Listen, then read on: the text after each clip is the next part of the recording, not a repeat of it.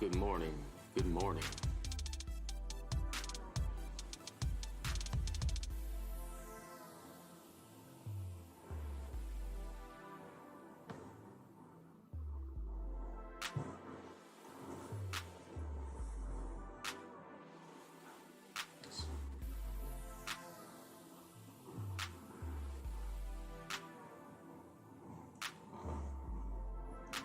One sec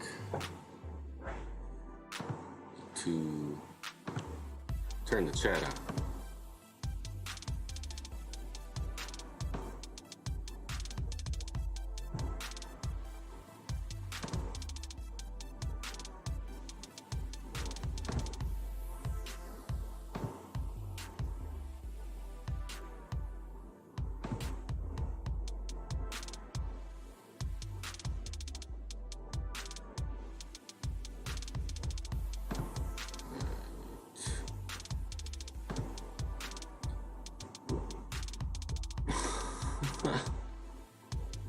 I always do that.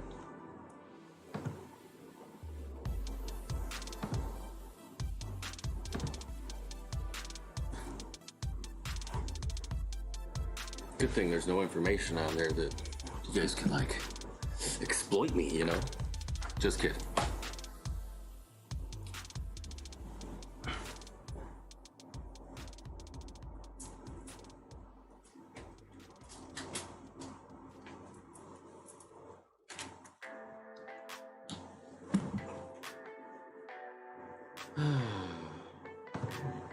So refresh this here.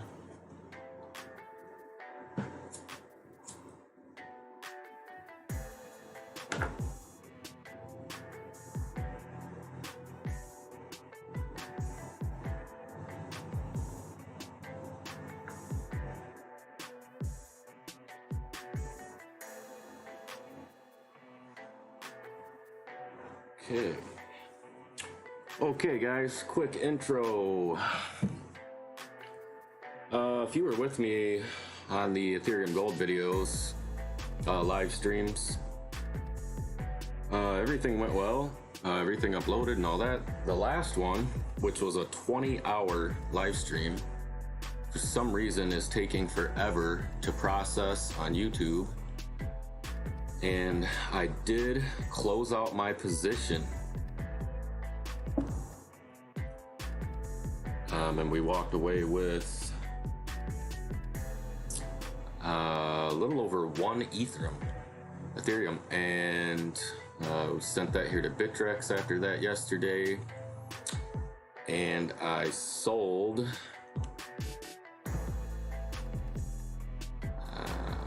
right here 1.01 at 394. That's why we have 398 in the balance here. Small trades, guys, nothing huge here.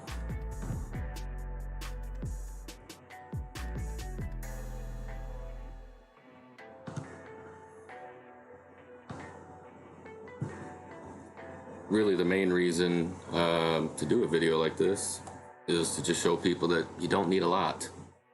And basically what we're doing here is trying to increase our Ethereum balance.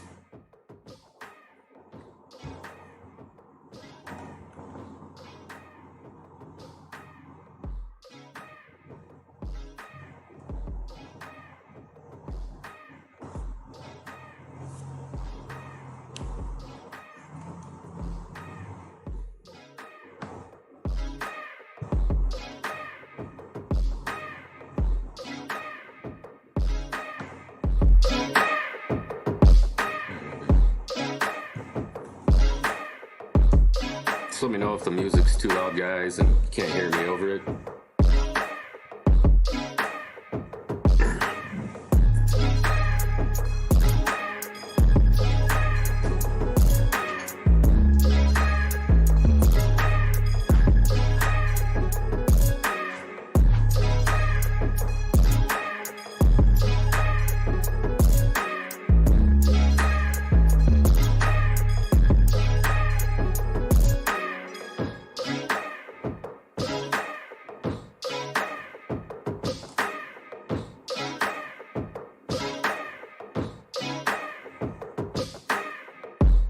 And I think we'll change the bottom to Bitcoin here.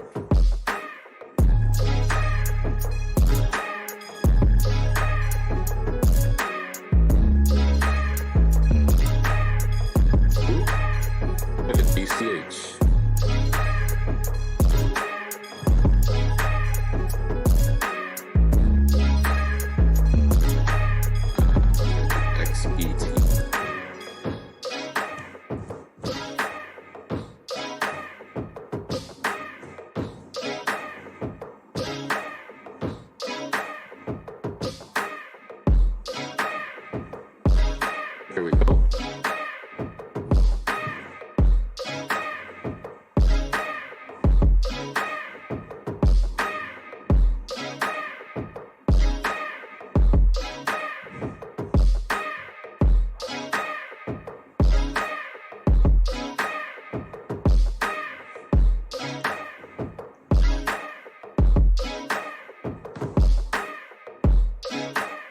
Yeah, you can see this yellow arrow right here.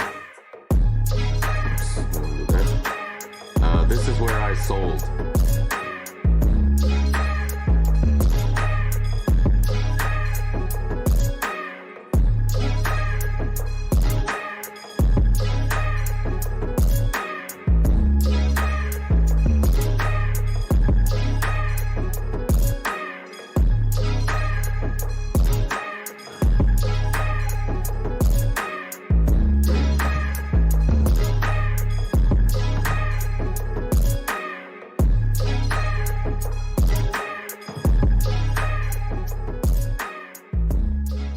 Come on, BITTREX.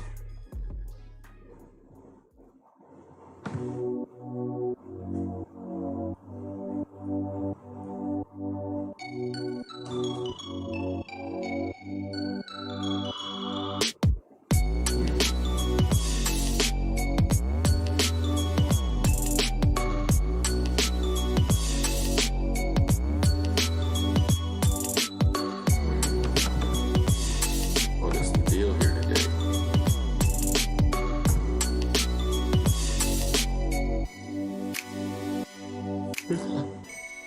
Yeah.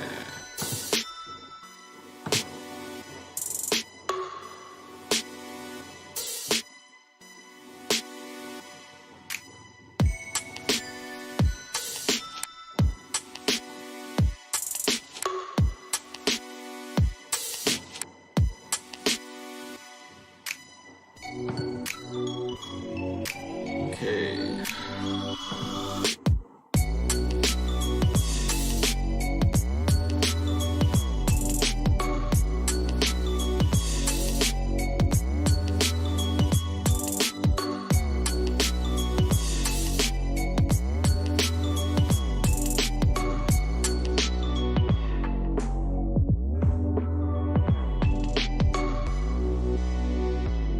So if we were to buy back here, or let's just sit here,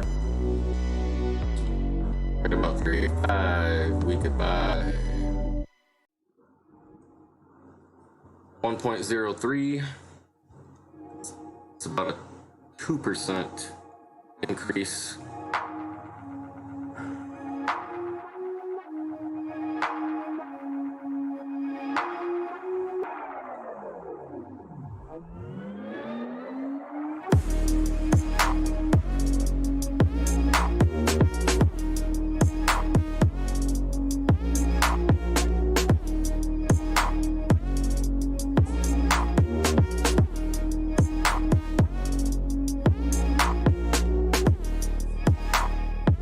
If anybody's in the chat, give me a shout out. Let me know if all the audio sounds good.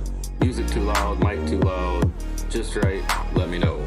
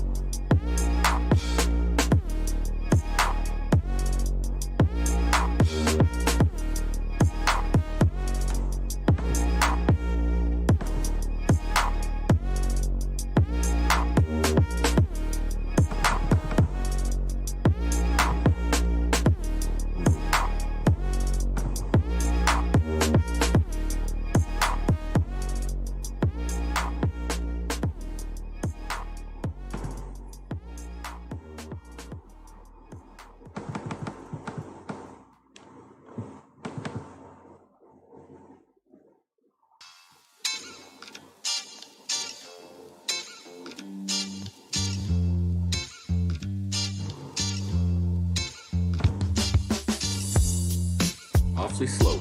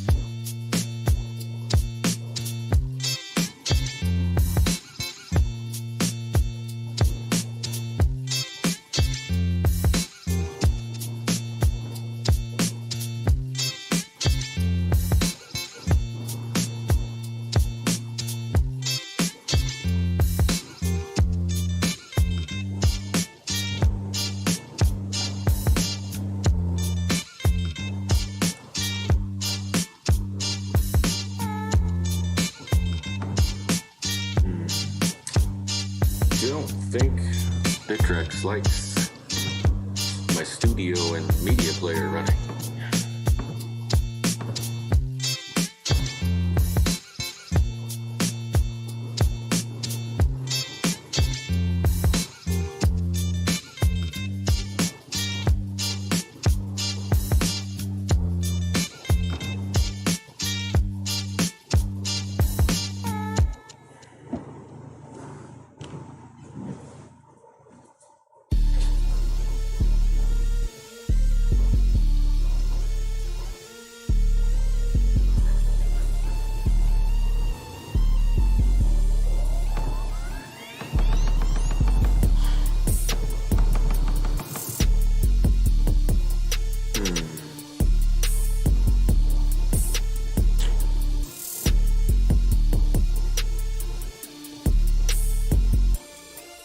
Everything else running fine, just not BITTREX.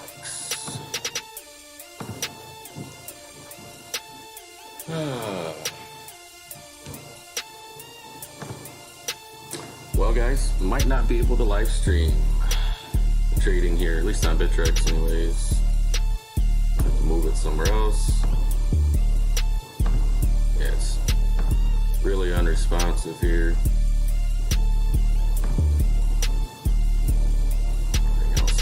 Fine. Wow.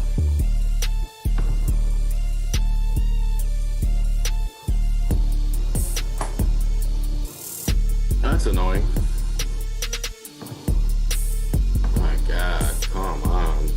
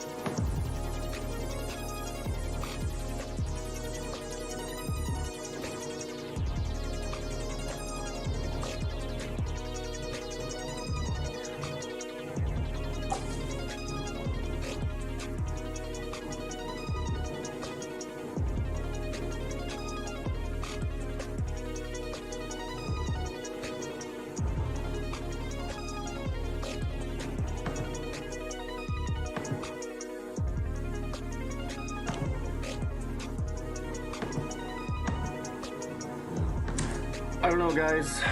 BITTREX is super duper slow and somewhat unresponsive.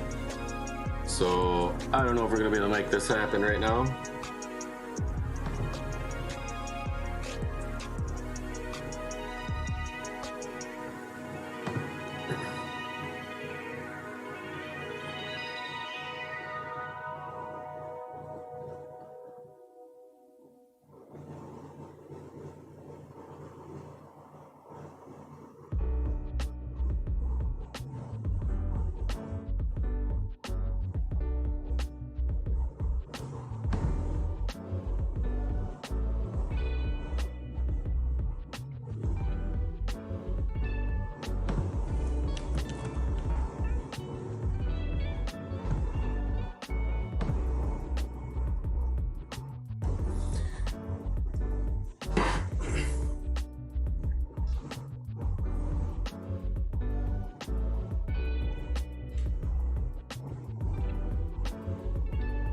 Yeah, I mean, Binance looks to be operating normal. Not sure what's going on with BITTREX at the moment.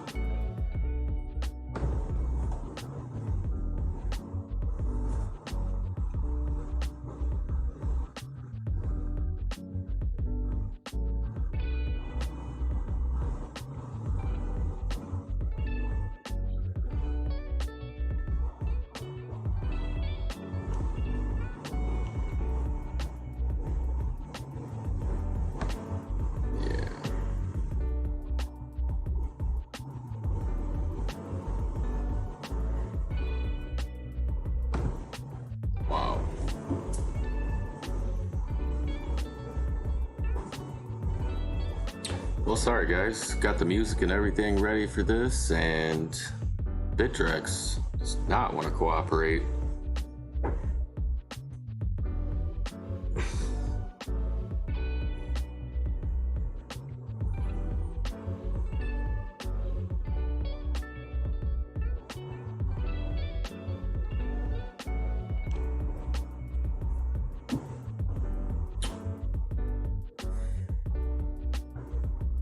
Wow, unbelievable. We go refresh Binance.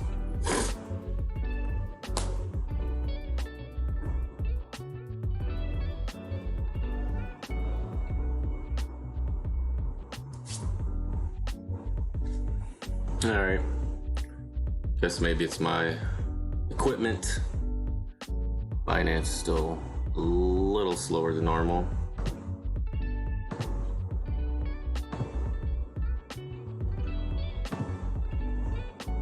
Close the Binance page and see if that helps us. Jeremy needs new equipment.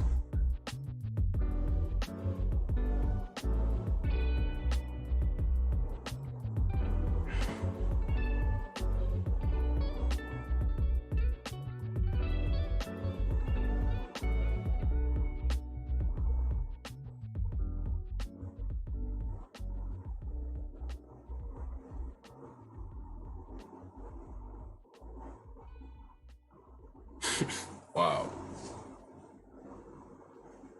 Okay. Could try it without the music. I don't know if that's causing any lag, but possibly.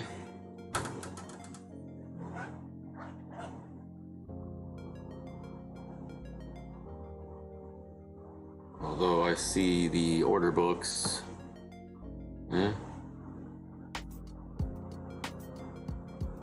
It's a little lag. The order books are updating, so we'll give it a sec here, guys. If it continues to be like this, we'll just cut the stream off and see if I could just make a video and upload it and do it that way. Would much rather do it live.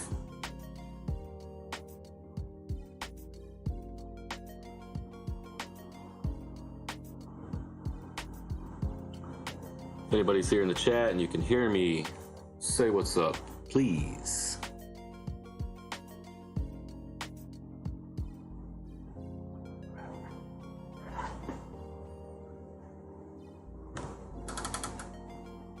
Everything sounds good on my end, but I always like to check and make sure.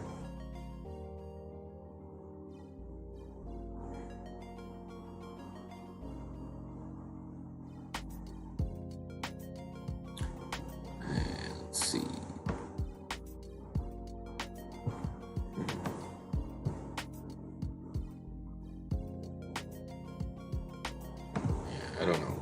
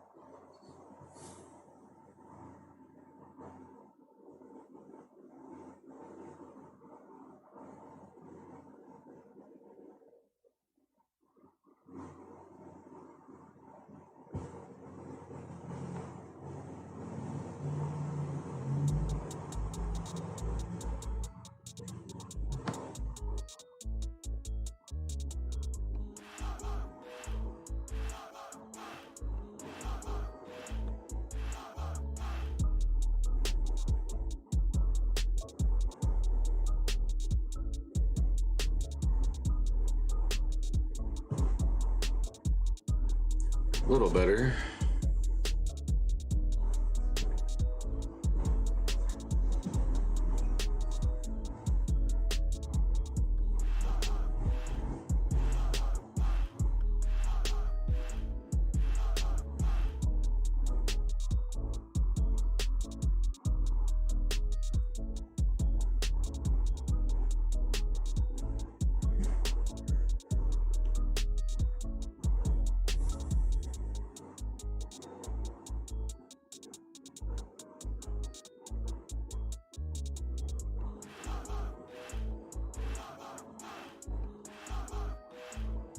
All right, it's just about normal here, it looks like.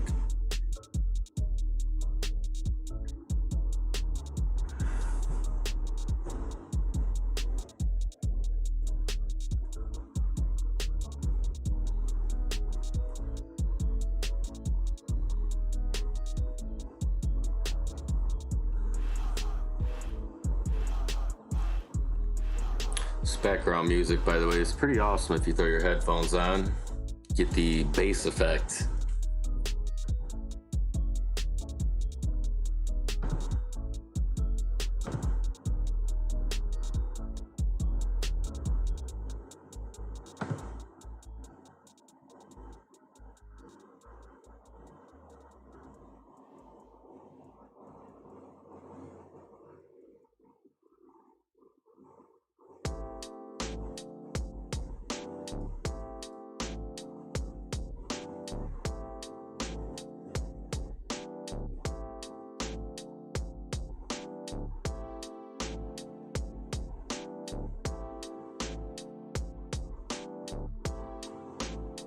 Alright, looks like BITTREX is just about where I want it. Maybe not. It's a little slower than normal, that's for sure, but we might be able to do what we're trying to do. Reason being I need it to be right on par is obviously I'm day trading. And when I day trade, I mean, I'll put an order in, cancel it, put a lower order in, cancel it, put a higher order in, cancel it. And if it's laggy at all, kind of makes that impossible.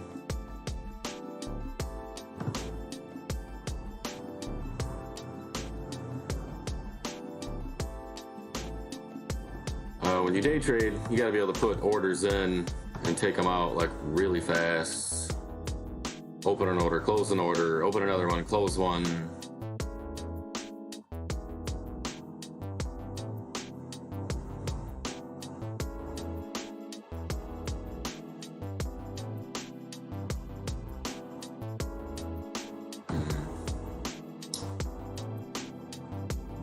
I don't know.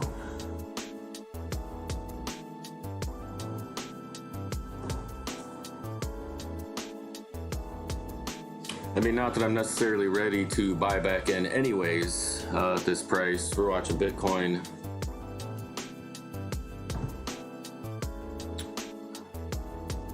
To give us an idea.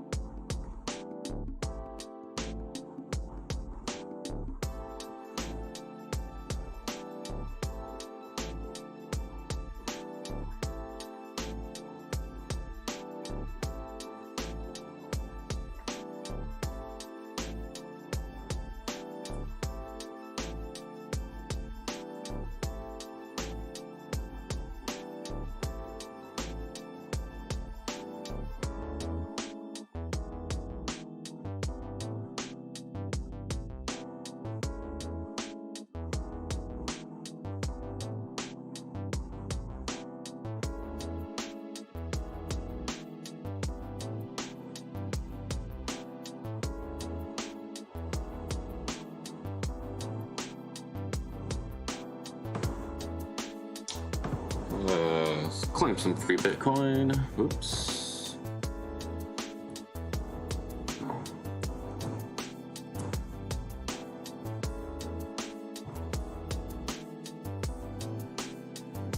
The link for this is in the description if anybody's interested. Let's roll to 10,000.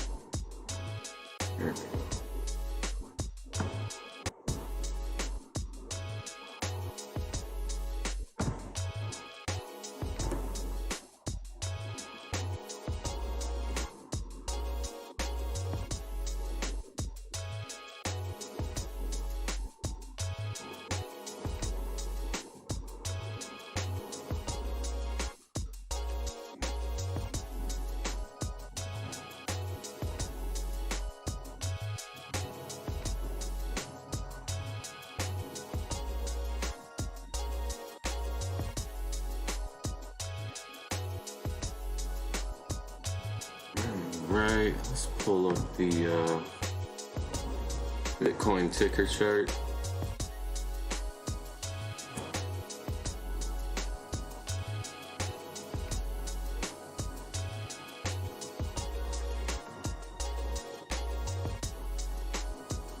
Again, like always, the biggest volume, sellers.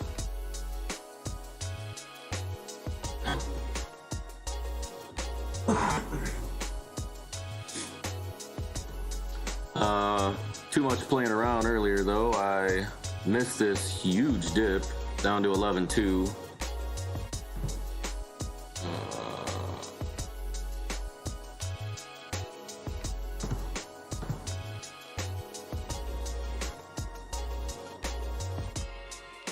Yeah, we could have bought back for 370 something. It's like here.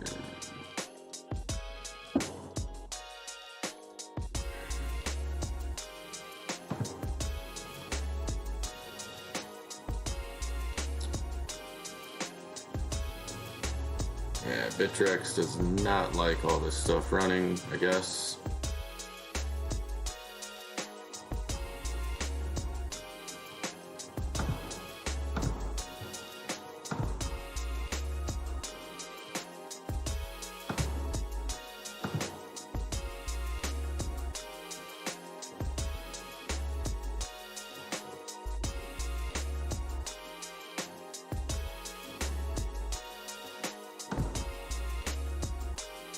Nothing.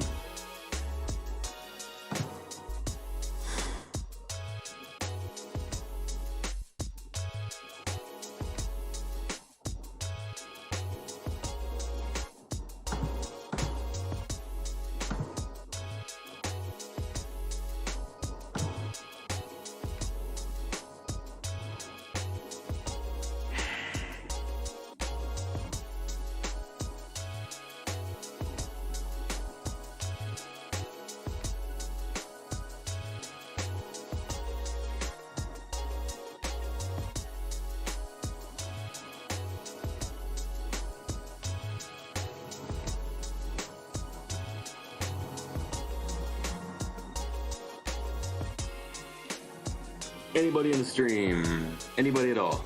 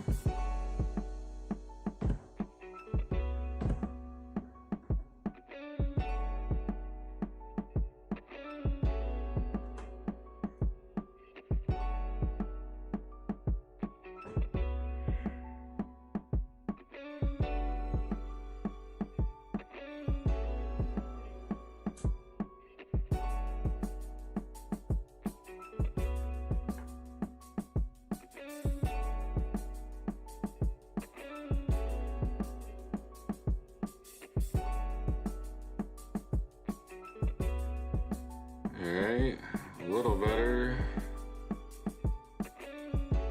Still laggy.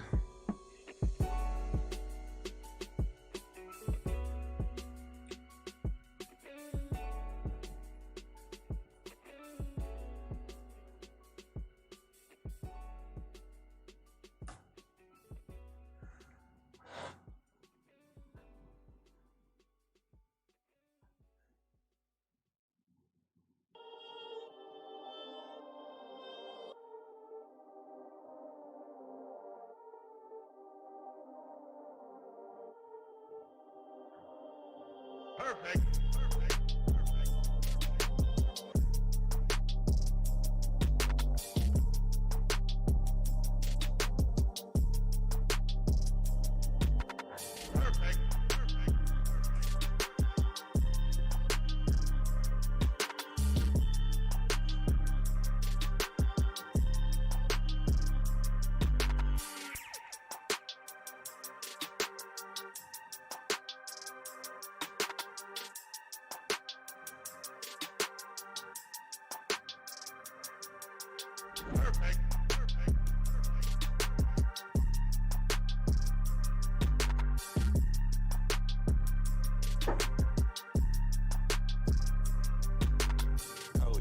Again, guys, not in any rush here. Keeping an eye on Bitcoin before we make any moves.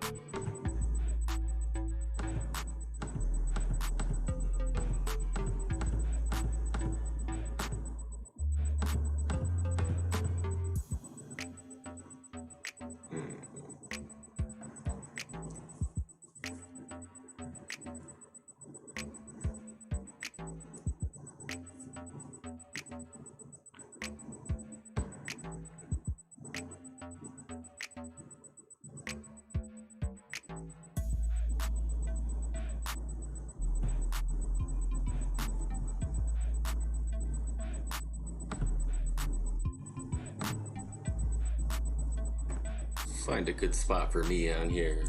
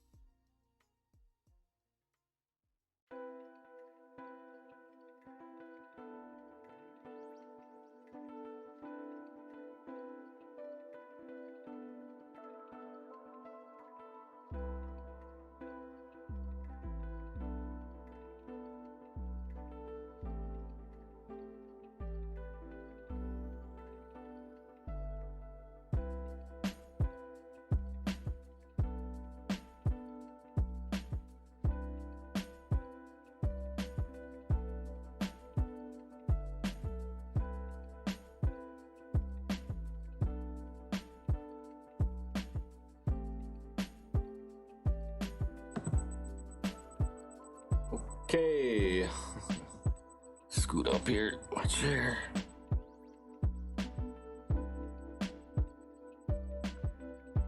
Okay guys, got myself on here finally.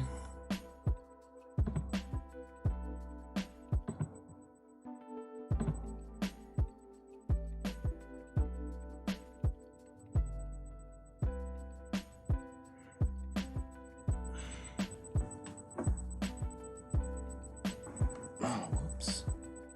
What's going on over here? 1 second.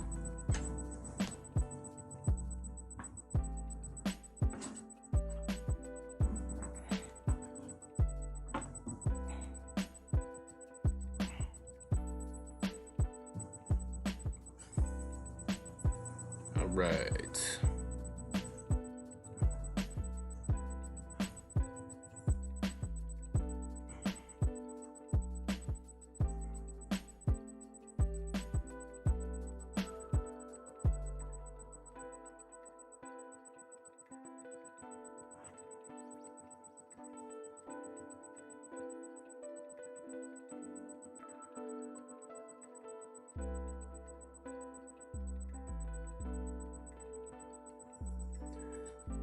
Just watching BITTREX, guys. Continuing to do that.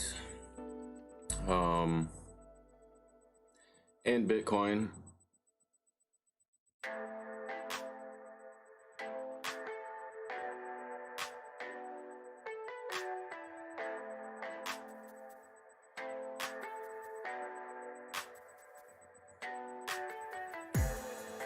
Waiting for a re-entry here on Ethereum.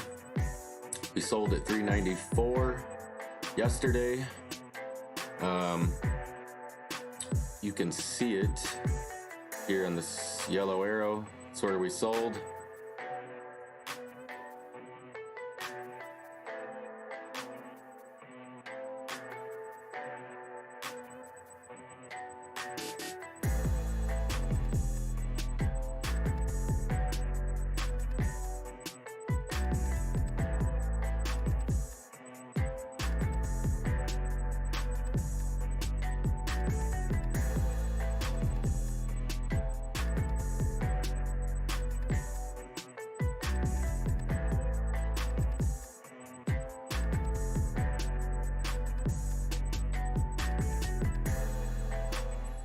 How's that music, guys? Too loud?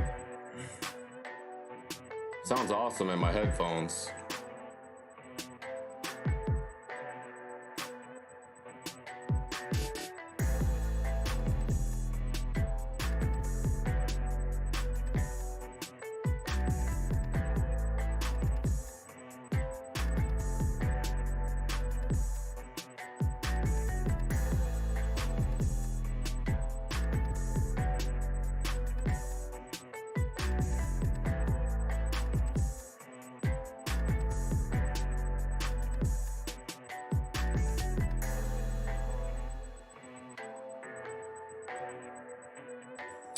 Yeah, I'm probably not gonna make a move until we see what Bitcoin's gonna do here.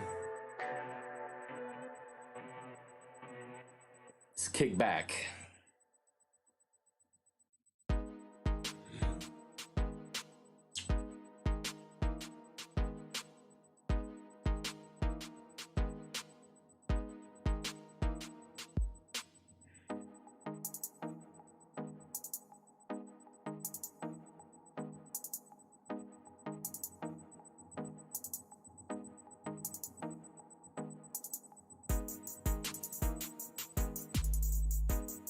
And I'm a hip hop guy, so if you guys don't like the music, let me know. I'm enjoying it.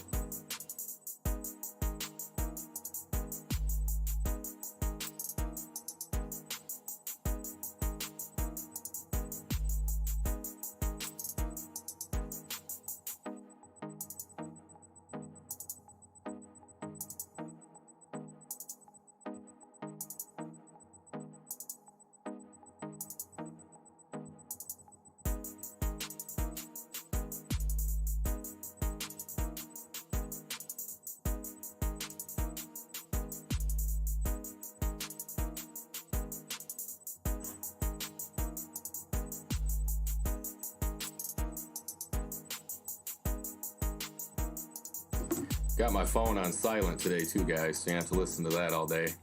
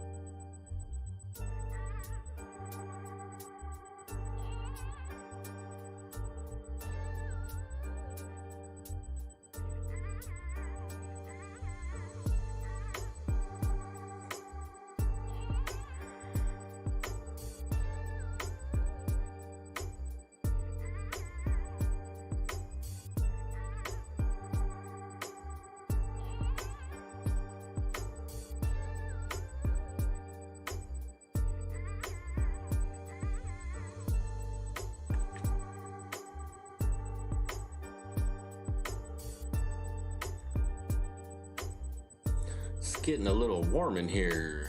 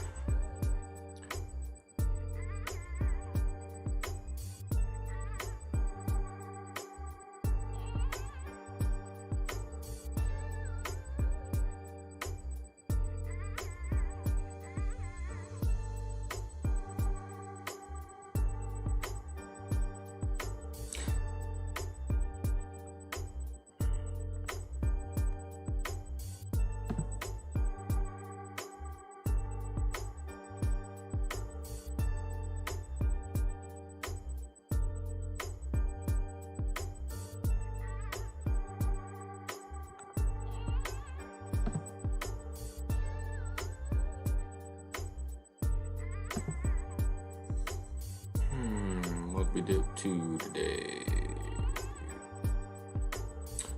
378 was the low here on BITTREX anyways. Would have liked to have got that.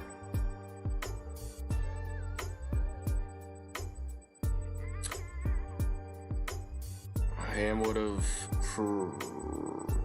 probably would have sold it around 385. You know, when you're trading with this amount, not a huge gain.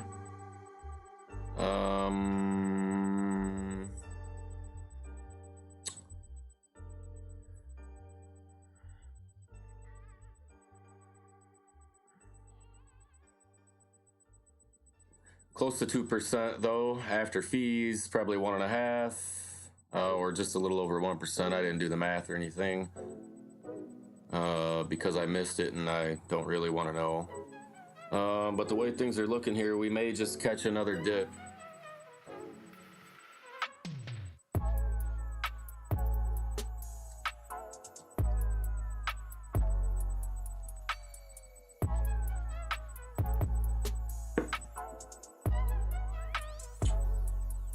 I'm gonna just kick back and enjoy my coffee and the music.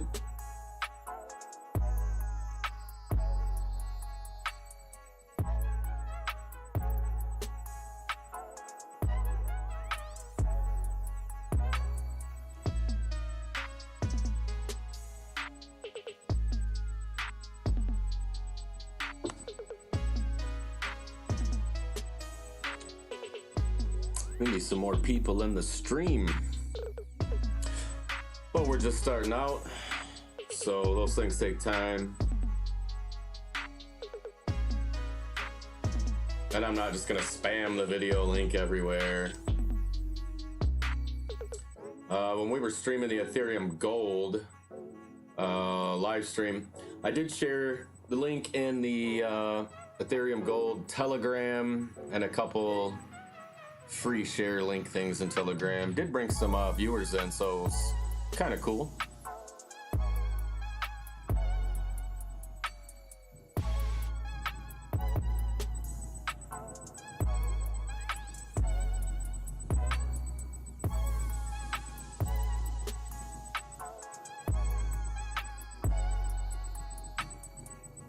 But I'm just learning these things, guys. If you were here the first day I streamed, I wasn't on the screen, was barely on the mic, no background music, so probably was really boring for people. Watching the dividends gain in real time, pretty cool, but so we're improving here slowly, and we'll keep going. Should have done this a long time ago. It's enjoyable.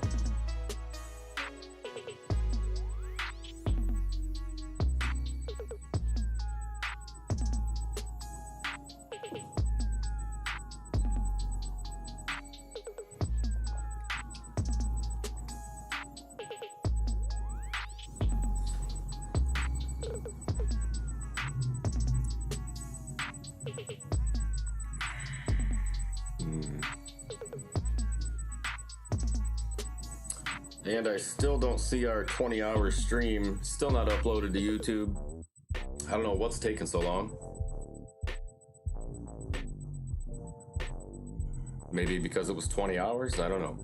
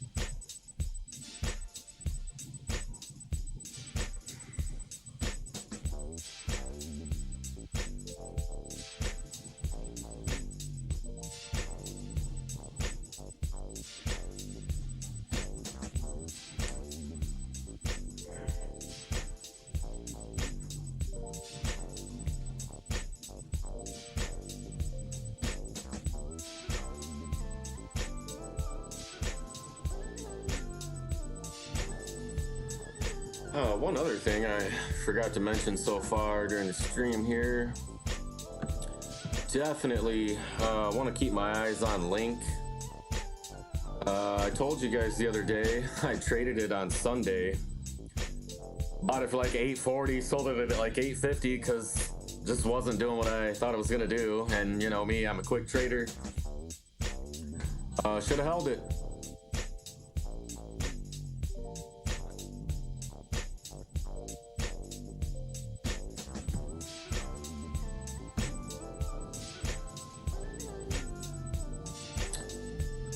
Because I missed this move. And then last night I missed this move. So again, guys, day trading doesn't always pay more than if you were to hold something. And now again, does that bother me that I missed the move? Not really. That's how you have to be when you're a trader. The wins are the same as the losses are the same as the wins. You need to erase it from your memory and move on to the next one. Whether you made 30%, 10%, whatever, or you lost 10, 20%. You should never lose 20%, guys. Keep your stop orders in place. That's just my advice to you guys. Doesn't mean I follow my own advice. I do not use stop orders, but I'm really never in something for very long. So that if I'm asleep or something or not watching, I get crushed. If I know I'm gonna be away for a while or not around, I don't hold anything. I'll hold Bitcoin without worrying about it, or half Bitcoin, half dollars, or however, guys. It varies all the time.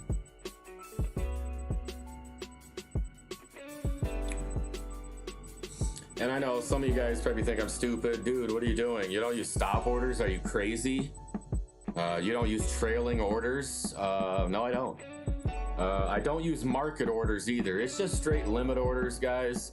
I've been burned too many times in the past with these stop orders. I've been taken out so many times on a stop order before we make a big move up. And that's a tactic that's been going on way before crypto. Happens on the US stock market all the time.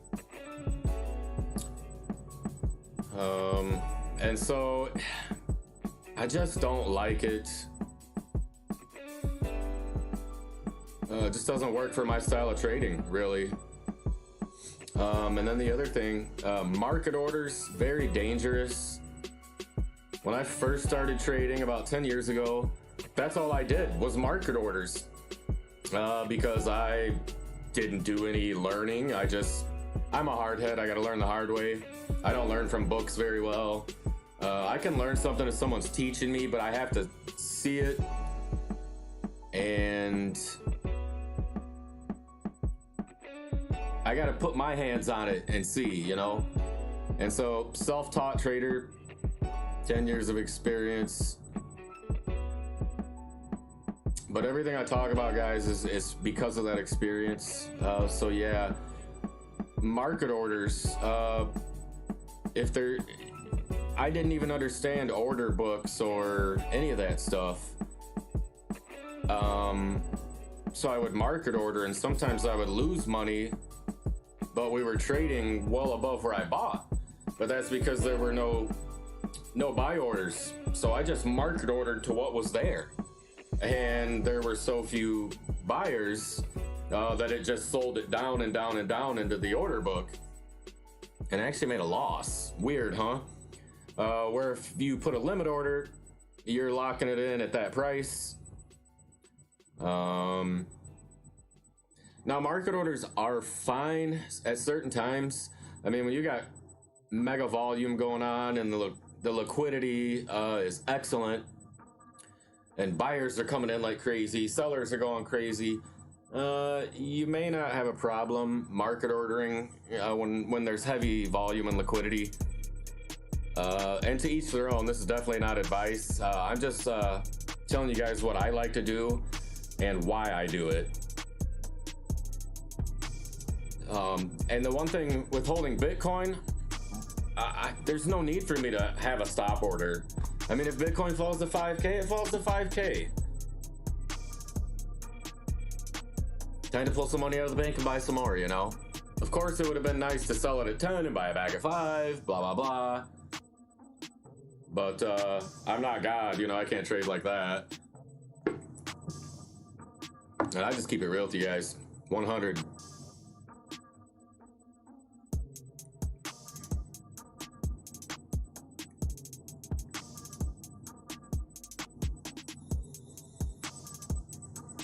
But there are guys out there, man, they just absolutely crush it. And I've been doing this for 10 years.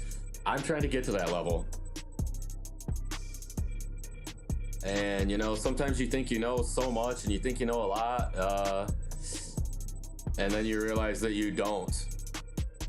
And you're going to always be learning when you're trading. I wouldn't even say I'm an advanced trader. Definitely not an expert or a professional. Intermediate plus, maybe. But I still get my butt kicked, guys. I still make mistakes. I still play cowboy sometimes, and that's where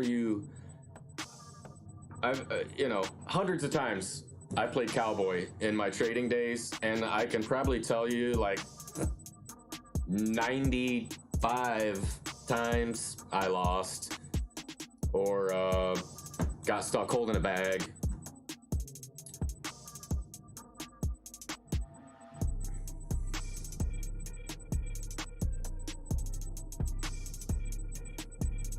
Out of 100.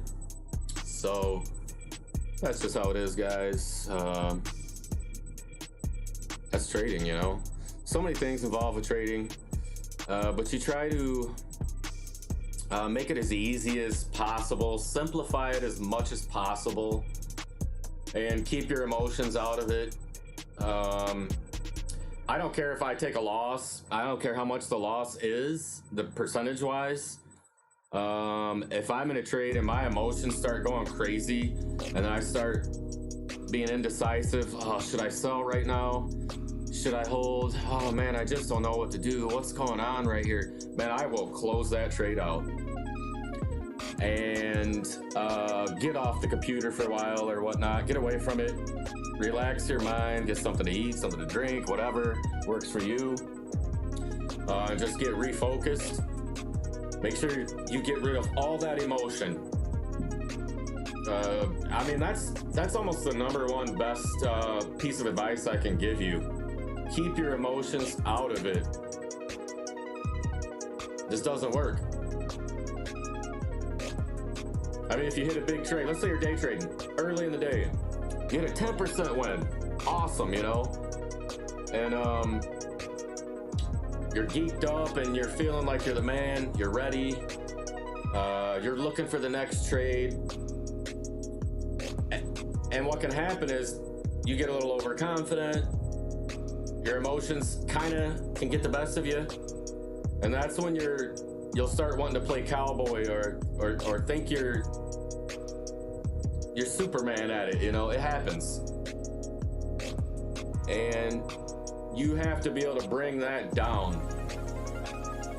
I mean, you got to be cutthroat, guys, when you're trading, because you got to remember who you're trading against. Whales, bots,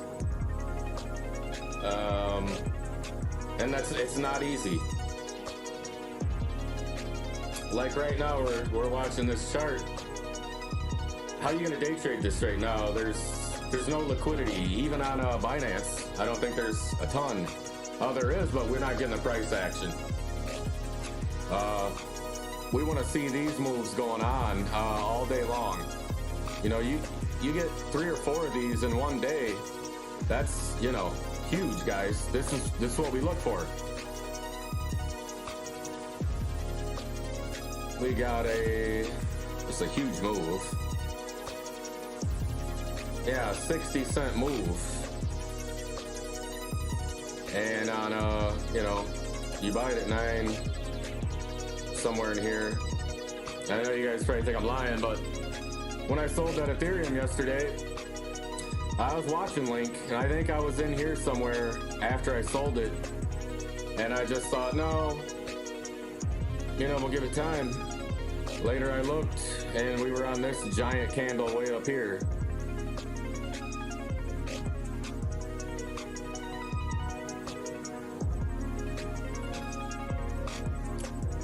But again, so what? Link is one coin, guys. That's the kind of thing. You miss it, you move on. And now it's traded sideways. Maybe finding some support right here before the next leg up. So you watch it, you move on. This is what I mean about playing cowboy, guys. When this was jumping up, I nearly bought it too. I'm not gonna lie to you. I nearly bought during this candle. But this is what I mean playing cowboy. You see this candle growing and growing and growing. It breaks 10, you know, and it hits 1020, 1025. Do you know how many people probably bought it 1025? And now look, the whole day.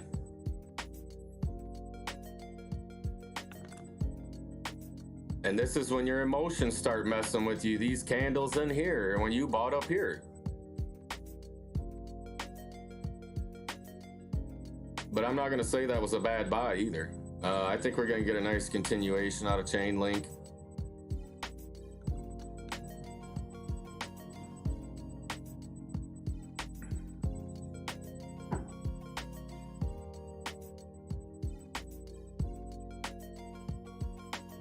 I mean, as you see, this thing's been rolling for a while.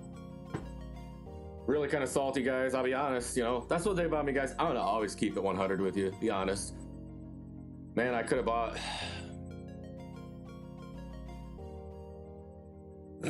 easily 1,000 link, you know, last year or way earlier this year when it was just dirt cheap, you know.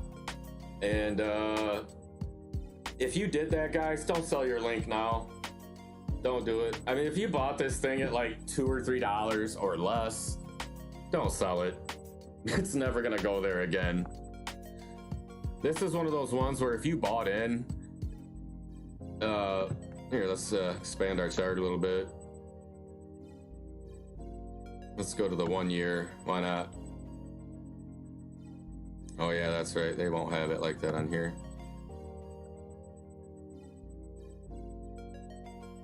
I don't know what's going on here.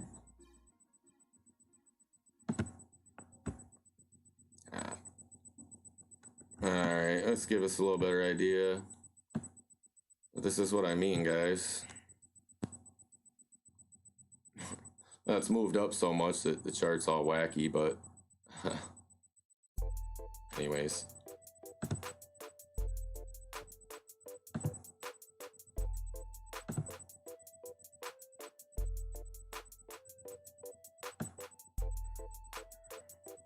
When you move further back. Yeah, anyhow. You guys get my drift. You know what I mean there, you know? And if you bought this thing down in here, guys, I mean, why would you even sell it now? But that's where I've made my mistake too. Oh yeah, I'm up triple. Awesome. But when you buy coins this cheap, I mean, Chainlink's an awesome project, an awesome coin, token, whatever you want to call it.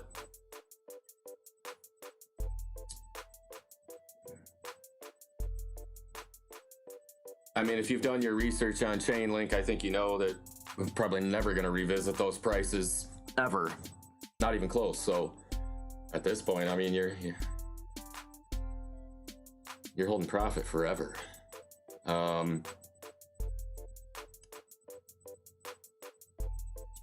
mean, if you bought it for $3, put a stop at $6. Then if you're you want to always hold profit, but I don't know if it's ever going to get there again. I mean, anything can happen. If Bitcoin takes a dive, I mean, of course, but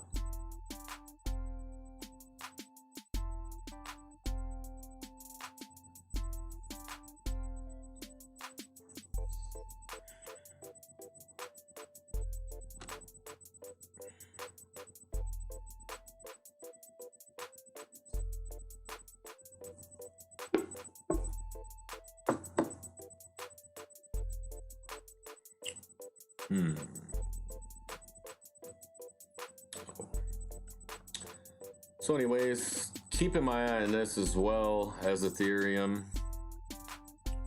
I should probably take a look at what's doing high volume and got some liquidity going on.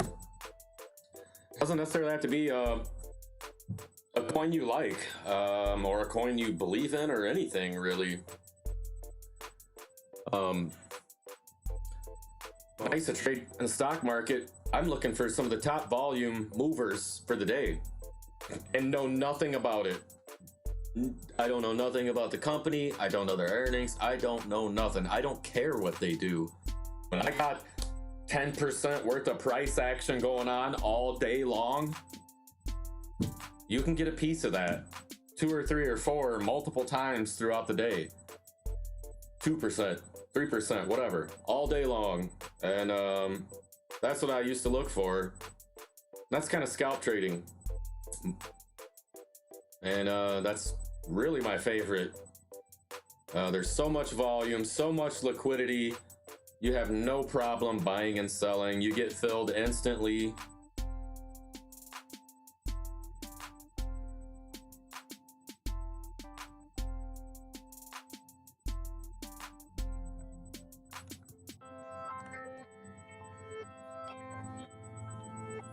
I mean, like in 2017, I mean, there's so much volume on the top 20 altcoins or 10, whatever you want to say.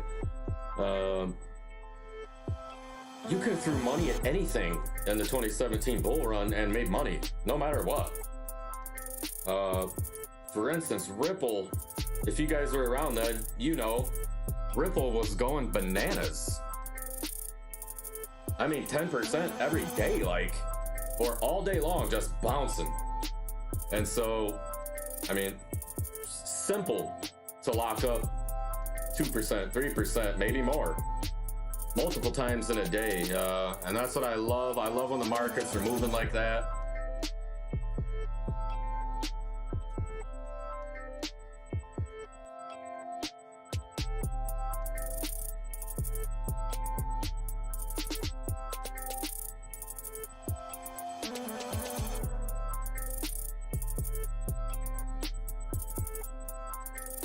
Just looking at my phone, got some other charts going there too.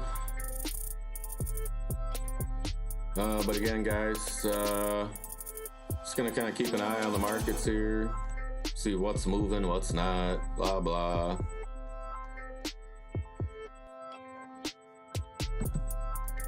Change that by volume? No?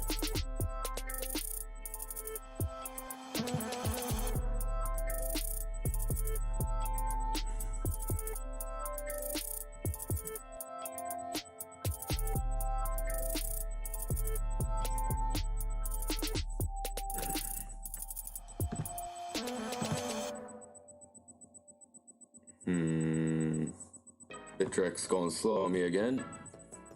Another reason I'm in no hurry. Yeah, crazy.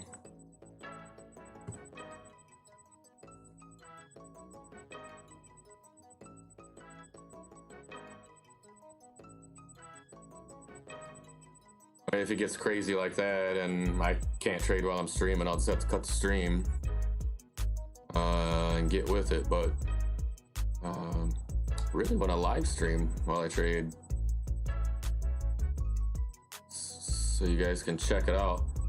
Then again, here today we're trading with, you know, pretty small amount, something that a lot of people can do, or even half of that.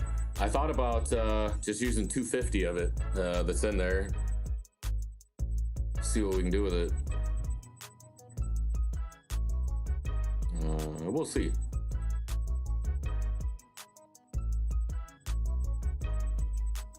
Okay, guys, let's see. Let's say we were to buy. Whoops, it's not gonna let me do it. Yeah, it is.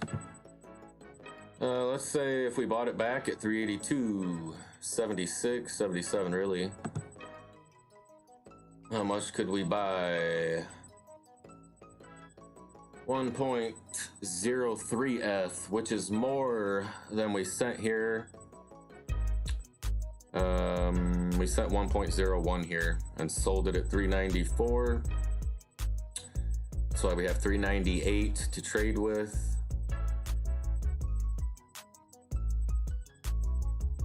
So we're looking at about a $11 difference. 2.5% or so. Again, I mean, that's exactly what I look for, guys. However, we're gonna keep watching the Bitcoin chart here. I think we're gonna be able to buy back quite a bit more here later.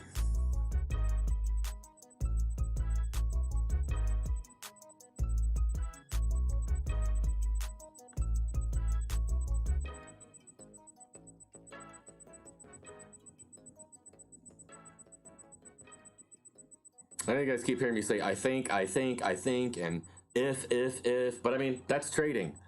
You know, you simplify it so that what you think is going to happen has a high probability, or at least a high enough probability.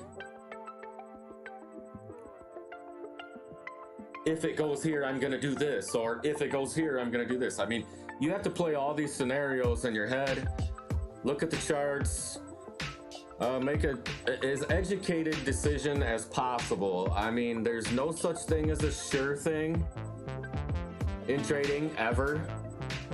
I mean, I've been holding something Let me remember back. I just can't remember what company it was, but I held it through their earnings report, which is a gamble. And they obliterated earnings. They crushed it, and it sold off. And I'm sitting there going, huh?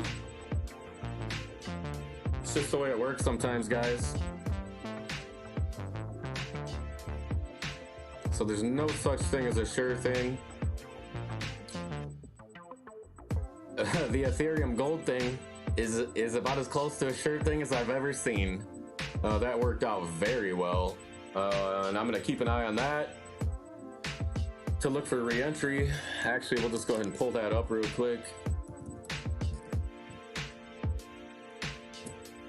I have like a baby amount in there, but I think it's still gaining. Let's see. It's gonna connect with my wallet. Yeah. And there we go, guys. I sold it at $8 last night, so sell price is $7.63. I sold 48 tokens, so it left me with this little amount. But already, still some dividends gaining. Maybe I just leave it in there forever.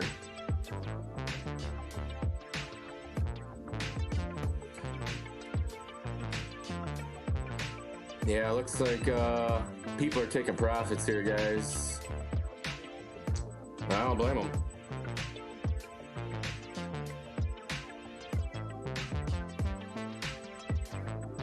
It's the name of the game.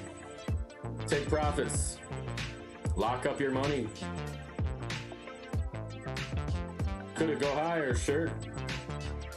Could you leave some on the table? Sure. I mean, that's almost every trade and investment. You're never going to get out the top. You're never going to get in at the bottom. And when you're smart enough or lucky enough to do so, you did good.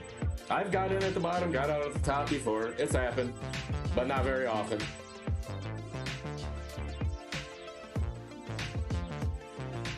But you do your best. You find what you believe or think those levels to be, and that's when you get ready to make your move.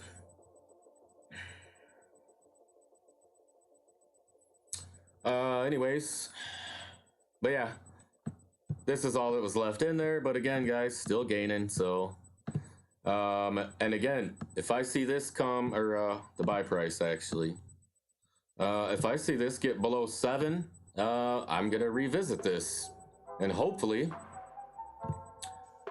from buying and selling Ethereum, maybe we'll have 1.1, 1.2, 1.3 or more. When the price of Ethereum gold comes back down.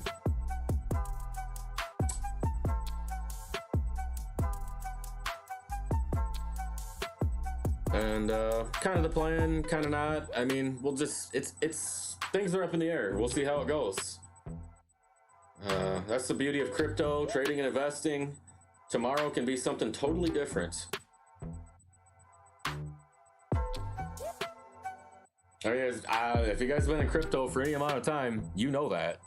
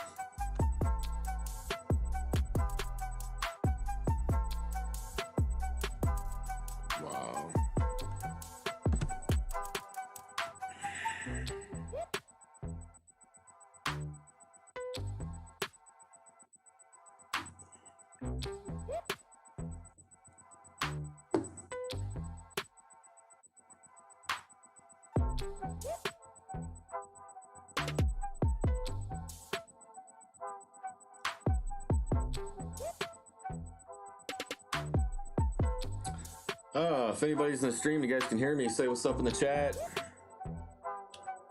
Any comments, questions, anything.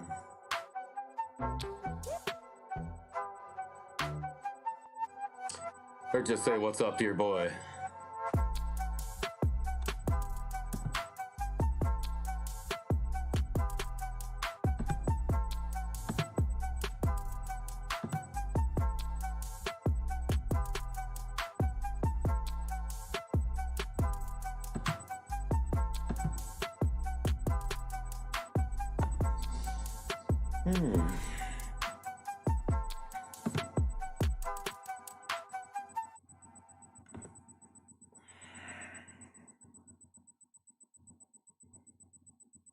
Just waiting on Bitcoin here, guys. I don't want to make a move.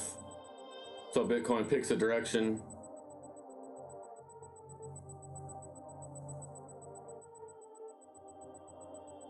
Perfect.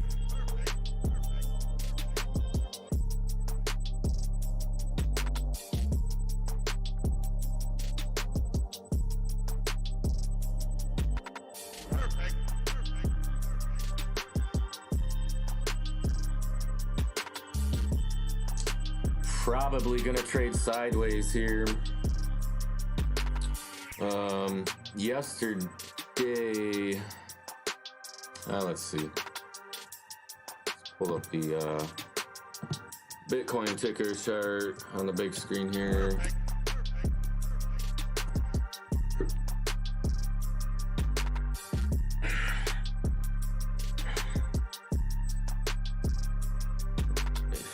$4 hour.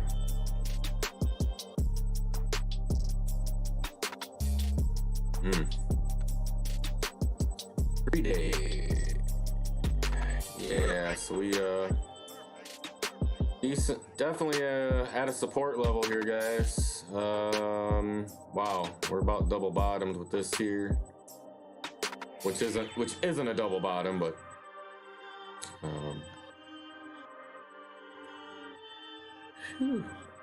sorry that I missed that wick.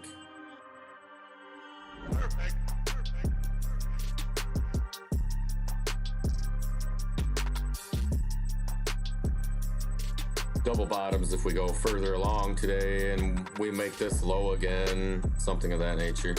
That's a double bottom.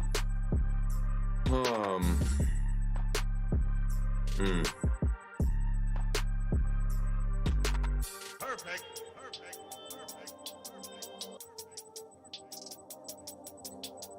Definitely looks like we got support at 11.6, guys. You can see we've been trying to touch that level a lot of times, or bounce off of it, or break through it, and then we made this move.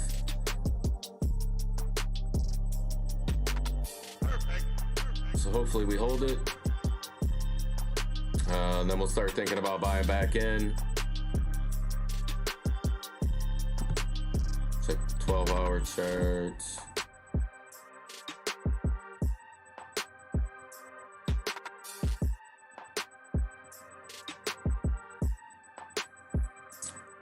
Here's some guys, always pay attention. Even though this is a 12-hour chart, this isn't a long time frame. But again, I'm a day trader, very short-term trader. So when you hear me talk, I mean, I'm speaking in those terms. But again, see the moving average cross and go below. Definitely a sign of what was to come. Just like when it pops back over it. You see, so these crosses, that's why you hear the term golden cross, death cross, all this stuff. And there's definitely something to that. For instance here, when we were over in here, we knew we were getting close, and these bigger volume bars are sellers. And then so you see some sell volume here, and then when you see this cross, again, I don't short, but this would have been an excellent time to short. Yeah, especially if you'd have caught this. And then also, when this white line dips below, you see Bitcoin trades below that. And then when it hops back up in here is when we'll come up and test wherever this is. Again, doesn't always happen, doesn't mean it's going to. Bitcoin could break the heck out, it could fall the heck off. But that's just general trade analysis, I guess you want to call it. These are some of the things you look for, and you always want to watch the volume. When you think you see something that's an indicator, you need something else to support it.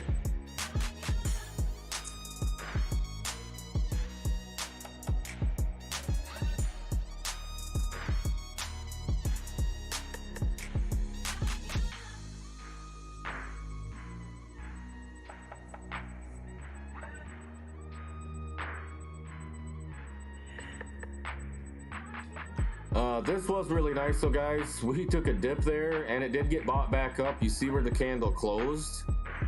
And if you've been with me over the last couple days, you've heard my wick theory. Stuff like this is usually a sign of a reversal. But we did not take off yet. So let's see if 11,600 holds, guys. If not, we'll kick back and wait for the dip.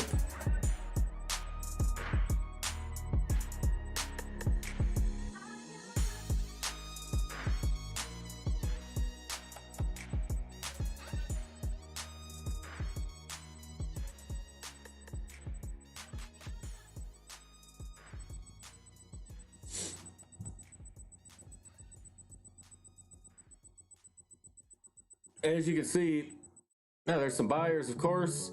Volume is increasing a little bit from the last couple hours here. Does look like mostly buyers. Wow, that's a lot of Bitcoins getting bought up right there. See, there's some 18 there.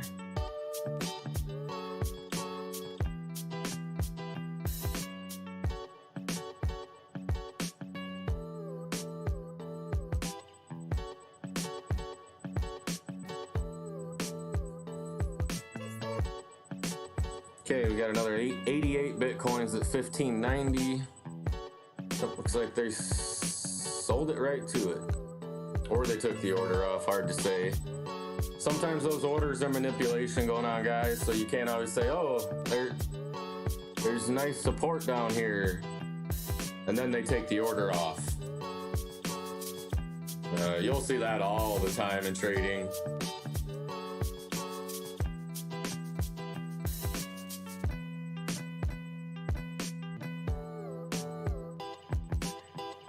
And it dumps after they take the orders off. So a lot of times when you see a huge buy or sell order, for instance, you see a giant sell order come up, a lot of times they're trying to keep the price down. Or you see a huge buy order come up, they're trying to hold the price up. And a lot of times, whichever side of the fence you see that on, that's the direction you're gonna go. If there's a huge sell order,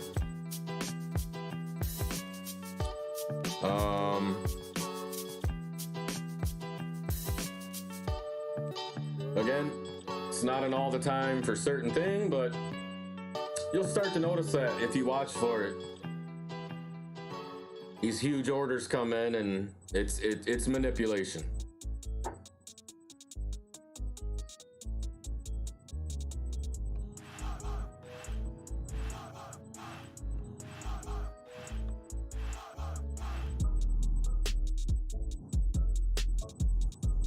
Alright, let's get back here.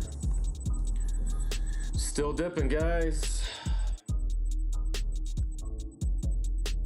I don't think those are updated correctly. Ooh.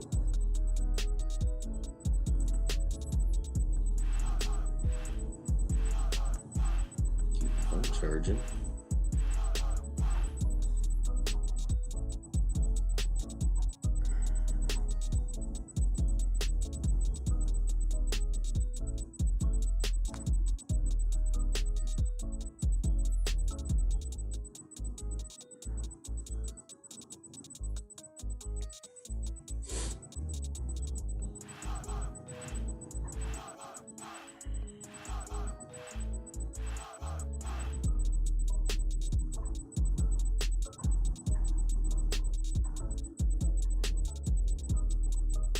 Let's see, $17 cheaper than we sold it. I think we're looking at about 4% there.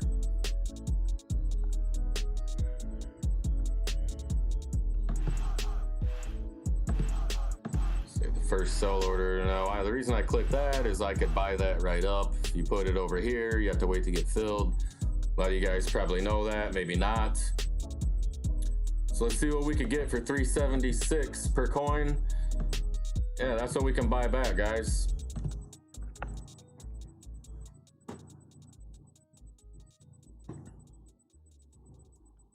So that would be a profit of about 4 million ETHEREUM. Yes, I know that's not what it's called, but if you guys watch enough of my videos, you'll hear me say that. Everything is something Toshi. Dogi Toshi, Digi Toshi, Light Toshi. You get it.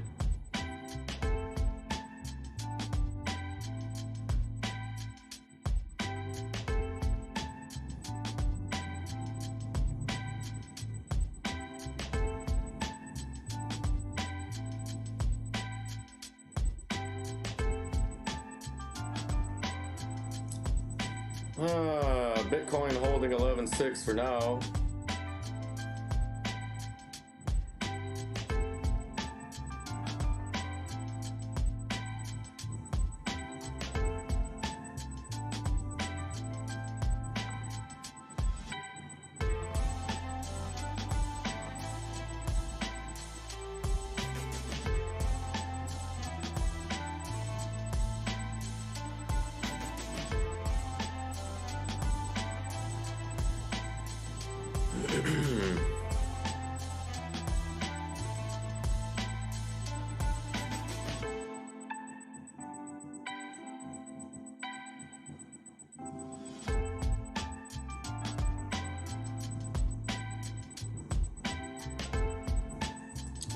But I don't trust this hold above 11.6,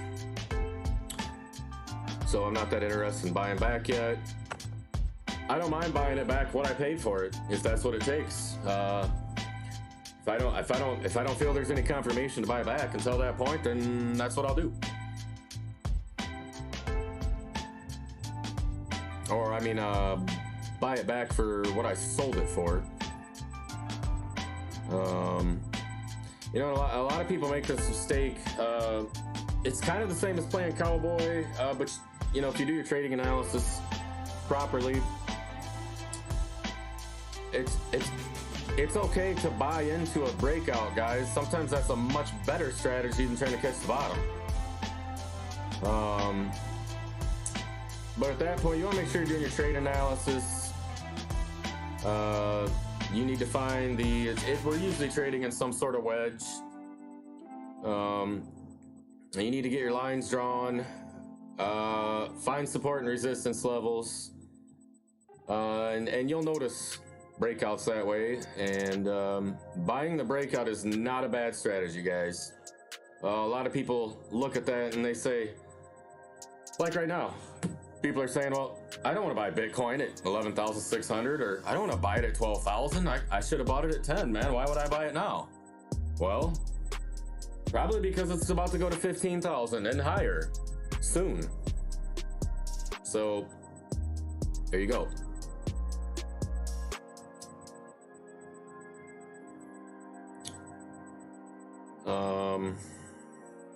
Like Link, for example. Let's pull that back up. I'll show you what I'm talking about here. Oops. To dollar chart.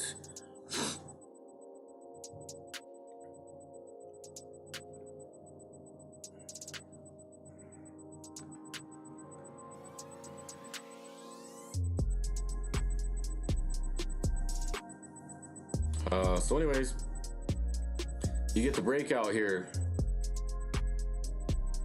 Could have bought that in there,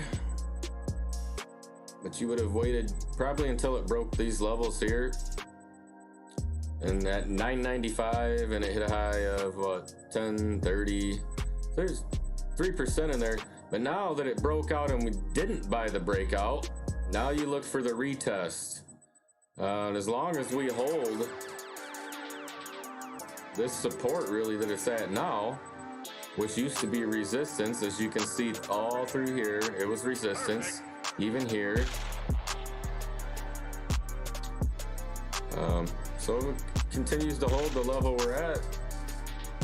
We broke out, we retested support, and as long as Bitcoin doesn't fall like crazy, we're probably gonna bounce off this level.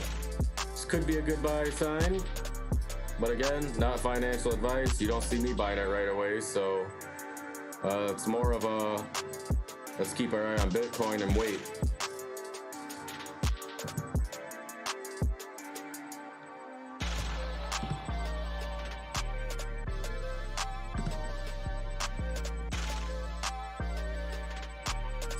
Yeah, getting some volume here, so I believe that was a lot of the buyer volume. But if you look over here, what's happened, these are by every 5 minutes. A lot of that was more sells than buys, so here we go. And again, guys, we kept testing this moving average. Test it, come down, test it, come down, test it, come down, so but we will see.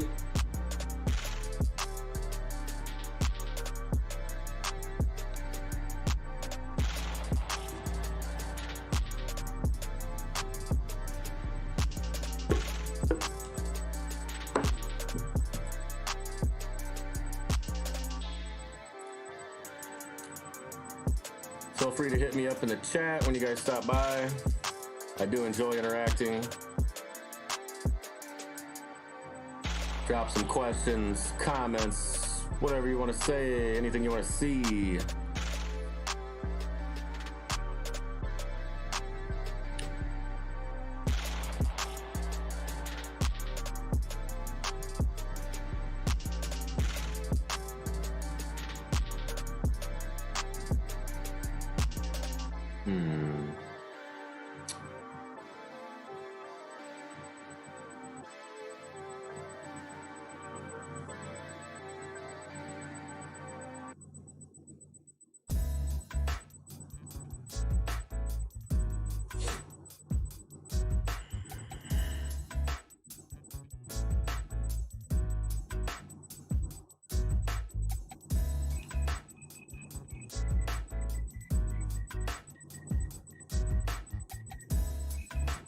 Okay.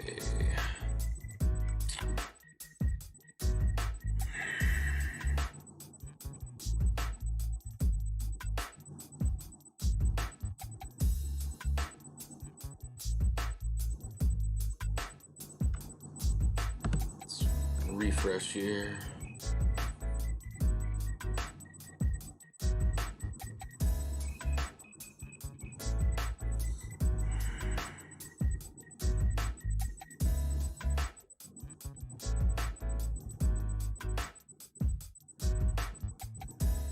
Yeah, as you see right here, they sold 300 Bitcoins at 1,600 or 11,600.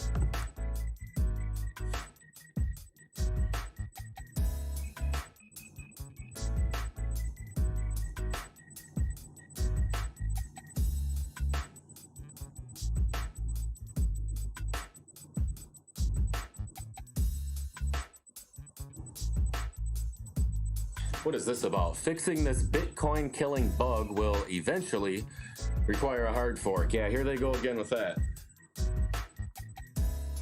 That's what stopped the bull run momentarily in 2017 was the whole Bitcoin Cash thing. What a joke. And if you like Bitcoin Cash, I'm sorry, I'm not a fan. Bitcoin SV, not a fan.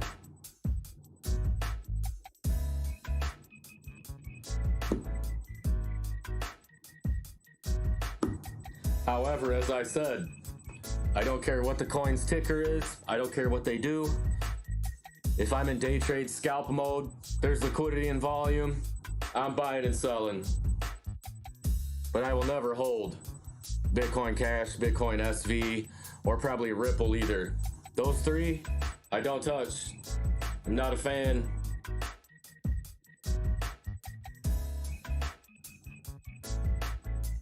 I will never hold BNB either. Not a Binance fan. You see where I'm trading.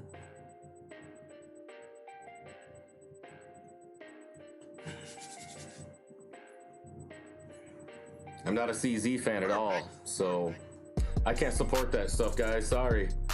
That's just my personal opinion on it. I don't think those some of those tokens, coins, exchange, the people affiliated with that stuff, I don't like them. They're bad players in the game, guys. If you don't believe me, do your research.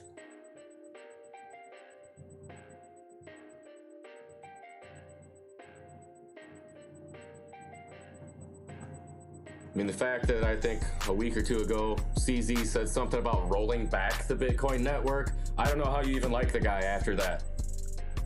Just from that alone.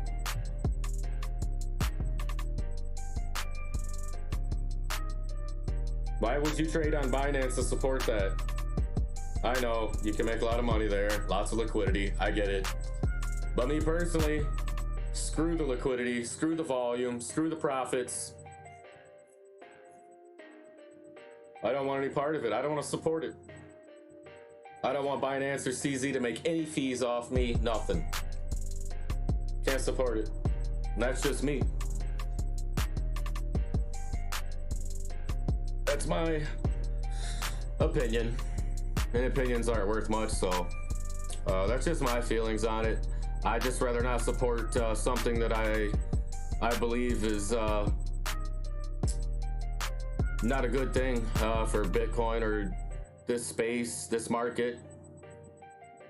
I just can't support it.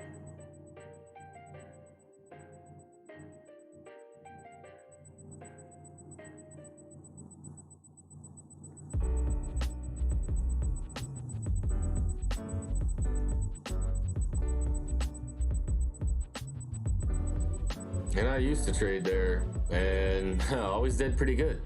There's a lot of liquidity there, guys. I mean, you make serious money there. Especially super low cap altcoins that you can only trade them on Binance, really. That alone should tell you something, guys.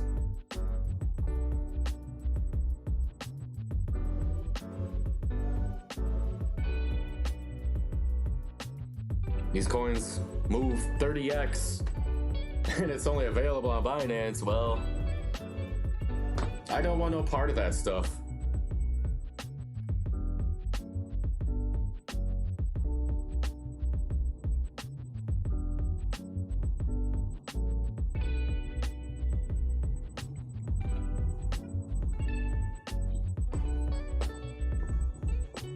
I mean, we're looking like we're in a bull market, guys. I mean, at this point, in a true Bitcoin crypto bull market,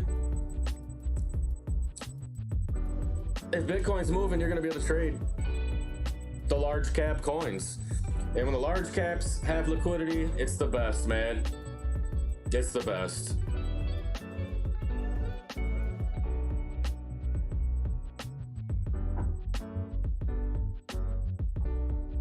Hey, I'm talking all day here, not doing any trading. But again, guys, just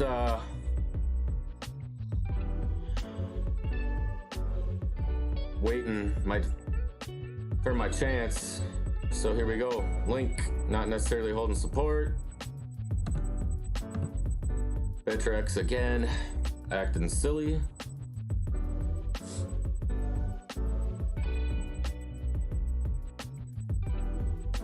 Doesn't even want to refresh. Come on, man. Let's be real about it here, guys. Is that Coinbase trick?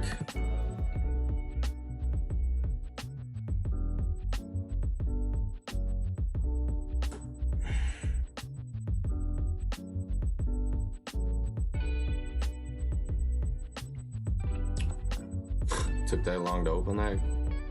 Wow.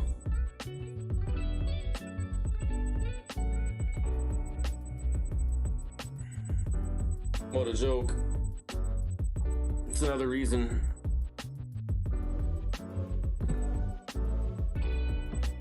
And I know I wouldn't have this problem on Binance, I know. I ain't doing it.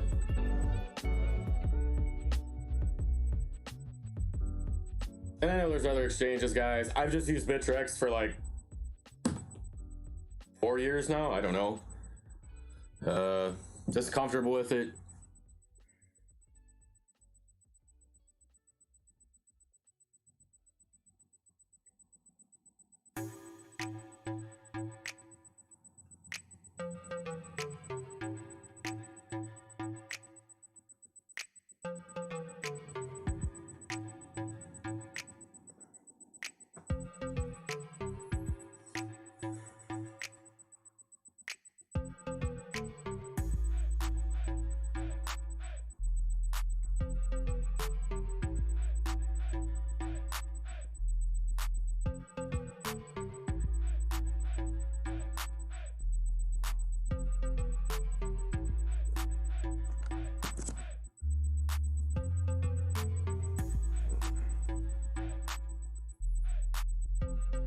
Oops.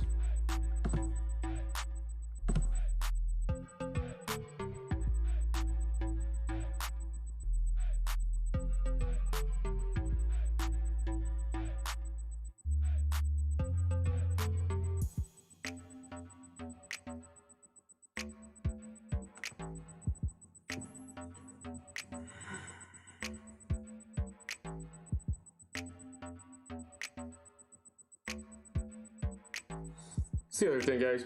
Trading with small amounts, sometimes you go, oh man, 1%. Well, it's like $4. But I mean, that's what you're trading with, man. It don't matter if you're trading with $10, man. You make 1%, it's 10 cents. You made 1%, man. You have to try to not look at that, guys. I used to do that in my early days. And I thought, oh, I'm gonna make like $60 on this trade. Who cares, you know? Well, it's $60. Or 5 million Satoshi, or 500K Satoshi. So, don't ever think it's too small. Profit's profit, no matter what amount you're trading with. The reason I like to do these small amounts like this is just to show people that, you know, the regular guy can do it. It doesn't take a lot of money, especially in this market. And if you're patient and you watch everything that you need to watch, like I'm doing today, you end up better. I could have bought this at 385 and look where I'd be right now. I think when we first started streaming, it was close to that price. But I'm not in a rush. Just because you're a day trader or a scalp trader doesn't mean you have to trade every day. Can you find something every day? Probably, if you look hard enough. But you don't want to start forcing trades like I could have easily done here. Could have said, hey, let's buy it back at 385, guys. That's like 2% profit, 2.5% profit, and we'll go from there. Yes, I would have bought back more Ethereum than I sold, but now I'd be down on that. I could buy back more now.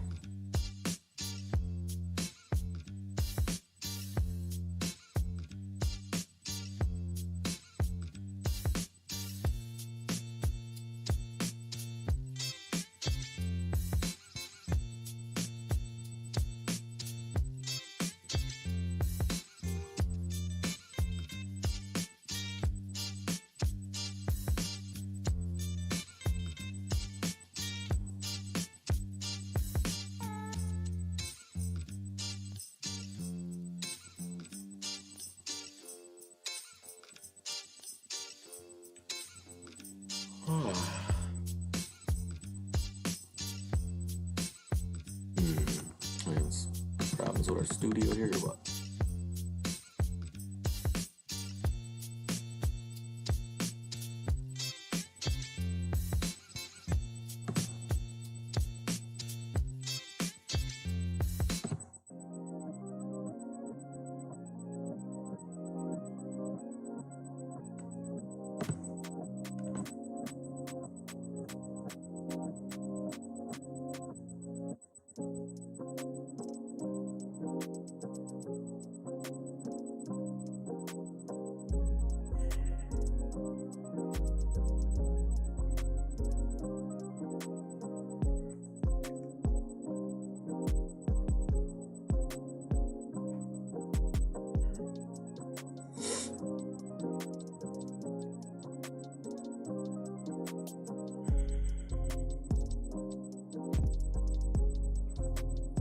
on, dude.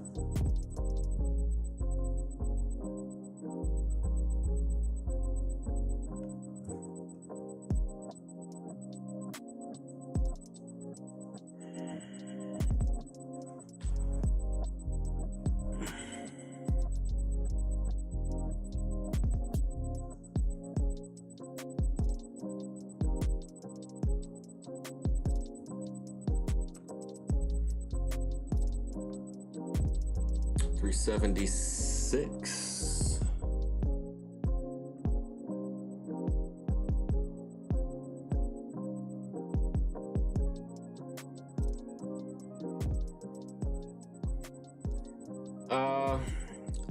This is kind of the point I was trying to make to somebody, Mr. J, on my stream the last few days, about Ethereum Gold.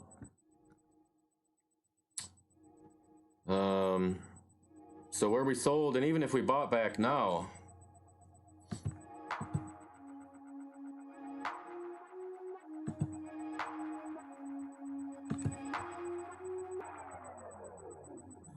$1 a day. I mean, of course that's excellent, guys. Of course it's excellent. But if you see 4%,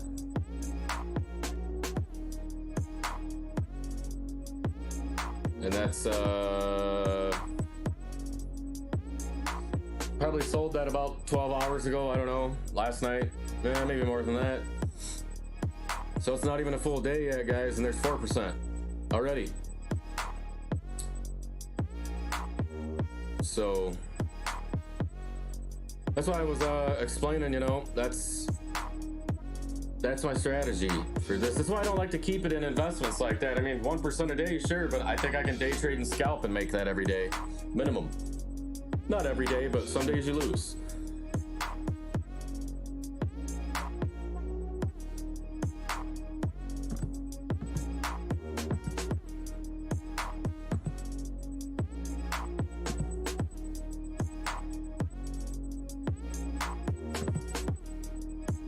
What if we buy it straight 375?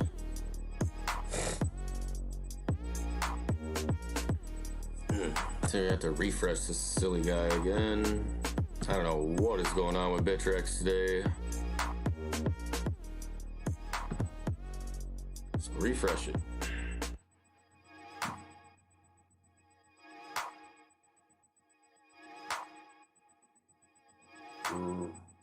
Really annoying though. It's probably my system, to be honest, but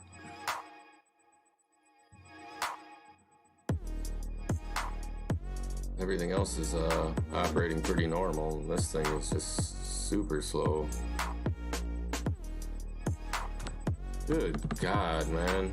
Can't even trade like this, guys, to be honest. Binance loads up a lot faster.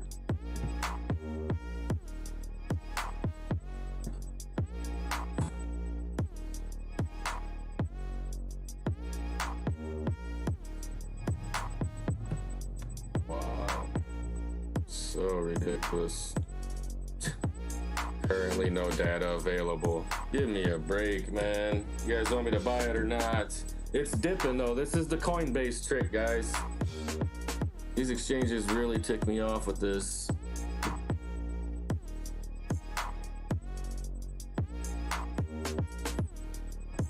And that's what I said. These exchanges are the bad players.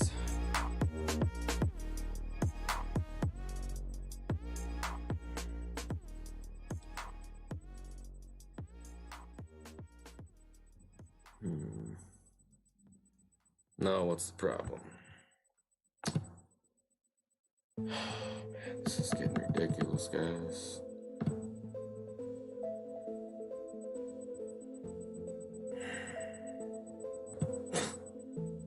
You have to be kidding me, man.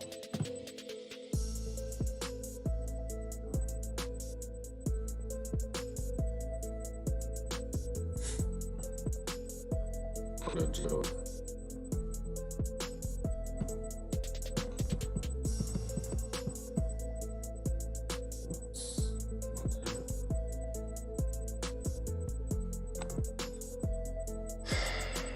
tell you, man.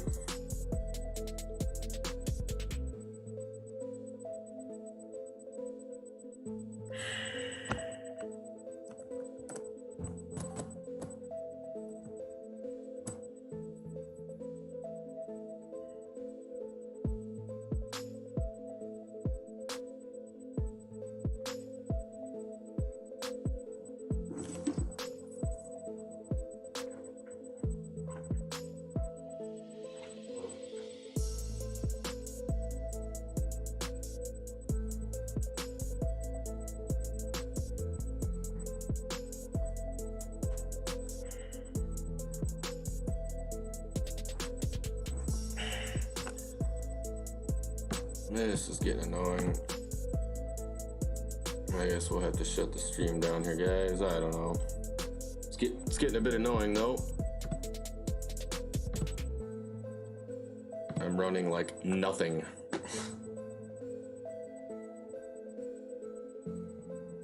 Oh my God.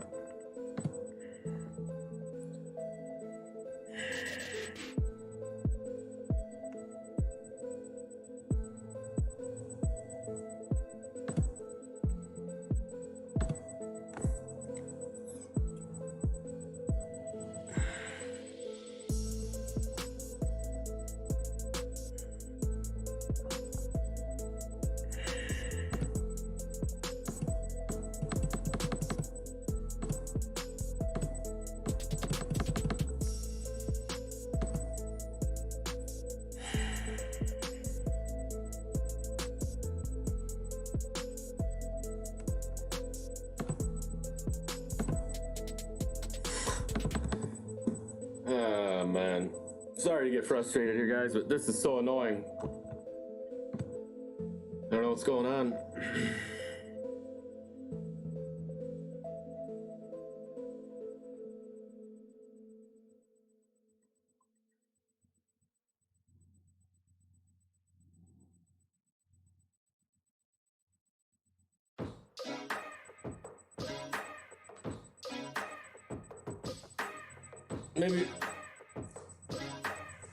Maybe it's better let this thing fall down.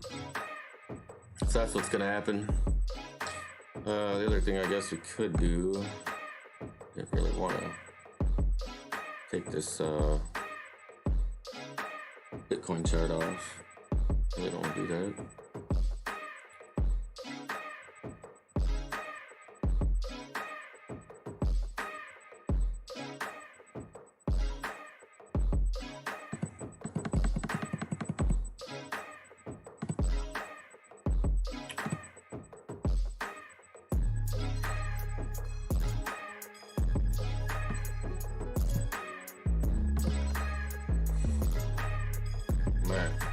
Alright, let's do that.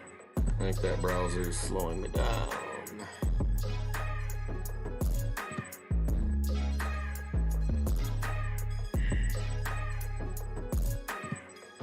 Really don't want to take it off, but I think we're gonna. No. Browser. No.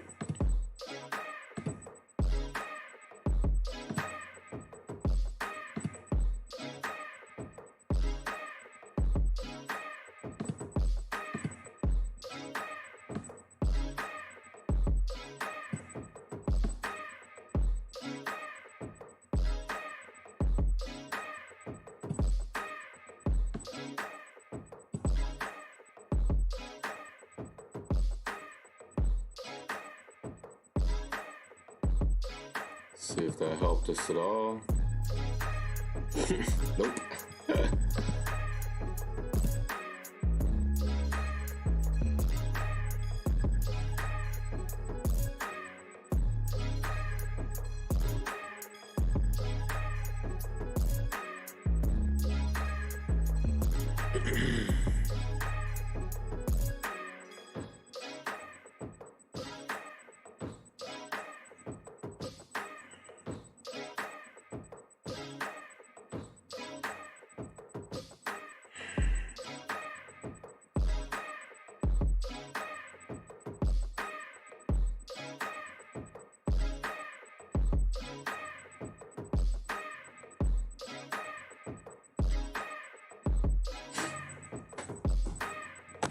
Alright. Well, Jeremy needs new equipment. I guess my equipment just can't handle like running 3 things. A browser, a studio, and a media player. Alright.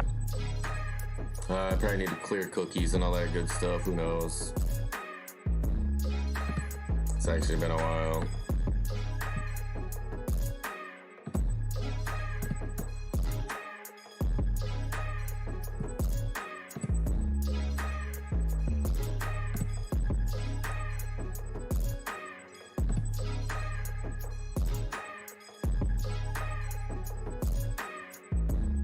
Look at this.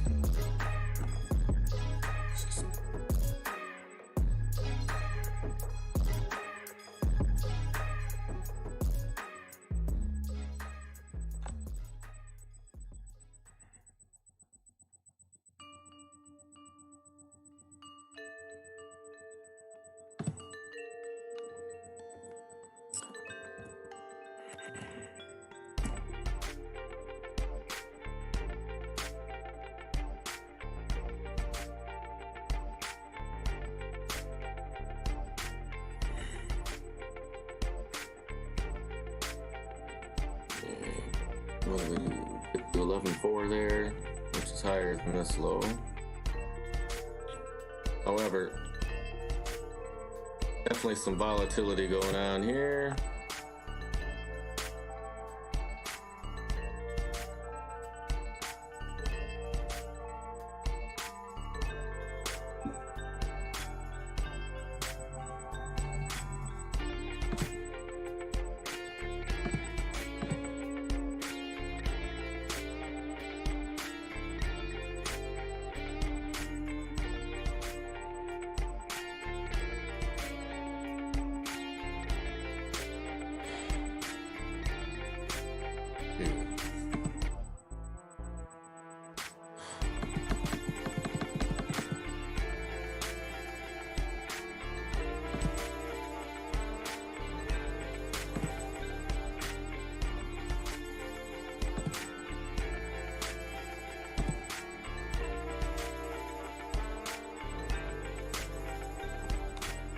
Oh my god, man.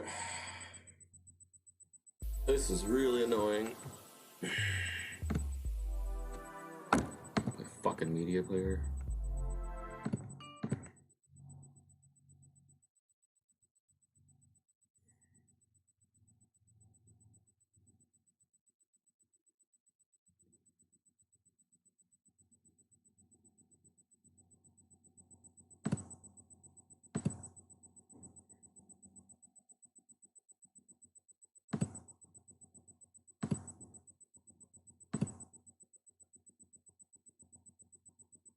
Wow.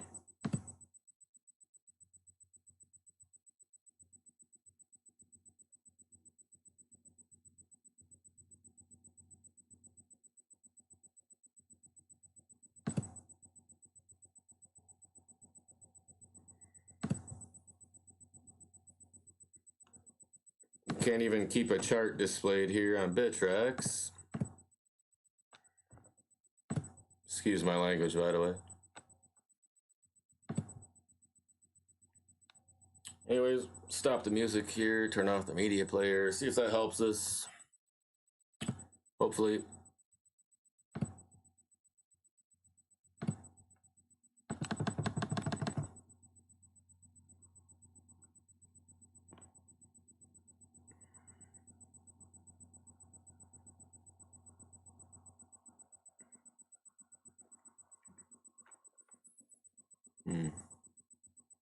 That did not do anything either. So I can close it, close it.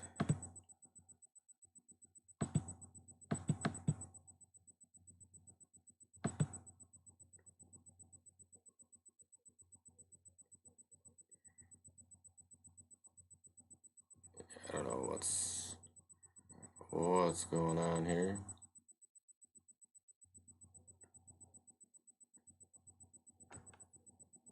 Man, I don't know. Is it really that bad?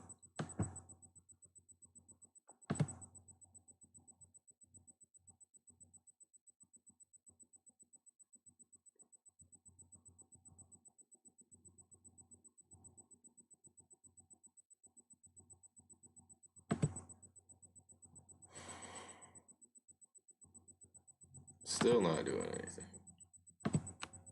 That's fine. Let it fall, I guess, man. Super annoying today.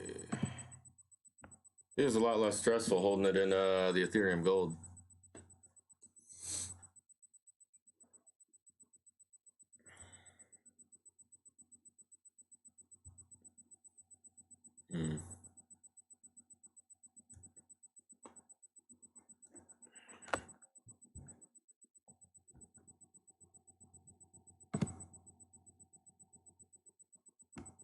This is nuts.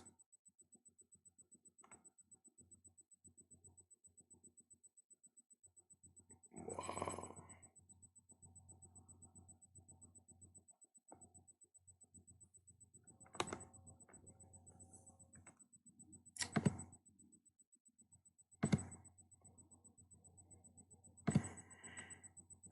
And I am delayed like 15 seconds. This is crazy. Oh.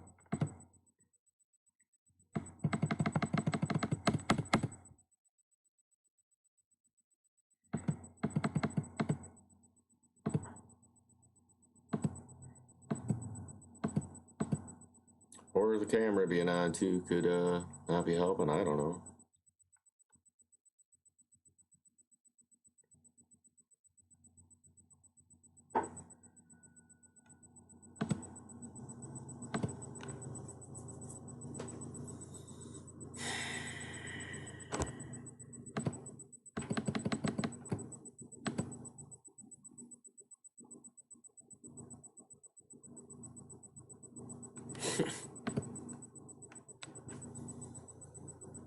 Well,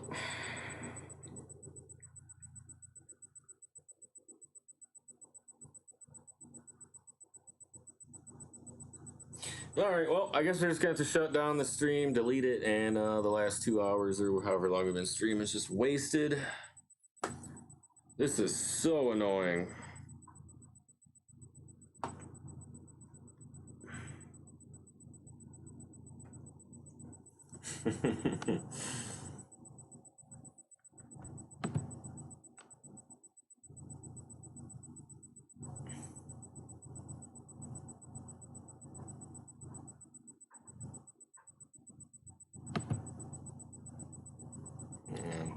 So delayed. Yeah, it's picking up now, but could have been the music, I don't know.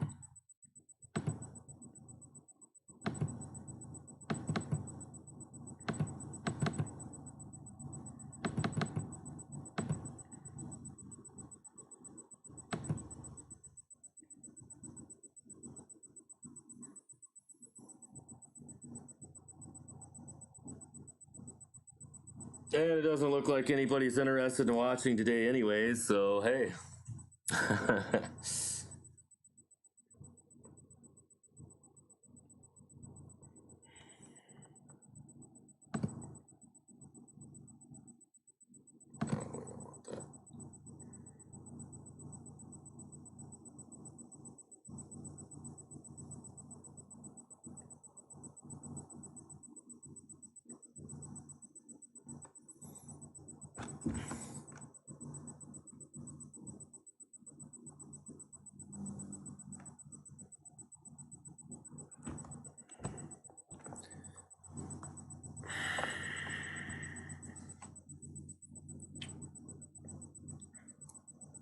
Oops.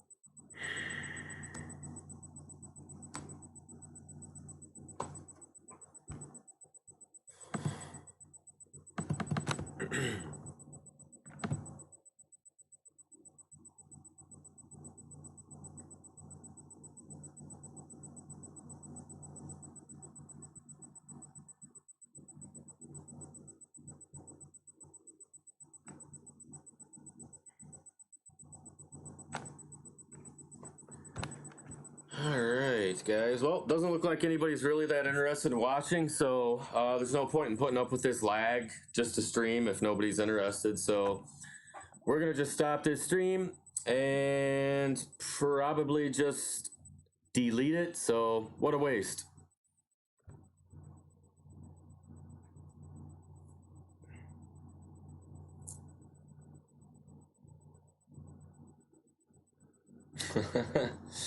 Gotta love it, man.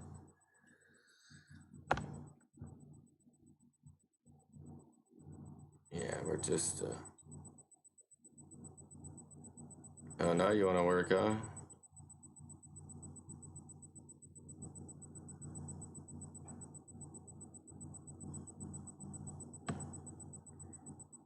Still really laggy.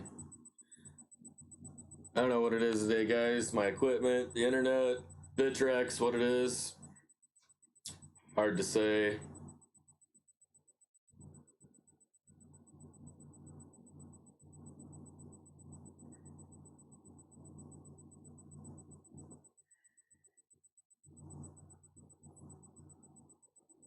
The good thing is we didn't jump right back in yet, so probably the lag helped that.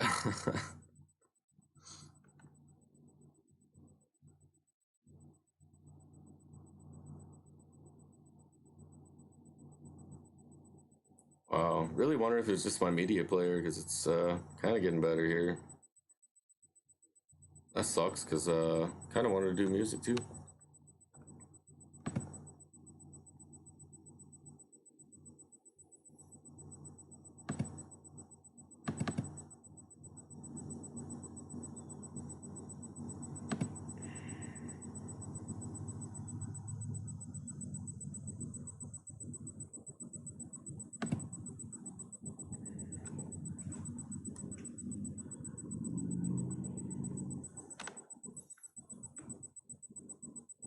Yeah, it's not quite as laggy. I don't know. It's on and off. It's definitely better than it was.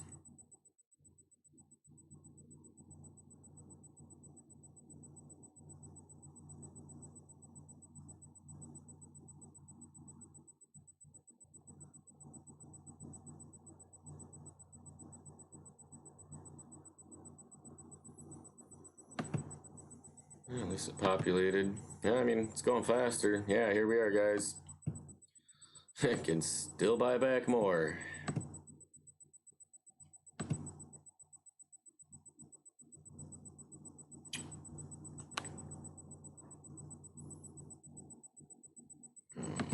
But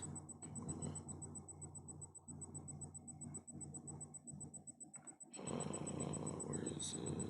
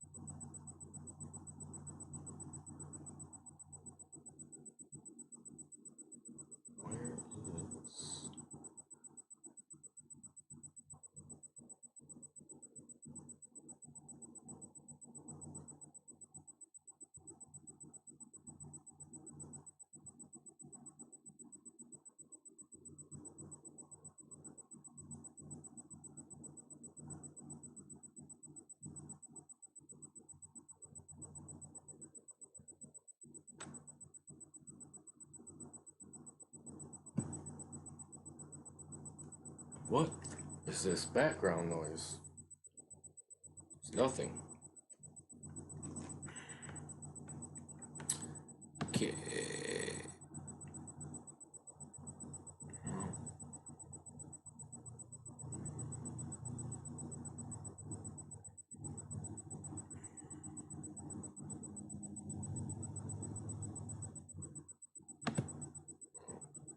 Do that either.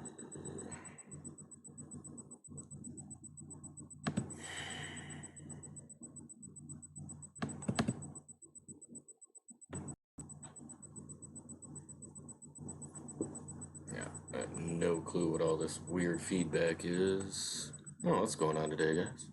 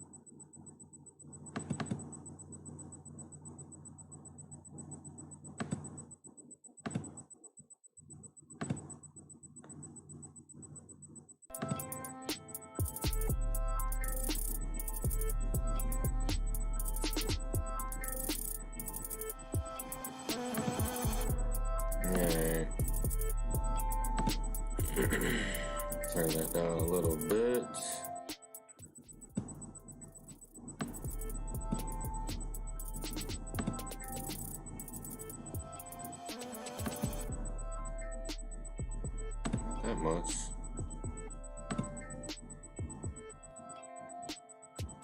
So I'm gonna turn it back on and see if BITTREX is gonna act funny.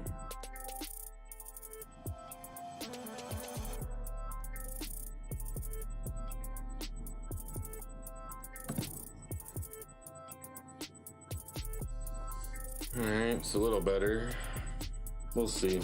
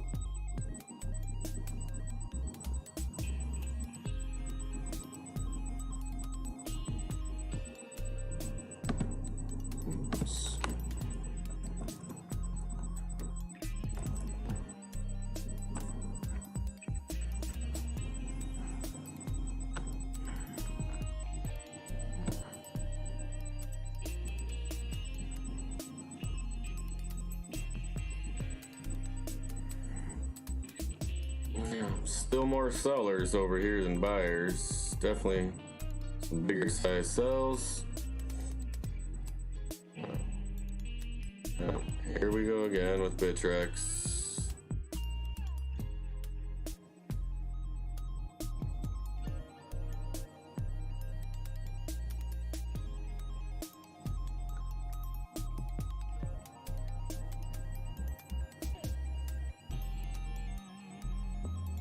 Alright, I think maybe alright.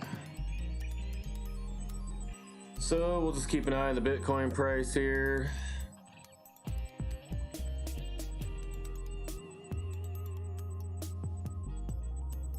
Like we've been doing.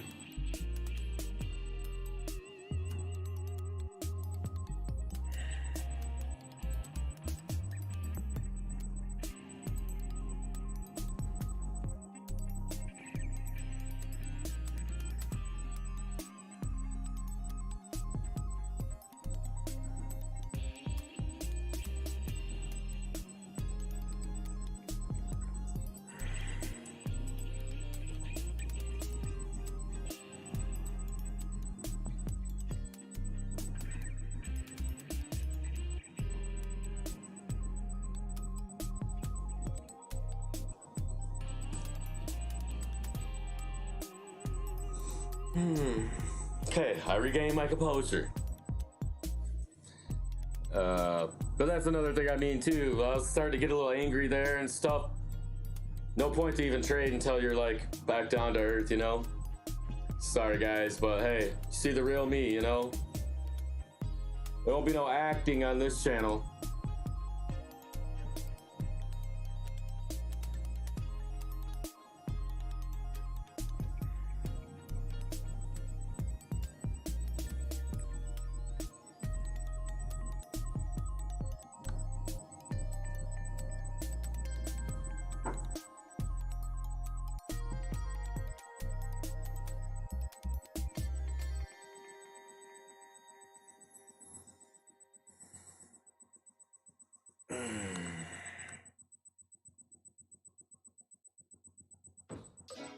That's better.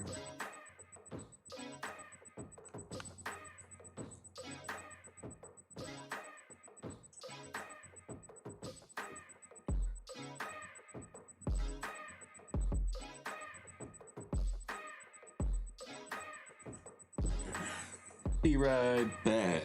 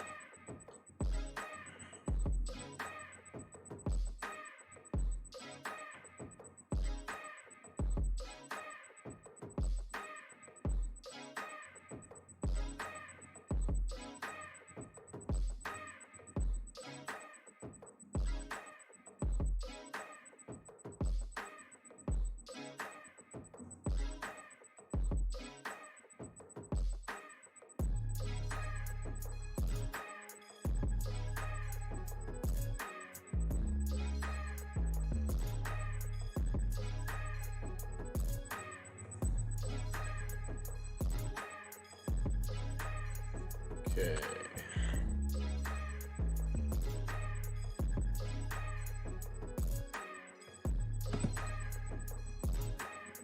Refresh this.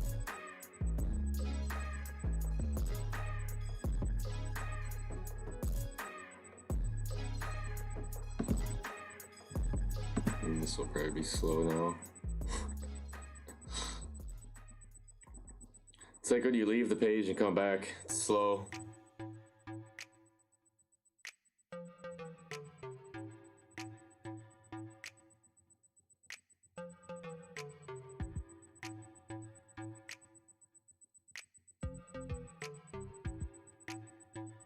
We don't want to buy it there.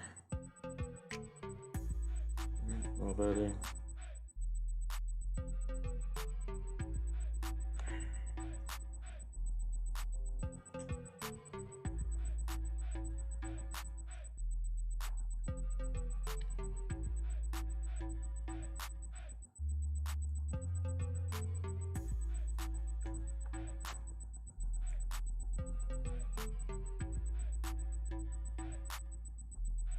I think we got some more downside coming, guys. I just, again, no hurry.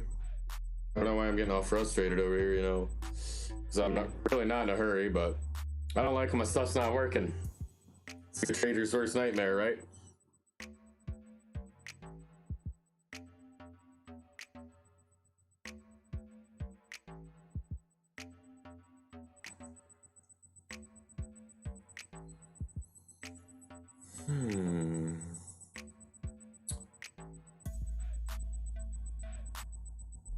How you guys looking on your Ethereum Gold? Anybody that's in the stream participating in Ethereum Gold?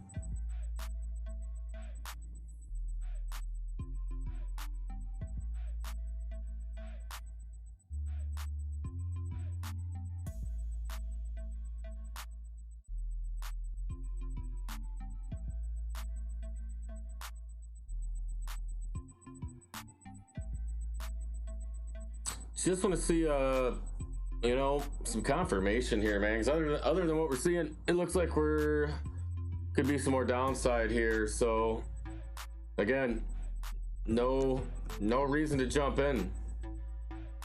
I mean, yes, we can buy Ethereum for $22 less than we sold it yesterday, which is nice, but no rush.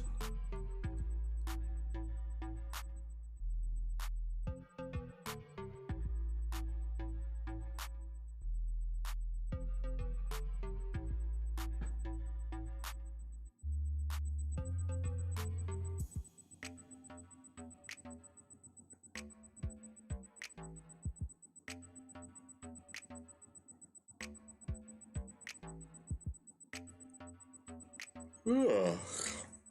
Hey, how's it 2 o'clock already? That came up fast.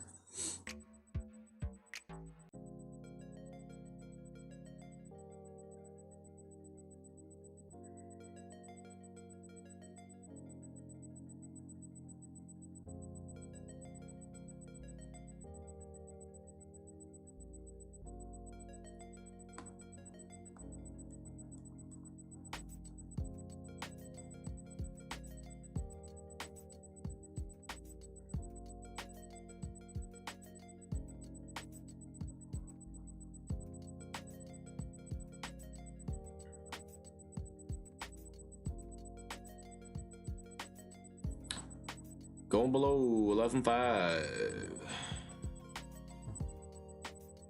So I'm in no hurry, man. I gotta see something here.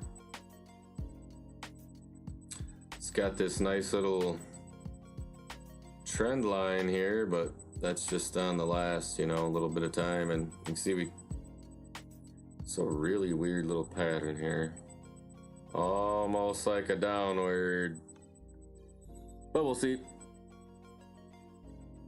And you see from the time we hit the high yesterday, kept trying to break through, we're on a downward channel here.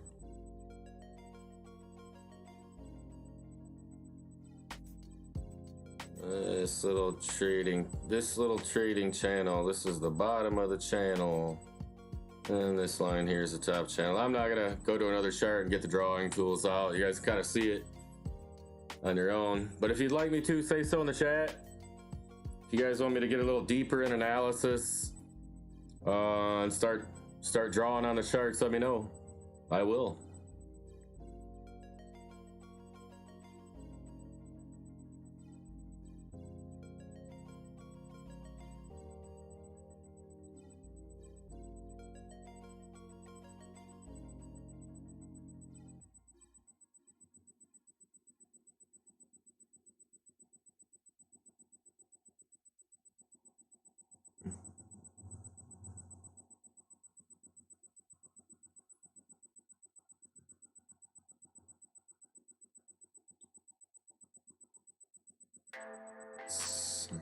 Sundays are the perfect time to buy the Bitcoin dip, it says. Interesting.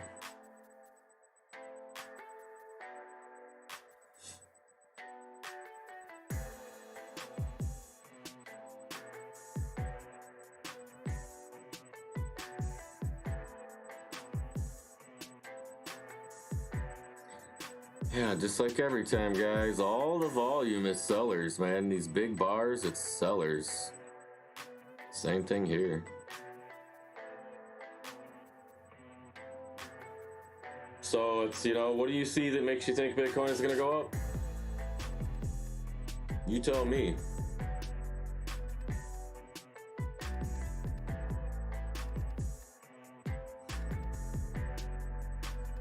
I mean, there's a lot of FOMO right now. You know what happens when FOMO sets in? Gets crushed. I mean, that happened over the weekend. But, I mean, if you look at everything, it's all good news. It's all this, it's all that. Everybody's saying 100K, everybody's saying 50K, everybody's saying this, everybody's saying that.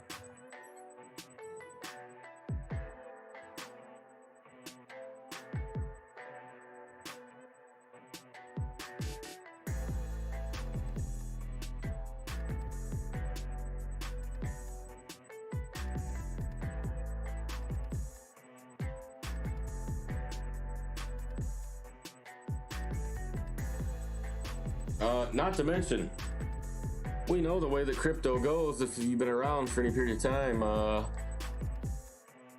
there's a lot of longs from 10K or so.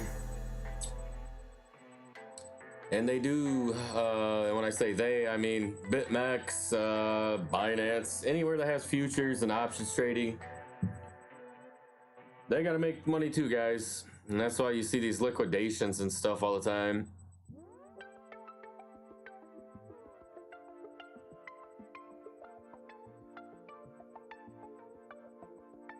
These big wicks down, you know. Wonder how many people got liquidated on that.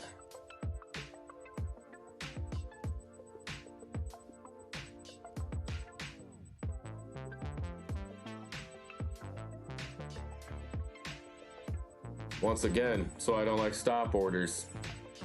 And I don't play with leverage trading, guys. Don't do it. Not saying it's a bad thing. Not saying you can't make a lot of money there.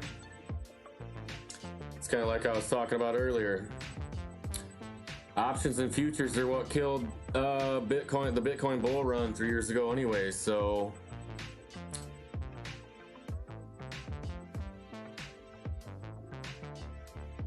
And anything that's bad for this market, I'm just not going to support it, even if that means I could turn $1 to $1 million. Not going to do it. Just not. It's not going to happen anyways, but.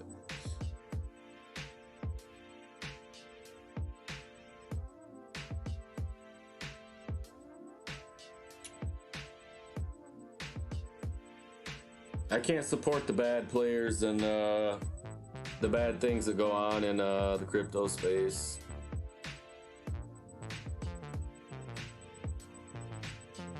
I've been around this too long, too much of a believer to want to have any dealings with the people that are not good for the space, you know?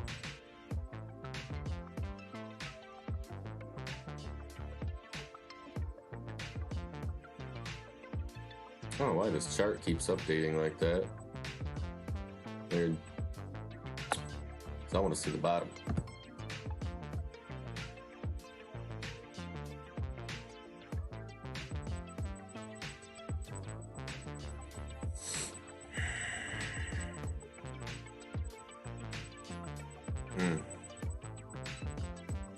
And you would think there'd be some buyers at this level. That's the reason I'm not in a hurry here, guys. I mean, look on the right side here. This is some getting bought also, but 500, 242, 180, 180. And there's a little here. It's a good mix, I guess, but looks like the sellers, woo, 1.3K Bitcoins. So, and again, I haven't seen a 1,000 Bitcoin buy in ages. Last week, I think there were a few.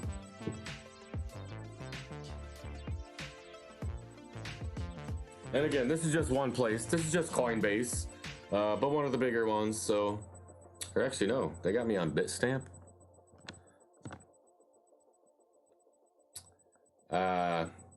Wish I'd have noticed that earlier. That's why we don't have these huge wicks here. Not that Bitstamp's small, but.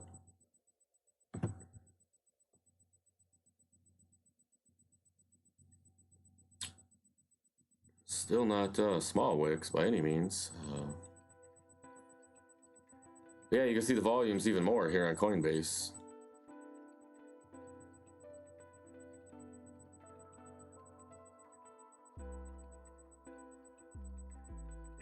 I keep getting these notifications from YouTubers. Oh, Bitcoin price meltdown. Man, what were you guys saying yesterday, man, in the last 2 weeks? Come on, man.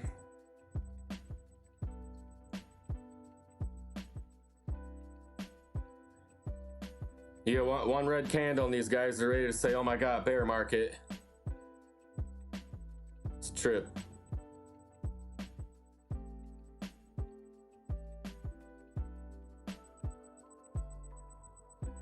That's why it's better to just do your own due diligence. You look at everything. You don't need someone to tell you. You don't need me to tell you. I can help you out a little bit. share some of my knowledge. But I'm not gonna sit here and say, oh, Bitcoin's gonna crash this weekend. I don't know that. I don't care what the charts say. It doesn't always play out in crypto.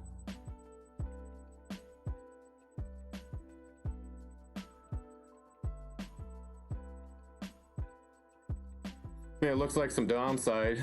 But, you know, I'm getting notifications. Bitcoin price meltdown. Come on, man. What do you consider a Bitcoin price meltdown? A meltdown? Bitcoin needs to go to like 6K for a meltdown in my books. That's why when people talk crash, come on, guys. 12,200 to 10.6, that is not a crash. People's terminology and definitions of certain terminology really cracks me up. It's a retracement, it's a heavy pullback. A crash is when you go from 10K to 2K.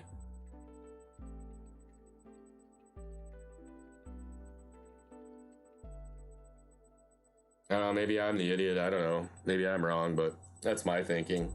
I've been around this too long and traded the US stock markets for too long. You want to call that a crash? Well, it only ran up from 9,500 to 12.2.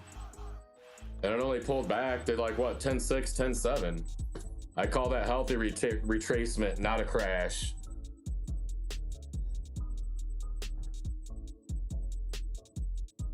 Oops.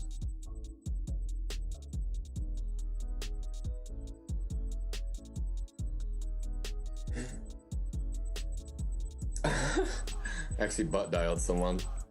Funny.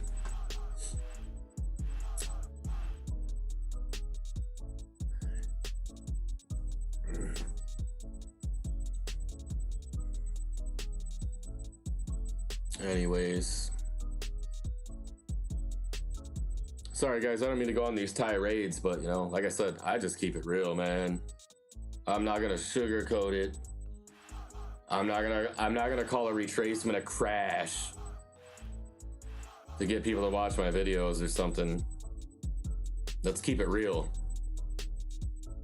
Is it 15 or 20% retrace? That's a crash? Really? I don't know. Not in the crypto space, it's not.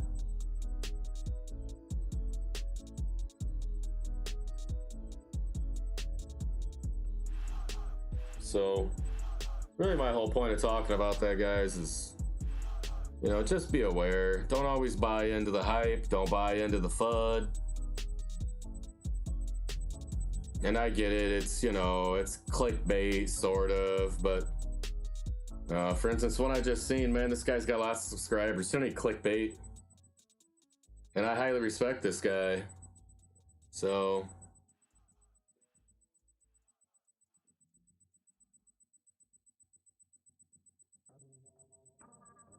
But, you know, the title of your next video is Bitcoin Price Meltdown.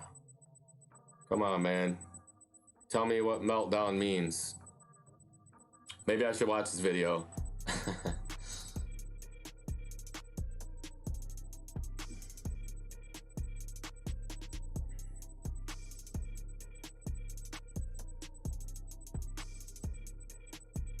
Maybe he's right. Maybe it will be a meltdown in my definition. Back to 5 or 6K. I guess that's what I would consider a crash or a meltdown. 50% in the crypto market. I mean, 10 or 20% moves is nothing for Bitcoin. You guys have been here for any amount of time at all.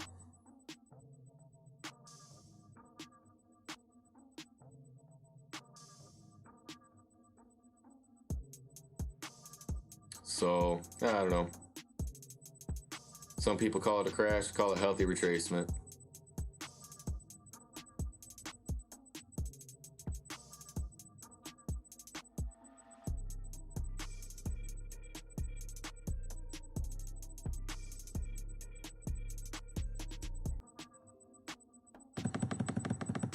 Yeah, I think we're good now.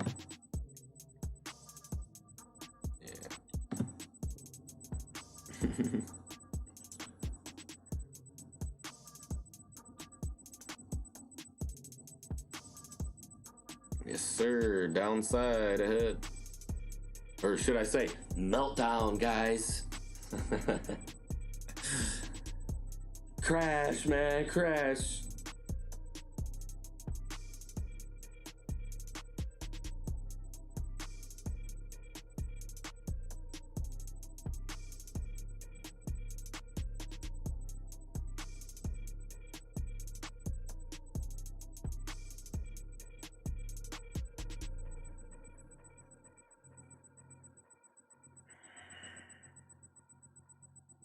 Now just remember though, when we hit the bottom of this, wherever we fall, it's a lot of shorts, and they're gonna get liquidated too.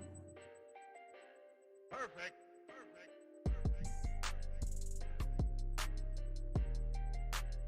That's just you know, that's the way it works. The manipulation's real, guys. Bitcoin runs up far enough, they're gonna liquidate the longs. Falls down far enough, they're gonna pop it up and liquidate the shorts.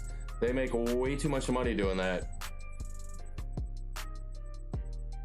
You gotta understand and respect it. You ain't gotta like it, but you gotta understand and respect that if you're gonna get into this market.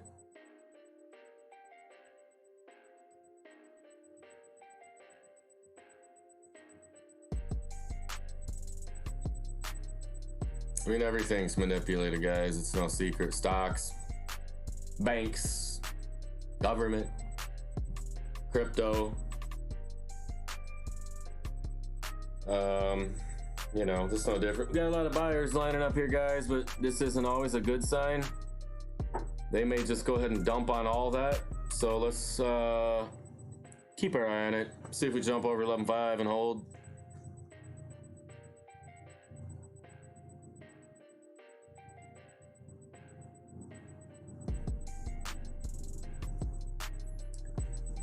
Okay, so 11,493.49.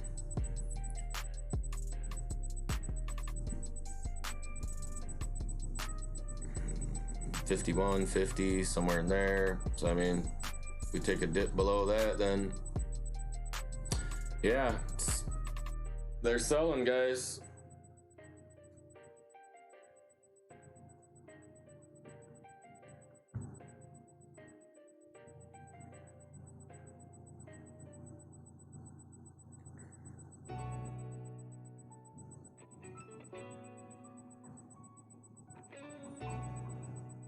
Like I said, you see these big volume bars and it's all sellers. I mean, what makes you want to get into Bitcoin right now?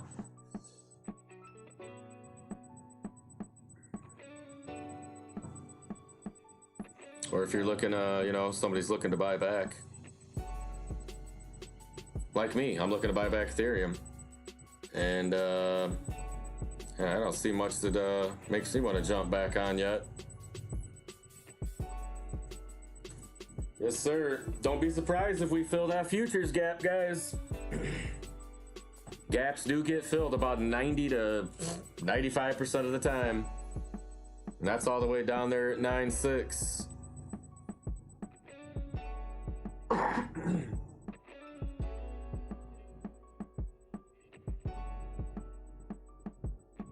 Excuse me. So like I said, I mean, gosh, guys, I just can't be in a rush here. Need to refresh this again.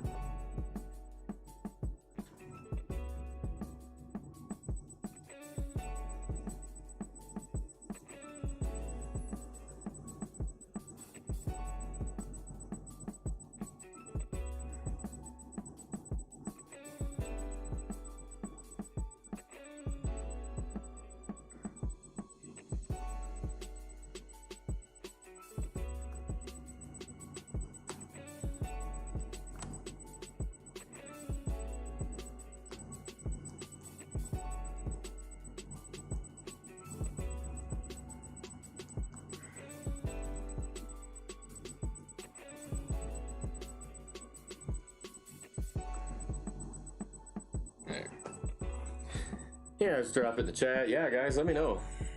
I know we don't got a lot of people here. Looks like 2 or 3 coming and going. But hey, anything you guys want to see or discuss? If you guys want me to do like some super duper trading analysis, I can. I mean, I've done so much of that over the years. It's like I look at the chart and I see all that. I don't really need to draw it out for myself.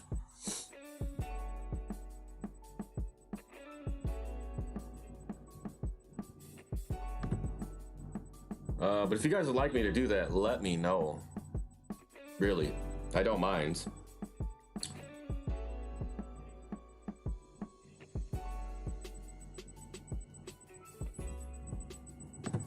It's just for me when I'm trading, it's very rare that I start drawing lines and get the tools out, looking for Fibonacci retracement, all that kind of stuff. I do the math in my head. I see the visual. I don't need to waste my time and do that for my own behalf, but I will definitely do that for you guys.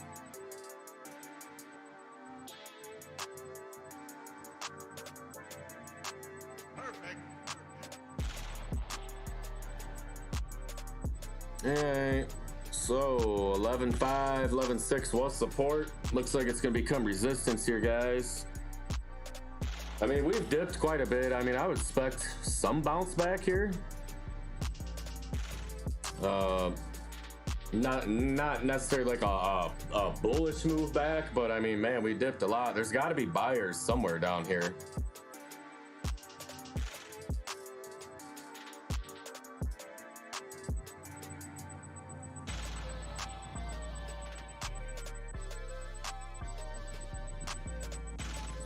And you know, this is one of those times the wick theory is not playing out that well. I mean, it did here with this one little bounce. We got this wick here and a slight bounce, but getting these couple of wicks down here, all these wicks in a short period of time, you would think we're gonna get some sort of a bounce. Not that we're gonna take back off, but without seeing any little bounces, guys, I mean, then you just sit back and let this thing fall.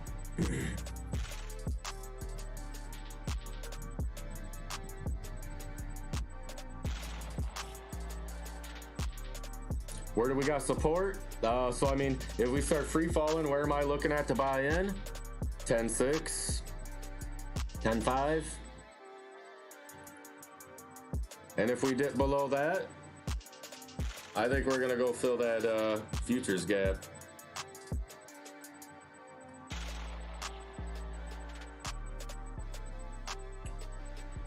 Plus, it's on too many people's mind. I remember last week, all everybody was talking about CME futures gap, CME futures gap.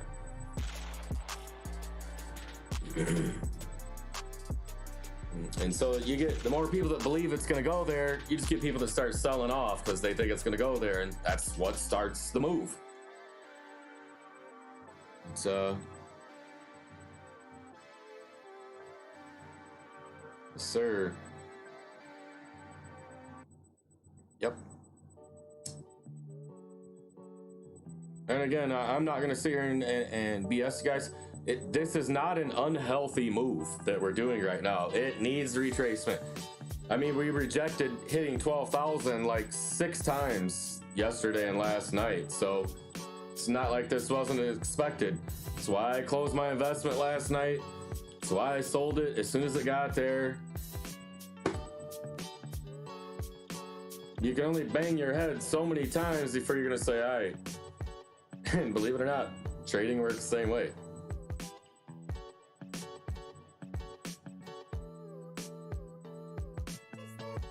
Yeah, and like I said, guys, no support at 11.5. We fell below support, so here's the free fall.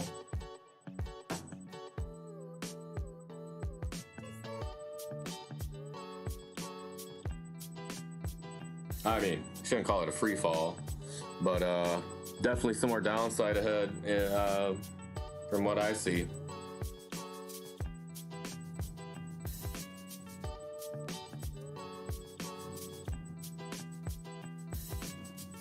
$11.5, $11.6 is going to be resistance here, so we're going to have to break back above that.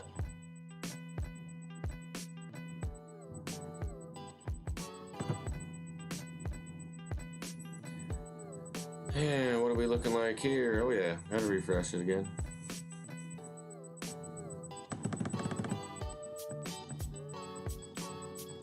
BITTREX just hates me.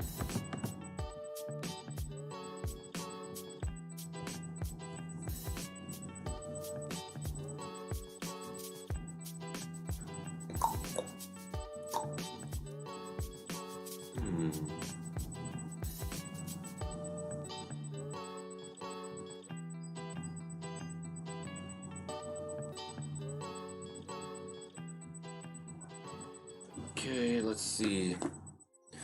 I mean, to be honest with you guys, we well, I'll show you on this chart.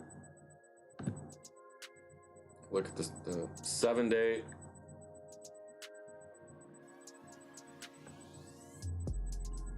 Oh yeah, man, you see it here even more. I mean, we are, see, there should have been some support right here around 11.5, and we fell down below that support, guys. So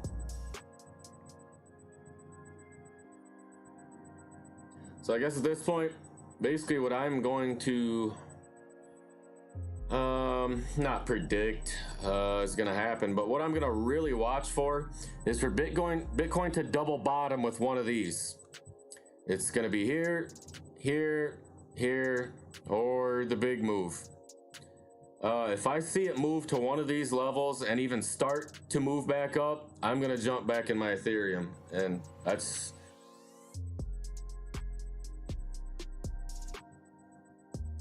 of course I need volume to support all that, of course, you know, if it takes a dip and I don't see buyers, I won't buy back.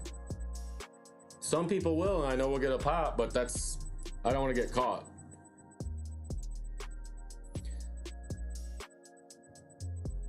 We are just right at the top of this stuff here, and all these wicks up over to here. That's a support level, and so if we don't hold 11.4, I'm waiting for one of these wicks. I'm waiting for this to wick down and hit a double bottom with something here, guys, which is probably the big boy. I wouldn't be surprised.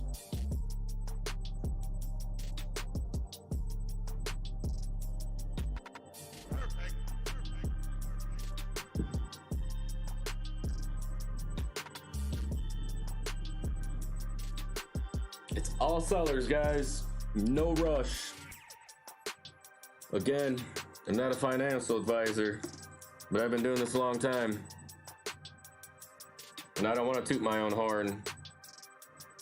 I should know what I'm doing, man. You trade for 10 years, you better know. And I don't just mean, you know, a couple hundred trades in 10 years. I mean thousands.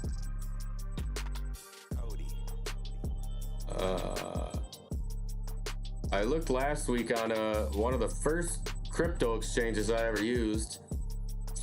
It's not a very popular one anymore. But I was looking through the my trade history. It's like 700 pages. And that's 4 years maybe on one exchange.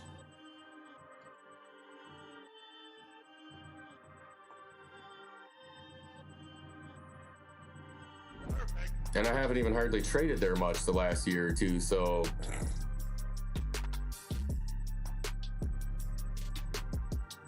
my tax guy don't like me, let's put it that way. He's gotta itemize all that. I'm not doing it. I'll pay him, I don't care.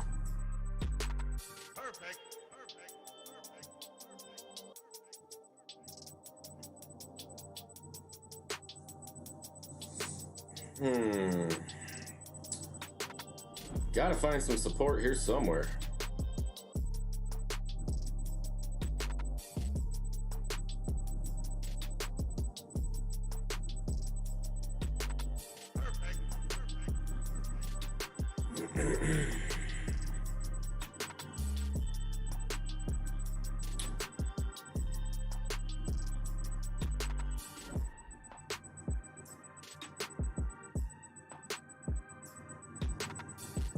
Probably hitting some Fibonacci levels here, I guess depending how you set up your Fibonacci chart. I mean, if you go from this low here to the high here, yeah, I mean, this is definitely a fib level where we're at probably.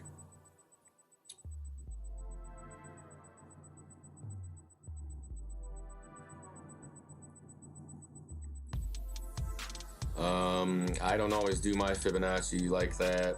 I will go to the low point where we started the run to the high point. So even there, if we go from here and where we're at now,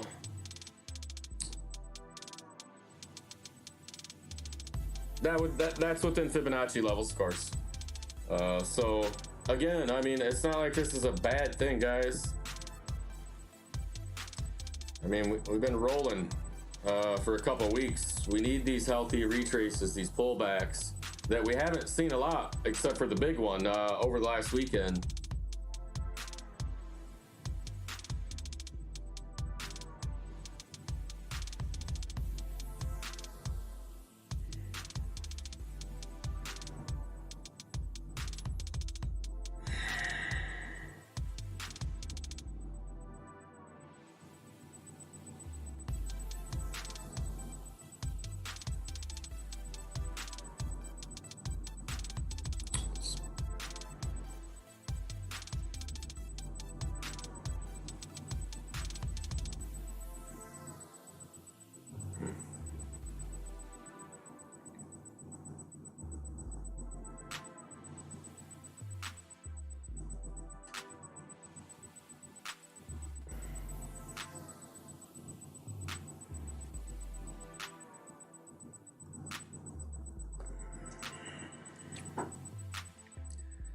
Just not finding a support level in here. Guess our next one's gonna be right around this level here.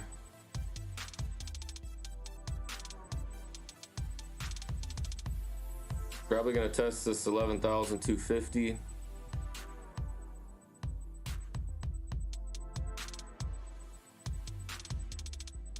Or not, hard to say. But again, no rush for me.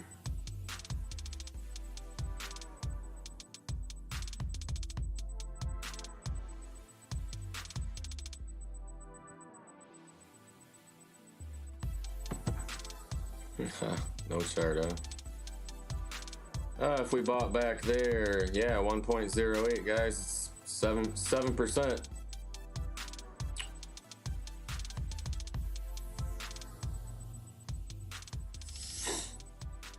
And as I was explaining a few days ago on the Ethereum Gold live stream, it'd take at least a week to make that.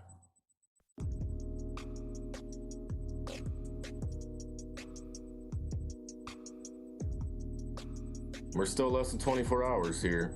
I think this got sold out. We can actually look it up. Those orders.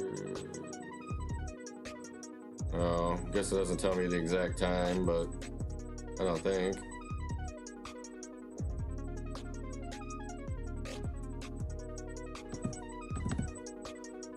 Nope.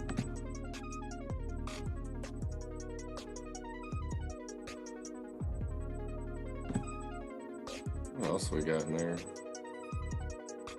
I know I was trading it before the first, that's for sure. What did we do?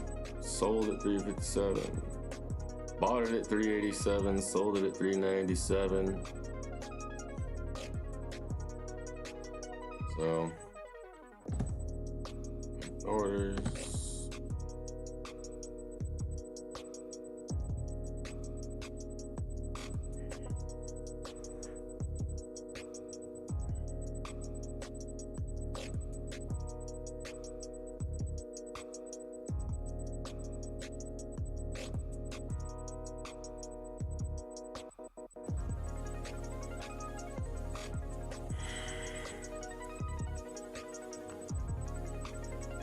Guys are quiet today. Used to get some chatters. Guys are quiet.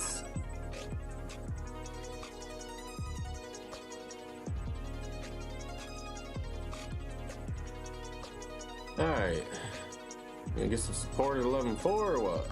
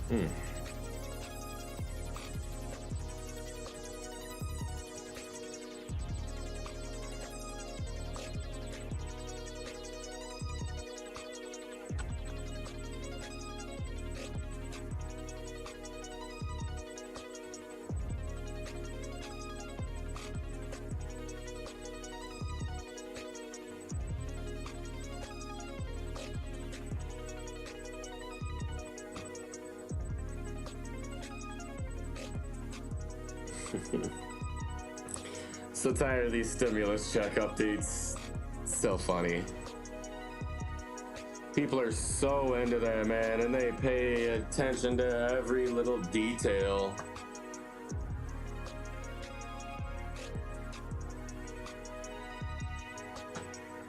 I mean, I get it. People want, need some help, but it's just the government playing with you, man.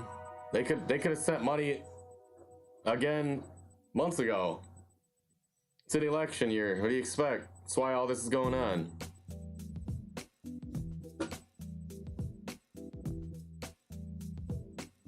And I'm gonna leave it at there because I'm not a political guy and I don't want to get started. But anyways,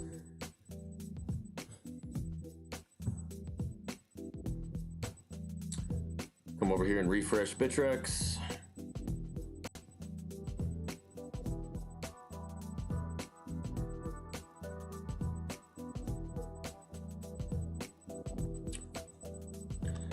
Might have found a little bottom for the time being here in Bitcoin. I mean, we did just drop about 3 to 4% in this move here, so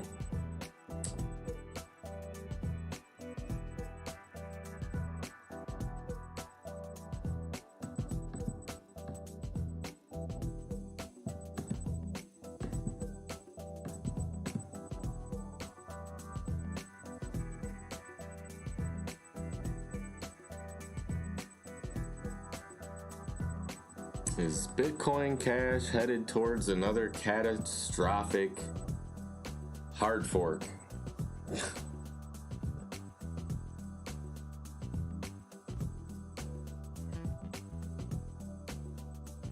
Guess what? Who cares? I know, maybe some of you guys do. I'm such an opinionated guy and I'm so passionate about certain things.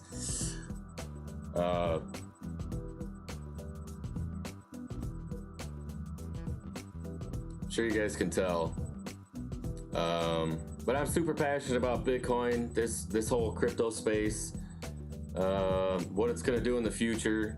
So the bad actors and all this crazy nonsense that goes on, it does really upset me.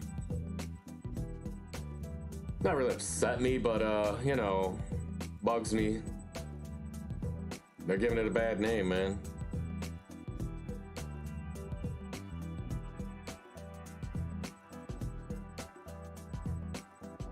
Craig Wright, Roger Ver,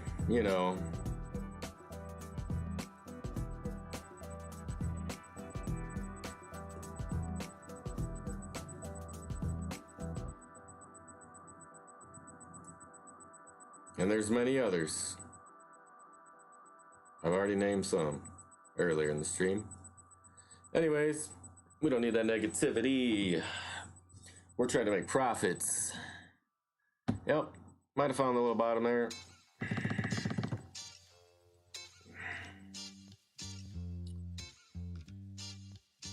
So, we'll see.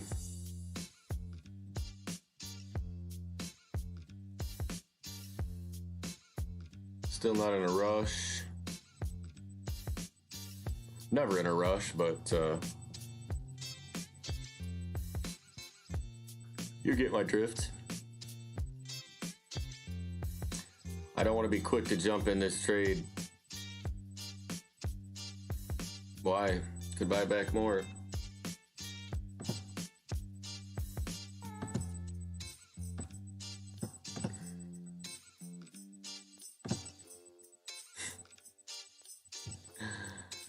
Ah, man. Come on, BITTREX.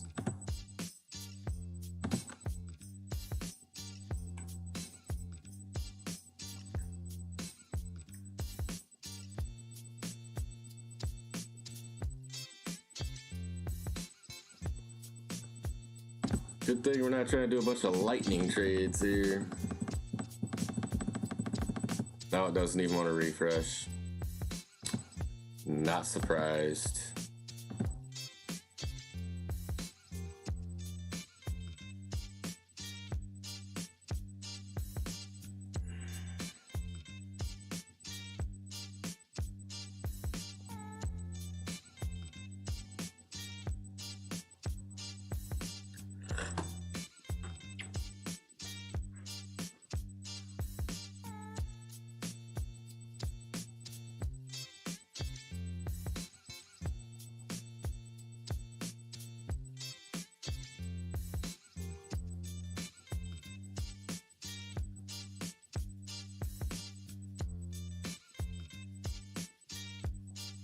We hit here 325 or so, wasn't it? Yeah, it's a lot of support at 325. If it falls below that, there's a lot of downside from there.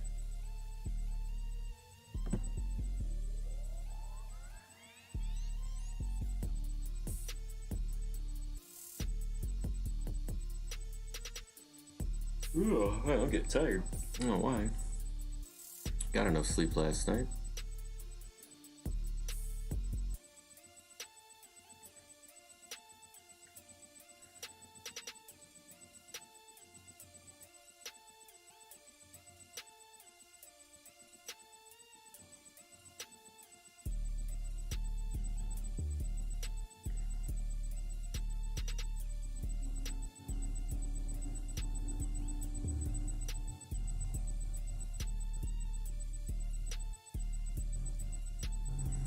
Alright, let's see if it can break back over 500 here, or 11.5.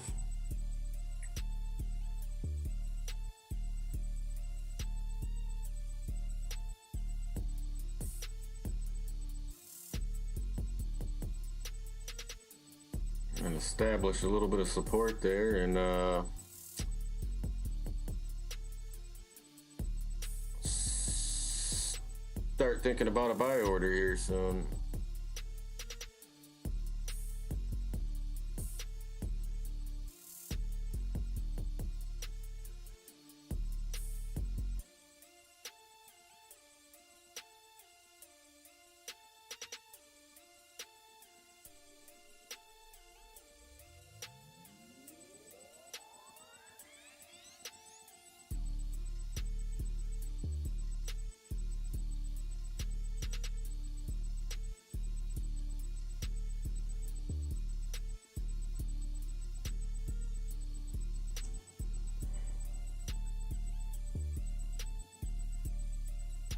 Oh man.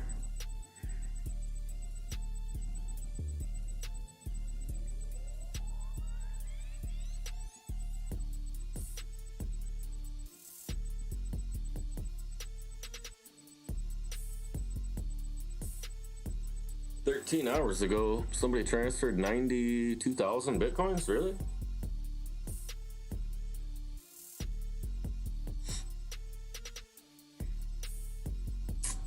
Okay. Any of you guys know that story? Did that come from an exchange or to an exchange? Anybody know?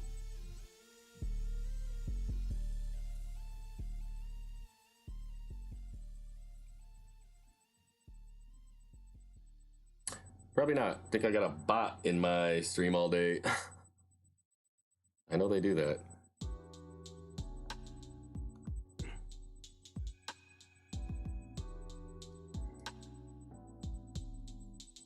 Especially since I'm new. Keep an eye on me, you know.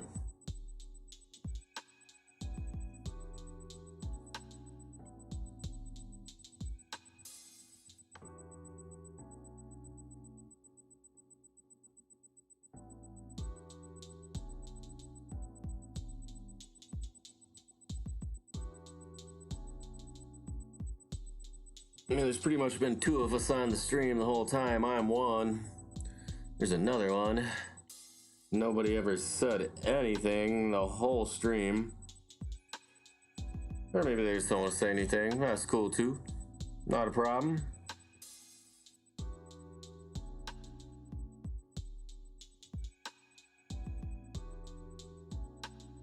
I just enjoy interacting, you know. Somebody gets on the stream, it's got some questions, or just general conversation. Makes it even more enjoyable than it already is.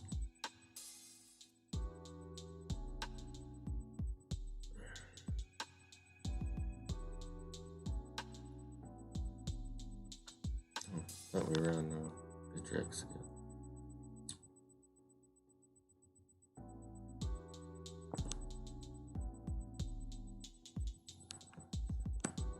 All right, 11.5, the battleground at the moment.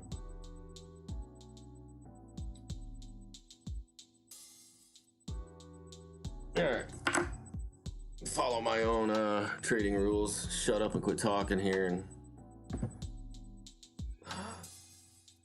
do what I do here.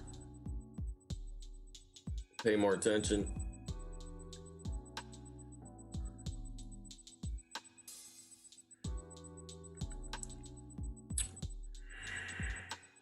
Come on, BITTREX.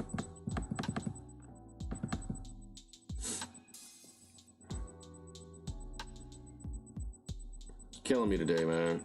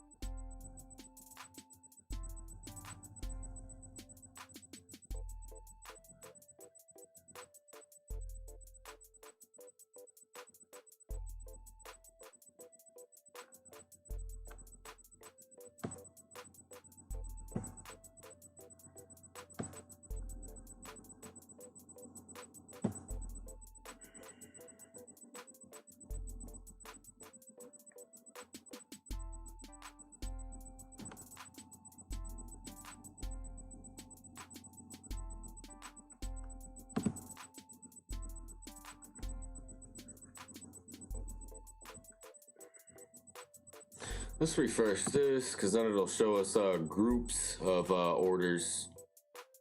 Whew, look at the sellers, man. Youch. Oh.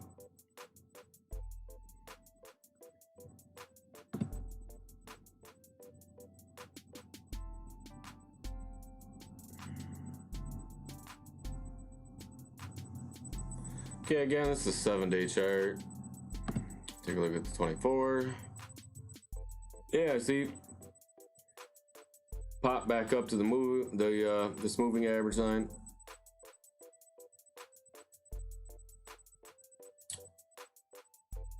But it looks like we're gonna wick down back out of it.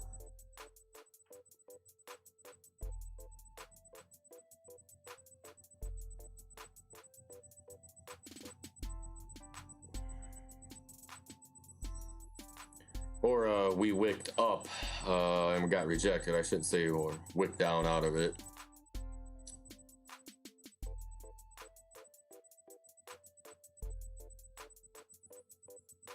If this candle closes in here though, I think I'm gonna go ahead and buy back.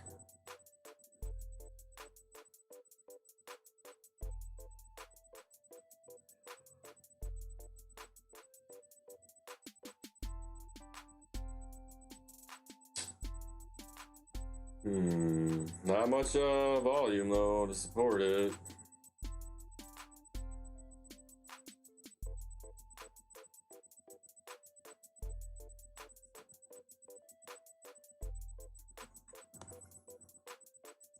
No.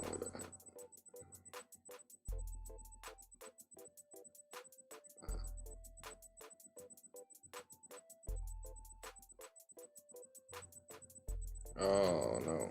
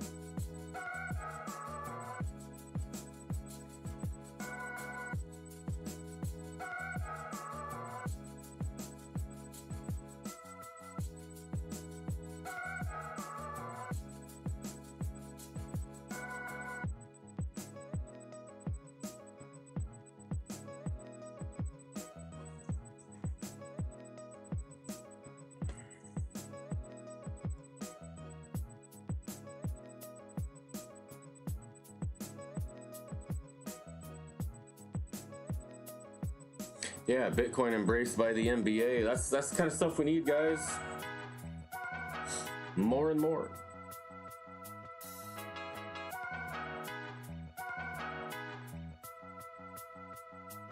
Makes you wonder how the price is still this low, right? It's that manipulation stuff I was talking about. Futures and options, man. We didn't need that in this market. Just gives them a means to keep the price down. Same thing that happened to gold some 50 years ago. I don't remember what it was. They as soon as they started an ETF, that was it.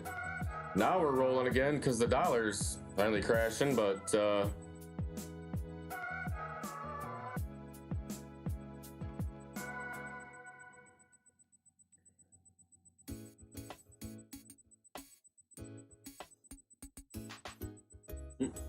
rival Bitcoin Cash camps look set to compromise.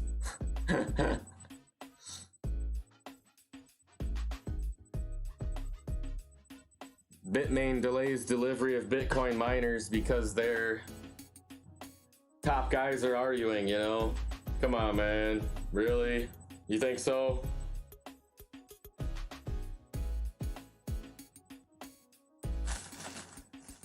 Look beyond this news they put out, man. Does that even make sense to you? When you think about it, say it out loud. Think about it. The guys that run Bitmain are arguing, so they're gonna delay shipping out the miners for 3 months. Think outside the box, guys.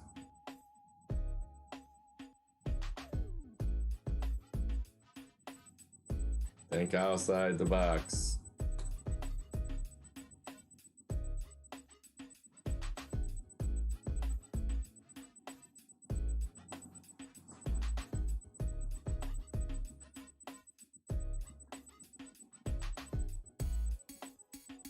Because most of these news stories that come out of crypto are that somebody paid for it, you know? It's either FUD or FOMO. That's it. That somebody paid for.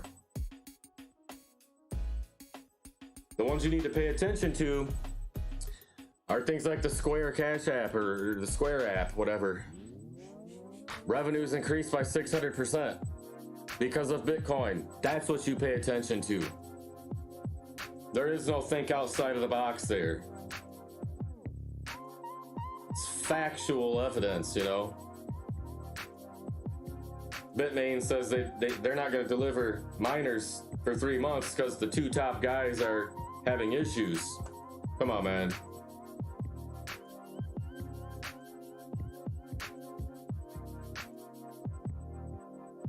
What are them two guys going back and forth got to do with these miners getting shipped out?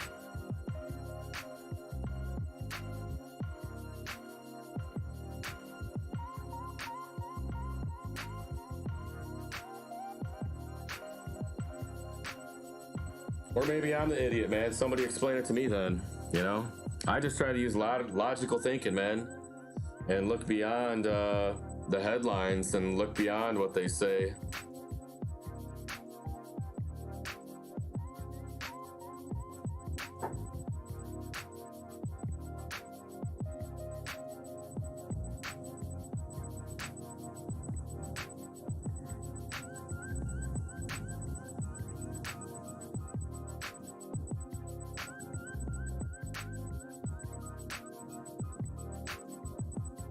Yeah, that was a good one too, and that was the truth. Wall Street's edging out Bitcoin traders with $1 million plus transactions. It's all the big dogs, man. They want to take it from you. They don't want you to have Bitcoin. Don't want you to be able to buy it. Don't want you to acquire it. Don't want you to have it. Not at these prices.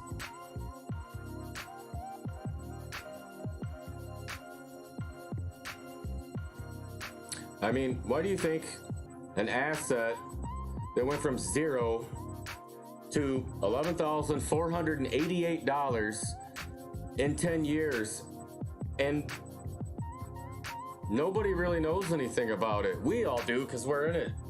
But is it mainstream? No. Walk down the street and ask people about it. They don't know anything. But if something that's went from 0 to 11.5 in 10 years and it's still worth 11.5,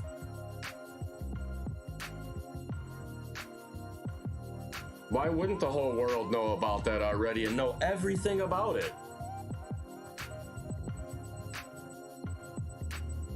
Again, think outside the box.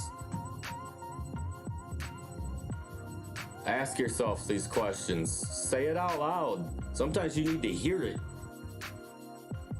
Or when you read a headline, read it out loud so that you hear it and then you start thinking.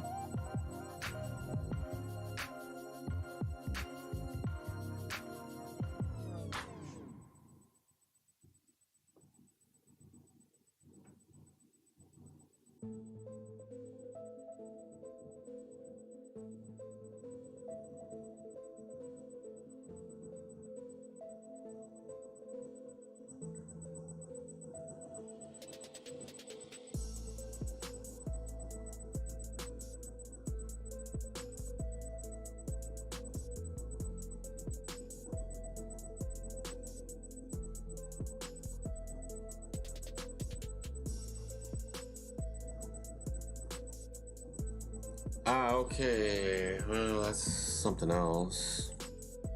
People are taking their coins off the exchanges. But is that true or not? 1.2 billion worth got taken off just the other day, but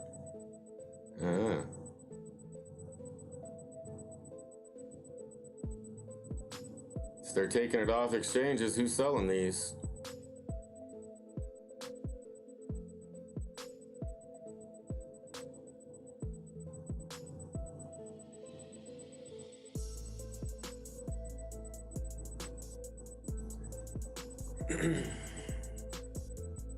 If Grayscale's buying up all the Bitcoins, retail people are buying up all the Bitcoins and taking them off the exchanges,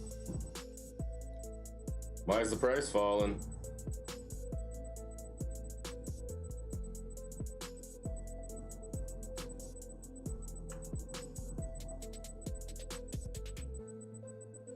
Think outside the box, man.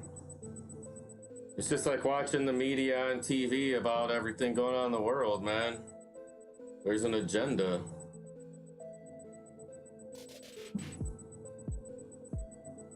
If you don't believe everything they say, which you shouldn't, then of course they're gonna lie to you about Bitcoin. That's just money, which rules everything, but if they lie about all these other things, then Bitcoin's way smaller than that.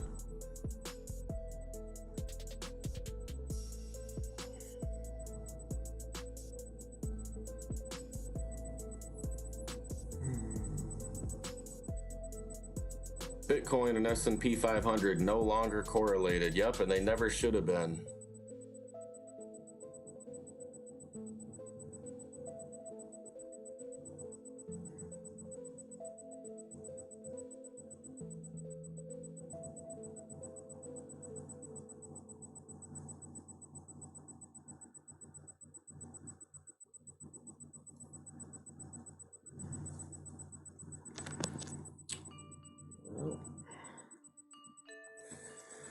Okay, now we got Ethereum gaining a little ground on Bitcoin.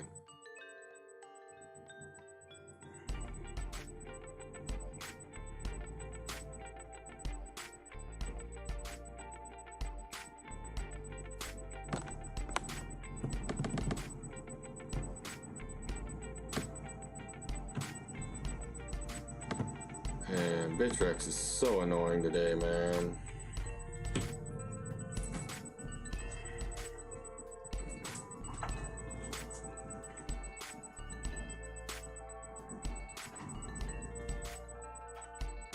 I'm sure Coinbase is probably doing the same thing.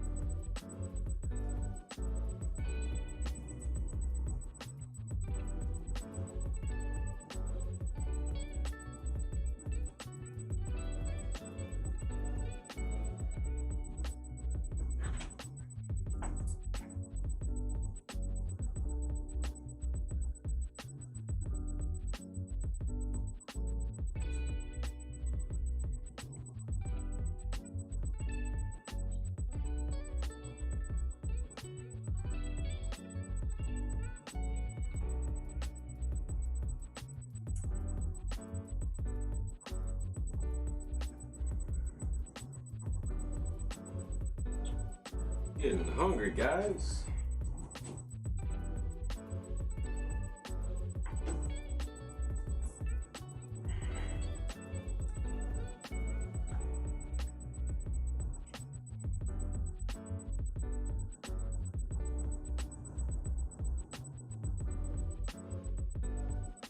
Or should we just make coffee for lunch again?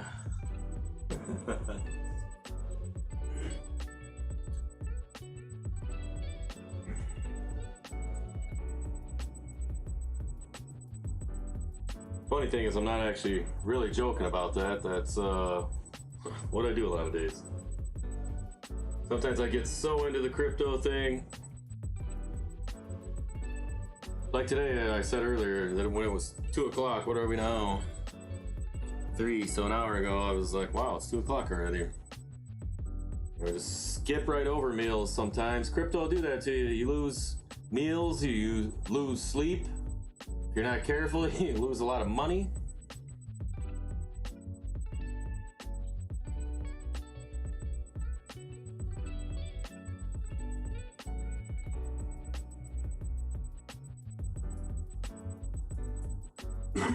I usually warn everybody that I talk to about this, and you know, they start to get interested, you know, and I tell them, hey man, it will consume you. It really will, and I think you guys already know what I'm talking about.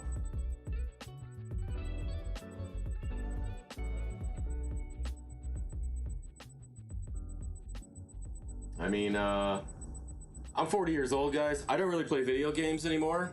I don't know, a couple of years ago, my son was really, you know, huge into Fortnite, and so I started watching him, and I was like, wow, this is kind of a cool game. So I did kind of get into that a little bit, and it was fun for a little while, but I'm just older, you know. I don't really enjoy video games the way I used to when I was younger, obviously, but Bitcoin is like, or crypto in general, or if you trade, or, you know, if you're really into it, it's, I like to call it the grown man's video game, you know, or trading in general, you know. It doesn't have to be crypto, but, and that's just for me because I just flat out love it. And it's kind of the same as when I was a kid playing video games. Like, you're on it for like 16 hours a day or 20 hours a day, you know, and it's like, oh, I need to go to bed. I need to eat. So, kind of the same thing. And not to knock anybody that plays video games, it's just, I don't find it as enjoyable. And I always wondered that when I was a kid, like, how come my dad doesn't want to play video games with me? It's like the greatest thing. I don't know. I think maybe it's an age thing or what, you know? I mean, I grew up in the video game generation. I mean, I was 7 years old when Nintendo came out, you know, and I got one for Christmas. So I've been there for the whole ride through the video game craze.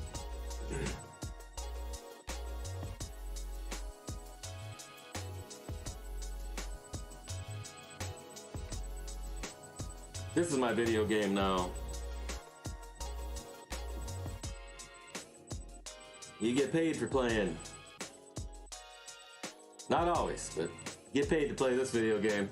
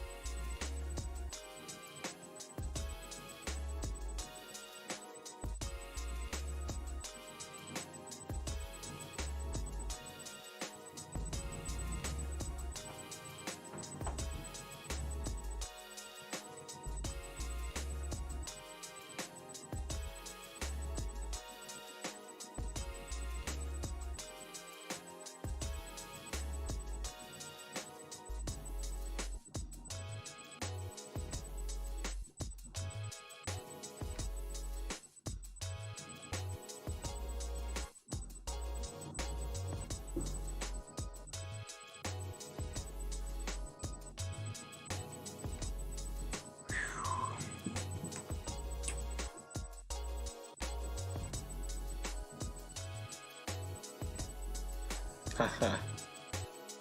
Sun's calling.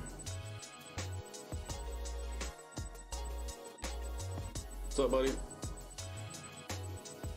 You there? What are you doing?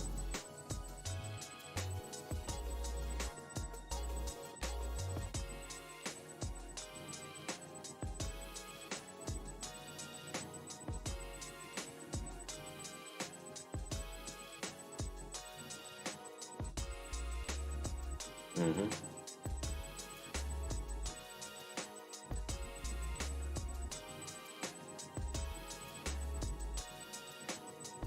Oh, hold on one sec. Hold on just a sec. All right, guys, hold on one sec. I'm gonna cut the mic off here. I want you guys, I mean, not to care if you guys listen, but it's probably not gonna be that interesting to you. So hold on one sec. I'll be back.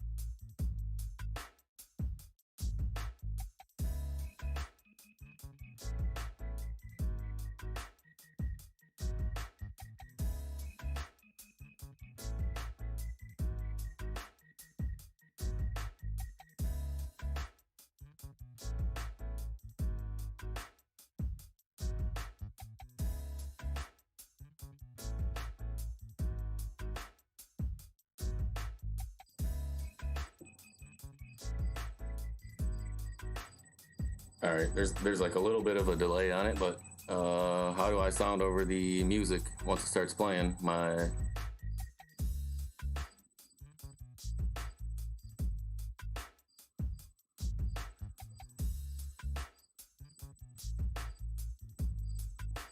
Could you hear me?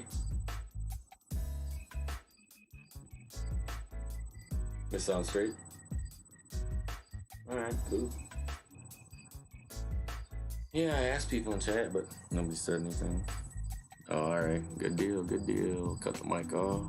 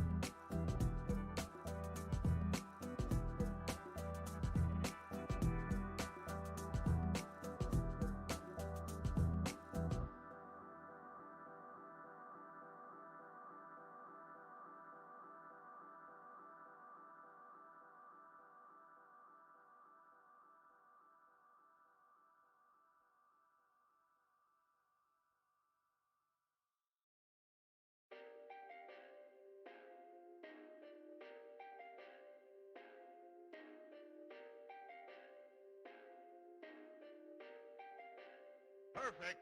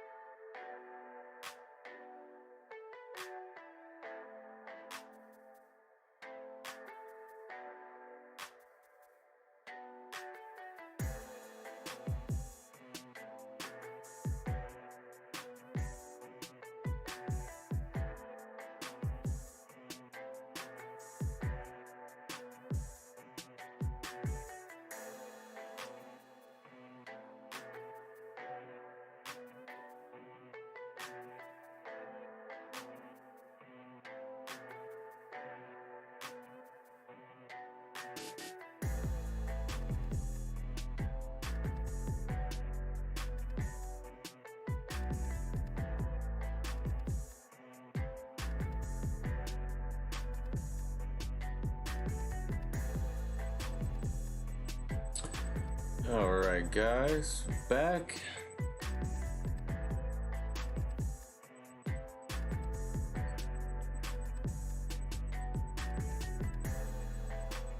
Everything looks about the same. So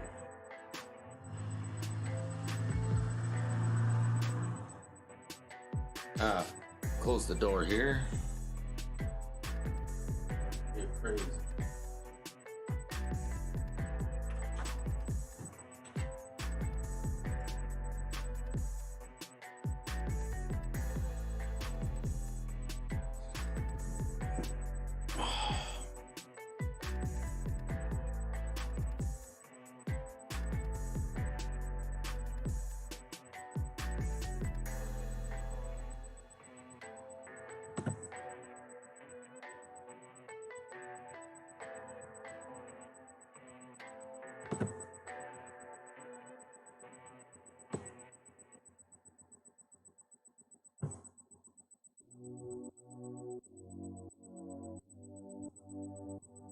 Everything's about the same here. Refresh BITTREX again.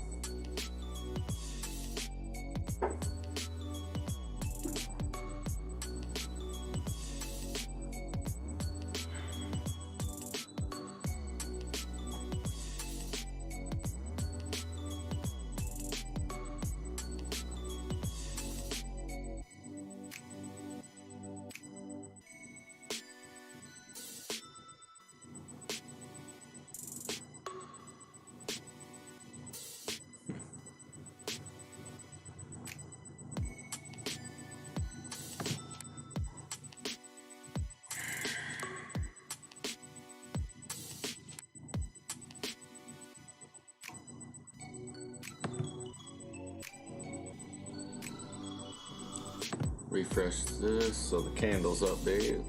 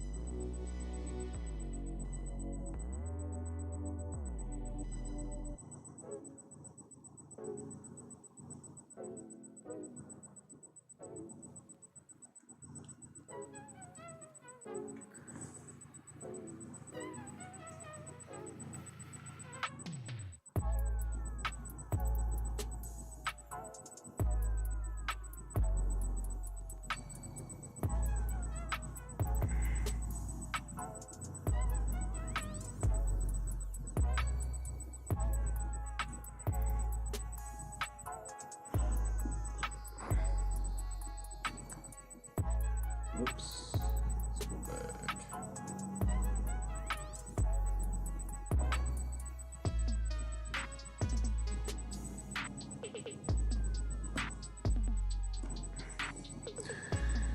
Okay guys, what's this volume bar here? Let's see, was that buys or sells? Oh, mostly sellers again. Some buying.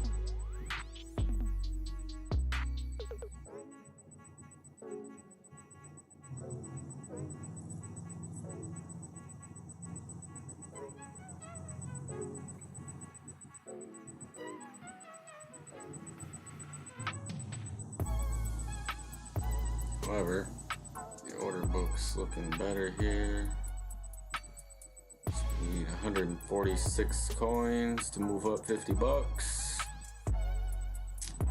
And almost 400 coins to move down 50.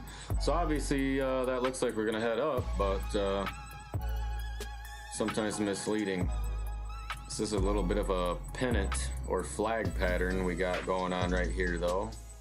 And we are right above the moving average.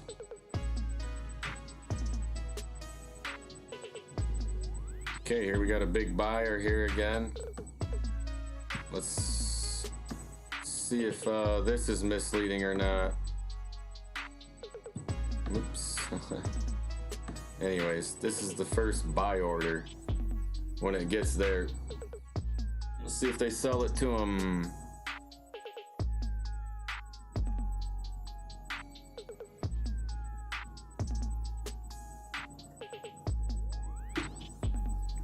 The one I've got highlighted in blue there, that is the first buy order. So let's see if it moves up here at all. Again, guys, I just don't trust these little moves back without much volume, you know. And all this volume you see here was all sellers. Some of it was buyers on this candle, but the majority of that was sellers. Over here, sellers. Over here, sellers. Over here, sellers. So you got to look at as many different things as you can. You don't want to overload yourself, but volume is one of the major tools that you want to use always, or indicator, however you want to word it, but one of the most important. Without volume, you don't really have anything.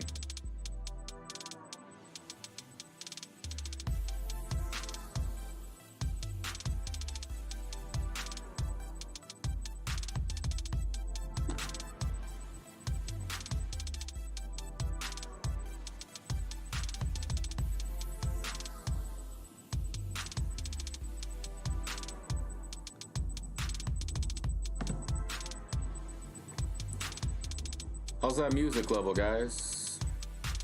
Too loud? Not loud enough?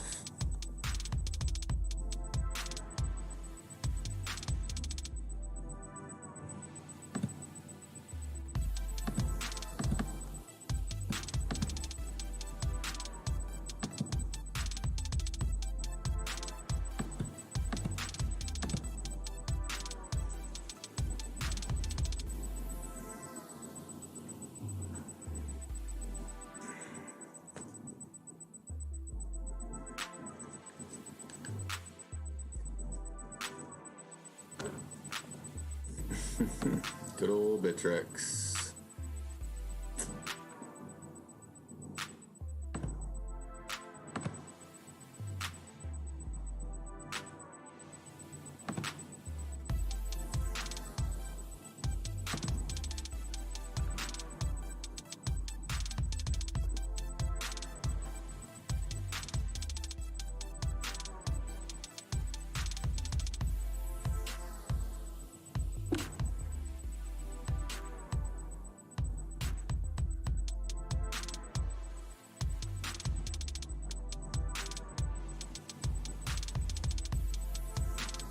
Lagging on me again.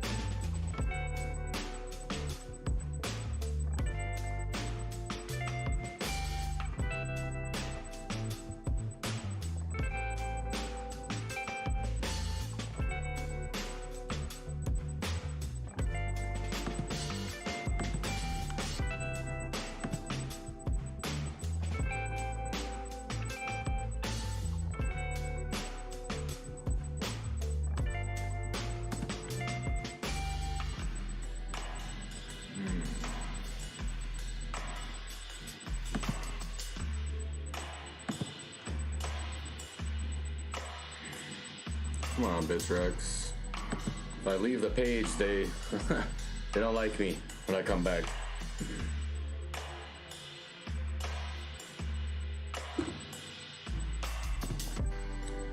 Alright, so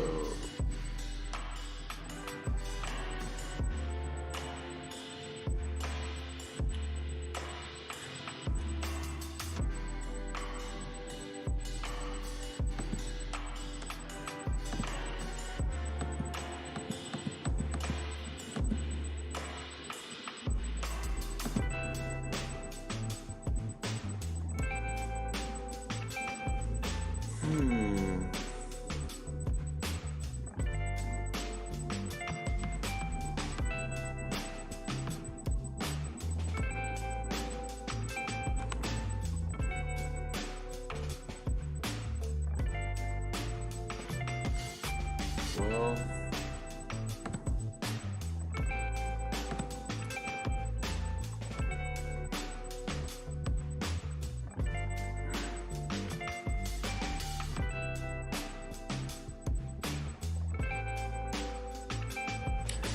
just not that comfortable with it. However, it looks like that volume bar was these two buys in here. In here.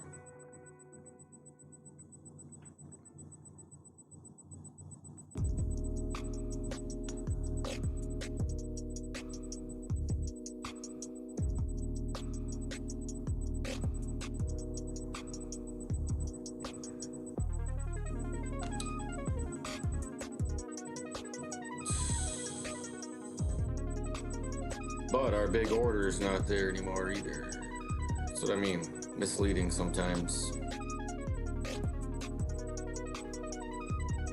It was 400 coins to take us that far down. Now it's 180. No, this is about the same. And you don't see a big volume bar right here anywhere, so they didn't, he didn't buy and they didn't sell to him. And the order's gone, so it's like they're trying to hold the price up to me, guys, so I'm gonna leave it alone. I was ready to make my buy, but that's the way it goes. Further analysis, you look deeper. Even though we had some decent amount of buyers right here,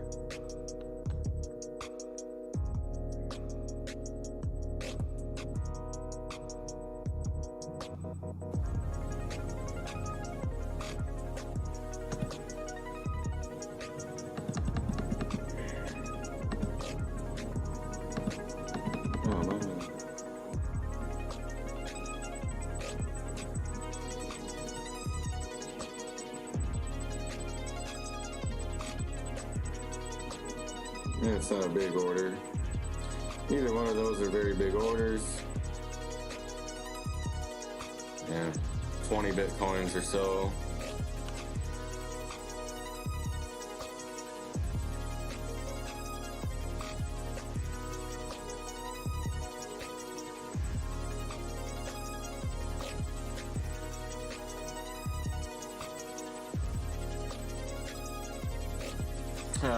Let's see how it plays out, guys. Looks to me like they're trying to hold the price up a little bit, so we'll see.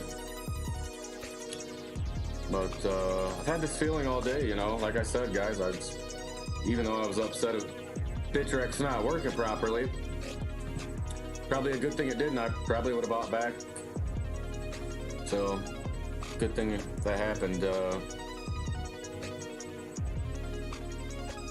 Just waiting for this retrace all day, and we've been getting it a little bit.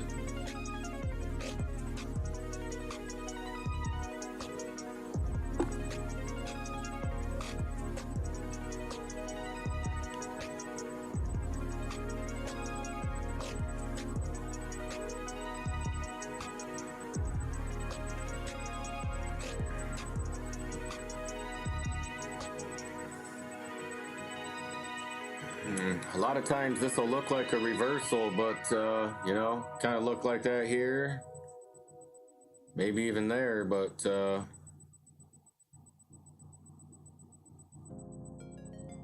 little bit of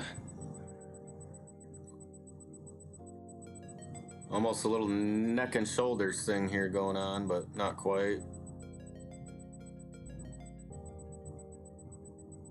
Let's see.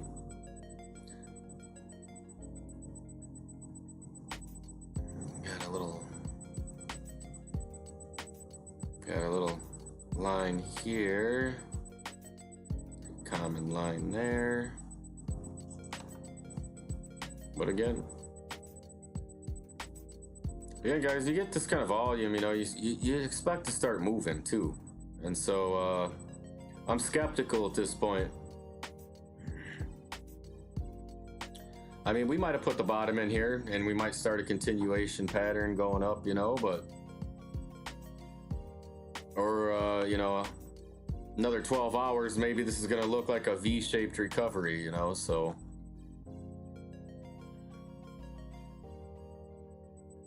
But I'm going to keep watching and not be in a hurry. It's the best thing you can do when you're trading.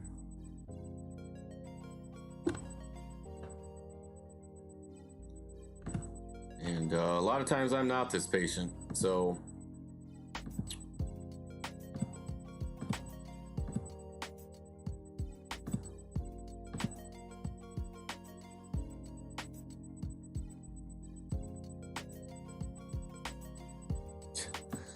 Slow connection. Okay, guys. I think their connection's slow.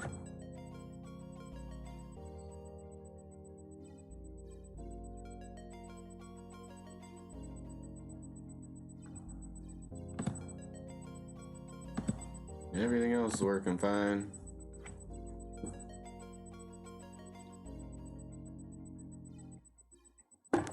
I mean, it takes 10 minutes to refresh the page. Come on. Nothing else is working like that. But this is what you see from exchanges sometimes, guys, when Bitcoin starts moving around.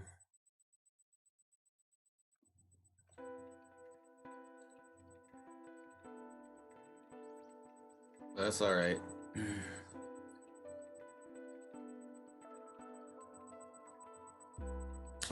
And if you know that and you play the game, well, that's just part of playing the game. It's cost of doing business, I guess. I mean, you know, what are you gonna do about it, you know?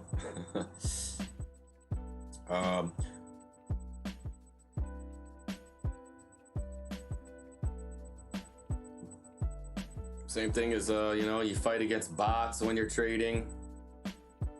So, you know, all this stuff's well known. It's manipulated. You're trading against bots. You know, it's all stacked against you to not win. So that's why this isn't an easy thing to do. You see all day long so far today, you guys been with me. Lots of times I could have bought back in and it looked okay. Like this here. We got this little recovery here. You know, a lot of people bought this. A lot of people bought this. A lot of people bought this. Bought this. Buying it now. As you can see, we've had some buyers going on.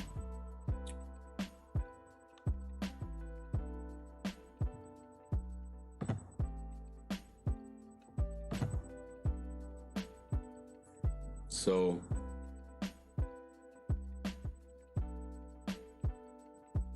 better to wait. I'd rather miss out on the run than buy too early is basically what I'm saying. That's why earlier when I was talking about buying the breakout, it's not a bad strategy. It's a lot better than trying to catch the bottom. Trying to catch the bottom will get you in trouble in a hurry.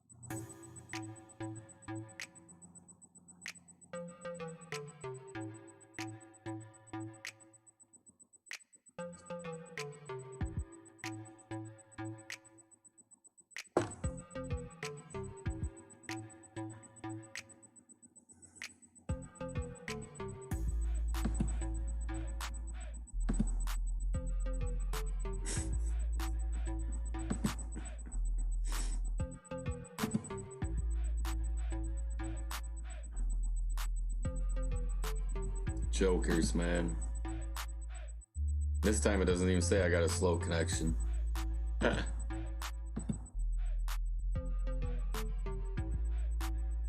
Why does it take 4 seconds to highlight what I'm doing? Alright. Alright. Anyways. Yeah.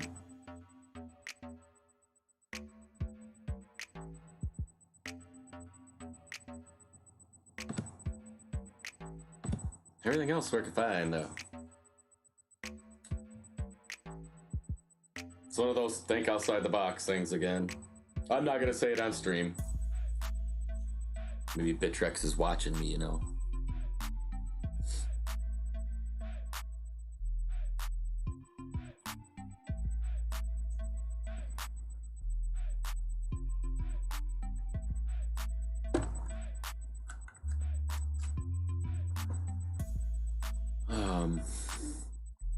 But seriously, gotta see Bitcoin hold this 11.5 support, man, or else I'm not making a move. Ethereum casinos hit the gas. Could be one of the next big rushes that you see in crypto. I mean, you've already got, you know, plenty of crypto casinos, Bitcoin casino, whatever. But I guess if they start having some that, you know, Ethereum casino, or, you know, could be a big deal, maybe not.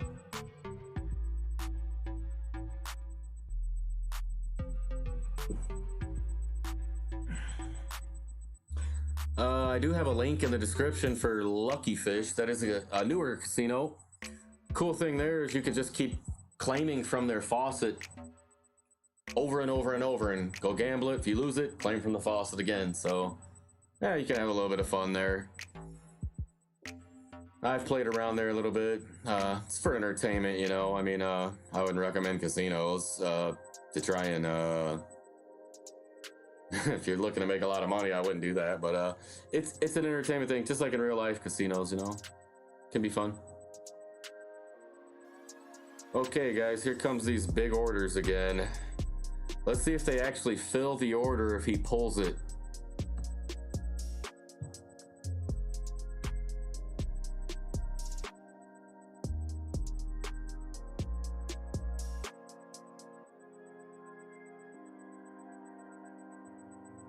Yeah, he's gonna pull it.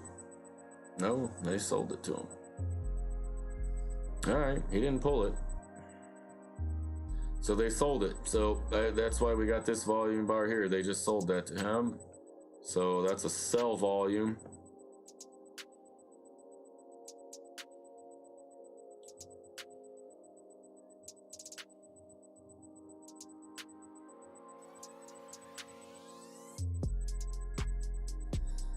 And that's what you look for, guys, too. When you see those orders disappear, if you don't see a volume bar to support it, then you know they pulled it, and you know that manipulation's going on. They're trying to hold it up or keep it down. Best to leave it alone. Which right now looks like, you know, they didn't pull the order, but when you do see that happen, don't trade it. Don't touch it. Let it get manipulated to where they want it to go. Because you're just gonna fight a battle you can't win.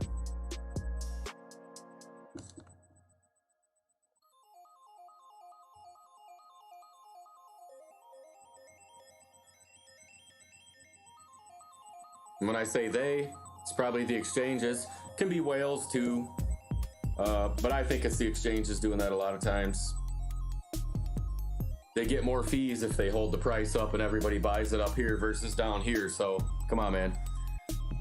Just think outside the box, right? It's not, you know, it doesn't take a rocket scientist to figure that out. I mean, if you owned an exchange, put yourself in their shoes.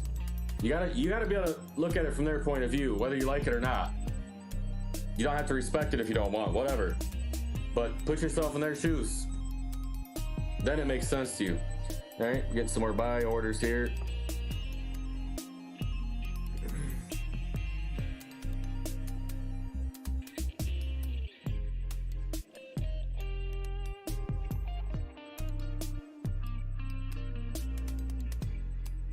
Okay, and like right here, you can see that it's getting bought and they're moving the order up. So this is generally, this is legit when you see that going on.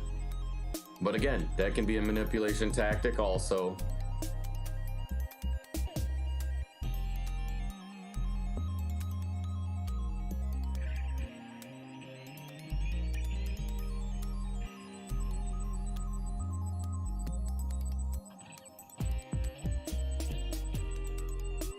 And again, guys, it's pretty much the same volume bar that we had there almost. So here we go, jumping up in price, but it's a little bit of trickery. Now, when this volume bar does grow, it's gonna be because they dump it on them.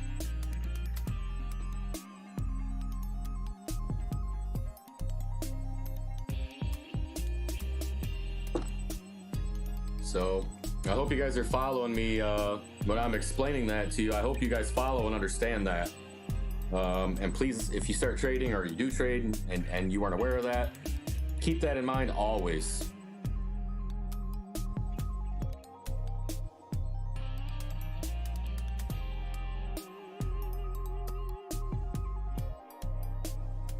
Look, guys, we're moving and we are not getting volume. Remember, most of this was a sell order. Very misleading right here. This is what you call manipulation. And maybe I'm wrong, but more times than not, that's definitely what's going on. So this big sell order, and we got this green candle that looks like we're gonna break out.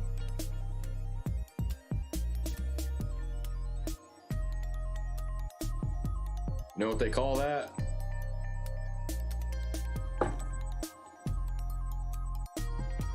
Wish we had more people in the stream. I would, that's a trivia question. What do you call this action that we're seeing right now?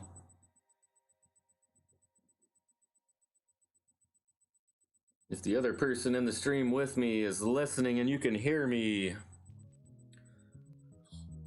I'm sure if you've probably heard the term before if you've been around crypto for any amount of time.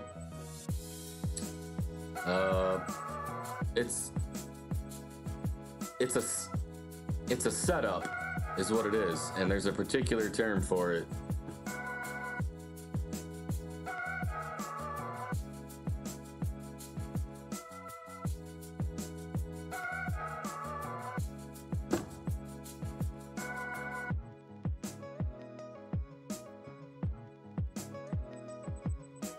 Again, guys, moving up with this green candle, and now we're candle over candle, but what volume is there to support that? And remember, this was mostly a sell volume.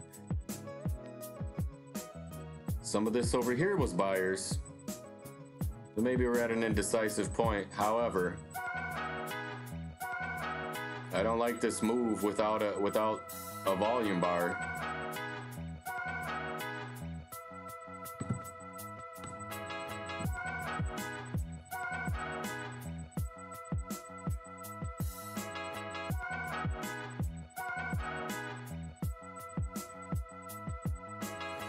Anyways,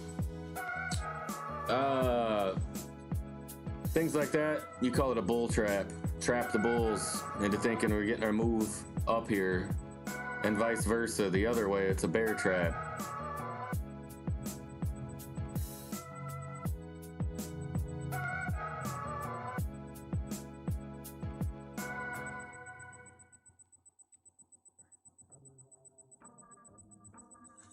Because we're moving up, but what's supporting it? What's supporting this move up? Nothing.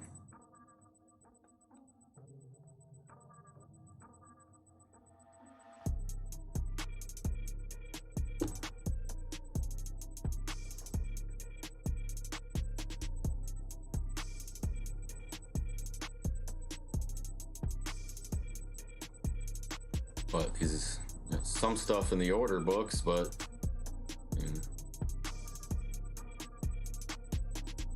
400 and some coins did knock us back to 11.5, and only, yeah, not much there. So again, looks like there's lots of buyers lining up here, so, but they sure aren't buying. We just got these orders here. We'll see. Again, I know I sound really sure of myself, but man, could be wrong, of course. But something smells a little funny here to me, so.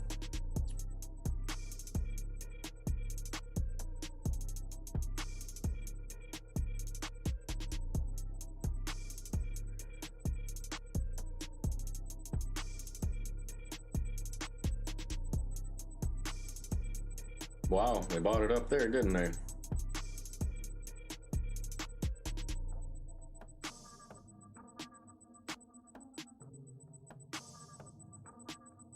I don't like that wick up.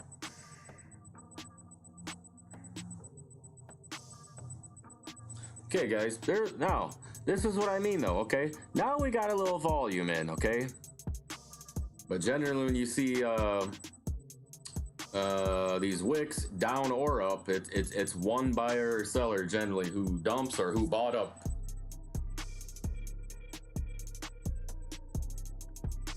And again, this isn't huge volume, but at least there's something there to say, okay, that's why we're moving up, you know?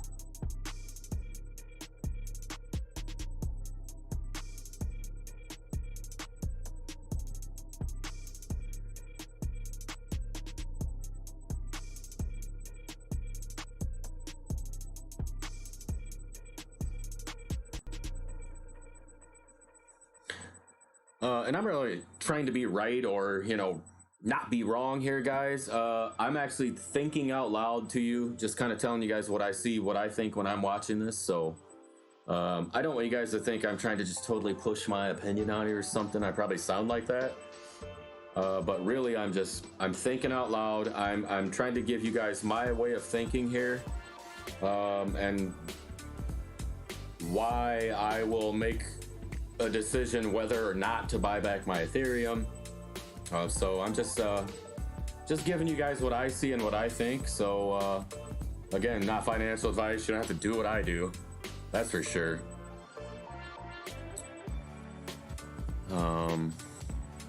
So let's see, guys. Now we are at another bit of a critical level. You see these wicks down to kind of where we're at. So obviously some support there, again over here as well. So, which right now that should act as resistance. So we'll see.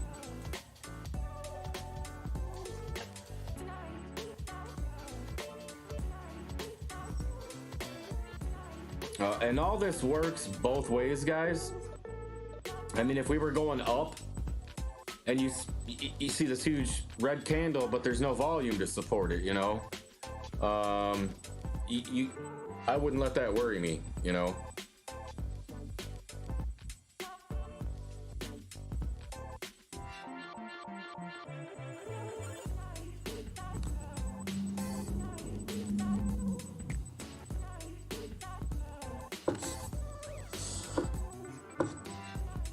But hey, no matter what, we're just kicking back, watching the market, waiting for our opportunity. And hey, I may not even get back in today, guys. Who knows? I'm willing to be that patient. No need to rush. We took 50% profits on Ethereum Gold last night, so no need to go crazy.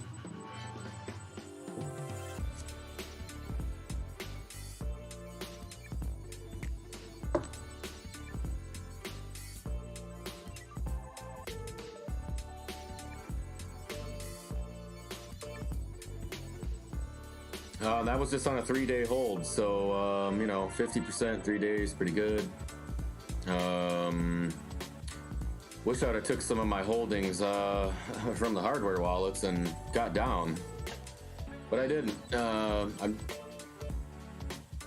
It's still risky. It worked out, guys. The program looks great, looks foolproof, but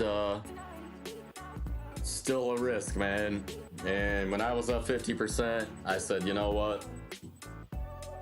Why would I leave that on the table, you know? And I'm not a long-term investor, so I wasn't going to leave it in there for a long period of time anyways. And to be up 50% in 3 days, good enough.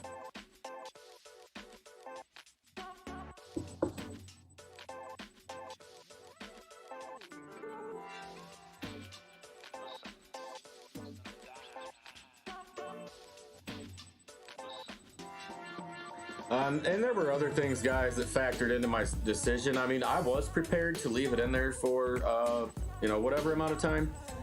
But we saw Bitcoin last day or two, or yesterday, was about where we're at now, and then started its push, you know, to go for 12 yesterday. And we barely saw Ethereum even trying to push through 400. So I started to think, you know, I mean, if Bitcoin goes to 15K or 20K, I mean, of course Ethereum's going to go with it. But I noticed that, you know, if Bitcoin trades sideways or takes a dip, Ethereum's going to take a nice hit. Because it seemed to be stalling at 400 while Bitcoin was slowly moving up. And with what Ethereum's been doing recently, I kind of want to see it keep that up. Or maybe it's moved up so much lately, we need to consolidate under 400 here. So lots of possibilities, guys, you know. But again, that's was kind of my thinking. So that's why I did what I did, and this time it worked out. As long as we can get it bought back for less than we sold it for.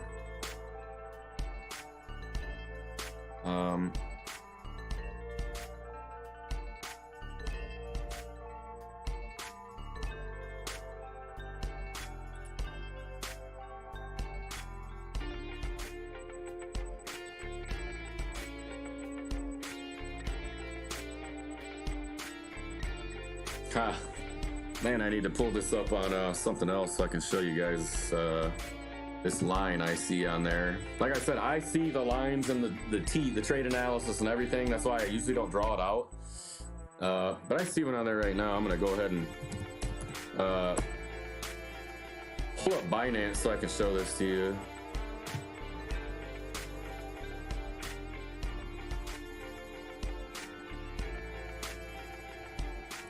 Mr. DOGE. I'm gonna go back to fiat. Yeah, what's the price of Bitcoin and Bitcoin value? We used to joke around in an old troll box. Say, hey guys, you think Bitcoin will ever hit 100 million Satoshi? It was always funny. Need to.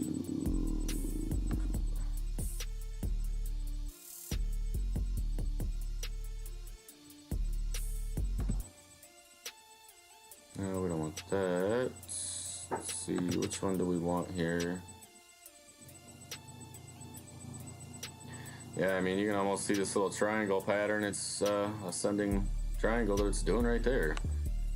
That's what I mean, guys. I see this, you know, I mean, there's a nice diagonal line there. Connect this one with the top of this one, and you're gonna get a ascending triangle there.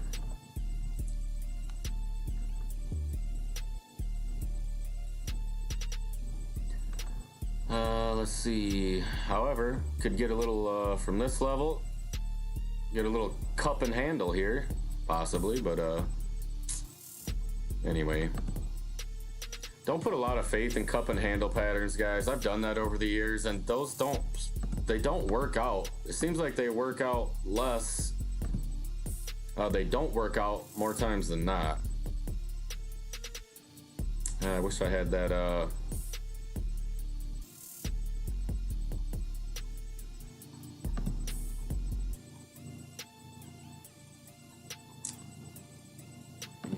we didn't get that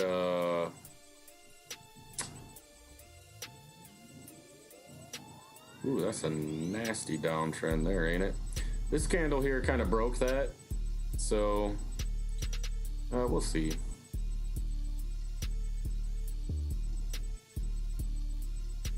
anyways, that wick up we had on the Coinbase chart, we don't see it here. Anyways, what I was gonna show you with that.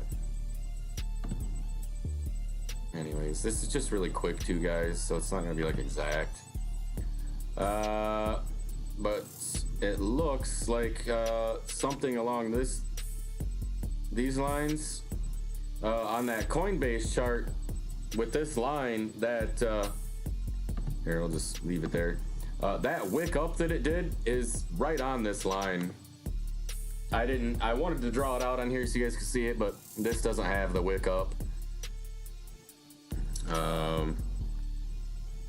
Anyways, guys, let me pull this back a little, actually, because I see this right now. We'll just leave it right there for now. And still got my draw tool. No. Darn it.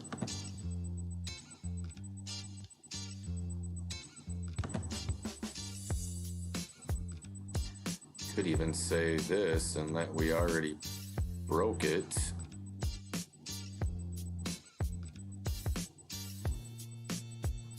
But since that's the low we put in, and that doesn't look terrible, I could see us playing out in this, and I said this the other day when we made this, oops.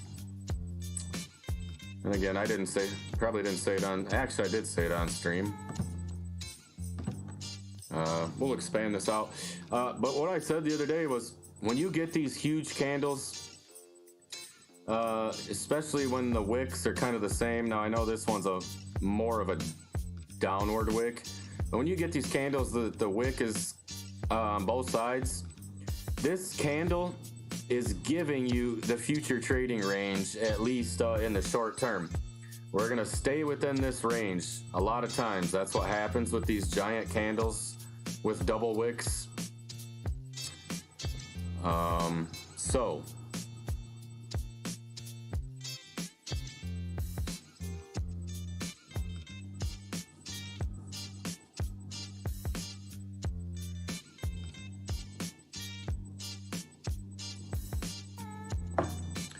but we'll see how that plays out.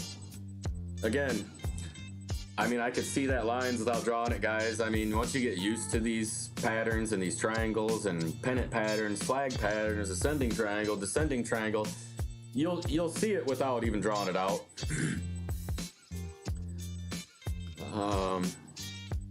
But we'll keep this one up because we'll see if it's gonna respect this triangle, and we'll even try and pull it out so that it meets here.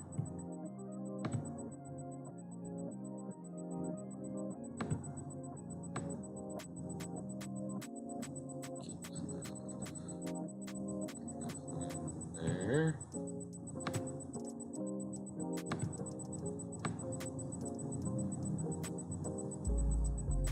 That far. Yeah, right. Somewhere in there. I mean, really, it's probably more like the trend was up here and we fell below it here. But we're gonna run it off of this one for now, this line, and then see if it starts to respect this. And when you do this, guys, and then you see it starts to really follow and respect what you're doing, it's time to get your day trades ready, guys. So if you would have bought here not knowing what was going to happen, or if you'd have had this drawn out and you actually bought there, now you're looking for it to test here, which is 11.8ish, which would be a nice move up from here. So we might get a couple more candles going here, maybe test back down, then get over here and get really tight. We'll see.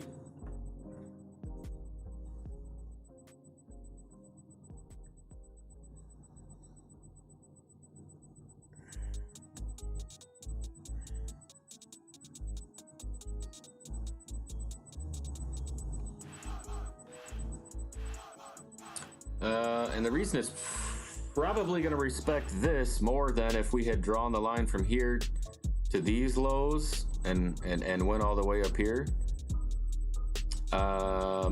is because we got the wick is from here down.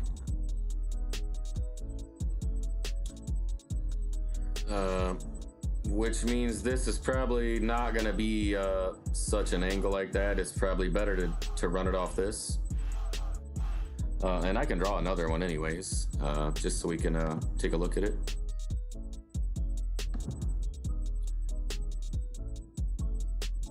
Let's see. Or we could even go here.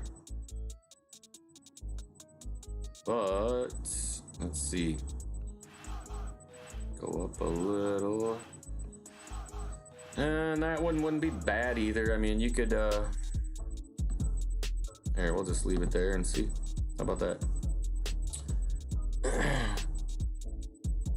But if it's if it's this smaller triangle here, then we've already fallen out, and we'll see if it retests and falls from there.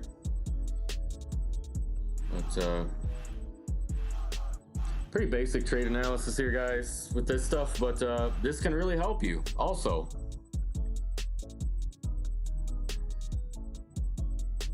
And actually, guys, we might have moved from this smaller triangle to this little wedge we got here. So, and then might start trading in between those two. So let's pull this one out further too.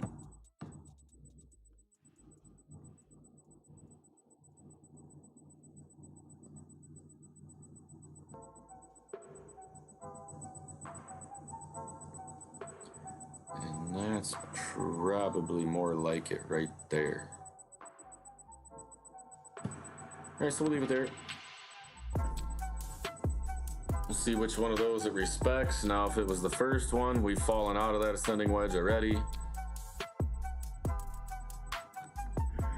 And if it jumps back into it and respects this, you see we don't have much before either a break it or breakdown. So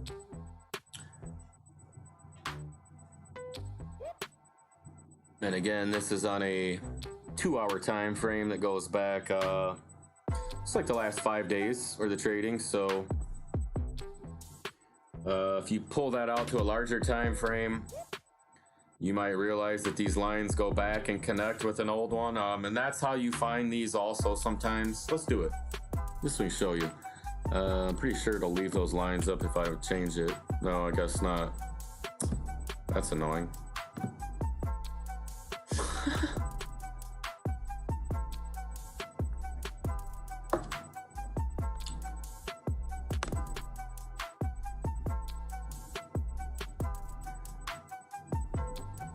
Oh well, no biggie, but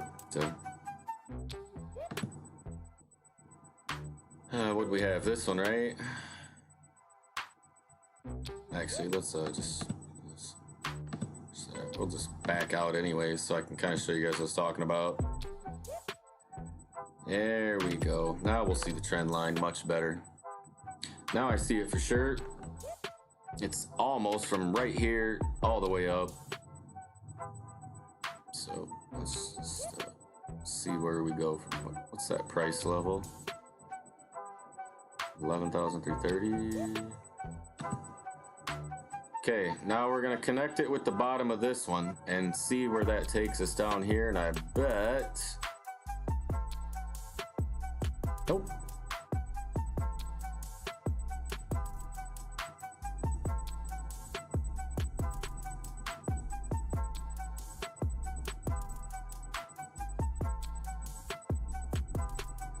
Close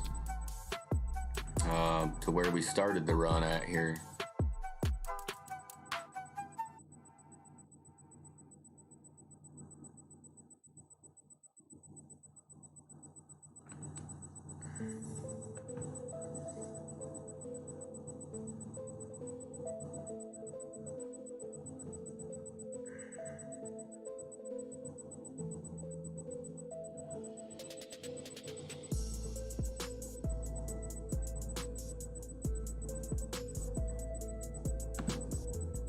Leave it there for a sec.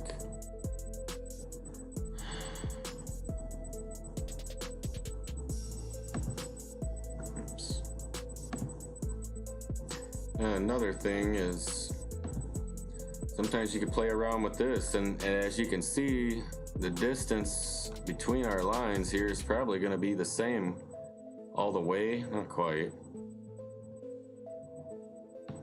And sometimes you can find the trading channel this way. We might just stay in this channel.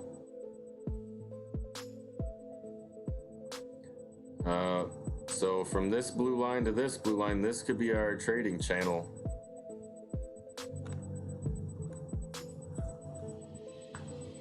Oh, I don't think I'm... No. Anyways, I mean, this is kind of how you do your trade analysis, guys. I mean, you play around with it a little bit. That's what I do. I'm not saying it's right or wrong. This is the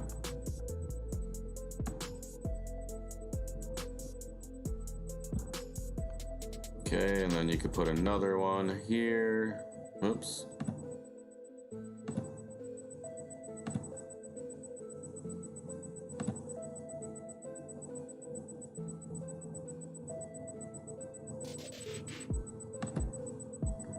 Oh, it's not a...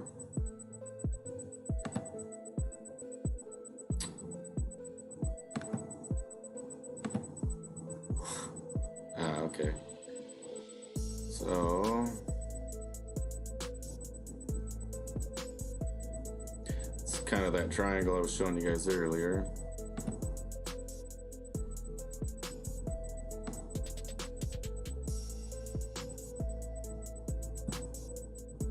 Yeah. That's kind of our... No, I mean just to go up some. There.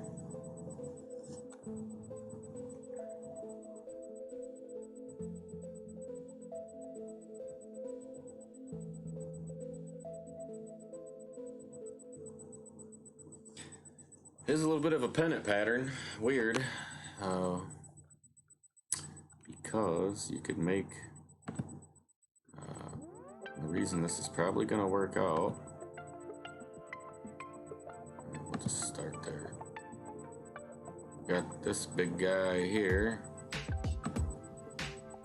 Oops.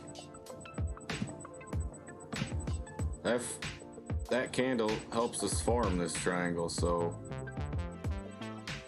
I think we'll leave that there and see what happens with it.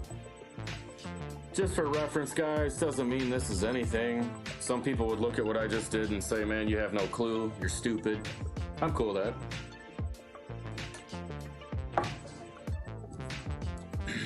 Words don't hurt me. Losing profit does.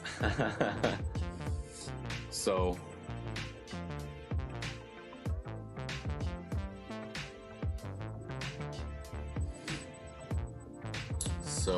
anyways,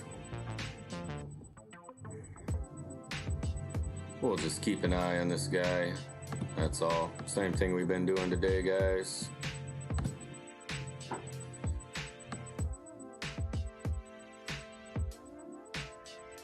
Oops.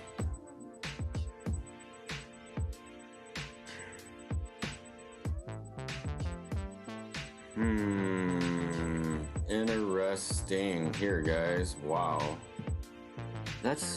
I drew that line the whole candle, right? No, okay. Stopped up here. Alright, that's better.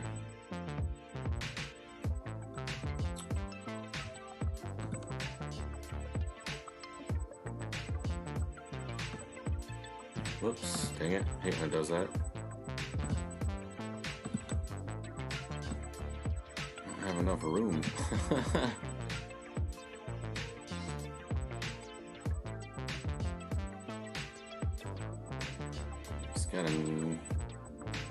Yeah, I was just gonna connect that, but because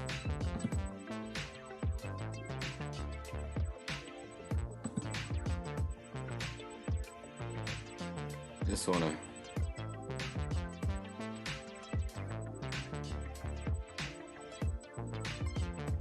I was wondering if it was gonna be where we had a little bit of a breakout there.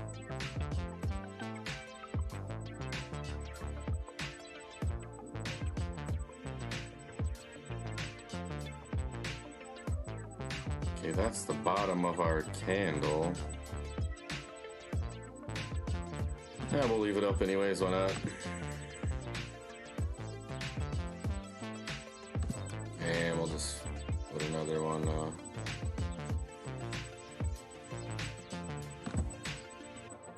yeah, just put another one over here.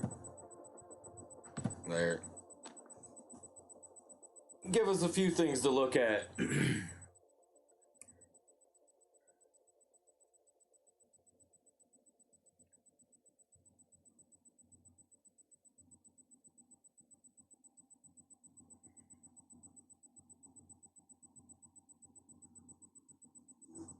And then again, now that we've got it drawn out, this triangle going from here to here to here almost looks like what we're probably gonna do. But again, guys, we'll see.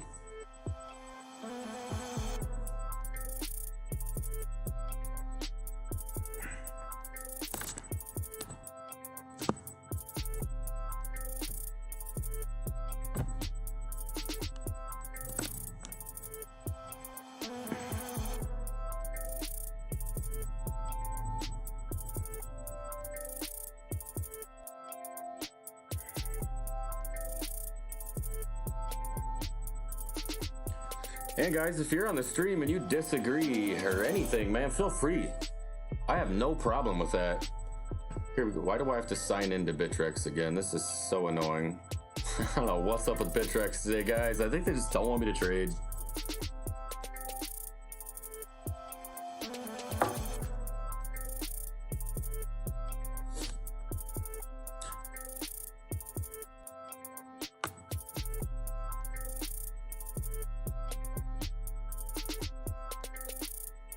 Like, nah, this guy's too good, man. Just make his platform laggy and log him out all day.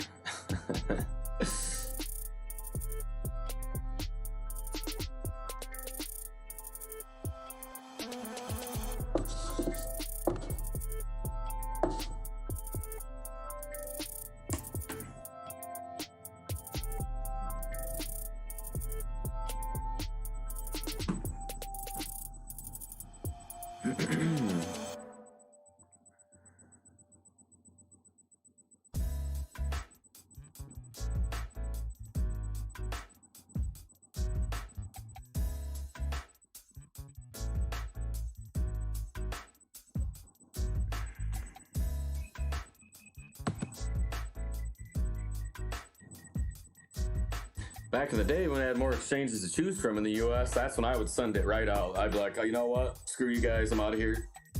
But I like BITTREX. I'm partial to them. I don't like them today. I mean, this is stuff I've been through over the years. This happens. I mean, especially when you get moves like this. I think a lot of people complain because Coinbase goes down when Bitcoin gets crazy, me included.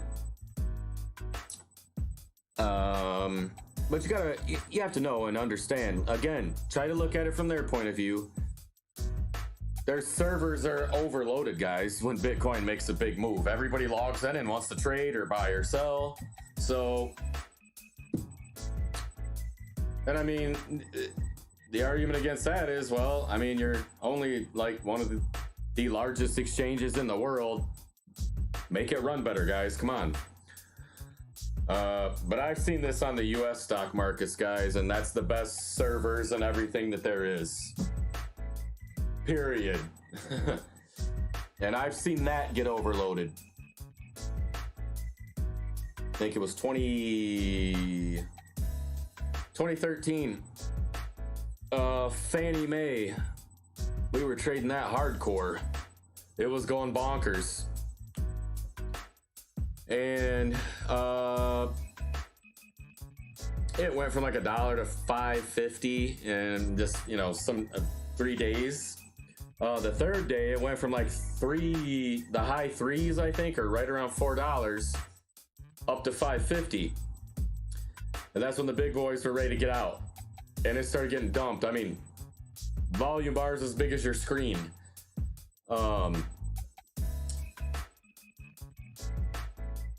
And there was so much activity going on, you could put a market order in and it took 10 minutes to fill. Market orders are instant. You just dump it on the order books. There was so many orders going through. A market order took 10 minutes to fill. You were basically waiting your line and you were waiting in line to get your market order to fill. And so by the time you got filled, it fell to like $3 or $2, from $5.50 to $2 in a matter of 20-30 minutes, and then bounced back up to $4. But it was so much volume that literally took like 10 minutes. People were online going nuts, complaining, dude, I put a market order in 5 minutes ago, it's not filled. And at the time, this was like, huh? Really? So I can't necessarily, sit here and say these exchanges are doing dirty business. Maybe they are, and come on. But Bitcoin jumps 10 or 20%. I mean, you can expect these exchanges to maybe go down. Everybody's logging in, man. Their servers are definitely overloaded.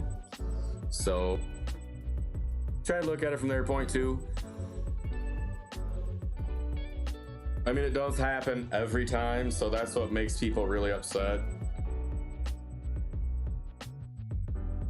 When I used to trade on Poloniex in 2017, same thing. Put a buy order in, loading, 10 minutes.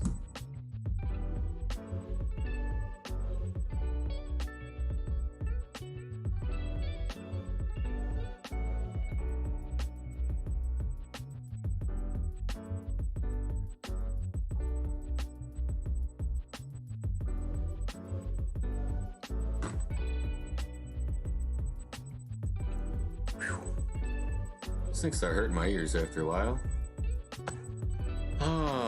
Anyways, I don't like the 12-hour chart. It's too slow for me, so our lines will be gone, guys, but you kind of had the general idea of what we were looking at there.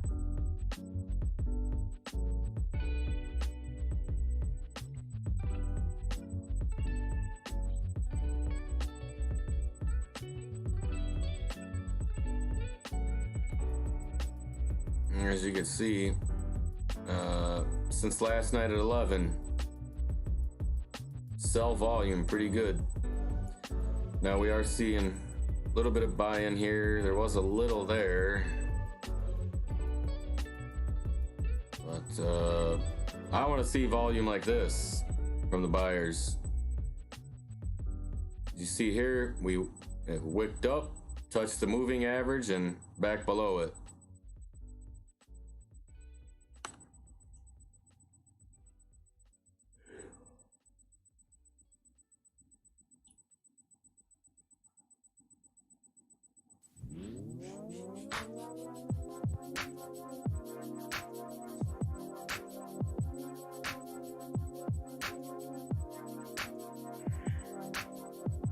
I mean, this isn't this is generally a decent pattern here.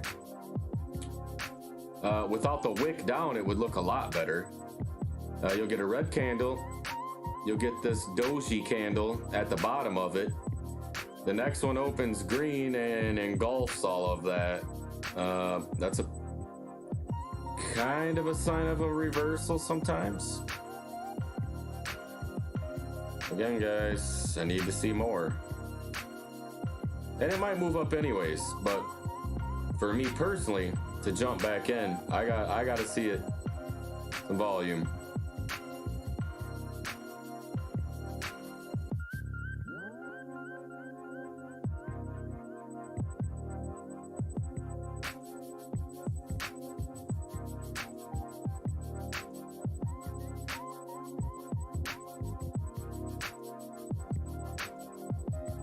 Now,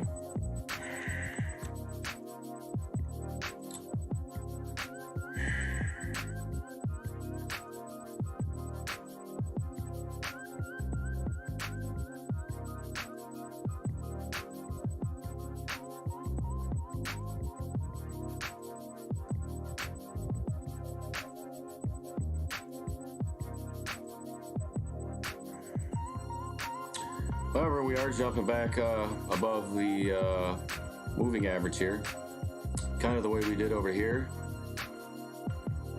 with a nice solid candle. But again, guys, this was a nice volume bar that busted above that, and we closed above it. I want to see one like this or better. You know, not that this is, you know, bad. I'd like to see more.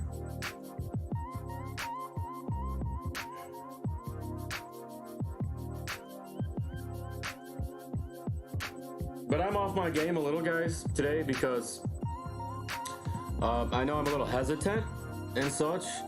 We sold at $3.94. I think our low was $3. I don't remember. BITTREX is slow. Yeah, waiting for BITTREX, and they want to tell me I'm slow. It's their plugin. Anyways, 360 something, guys, which was, you know, we'll say $30 less than I sold it, almost 10%. Let's see, I bought it at, even if I'd have bought it at 370, we're up nearly 3% from there. So there's another day trade, could have already been out. So, not really on top of my game today, guys.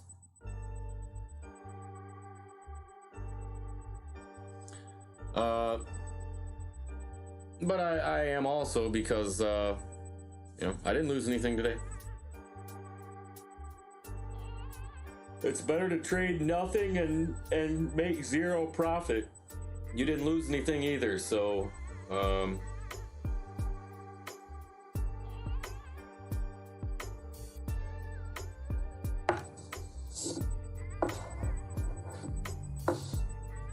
make a positive out of a neutral or negative. Oh, I didn't make anything today. Hey, you didn't lose nothing, man. And we could have bought back into this a lot of times today, guys, and I thought about it. I thought hard about it at least twice then during this Bitcoin retracement. And both of those, at least the first time, would have been a huge mistake.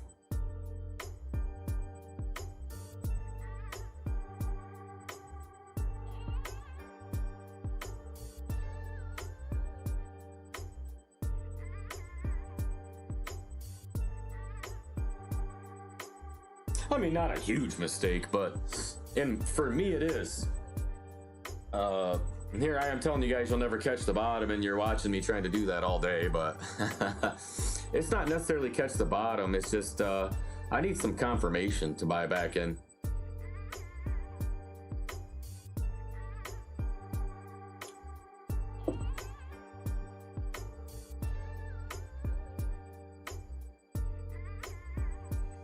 And again, I didn't say I practice what I preach, guys. I mean, I could spit it to you perfectly, you know, but am I gonna follow that same stuff? Not always.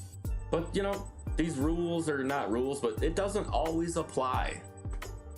Just like in 2017, I literally would get angry because you'd have all these guys with this trade analysis charts and, oh, this is support and resistance and blah, blah, blah. You know, they're showing all these support and resistance levels above 10K. I'm like, dude, first of all, this is crypto. None of that applies. And at the time, it really didn't because the markets weren't that big. Now they've calmed down and some trade analysis applies, or it works out, plays out. But in 2017, first time Bitcoin's ever went above 10K, up to 20K, boom, back down below. And you want to tell me that it established support and resistance levels up in there in the short amount of time it traded there? Come on, man. I don't even want to hear it. I used to get so mad. Oh, there's support at 13K, guys. This is more like 16. There's support at 13K. What support, dude? There's even up above here. Once we get past 15K, besides 20K being the resistance, you can't tell me there's any resistance or anything in there, guys. Bitcoin's never traded there long enough to establish anything. That's my way of thinking about it. That's how I think about it. Now we've been trading between, you know, 8 and 10K and now a little above, but we traded there long enough. Now we know where some support and resistance is. But once we get past 15K, guys, the next resistance is 20. Prove me wrong. We never traded there long enough. You can't tell me there's resistance levels in there. We never traded there. For what, 5 minutes?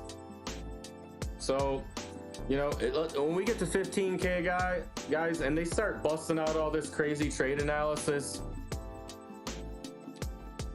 maybe it'll work out, maybe it won't, but I will pay no attention to it. You know.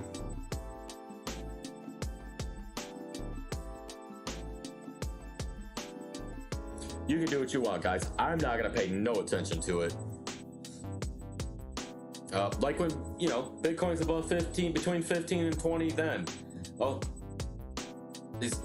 people are showing these cup and handle patterns. I'm like, dude, that does not apply to crypto. The volatility at that time was so crazy, no chart pattern was gonna work out. So I used to have a problem with all these guys with these crazy chart and trading analysis. Nowadays, 3 years later,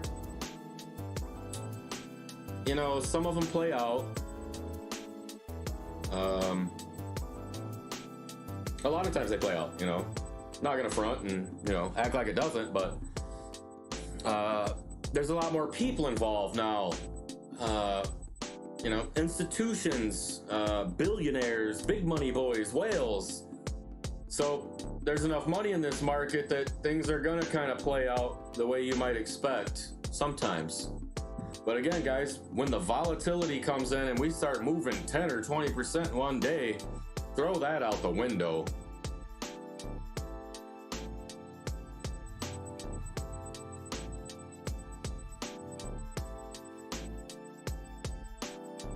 I mean, the resistance levels going forward from here are just going to be at every 1,000 increment because it's a psychological number. If you want to base the resistance levels on that, sure. But other than that, man, come on, let's be real. We're going to get above 15K. It's going to go to wherever it goes. It's not going to bust through 20K the first time. It'll probably bounce back to 15, consolidate, test 17. If it breaks through it, go for 20. If it doesn't, back to 15, back to 14, 13.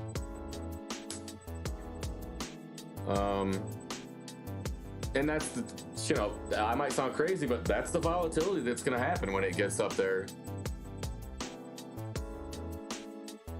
But as far as trying to figure any resistance or support levels, once we get up there, it's never traded there long enough to establish those levels. So, you know, to each his own. I mean, if you choose to go by some of that stuff, hey, maybe it will work out. But I'm not gonna go off any of that. I mean, we're into new territory, you know. It's a guessing game at that point. You watch the volume. Is it mostly buyers or mostly sellers, you know? Did we move up 20% on low volume? That's not a good sign. So,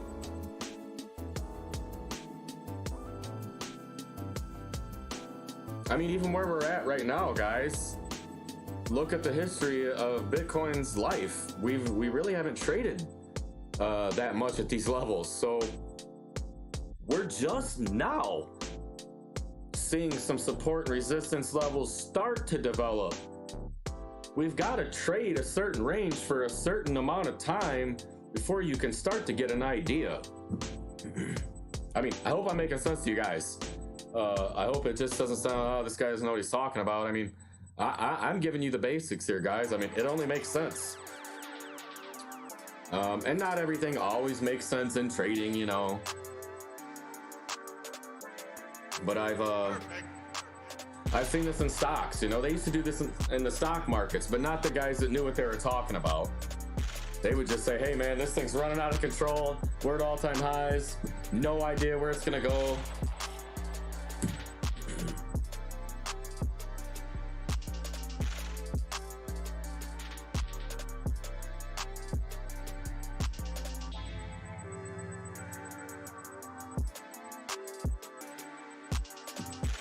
And that's the honest, you know, that's honest. To try and say there's some level somewhere where we're trading there for the first time. Come on, man.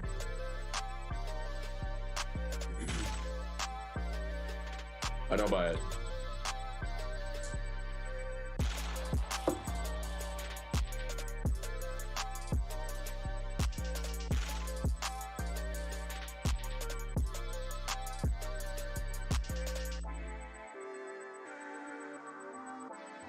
No, I'm not like a hater or a troll or nothing, guys. It's just, you know, like I said, I'm super passionate about this, and I do have 10 years of experience with this. So when I see BS, I'm calling it. Because you got this, you know, Joe Blow that's got 100,000 subscribers is trying to give his subscribers some silly chart pattern or some silly nonsense, man. I really dislike that. Because if you haven't noticed, people love to give crypto a bad name, especially the people, the media or the government or people that aren't that involved in it, don't know nothing about it. They love to say, see? And bad actors like that's why people are quick to point the finger at crypto and Bitcoin. Because you have people misleading people. You have all these crypto scams. But that has nothing to do with crypto. That's these people. You can say the same thing about the dollar.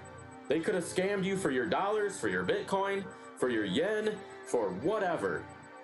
It's got nothing to do with Bitcoin and crypto.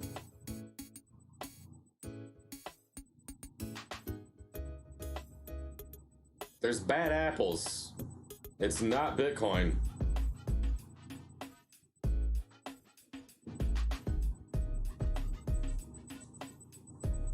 If you guys think I'm crazy, go ahead and say it in the chat. Tell me to shut up. Give me a thumbs up. Something. I haven't heard from you guys today, man. You're making me lonely here. And again, I respect your opinion. Like I said, tell me I'm stupid, crazy. Go for it, man. I'm cool with that. I've been called a lot worse by a lot better looking. How about that?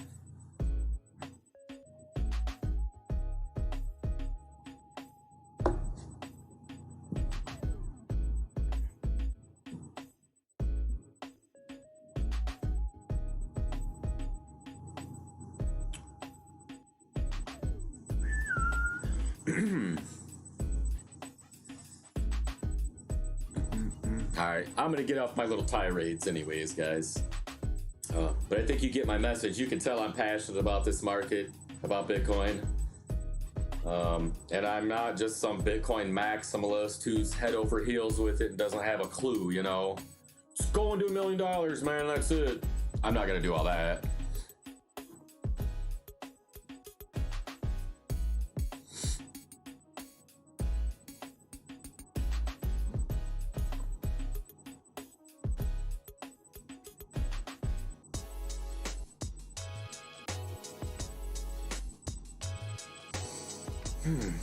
Man, I'm in a really good mood today, guys. Feeling good, feeling great.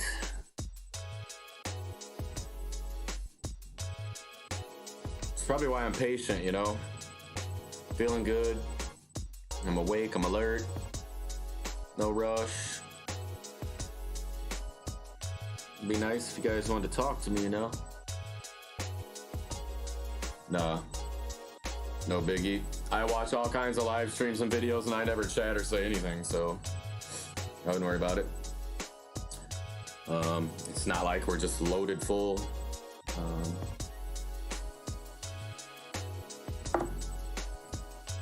But like and sub, guys. I really don't want to be like everyone else. Please like and subscribe to my video, but hey man, like and sub. I'm gonna keep putting this stuff out all the time. I just got started with it and I can already tell I love it. I enjoy it, so I'm gonna keep going. And it's only gonna get better, guys. I'll get better equipment. You know, I'm gonna learn how to put all this together better. And I'm passionate about crypto. I mean, I love talking about this. I love showing you guys this. So, hey, why not, man? So, you know, like I said, I don't want to sit here and beg you guys for likes to subscribe, but if that stuff sounds good to you, man, go for it, you know? 'Cause I'm gonna put out that fire. And I'm gonna always keep it real. You can look at my last Ethereum Gold videos. You can see I'm transparent, guys. I mean, I showed my full account. Nothing's hidden.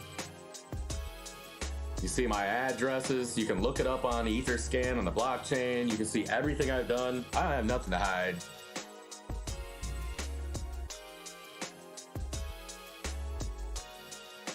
And I'm not gonna ever sugarcoat nothing for you. You know, keep it real, 100%.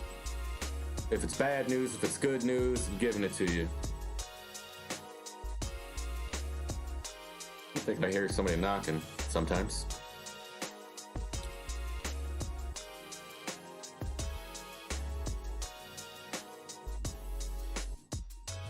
Oh, I got my little, here, let me move this for you guys. So that's what I mean. I need some people in the chat box, man. You guys need to tell me these things. Let's move it. There. How about I put it over my face, you know?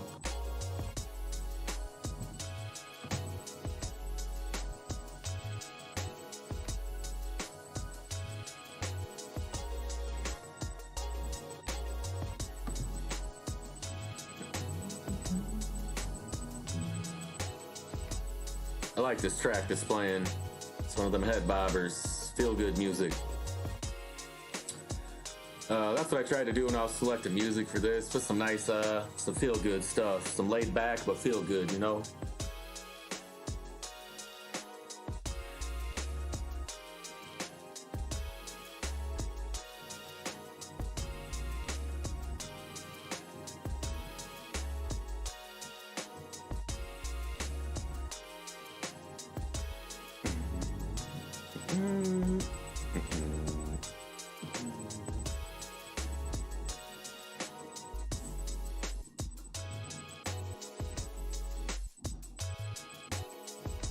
I know why I feel good. Took my hat off. I'm not all hot in here no more. Got my fan blowing good. I turned off my AC because it was kind of loud earlier. So it's starting to get hot. But took my hat off. Feeling good. Got my fan blowing on me. Nice and cool. Got my coffee rolling again. Woke me up.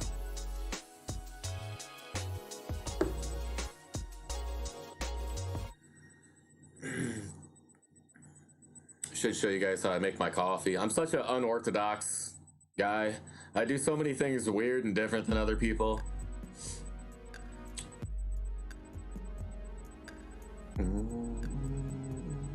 Actually boil my coffee.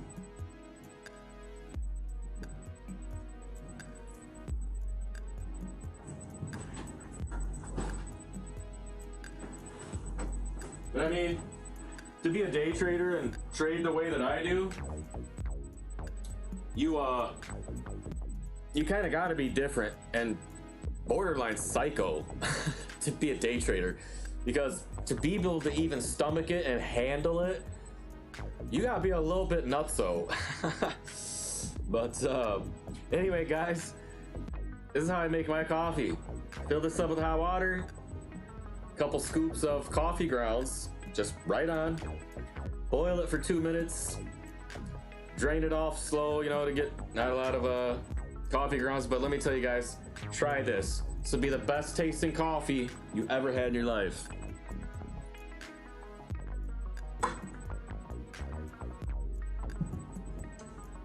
Boil it for a couple minutes. Let it sit for, you know, another minute or two, and sit. There you go, guys. You learn how to make coffee on a trading video. Something, man.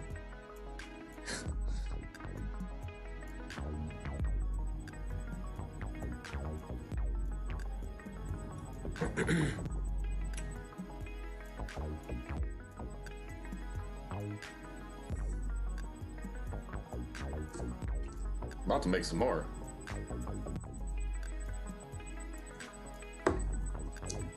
But honestly, guys, it's like the best tasting coffee, literally. And if you have a stainless steel pot to boil your water in, it makes it taste even that much better.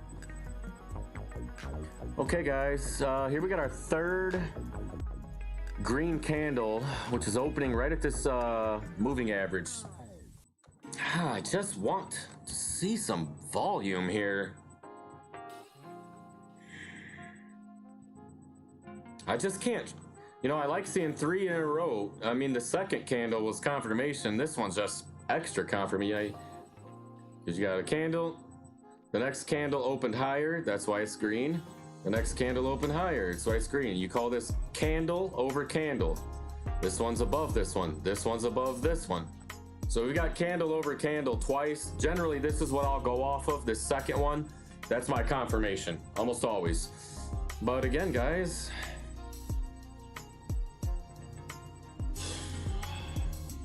I know if I buy right now, I'm gonna get trapped. Because if I buy right now, I'm going against my better judgment and my gut. And if I do that, I'm gonna get smoked. I know it. Because there's not enough volume here for me.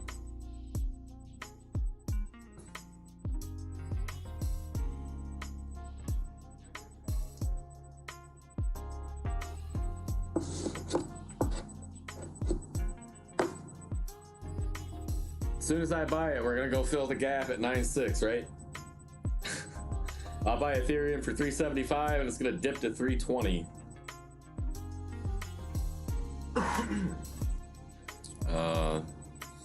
But normally, guys, this is a nice setup right here. This double candle over candle. This is really nice.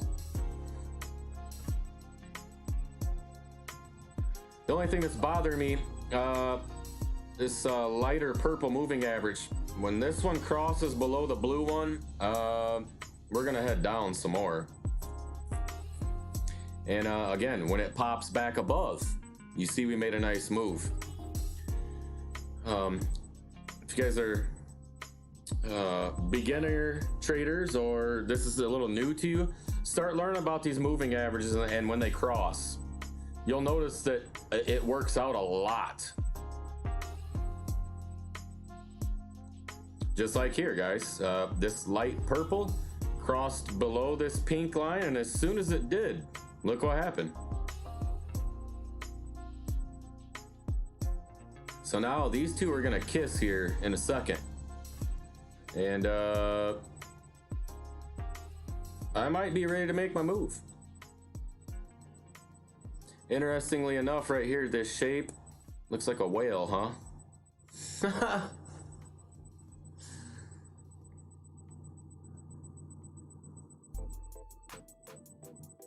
This shape in between these lines right here. It's like a whale body. It's probably just me, guys, but whatever. So we're at a pretty critical point. I've probably said that a few times today, but guess we've been at one a few times.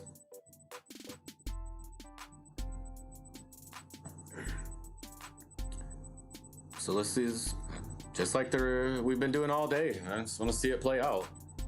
Yeah, we could have bought lower down here, you know. I just didn't feel comfortable, guys. Why would I buy with these giant seller bars, you know? And I understand when you see a wick and it wicks back up that some of this was buyers. Some of this was buyers too.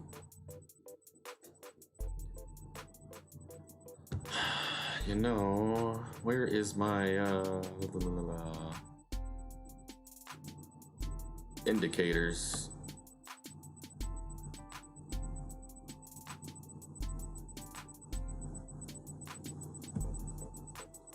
Let's see.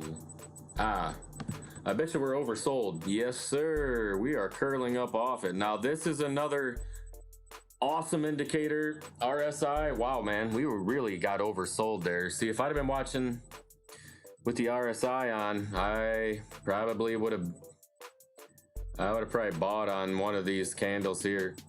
We're curling up.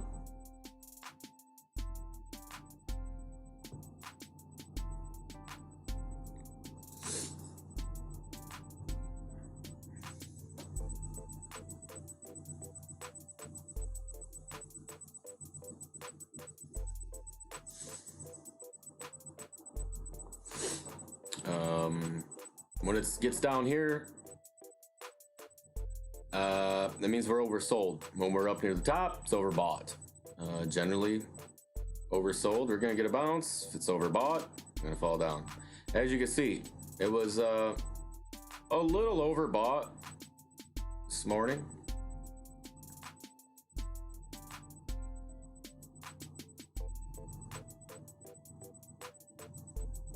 And sometimes you'll see this, we were dipping here a little bit, or we were trending downward here, and while Bitcoin was trending up. Not uncommon, but you see it move the other way a lot of times. Or can be a telltale sign what's coming soon. Maybe some of the guys, the smart guys, the shorts seen this. When we're starting to get oversold here and we're moving up, eventually Bitcoin's going to catch up with that. And you see that it did here.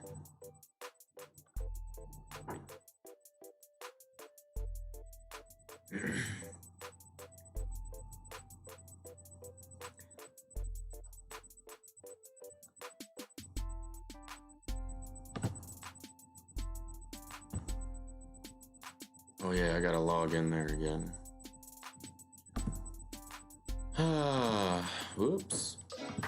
Oh yeah, let's claim some free Bitcoin, guys. It's been a while since I did that. Should do it every hour.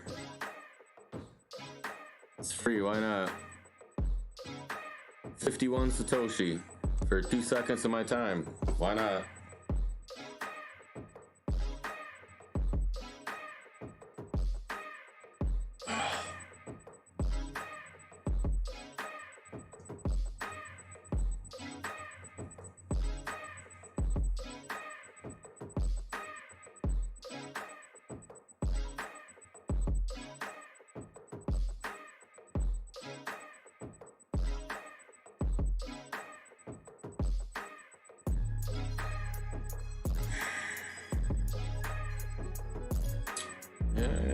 It's creeping up here.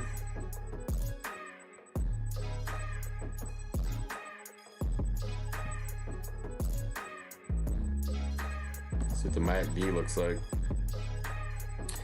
All right, the MACD doesn't look as positive as the RSI yet.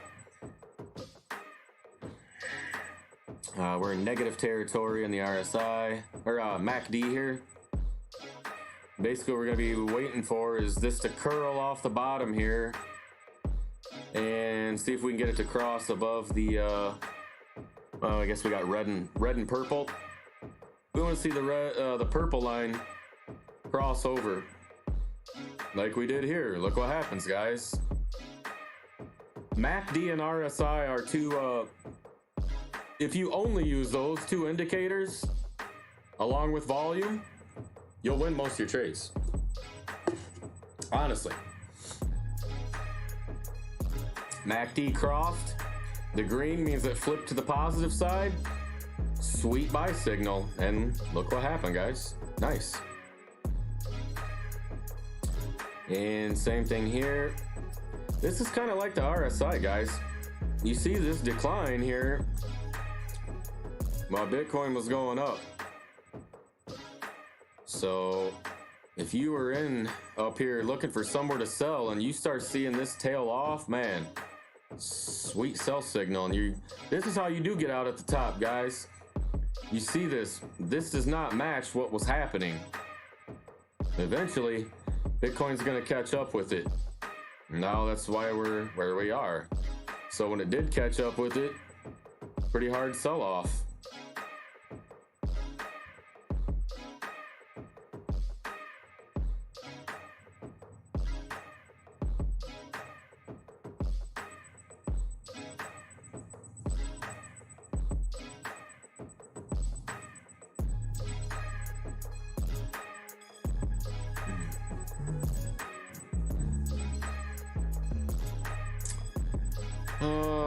Let's put the volume back on for now.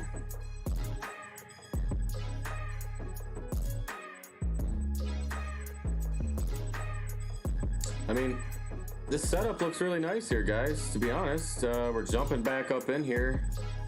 But here's your boy again. Look at this nice candle jumping back up in here, but what's supporting it, man? This baby volume?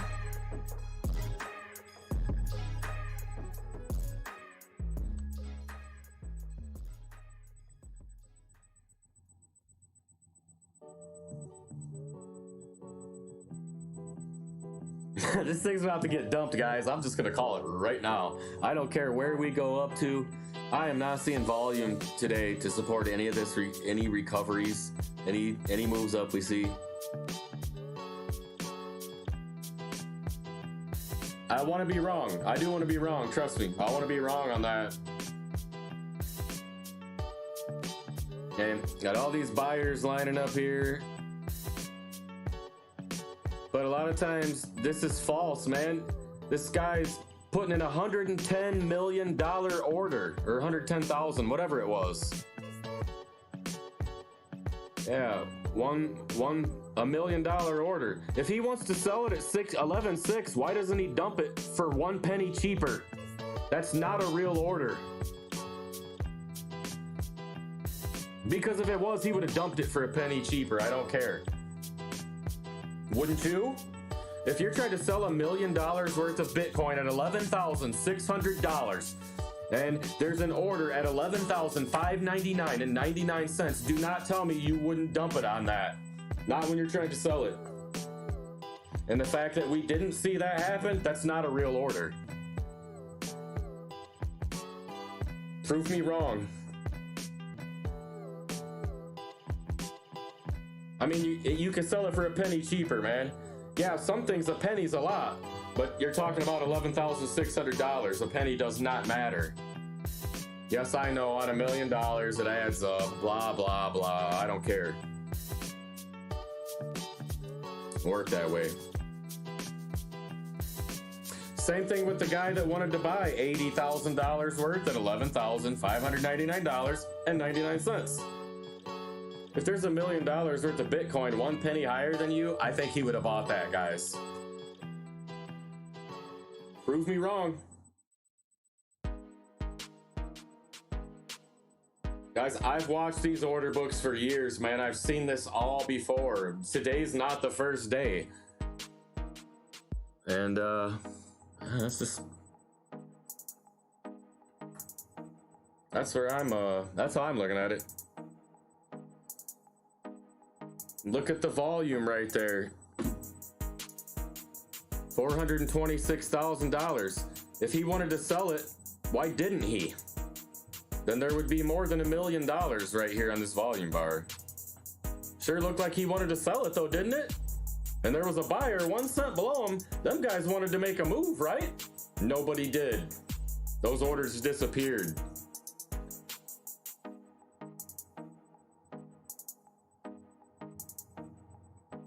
Proof's in the pudding, guys.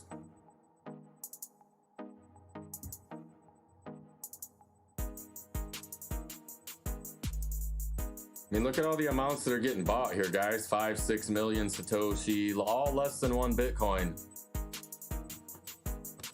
Like this, man. Let's see. 585.51.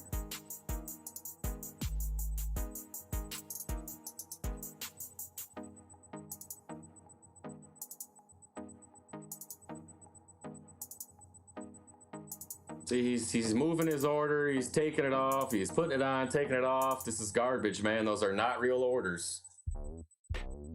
That's the exchanges, bots, whatever it is.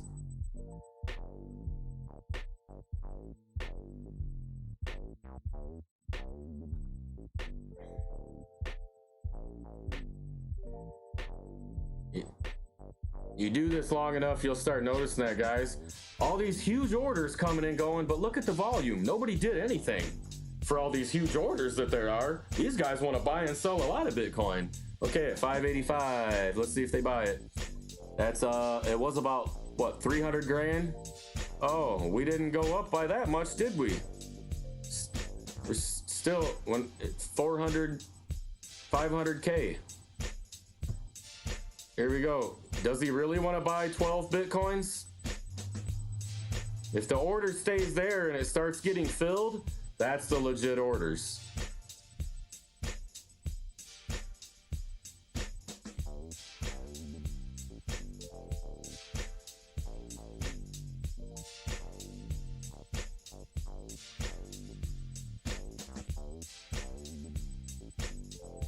Yeah, there's 84,000, now it's 66, but you didn't see the volume increase. So where'd those extra coins go? No one sold it to them. That's my point, guys.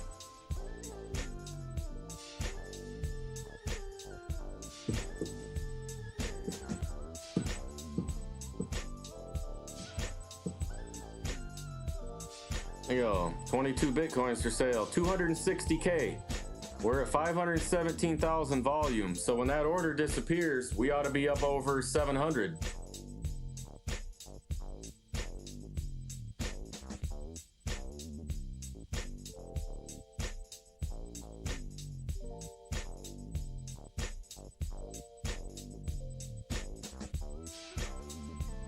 Now we came back below that, that's why you don't see it. It was 11,585 is where that order was. But again, look how we're falling down. On what volume? Who's selling it? I just want you guys to realize there's plenty of manipulation going on. I want you to see it for yourself, and I want to help point it out to you, the things to look for. I mean, how many $1 million orders did we see pop up in there? And we've only traded $543,000 in this candle.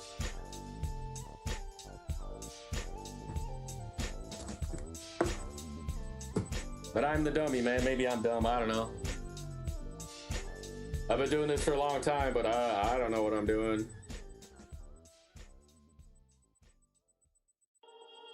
I mean, Bitcoin could blast off right now too, man, and make me look stupid. So it's the way this market works. But I've seen the manipulation hardcore for years. So I mean, this is nothing new to me.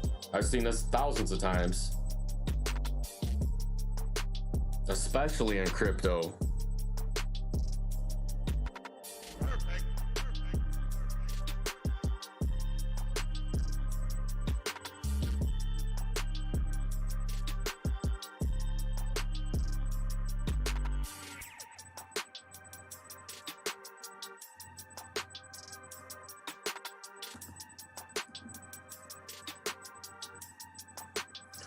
Oh, what's up with YouTube, guys?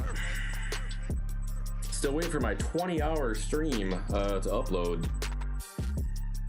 All the other ones did when I stopped the stream. I don't know. Does anybody know? Is that too much? Am I like beyond some limit? Not to my knowledge. Pretty sure I've seen those before with long streams like that.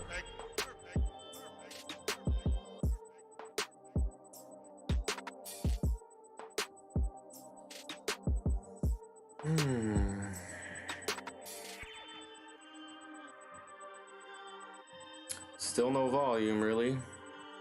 $500,000, 600K. And again, it's all these little orders. We don't see no big Bitcoin orders, man.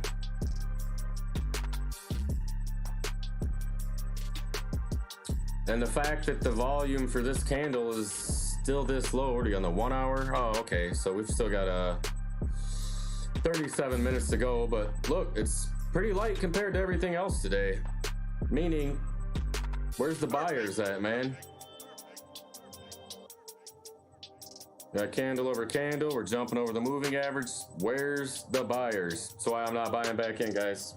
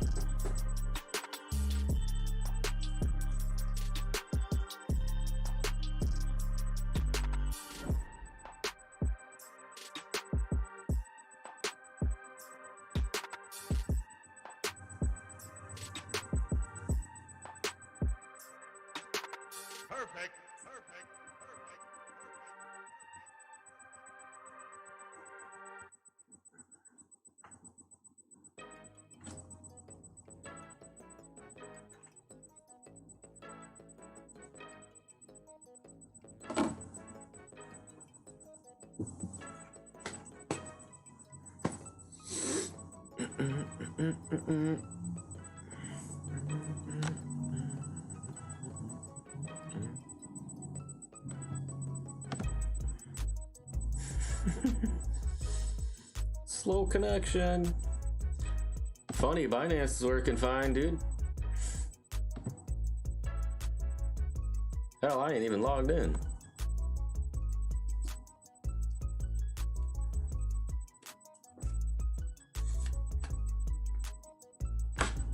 Alright, guys. I've been a good boy this whole stream. I do smoke cigarettes, guys. I'm gonna take me a little cigarette break. Haven't had one like the whole stream, so I'm doing very well.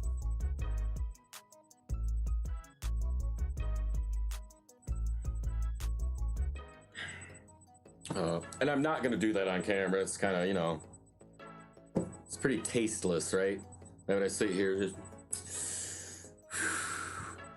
come on, man. I got some morals. I probably sound crazy on here, but I got some morals, man. I'm gonna leave the mic on though. I'll be here. I'm just gonna walk off camera. I'm not gonna sit and smoke on camera. But again, just keeping it real, man. I smoke.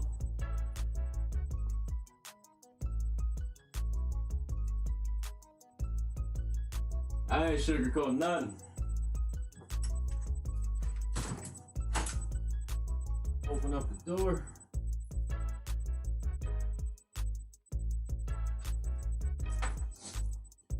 Should just go outside, stream with you guys from the outdoors.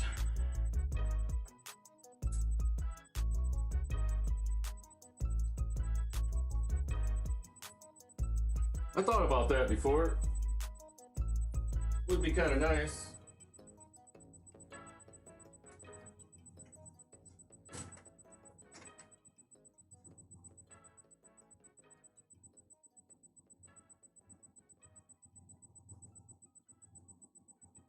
But I live somewhat close to a busy street, so I mean, you guys just hear cars and nonsense the whole time. Yeah.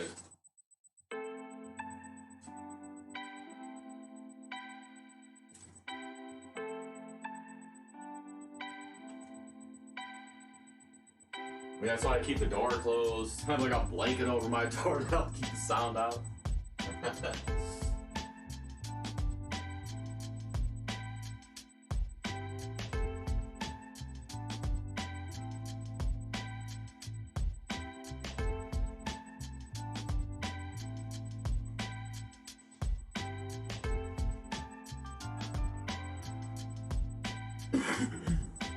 Oh, FedEx package up. Oh.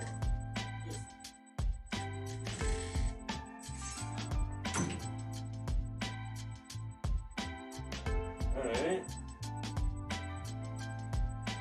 I don't know what this is, but whatever.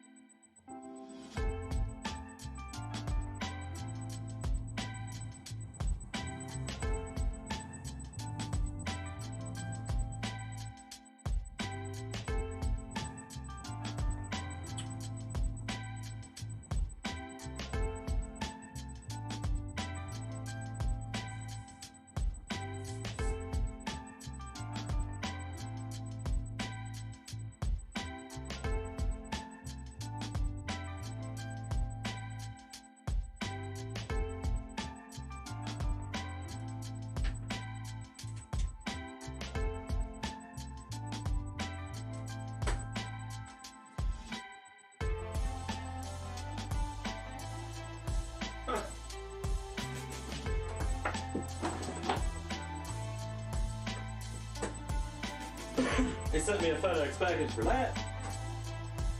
Well, dang.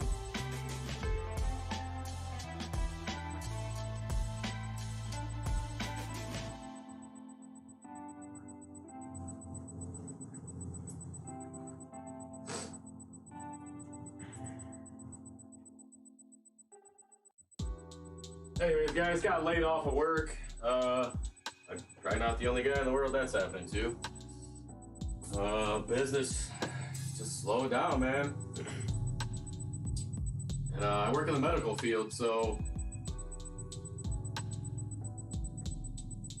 manufacturing medical, and the things that we manufacture are part of elective surgeries, and nobody's doing any of that right now, so our business is down quite a lot.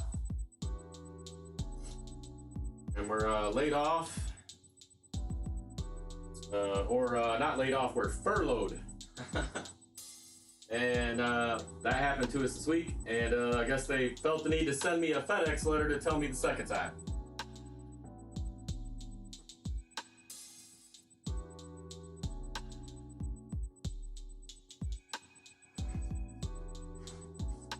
Maybe that's why business is down. Why would we waste FedEx money, labor hours to print all this stuff?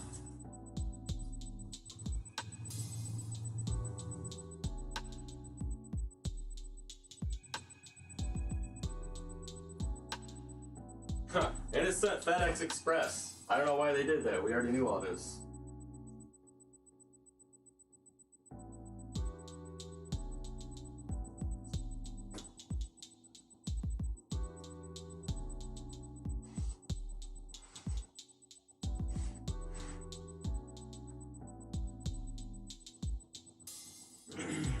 Which is exactly why I've been on here on YouTube streaming this week. I got all the time in the world, guys. So like I said, I'll be right here with you guys every single day. We're gonna go over trading like we're doing today. Live stream the Ethereum gold investment the last few days. I may not do live streams, but I'm gonna put up videos about free Bitcoin and all these places where you can get crypto for free.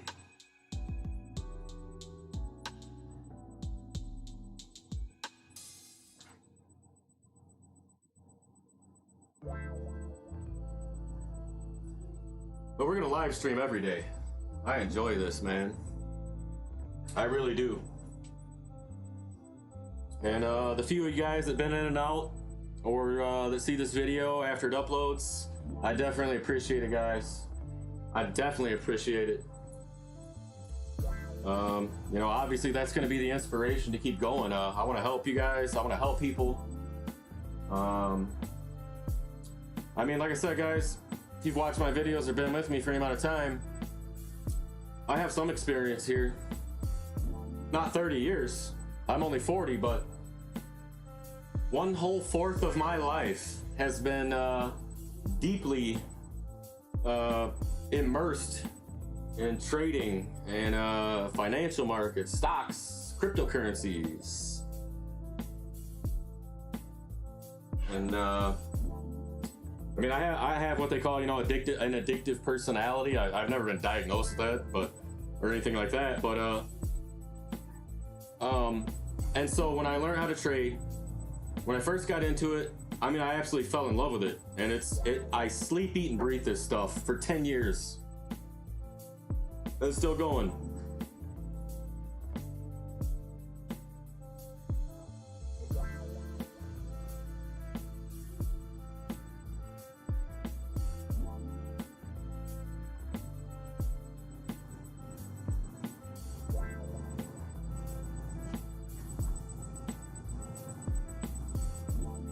One of these days with one of these nice instrumentals playing, I'll just get on here and start freestyling for you guys one day. That'll be fun.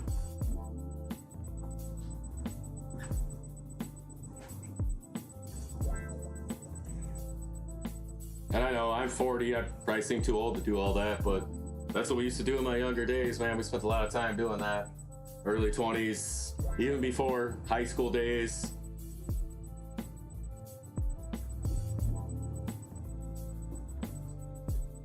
We actually used to go to the studio, make beats, make tracks, all this stuff. Just for fun. That was a lot of fun back in the day.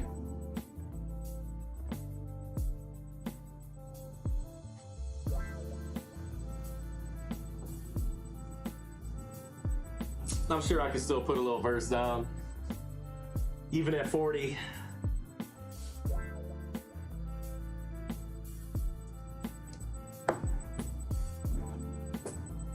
I mean, Jay-Z's like older than 40, right? So hey, you know, Eminem too.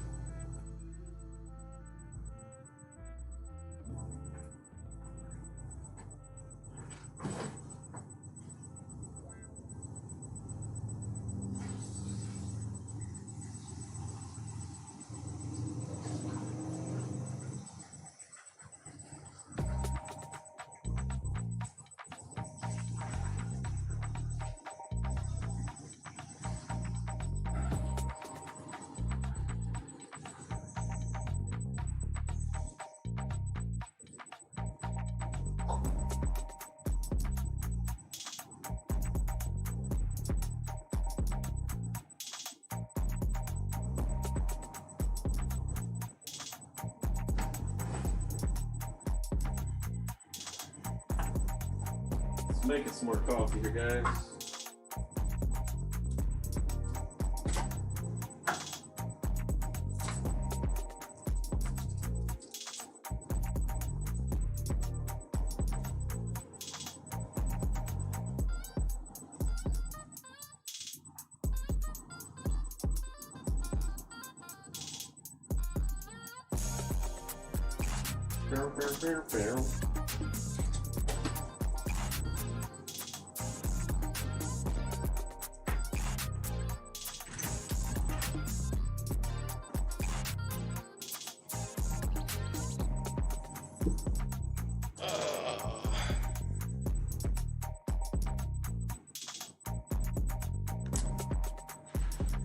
I guess I should log back into BITTREX here at some point. You know, I did take my eyes off what else I wanted to watch today.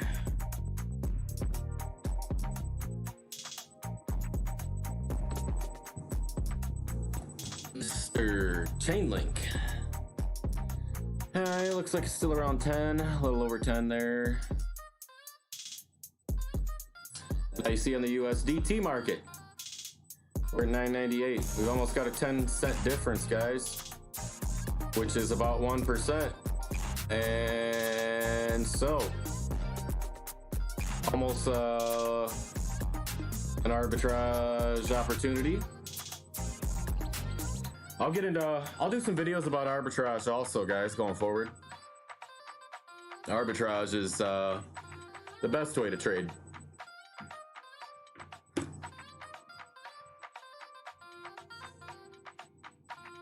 It's easy, instant money. You find an arbitrage opportunity, especially when it's on the same exchange, man. Done hundreds of those trades over the years too.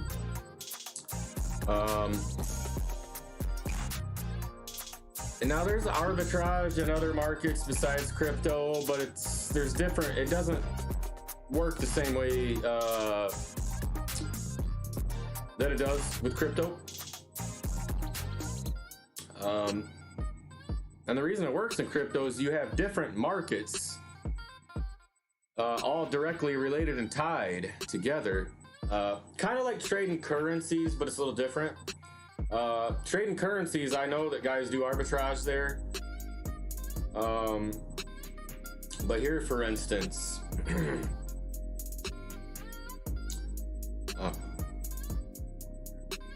it's on our screen. We're just gonna pull up Link here real quick anyways. Let's say Link, it's trading at $10, right?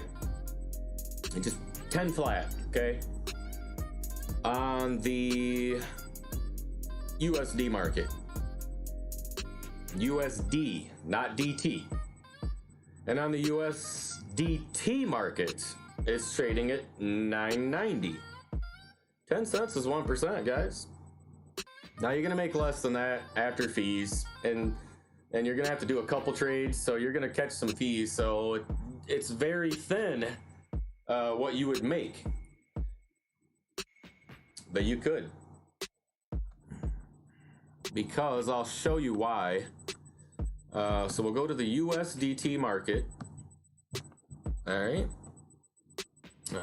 Just type in USD. Oh, it's gonna show it all, but let's see.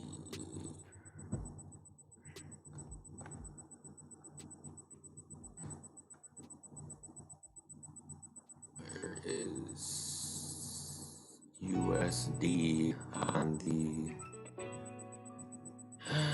USD?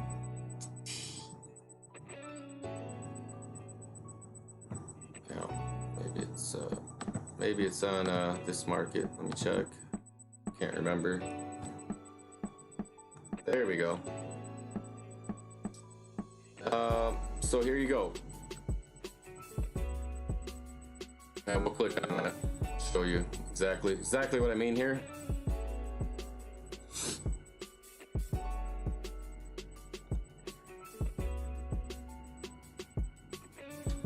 All right. So.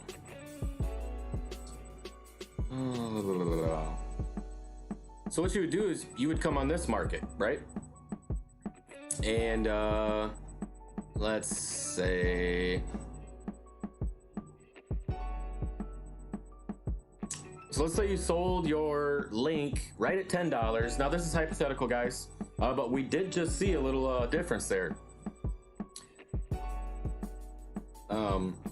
You sold it at $10 and you had 10 of them. So that's $100, right? So you would come over here with your USD and you would purchase USDT with your dollars. Your dollars, you would buy Tether, okay? Now you see that you're not paying a very high premium here. You're 0.15%. Okay, so you're gonna get, all right, let's say what the total with fees, you only got $100. Okay, so you would get $99.60 is what you would end up with after fees and this little premium, okay?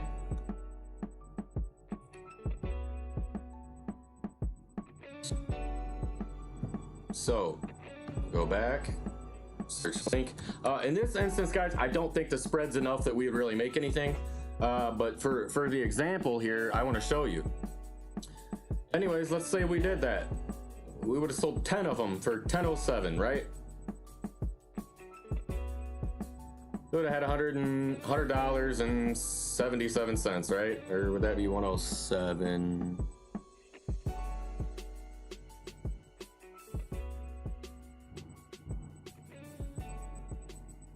10 of them, no, $100.77. Okay, so we came over here and we want the total to be all of it.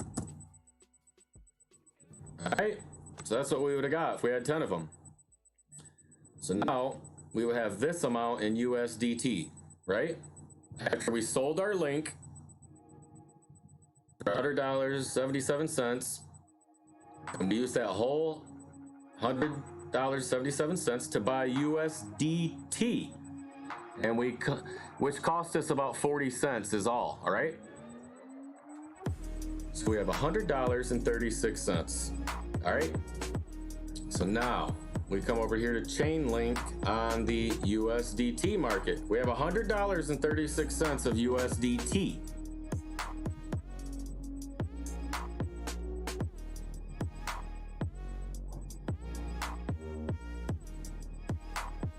Okay, let's just say we're gonna purchase it right there, $9.92. What do we have? $100.36, right? So that's what our total will be. Okay. And now look how much link we can purchase with that, guys. Again, not a lot, guys, okay?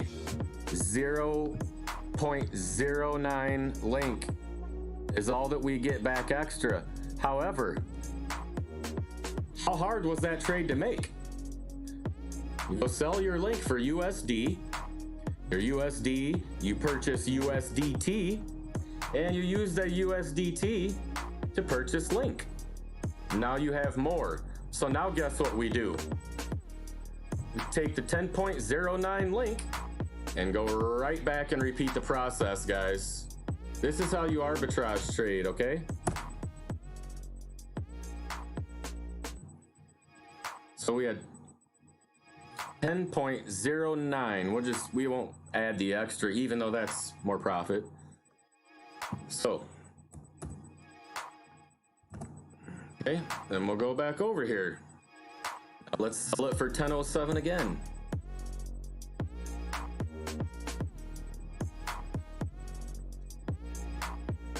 Now, these are sell orders, so you wouldn't be able to do it just yet. But not a lot of money to move it up. But let's say you did. We want to sell it at 10.07 again. Let's try it. Now it's always better, guys. If there was a buyer here for 10.07, you just dump it to him instantly, and that's what you want to kind of see when you do these trades. You want it to already be there so that you can hurry up and your profit's there waiting for you to dump it, okay? Anyways, 10.07, and we had 10.09 link. So you see, now we end up with like an extra $1, guys. And so if this arbitrage opportunity was open and we could buy and sell it at these exact prices, you see 9 million link Toshi every trade. And so if that arbitrage opportunity stays open, man, you just go boom, boom, boom, boom, boom, boom. Rinse and repeat it, guys, as fast as you can. And you're not gonna see that, you're not gonna see these very often. But if you pay attention, maybe keep a calculator handy. Me, I'm a math guy. I just break them down in my head usually. Or you just punch it in to the orders here, you know, to see what you'd get. But that is an example of what arbitrage trading is. Another example is, let's say we bought this sell order right here. You buy, well, it's 32 link at that price, cost you $3.23. So let's say we bought it at $10 even. Well, let's say over on Binance, let's say there's buy orders for like $10.20. There's a big order here. He wants to buy as much as he can for $10.20. Well, send it to Binance and get your 20 cents per link profit. That's arbitrage. And the best coins to look for those opportunities for are the coins that are going to get there fast. Because you don't want to be sending it, waiting. That's how it was in 17. We're just sitting there waiting for the final confirmation. Like, come on, get there, hurry. You know, before the buy orders disappear and the arbitrage opportunity is gone. So coins like DOGE DPyCTeBEmVDpZqbdQQen, you guys know the ones that send fast. And that's arbitrage, guys. In a nutshell. Coffee boiling. Oh, I didn't turn it on yet. Dang. But that's literally how arbitrage works. If you guys have heard the term and didn't know, or maybe you do know already. So, anyhow.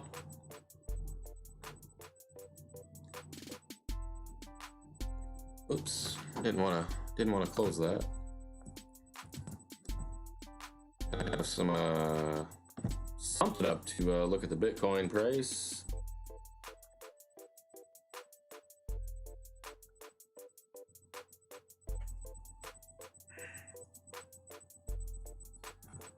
Alright, ETC, oops, Bitcoin USDT. Same thing with Bitcoin versus USD or USDT.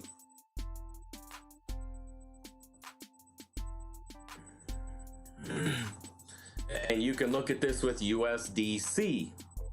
I mean, there's literally thousands of ways, guys, and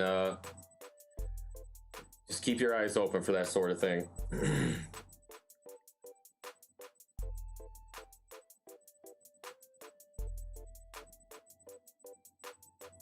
There's nothing more beautiful, guys, to be able to buy a coin here, send it over to here, and make 1%, 2%, 3%, whatever it is.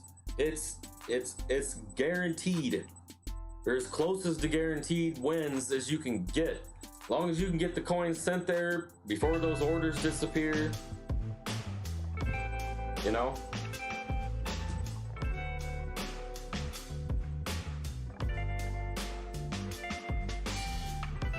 Serious.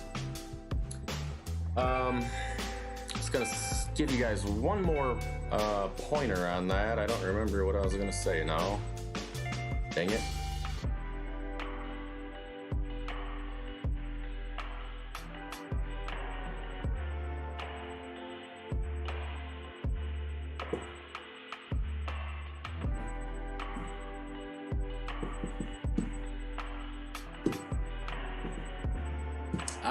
Yeah. And this isn't really arbitrage, but it's another thing that you can put in your favor to help you. All right, let me pull it up and see if we can see it happen here, because it does happen a lot.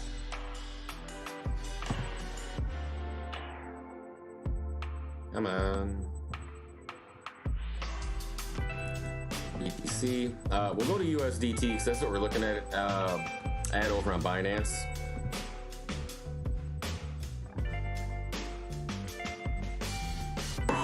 And on Bitcoin, I don't think you're going to see it happen as often.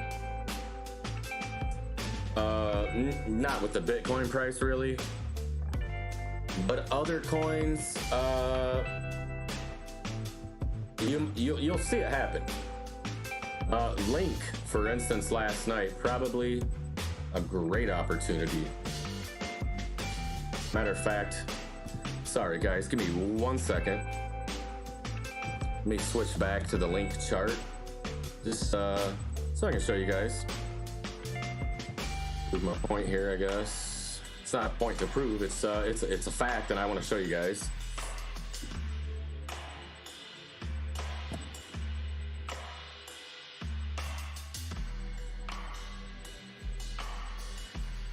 Hey. Alright. I don't know if it gives us an exact time. Nah, it just says 19. Okay. Yeah, these are hour candles.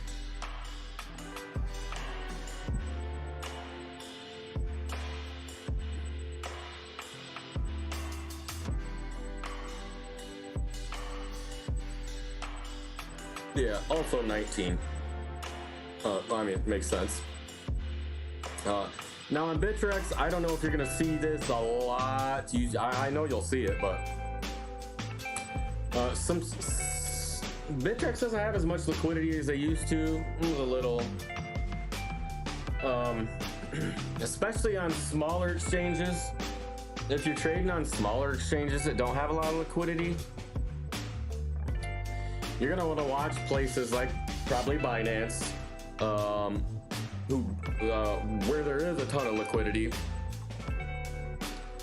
because I can promise you, when this jumped, it didn't jump instantaneously across every exchange. So sometimes make sure you're watching your coin on, if you're not already trading on Binance, watch them on Binance or whatever coin you're watching. Whichever exchange that it does the highest volume on, watch it on that exchange. Whether you're trading there or not, or even have an account there, pull it up like this and watch it. If that's the coin you're looking for an entry or something you want to trade.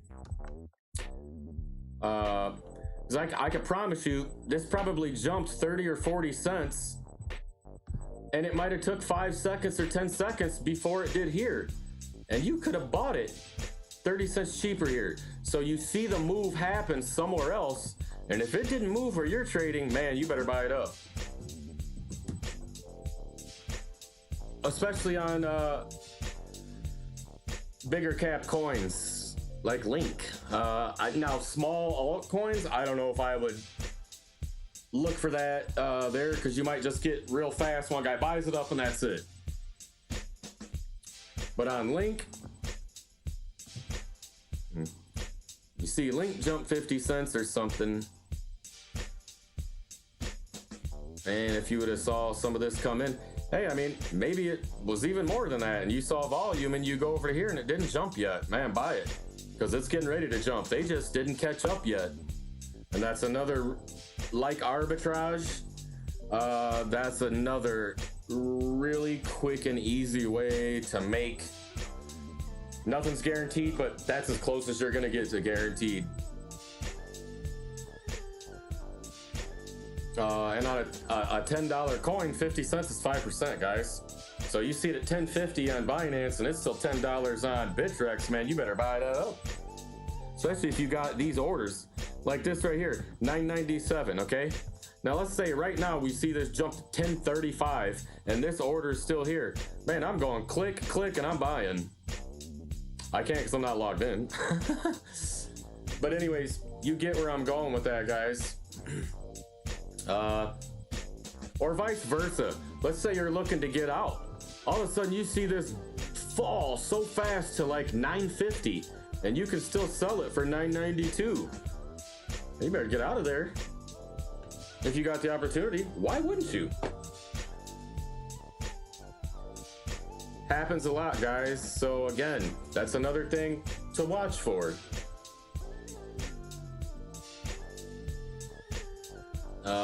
And because, you know, like I said earlier in this stream, you know, you want to simplify things and make it as easy for yourself as possible, because this is not easy by any means. Trading is probably the hardest thing I've learned how to do in my entire life. And I've been building and remodeling commercial and residential structures for 20 years, and that was hard to learn all that. That pales in comparison to this, honestly.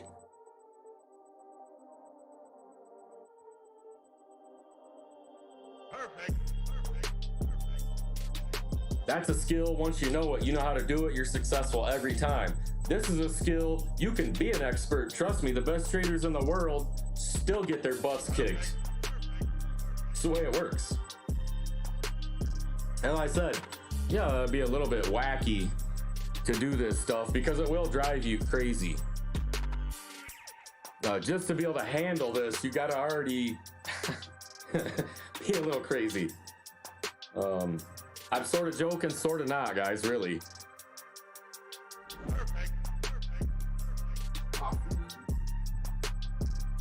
Not boiling yet.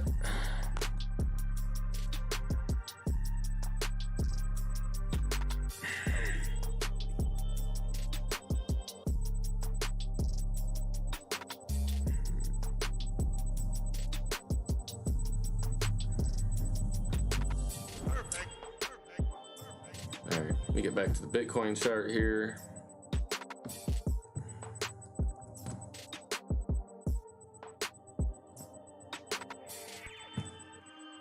Give me one sec, guys. I'm not gonna leave that up yet. What's gonna be here?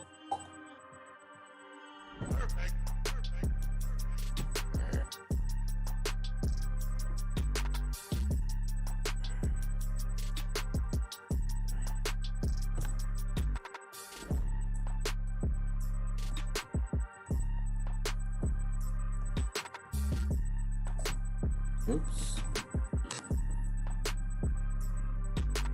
Perfect. 2FA. Guys, if you're not, make sure you're securing all of your accounts with two-factor authentication. If you're not, you're gonna get hacked. Trust me. I got hacked for a lot of Litecoins.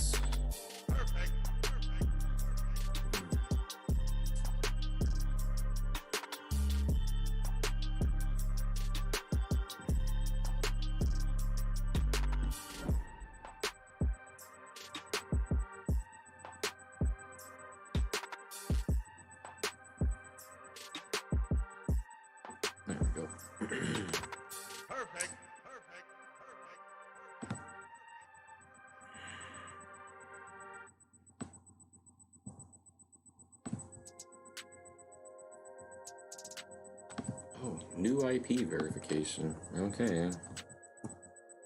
Same IP forever. That happens every day on BITTREX, so I don't know what that's about, but whatever. UFA again.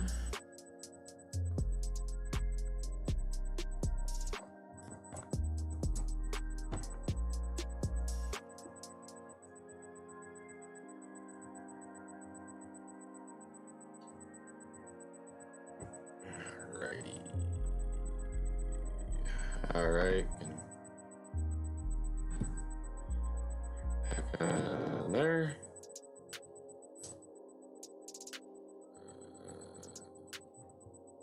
Hate when it does that.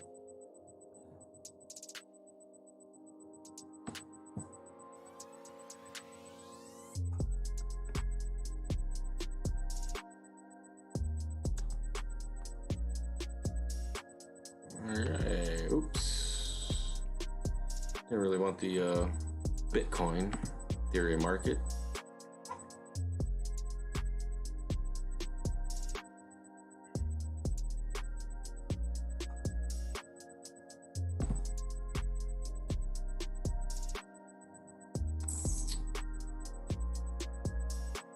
Oh my god, come on, man.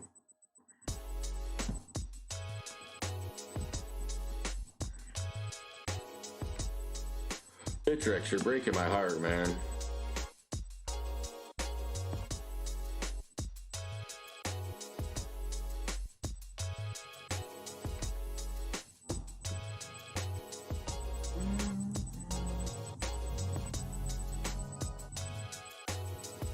Okay. Fresh coffee in a few minutes.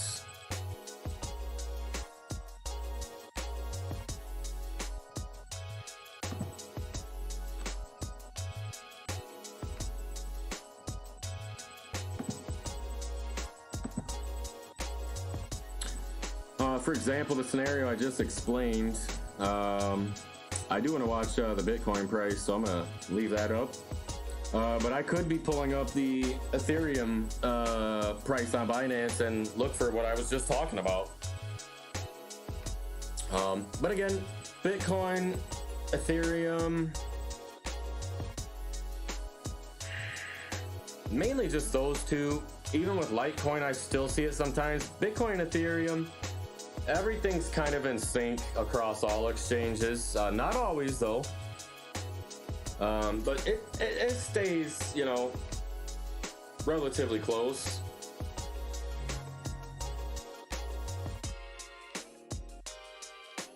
I mean, you're not going to catch those jumps as much with Bitcoin and Ethereum like I was just explaining. But something like CHAINLINK, and I know that's a bigger cap coin. But it's still a big time speculative. The whole market's speculative, but that's a really speculative coin right now anyways.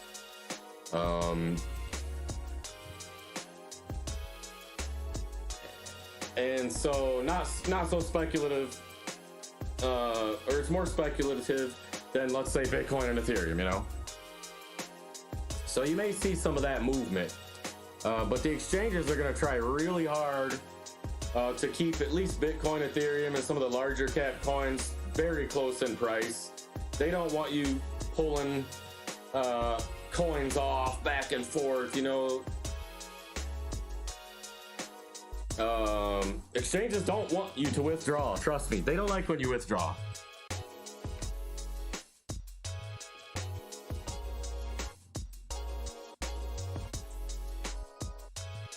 They like that liquidity.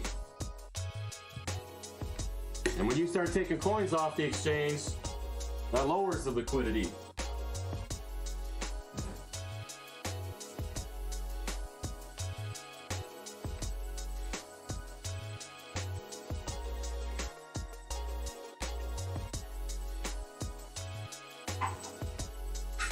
Don't believe me?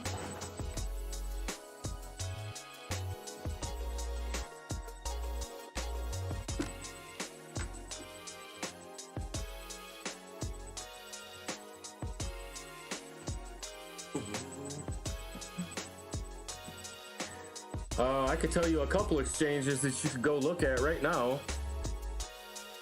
and see what no liquidity looks like.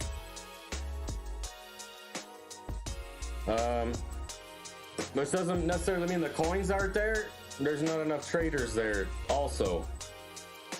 And so it's one place you will see these price differences going on. But I'm not going to recommend this exchange to anybody. So I'm not even going to name it. It's one of my favorites. It was my very first exchange. But they kind of have a bad name, so they're still around.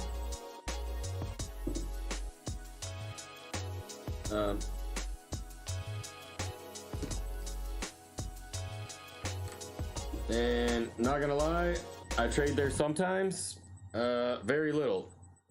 And if I do, I wouldn't even send. I mean, I would maybe trade with this amount there, nothing bigger.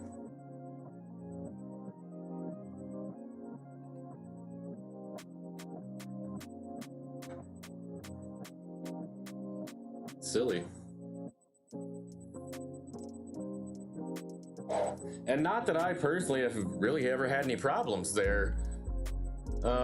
Just the way they do things. And if you guys have been around for a while, you probably know exactly what I'm talking about. They're not your friend. No exchange is your friend, but they're a little bit worse.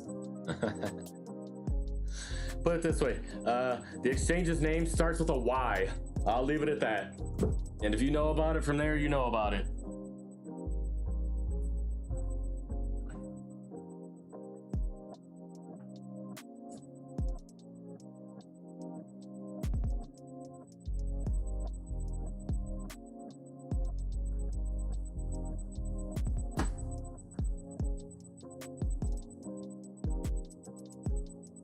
But yeah, I wouldn't recommend it for anybody. Only reason I still trade there is just one of my favorites. It's the first one I ever traded at. And if you do trade there, I wouldn't trade much.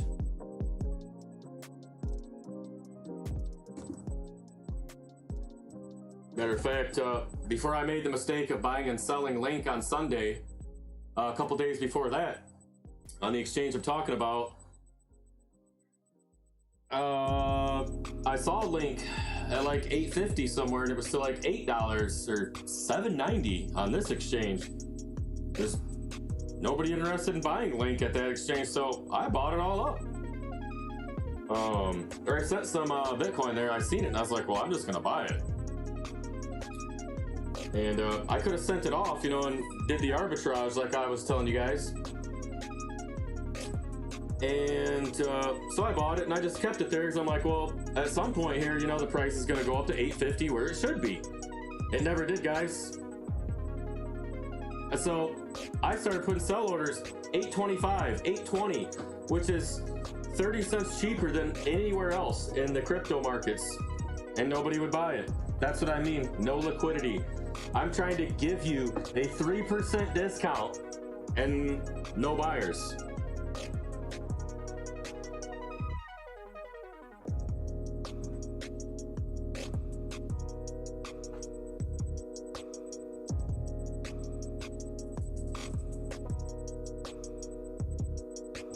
And I was kind of angry, trust me.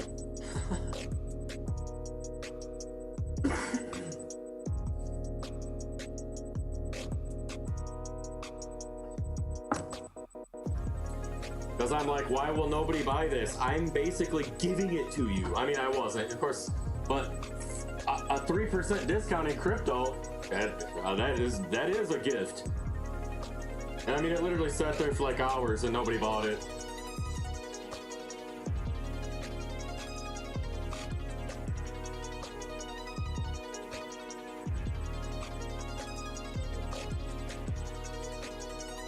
And I tried it on all the markets there. The DOGE market, the dollar market, the Bitcoin market. Selling it for cheaper than it really was, and I couldn't get the order filled. And we're talking like $200 or $300 worth. I mean, it's, you know, small. and not even enough liquidity to handle that, so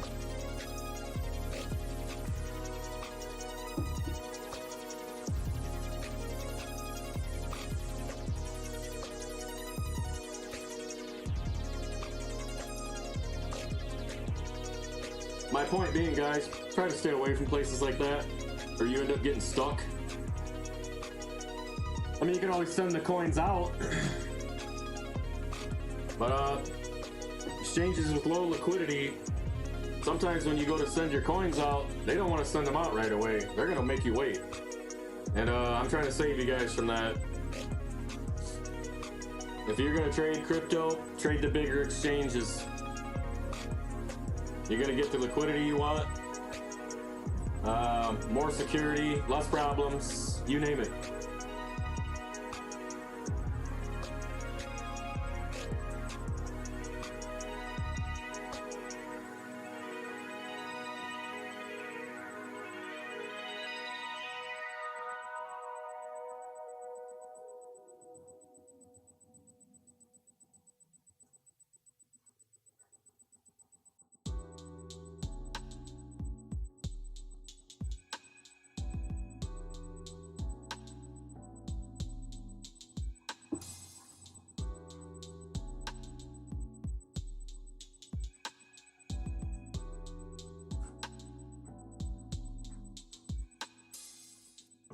Just off the camera, guys. I'm up and walking around, you know, gotta get out of the chair for a little bit.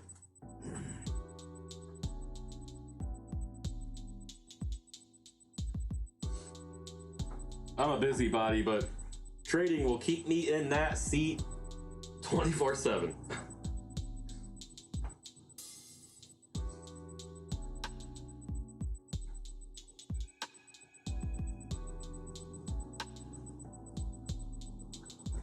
And I rarely trade, guys, with anything very much bigger than I have that we're doing here. I just don't really like to risk my crypto anymore, you know.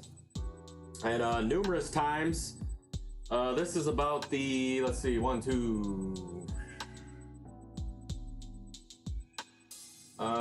third time. Starting off with basically nothing except for stuff that I accumulated from Faucets and some free Bitcoin here and there, blah blah blah, and see how far I can work it up. In 2016 and 2017, I went from nothing to 1.22 Bitcoins. I think it was 1.22.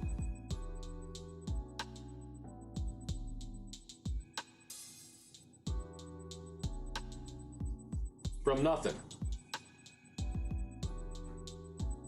Except free Satoshi from Faucets. Turned it into a Bitcoin. Now that wasn't that hard to do in 2017, so I'm not gonna act like that was something really special. But it was nice.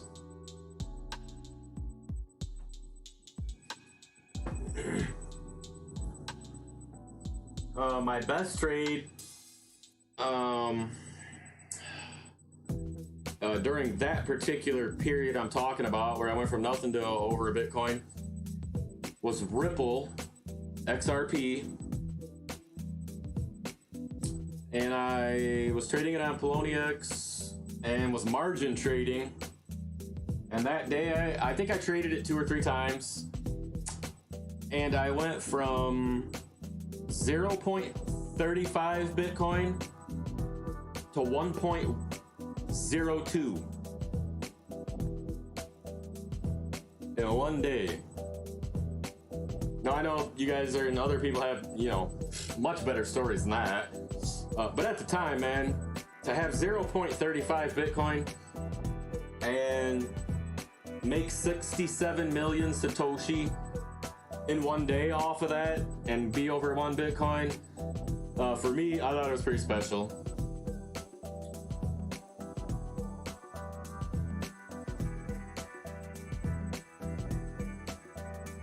And then, you know, start putting stuff away over time. And I did sell some too back then.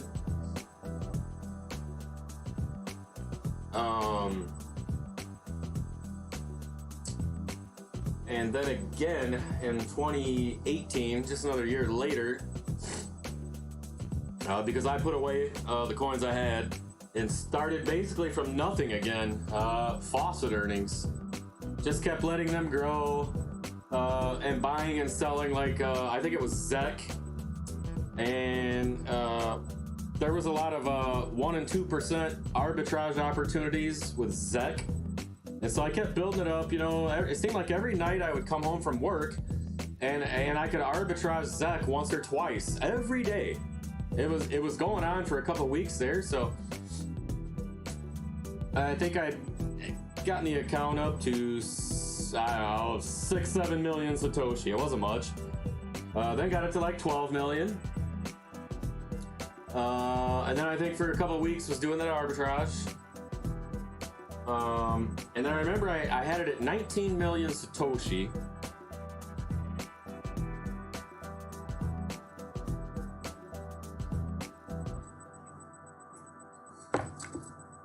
Sit back down here. And at that time, Bitcoin, I could have my dates wrong, guys. I think it seems like it was 2018.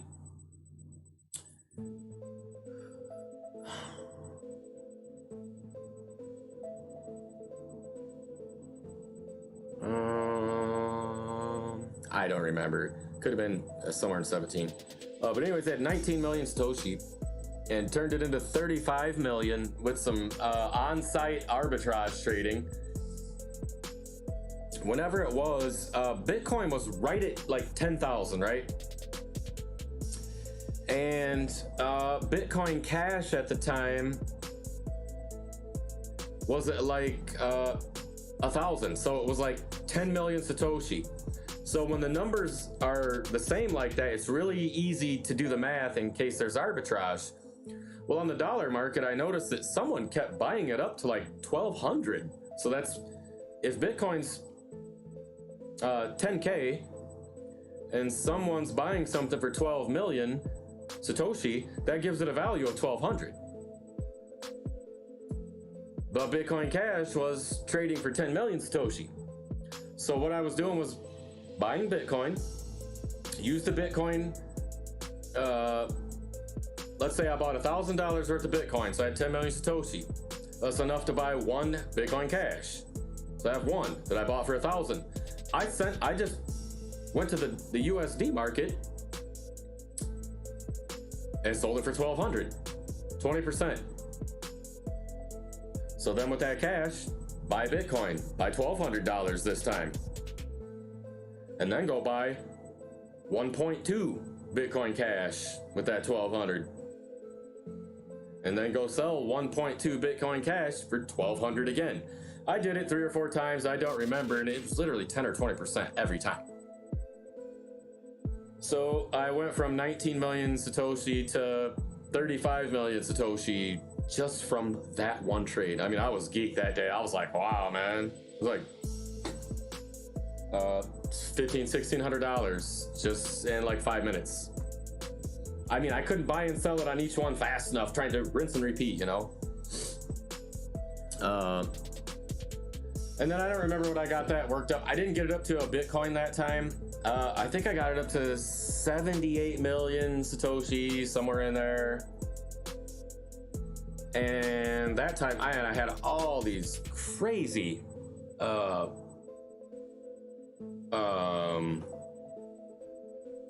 unexpected expenses, so I sold almost all of it.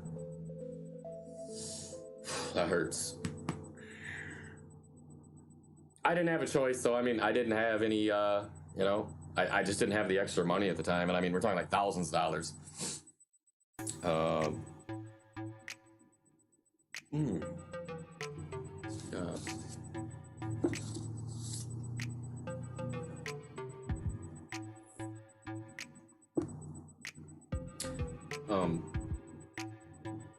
That's the medical bills and stuff is crazy, and had to take care of it, you know. I didn't have money for that.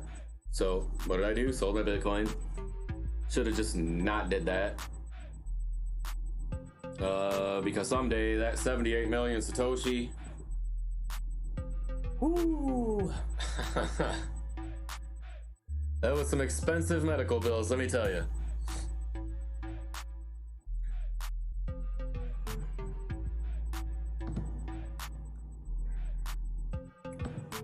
Needless to say, guys, I do not like selling Bitcoin or any crypto for dollars.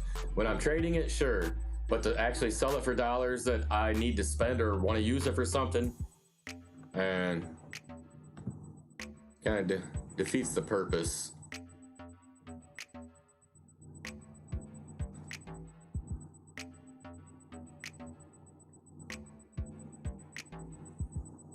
Not kinda, it does, really.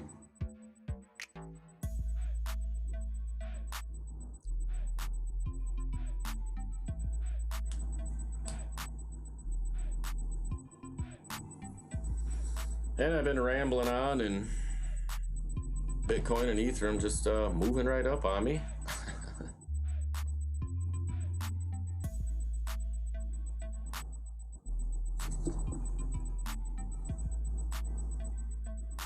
Awesome, so awesome.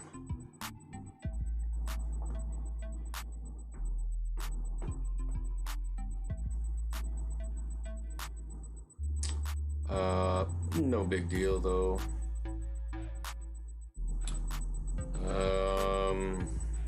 Not a lot of volume, but mostly buyers, it looks like, anyways.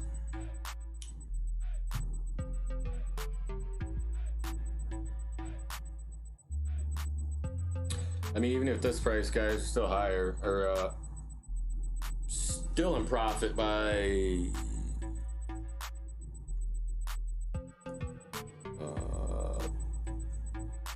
3+%.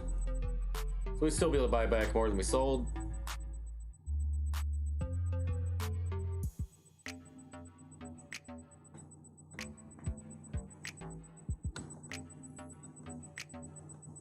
Let's see, if we did 381.59.5, we would get, yeah, 3 million Ether Toshi more than we sold, so 3%.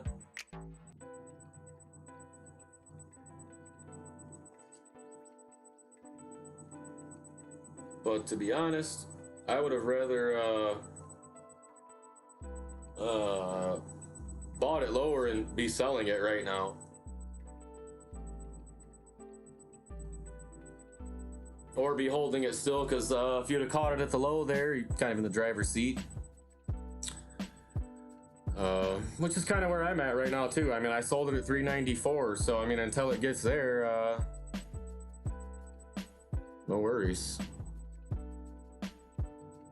I mean, I don't want to buy back less than I sold. I mean, if it jumps, then it jumps, and that's what I got to do. Trust me, guys, I've bought back much less than I've sold before because I made the wrong choice, you know? Happens.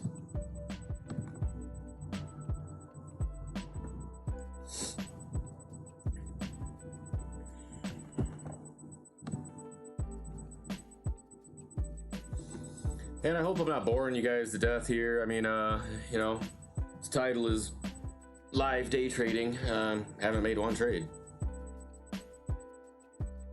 But that's the way it goes sometimes. I'm not gonna force anything, guys. Man, these, wear glasses. These headphones just destroy. It starts to ache after a while. But I just,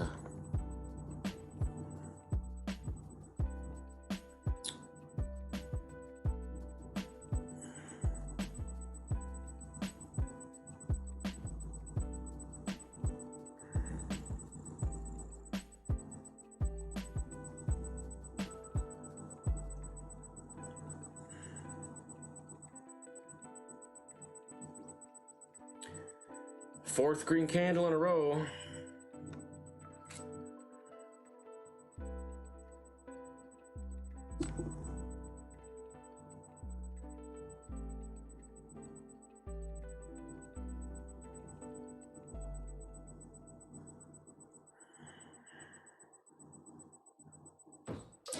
But like I said, guys, I'm not seeing tons of volume here, so could be a genuine move up. They did break back above, break through the resistance at 11.5, level 6.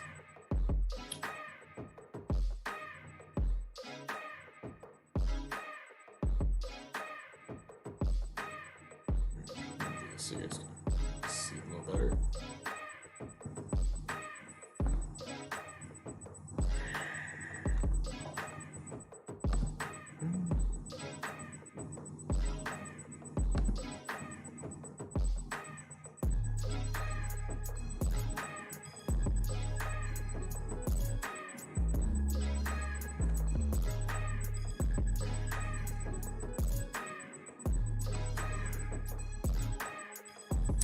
But again, we're kind of at a support resistance level right here. As you can see where we're at over here, this was support. We were bouncing up from this level, so right where we're at now is right there.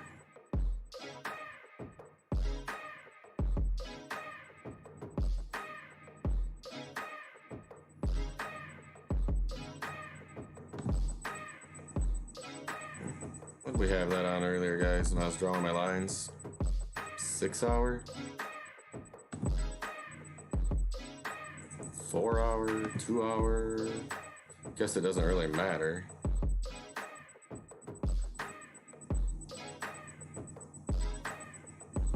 Yeah, it's trying to break into that triangle that we drew earlier. Let's see, get a better look at the 2 hour chart. There we go. So, I should have left that up.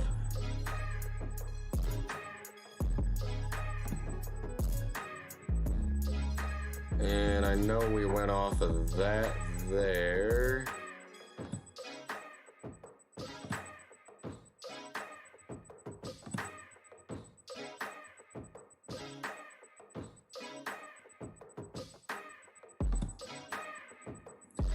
And no, isn't that what we did, guys?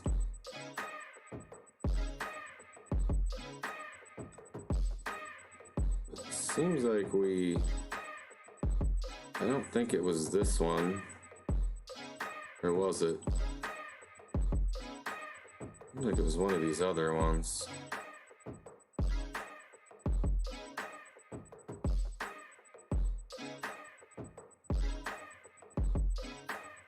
Anyways, I think we also said we'll go off those there. Yeah, which kind of makes sense looking at the candles.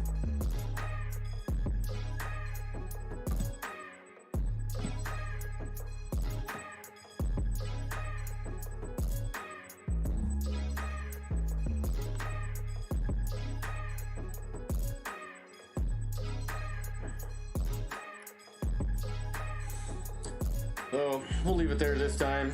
Now, if you look at the blue lines, it looks like a nice pennant.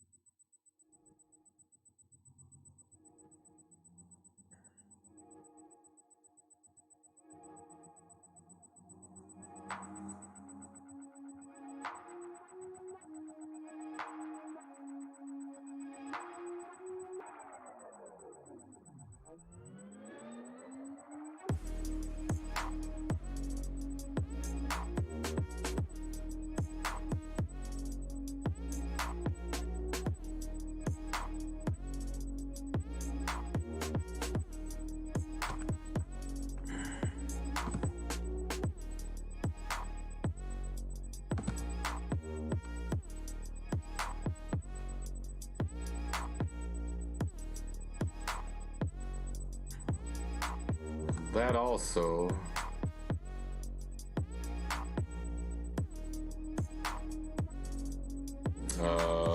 because it does touch the bottom of that wick.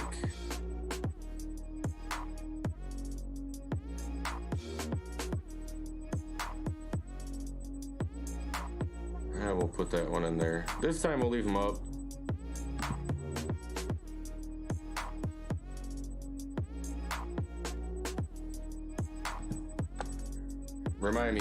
Remind myself not to change that this time.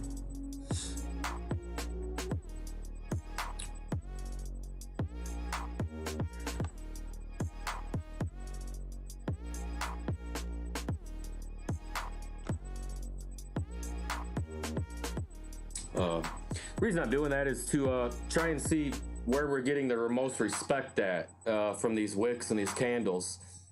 And that'll kind of give you the true pattern that you're in.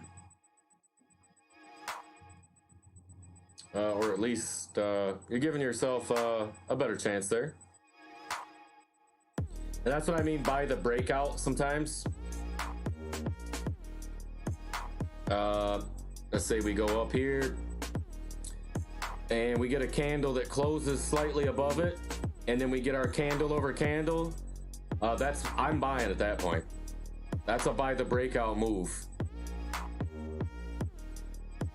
And for Bitcoin, if it breaks out of this, I mean, it is going to go test this high. 100%.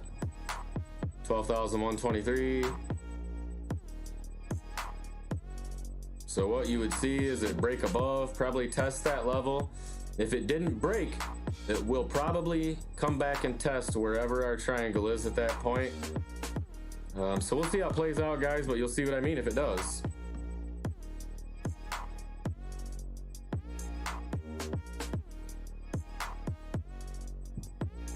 I know I said trading analysis doesn't always work,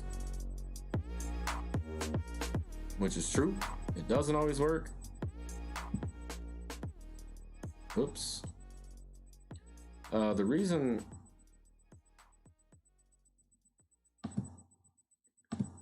I'm more inclined to think it's this lower line. Like I said, we wicked down. This red candle wanted to go below, but it closed back inside of it. And this one tried to open below it and popped back in. So I think we're respecting this bottom one more. However, we bounced off of this line a few times in there. And then when we fell below it here is when we came down. So that's why I'm going to leave them both.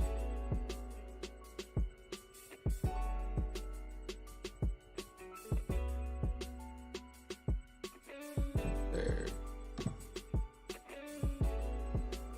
And we'll see.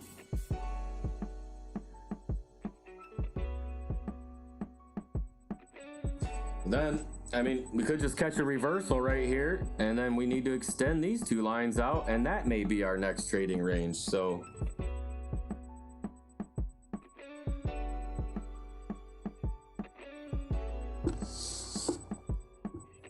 trading analysis can take you all over the place.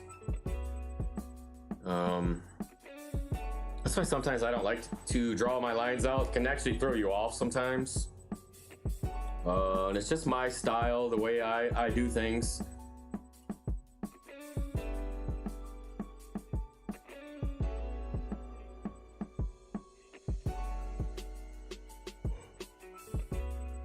I mean, my favorite thing to trade is big price action and heavy volume. And then none of this stuff really matters to me.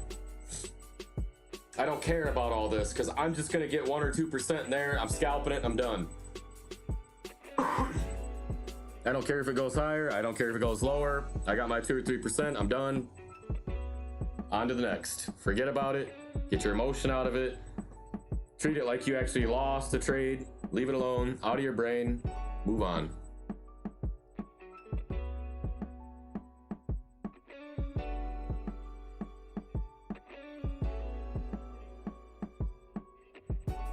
Once the trade's over, guys, it's over. There's no point in wasting any more of your brain power on that unless you're looking to re-enter that same one.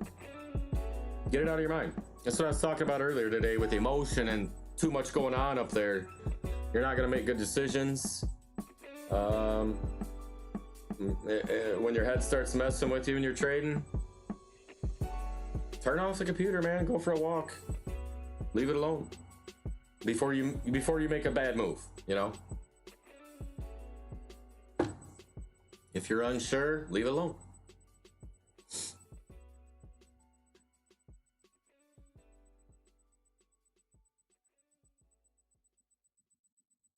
If you don't know, when you jump into the fire, if you're not sure if you're gonna get burned or come out unscathed, don't jump in.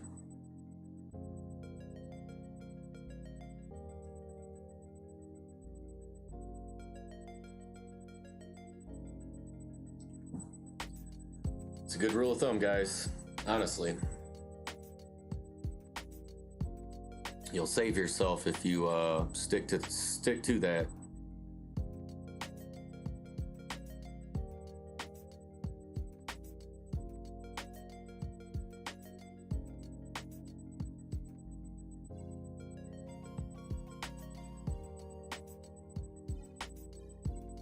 Man, I really wish they would upload my other live stream.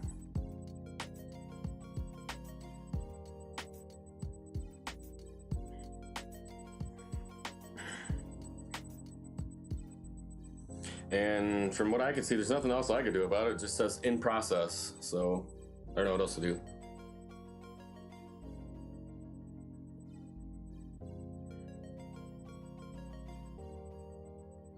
While we're on here, we'll keep the ETHEREUM price over here. And I can monitor it here too.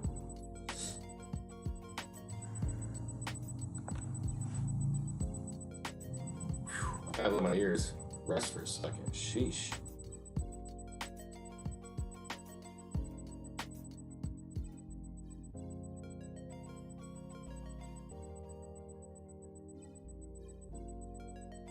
And some earbuds.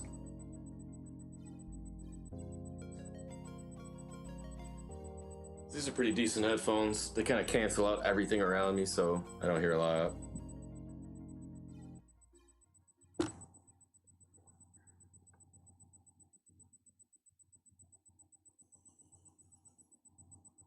Who's with me on the stream? There's been somebody in here all day, but haven't seen anybody in chat or anything. My son got in there earlier, trying to be funny.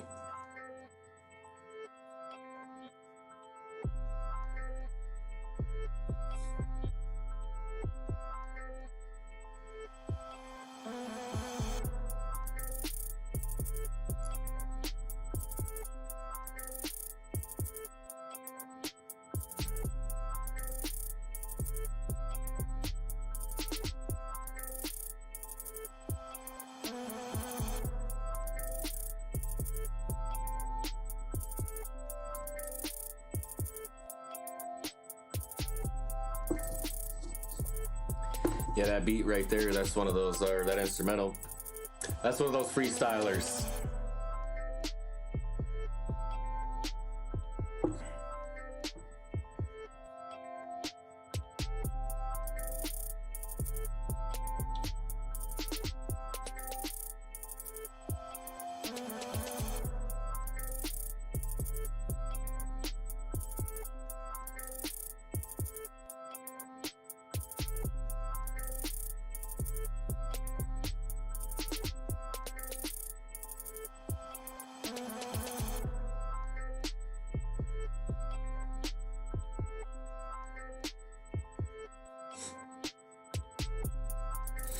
Alright, just a second here.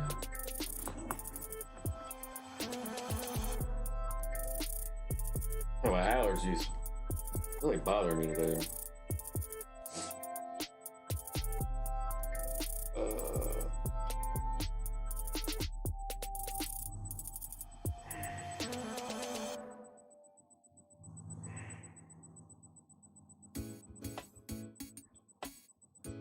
I'm just gonna go share the video link a couple places. Get some more viewers on, maybe not.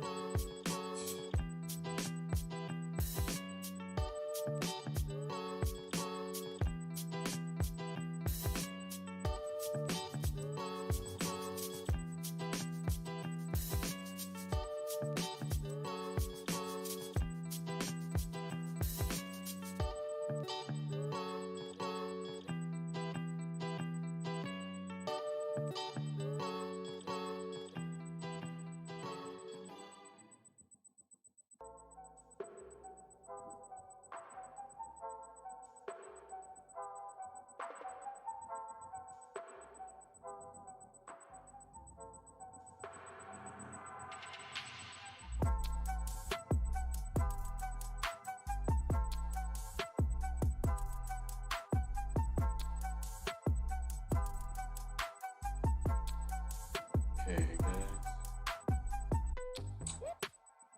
Alrighty. I think I'm about done here.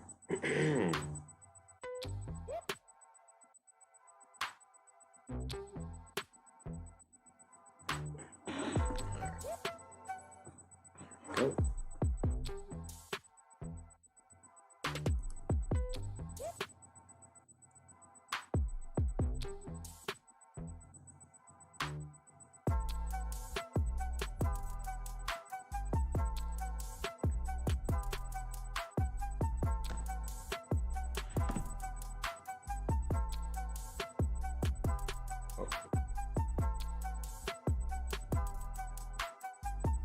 I was getting ready to say, oh, you're not gonna lag on me? Not as bad as it was earlier. If you were here for some of the beginning of the video, you'll see me getting frustrated to the point I almost turned the stream off and everything.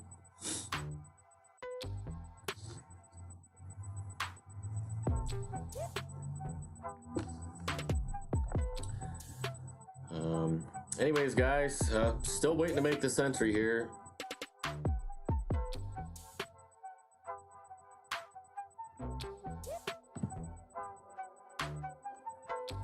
I mean, looking at how we've turned out, should have already done it.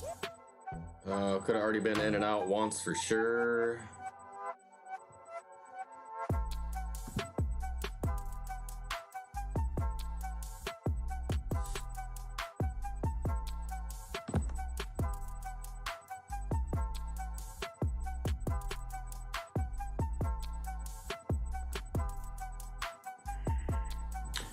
Gotta keep reminding myself here too.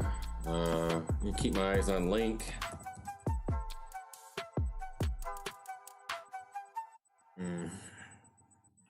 Yeah, is that? I don't think that's here. Nope. Not in Bitcoin either, is it? No. All right.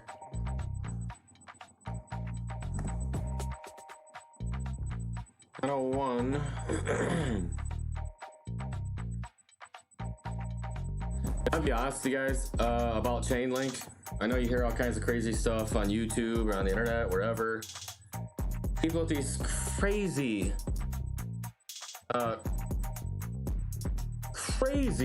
predictions.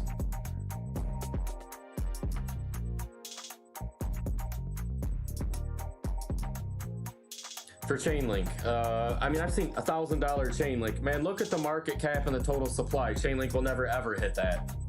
I mean, if Bitcoin gets over 100K, 500K, yeah, I guess so, but do the math.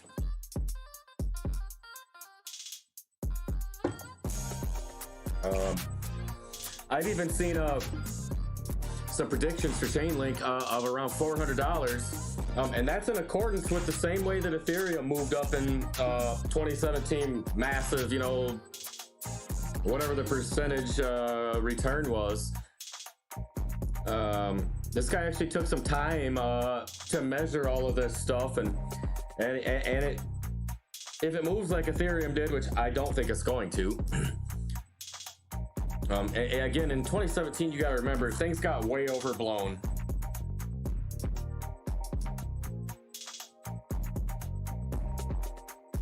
Ripple went to $4. Look at the market cap, total supply of Ripple, and you'll understand what I'm talking about.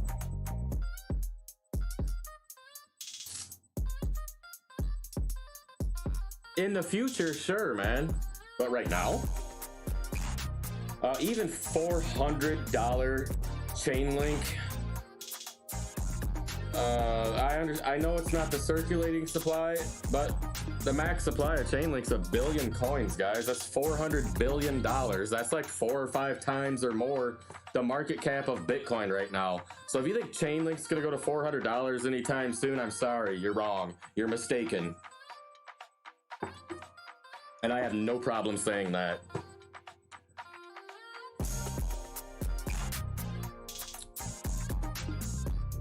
It's simple. I mean, come on, man. What, you think Chainlink's gonna grow bigger than Bitcoin? Like 5 times bigger? I mean, I understand that's not the current market cap. If it was $400 times the current market cap, we're still talking like 200 and 300 billion dollars, guys. Come on. Even $100 right now is nuts. That doesn't mean it won't get there, but it will get destroyed. Because FOMO could get it that high, but the people that know how to do math and look at market caps are just waiting for newbies and whoever to buy it up to that point, and they're gonna stomp on your head.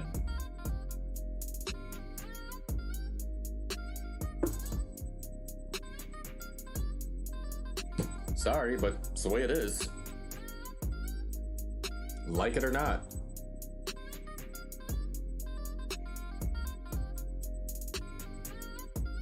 Until Bitcoin gets to an all-time high, I wouldn't even think Chainlink's gonna make 20.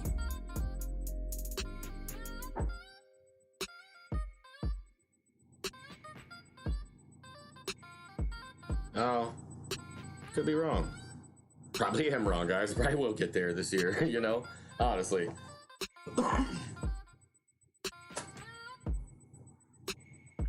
With all that said, though, what I will say about Chainlink, I believe this is one of the best projects I've seen. And when you do a little more research about Chainlink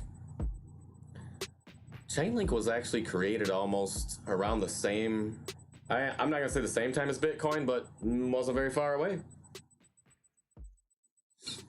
Bitcoin was supposed to be the first coin with smart contracts, and that was supposed to happen with Chainlink, and this was in the plans from the early days. Just nobody heard about Chainlink until, you know, this last year or whatever it's been.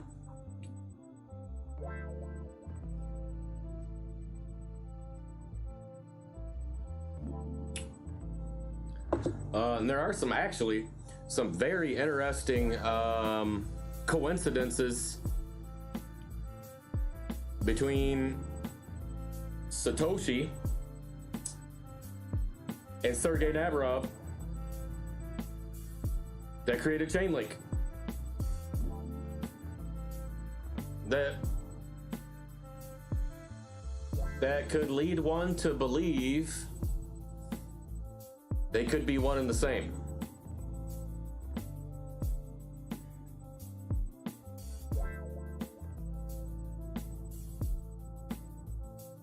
Crazy talk, I know.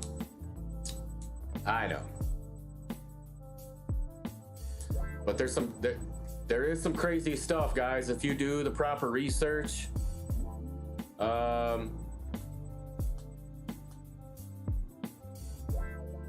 And know that Link was created way back when to facilitate smart contracts on the blockchain, the Bitcoin blockchain. At the very least, Sergey Navarov, the founder of Link, he was very close to Satoshi.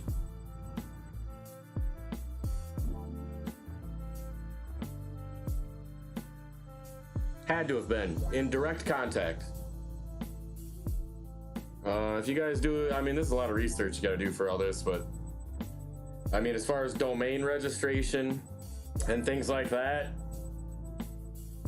I mean, this was all happening, man, around the same time.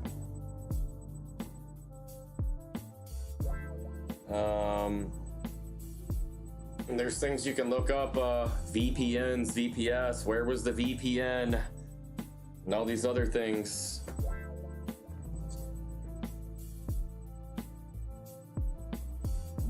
Where was the domain registered from a VPN in Russia?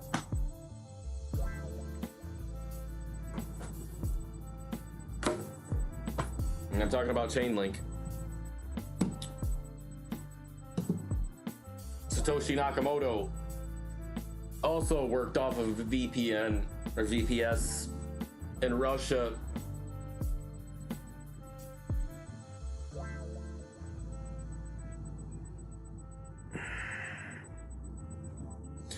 Usually when Satoshi created something back then, the second language that it was always available in, Russian.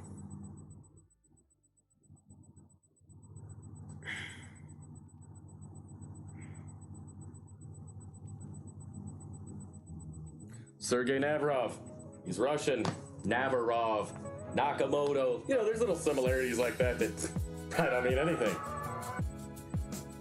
S. Navarov, S. Nakamoto, I don't know. Sounds cool, you know, I guess, but you know, whatever. I have my thoughts about that.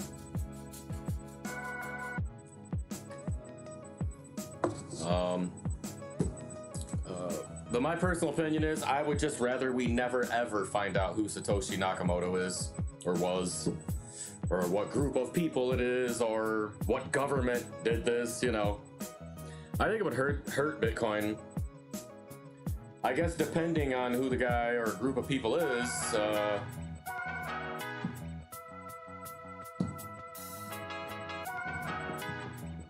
but what I do want to piggyback off of all that is,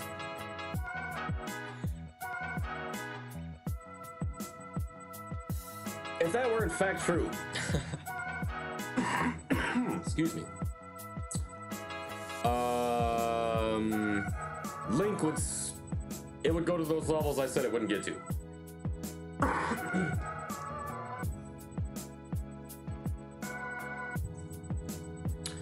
And to be honest, if that were the case, then Link is probably the second most important coin we've ever seen.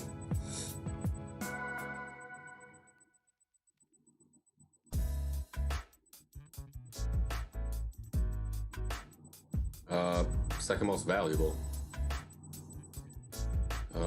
And I still don't understand everything about Link. I mean, I probably never will. From the research that I've done on Link, it is an incredible project. It's incredible what can be done with Link.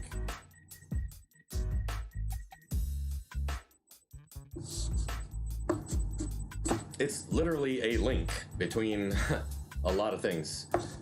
I'm not gonna get into all that at the moment, but definitely has a use case. It bridges a lot of things in crypto together, to put it in a nutshell, and was originally created to facilitate, or I don't know a better word than that to use. Facilitate smart contracts on the Bitcoin network.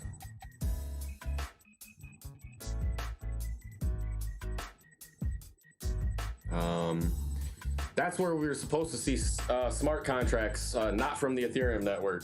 Not that they weren't going to do it anyways, but we should have seen it on the Bitcoin network first. Smart contracts were supposed to happen on the Bitcoin network first. That was in the plans way before Ethereum was ever even thought of, so.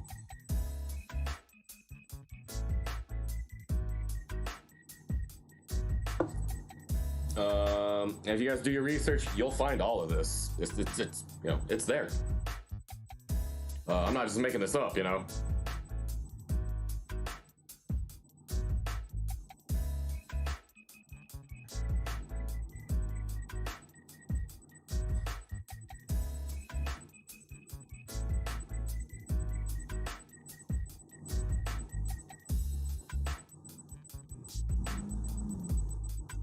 The supply of Link is a max supply.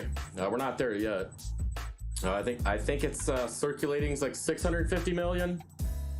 I think last time I looked, somewhere in there. So that's quite a bit left, guys. So I'm a little hesitant. Link, I really just want to buy, put it on a hardware wallet, and forget about it. With a lot more than I'm trading right now. I mean, not to trade with. I mean, buy it, put it away.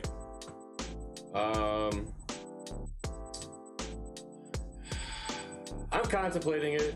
Man, I don't want to buy it at this price.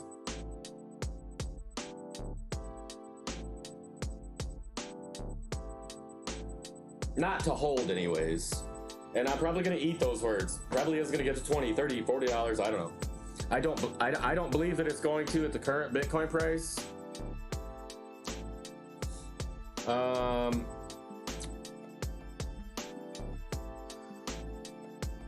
Now this isn't from a lot of, you know, analysis of Link a little bit, but I need to do more.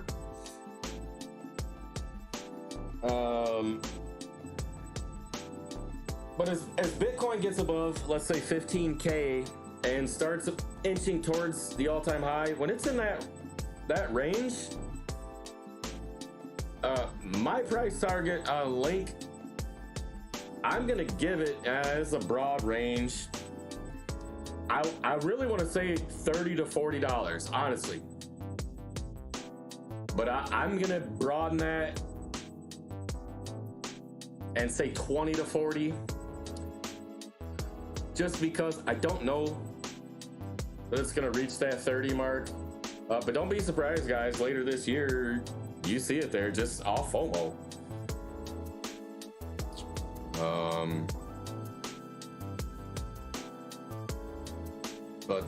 You know, and Bitcoin over 15K is a pretty big market cap.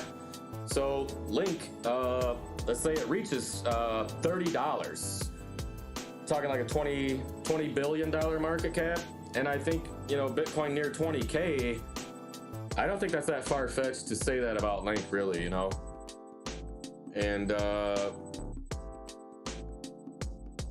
but Link is definitely a FOMO coin, and I mean, they all can be.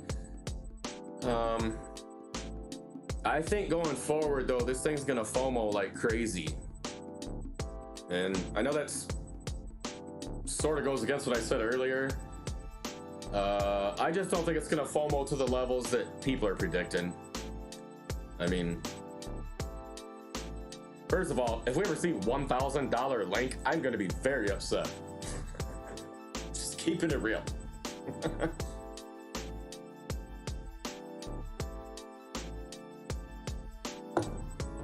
But I think the same guy that gave the, you know, after he did everything, and I mean, the numbers worked out. If it moves like Ethereum did, which the chart's already kind of replicating what Ethereum did 3-4 years ago, he came out with a price target of 400. I mean, literally, if Chainlink does what Ethereum did, it's going to go to about 400, which is just nuts. But this $1,000 stuff is a little bit silly.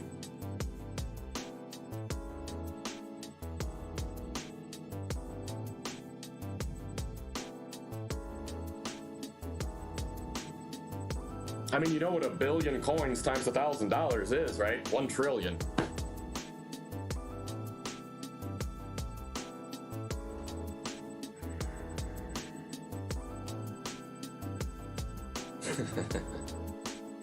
I don't need to say anything else. Could Link have $1 trillion market cap someday? I really don't think so. I mean, it could.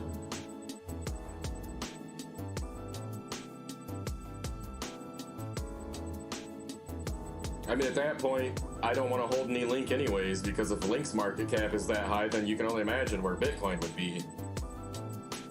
Bitcoin would be the gold market cap at that point and be worth, you know, $450,000.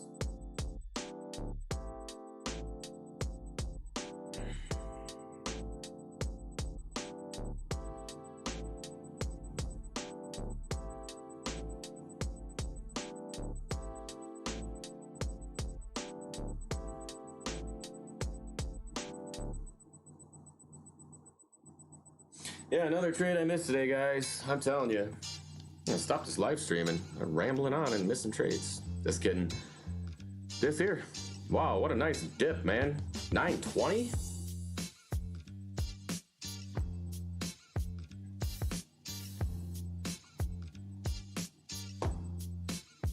It's up 10%, guys, from there. Not quite, but close. 70 cents higher, man. That's 6.5%, 7% or so. Sweet trade. I had that. Probably most of the coins made the same move, so again, I missed it, but I'm alright with that. You're never gonna get them all.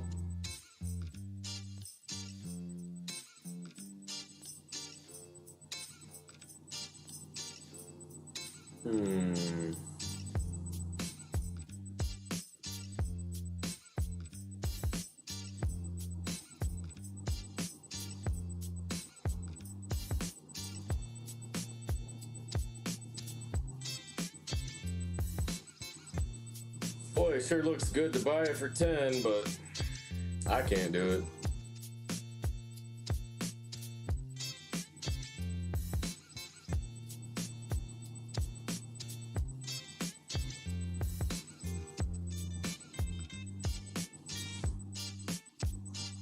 I mean, I could, but I ain't gonna.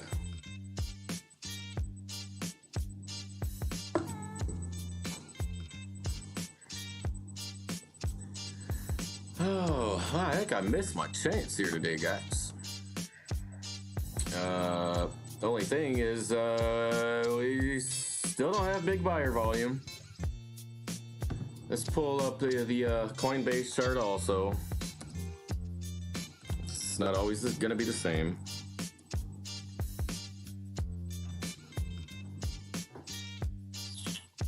That's a Bitstamp. I'd rather have Coinbase. Coinbase is where you're gonna see what? Oh, what did I say in that news? Hold on, guys.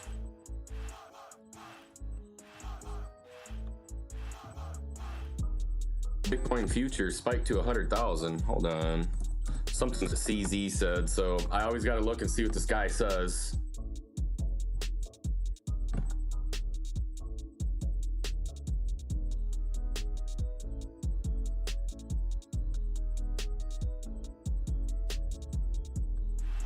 Yeah.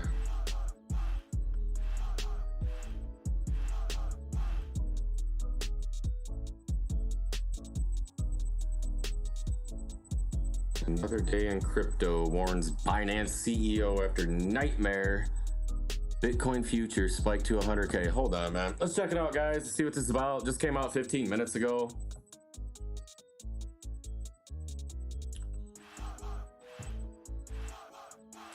I love when I come read this guy's articles. I love his name. Billy Bambro. Super cool. All right, let's just check and see what's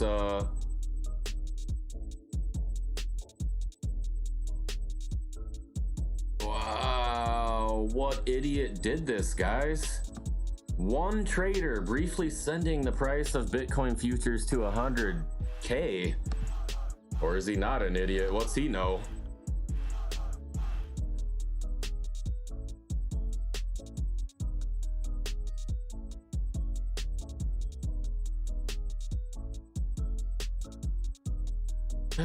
CZ warned via Twitter. The Bitcoin futures price spike by explaining a user's algorithm went ballistic and sent multiple orders to achieve this. A user's algorithm? Or Binance's algorithm? Easy to blame it on someone else.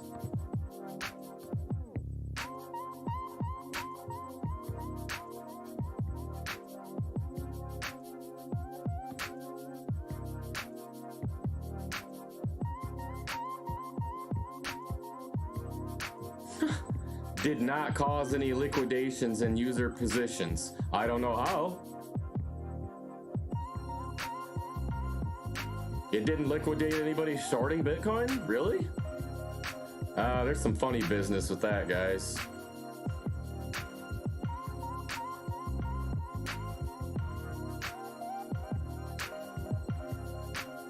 we do have price band protection. Huh? Come on, man.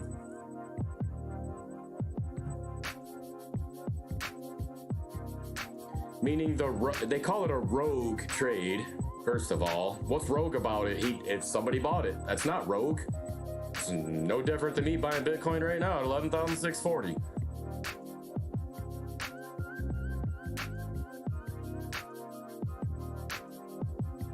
And I'm not sure how that didn't liquidate any shorts. That's interesting.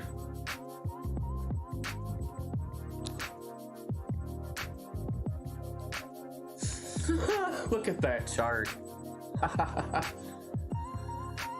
Wow.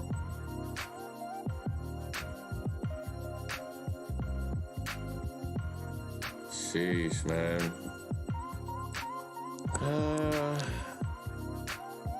Yeah, a trader's worst nightmare. Yeah, especially if you were shorting it at that time.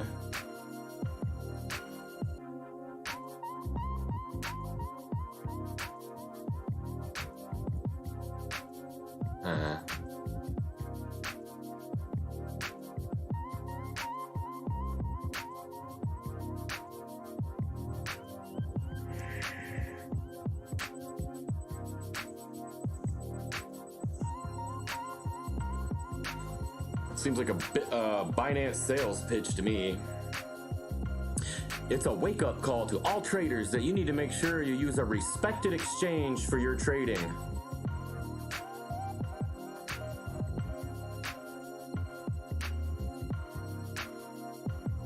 There you go. It's also a timely reminder that when you trade obscure derivatives like quarterly Bitcoin futures, all it takes is one giant whale to corner all the little fish and liquidate their accounts. Let me tell you something about that. That's what BitMEX and Binance do to their customers every single day. So all this blah, blah, blah, blah, blah, it's all nice talk and oh, Binance can stop this from happening and can, whatever, man. They liquidate their customers all the time. I hate when I see this stuff, man. Here, our crap doesn't stink, just all the other exchanges. We protected our traders when this happened. But what about when you liquidate everybody?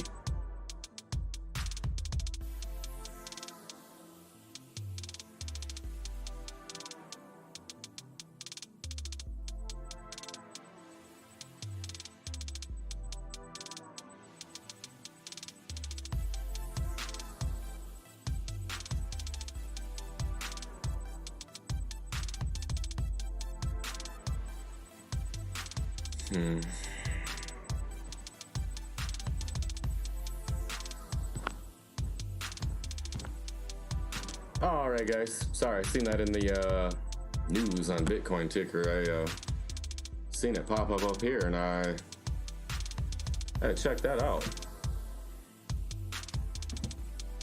Anytime I see somebody bought futures up to 100K, we want to see what that's about, right?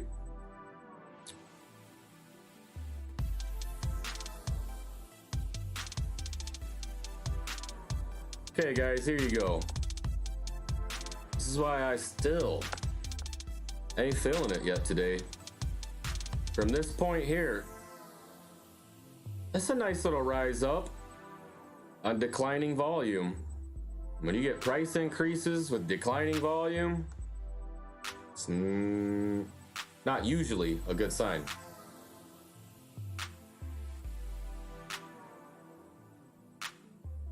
Like I said earlier today, watch, you're gonna get this V-shaped recovery here. But without volume, I ain't buying it.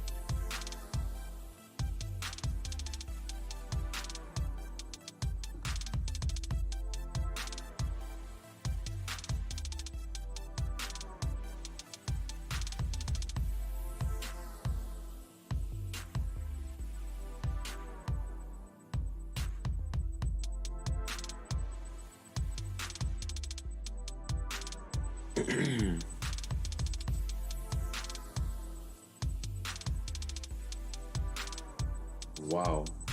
Smash that coffee. It's almost gone.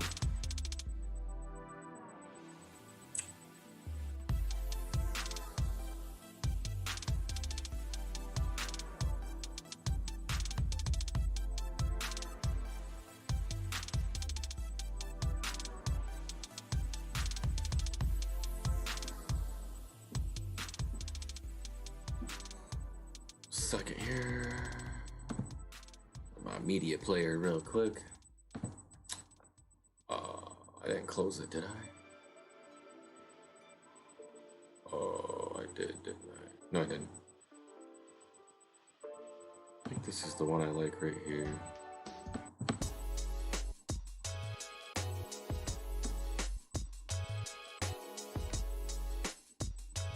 Yeah.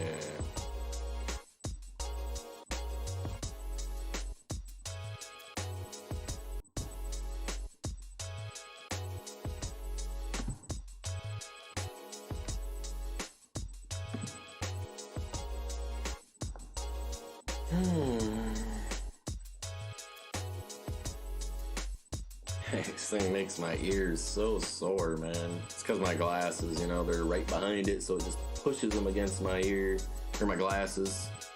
Starts getting sore. Same thing at work, man. We gotta wear these big, huge eye protector glasses over it, and earplugs, and I always wear my hat, so it's like everything pushing, so I naturally got... That's why you'll see me, guys, like, start itching my ear, like sweat gets in there and just starts to hurt a little bit. Feels like I got punched behind my ears.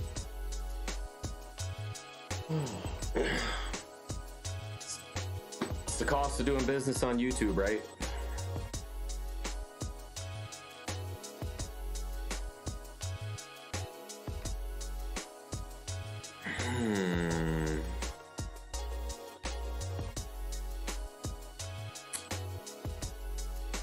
Okay. All right, see this here, guys. This isn't a bad little setup we got right here. And we had this wick down on this candle, and the one in between opened lower than where that one closed, and closed lower. So that looked bad. And I know I don't see volume yet, so I'm not gonna make a big deal out of it. But this green one here engulfed all of that. So after we closed below the moving average with the red candle, this one opened here, jumped up, and we closed above the moving average here, where we've been riding above here. So it rejected going lower. But again, we didn't see a lot of volume, so keeping an eye.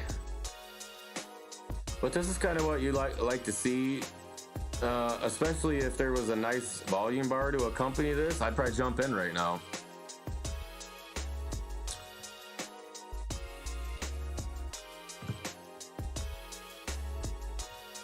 Not Bitcoin, but buy back the Ethereum.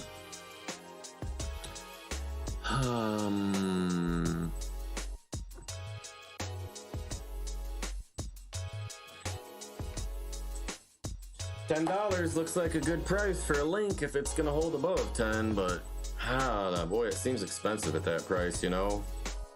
Long term, no, but again, I'm not a long term guy. I'm looking to trade this today, buy and sell.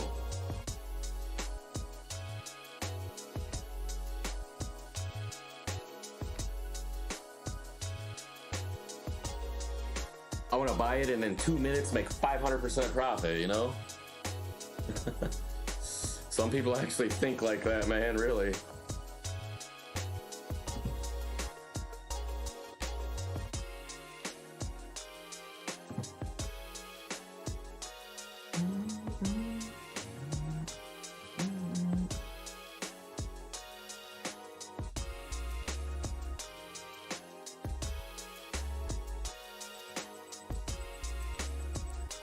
Oh my God, BITTREX. Look at this, guys. I gotta log in again.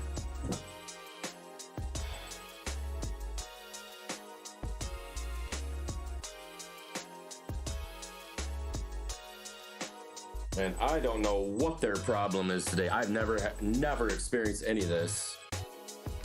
Time to find a different exchange, huh?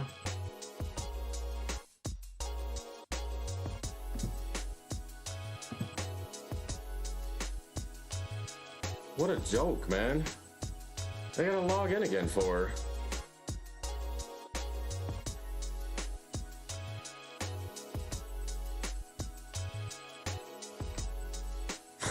I ain't in the mood for games today, man.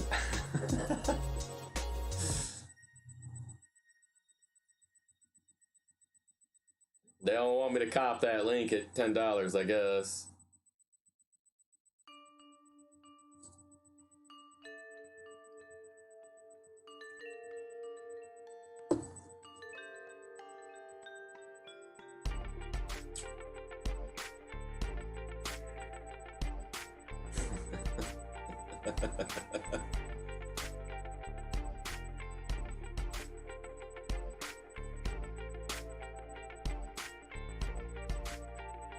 I honestly don't know what's up with that. Maybe it doesn't like this studio capturing the window, or is it throwing it off? I don't know.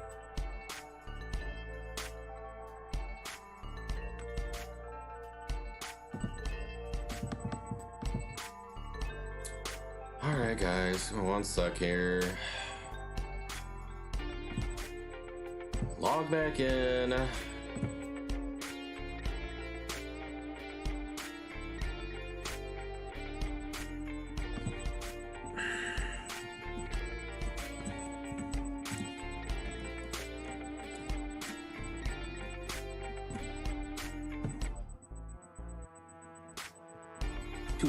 FA.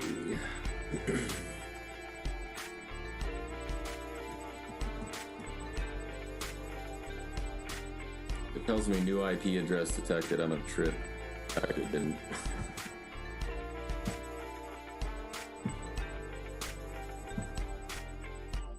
All right, guys, back in there.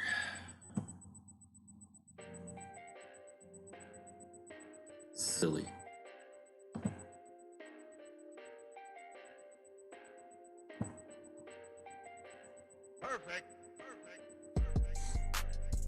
So like rate their support soon and be like, you guys not like me or something?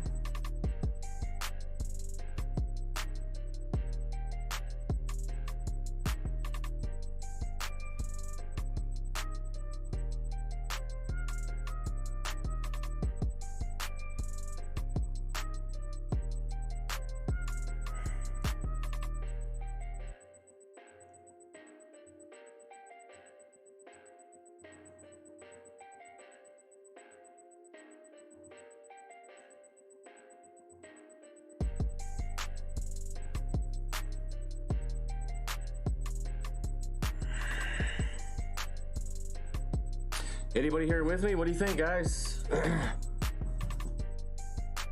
We buying? We watching? What we doing?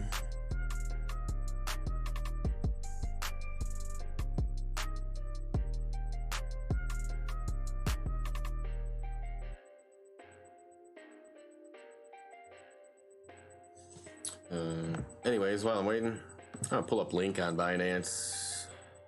Oh. Forgot. I don't think this is updating the candles, is it? Wait. Oh, 2 hour. Yeah, I guess it is. Yeah, I didn't want to take my triangles off, but hey, let's see. We can just see it right here. 10:06 or no.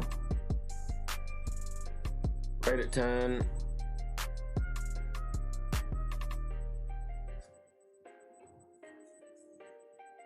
And who is in this stream with me? Chat it up, say what's up, something.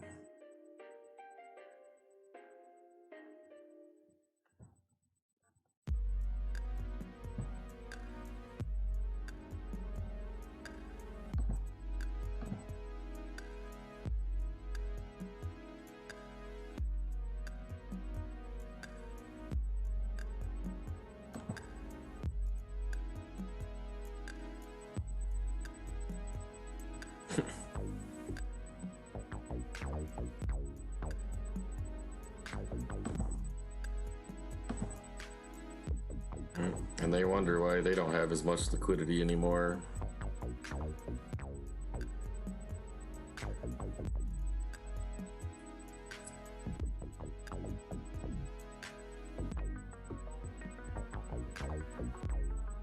There must be a bot in my stream. It's been like one other person in here the whole time. Nobody's ever said anything.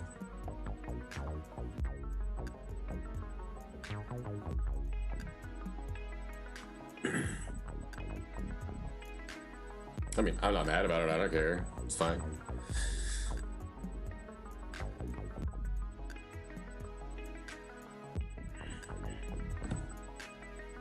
Just wondering, that's all.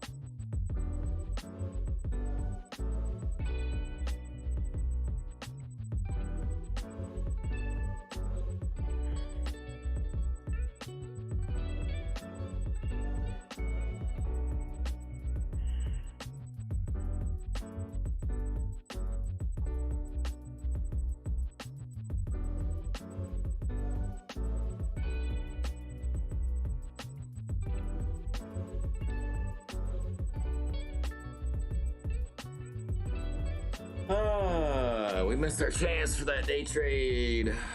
Bummer. Oh, but we didn't lose nothing either.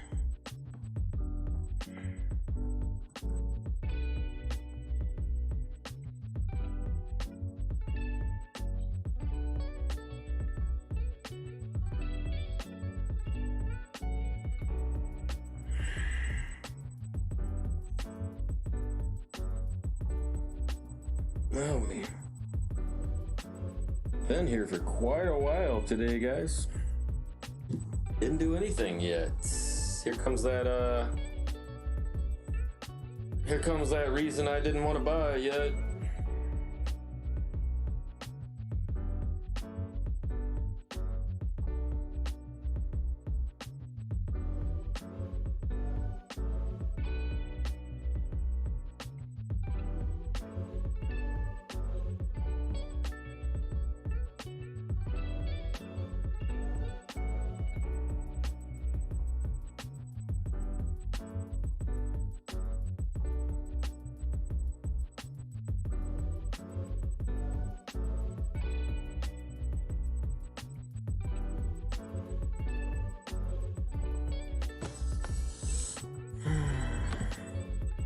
Since nobody's here, no problem to close that real quick. Gotta do something here, guys.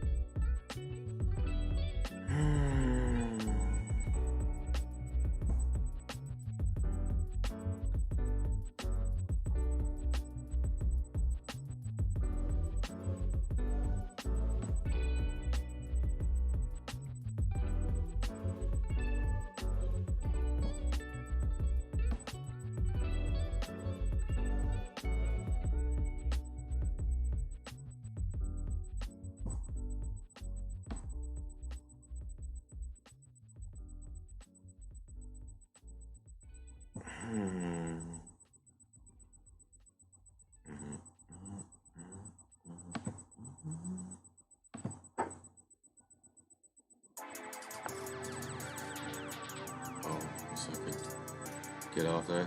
I guess it doesn't matter if you guys see that. I don't care. 20 playbacks. I guess some people have been watching it.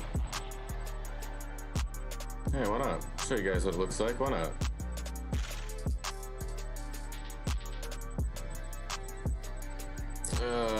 We've had some viewers in there a little bit. 3 viewers for quite a while, so not bad. I'm just starting out, guys. I'm probably expecting way too much, so. But I mean, I'm a day trader, so you can kind of get an idea about my personality. I want it now. Patience is a virtue. It's taken me all 40 years to even try to be patient. Not a patient person.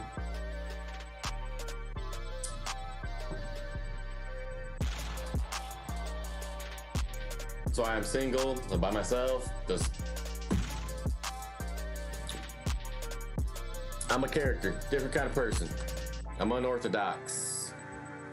A lot of people can't handle that. I give it to people straight. A lot of people don't like that. That's alright. No need to sugarcoat or lie about anything, man.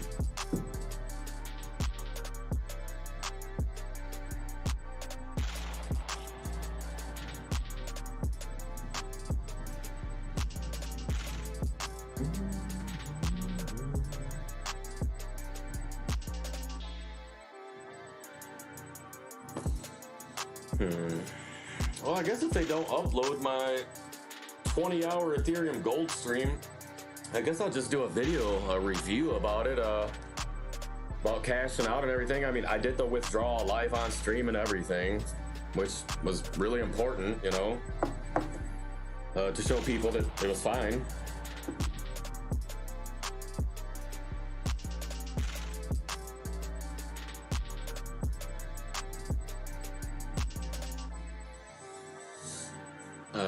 So maybe we'll go back there and do a review or something later, guys. Check it out. I mean, we can pull it up right now if you want. Just to, yeah, let's see the baby dividends I'm gaining from half of a Ethereum gold token.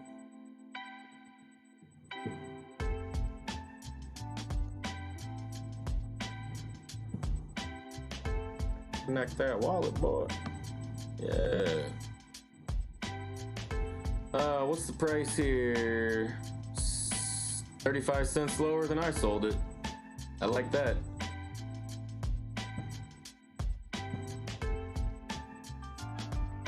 Now, I did see it over 8 today, a little, just barely. I think I did. Way earlier today, so.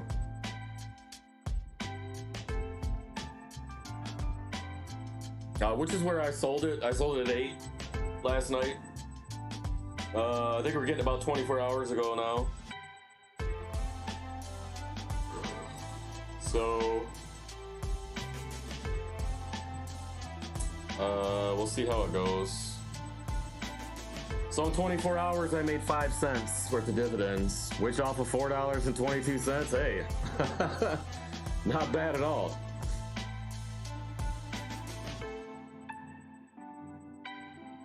I mean, 1%'s 4.2 cents, so we're 1% a day still, guys. And I had 48.552 tokens. I sold the 48 yesterday. Sold it for 1.02 Ethereum. That's why there's still 1 million Satoshi in this MetaMask wallet, which I probably won't use it again until I mess with this again. This is the first time I ever use it.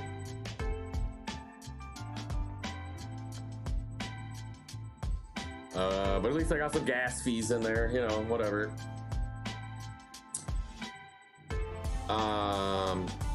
Yeah, so there's 1 million Ether Toshi there, and we sent the other 1.01 to BITTREX, sold it for $3.94. And that's where we're at now. I wonder if these guys are gonna make me log in again. Stop loading this page. I never started. Watch it.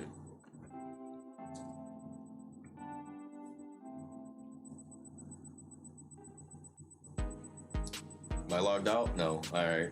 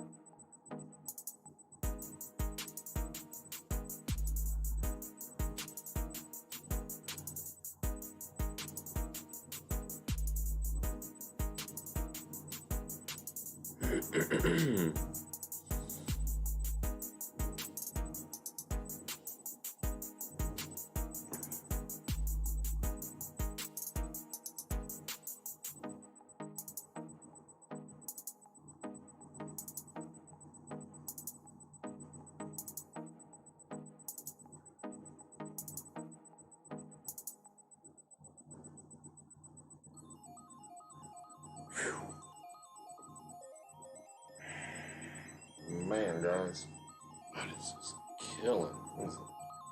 Give me headaches. So rock without him for a minute here. Probably still do it, but.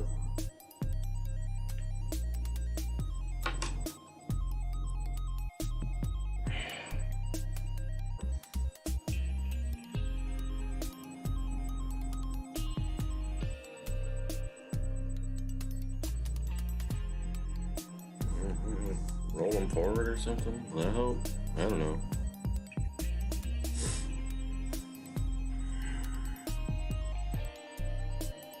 Yeah. And my poor eyesight's gonna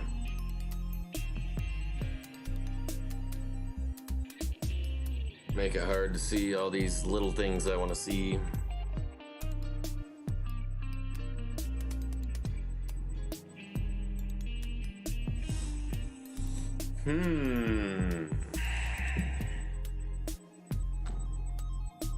I don't see a lot over here either, but it's getting a little thin over here on the buy orders.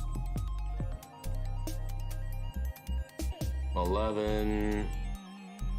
Let's see where the biggest orders start. Back down here at what? 377. Right.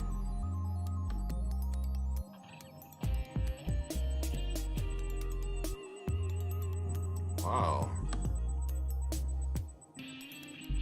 Oh yeah, 366. It's not a lot of money to take us there, guys. And you see what we're doing here. Okay, guys, if you see now this line here, I mean it bounced off this little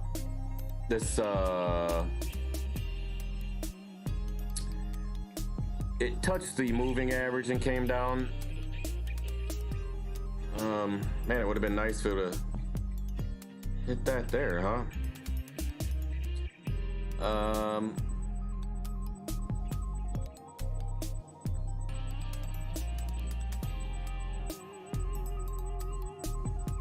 No, I'm not gonna leave this. I'm just gonna make myself look right, you know?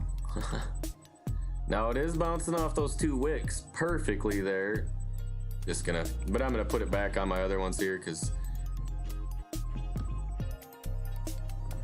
I'm gonna leave it.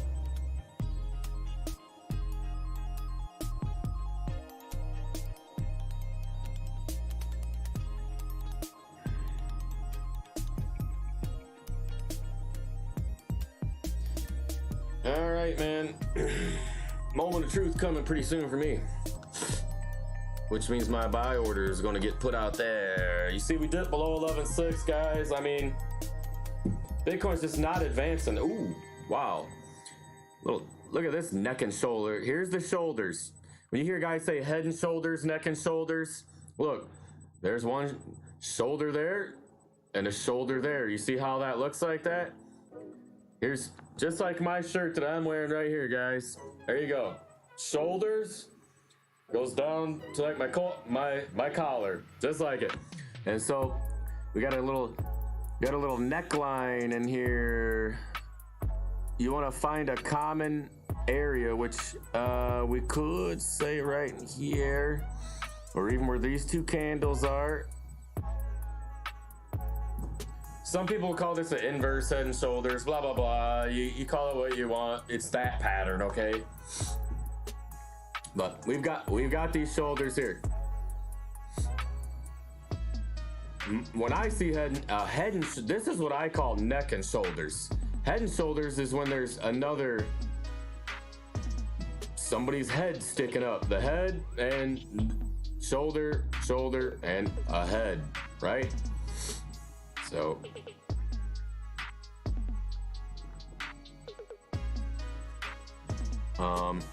Now this could have been a little, what I call a false bottom. And then this going across right here is our neckline. So if we take this out, okay, or here, so either here, here. This is where we don't want to see Bitcoin fall below these levels, or definitely going to be some downside. I think we got downside coming anyways, but we're just not advancing, guys. Like I said, look at this move up right here, all the way from the bottom. There's a little volume in here, this part. Look at this. Where's the volume? And one way you can spot these out, guys, looks like an alligator mouth, kinda, you know? His mouth is open up. If there's lots of volume, it wouldn't look like that, right? Just saying. He's ready to. And what that means, when you see that, they're ready to chomp, man. You're gonna get dumped on. That's the way that's how I look at it.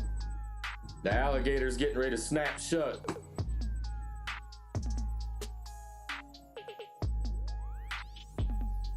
Now this is a verified move here, guys.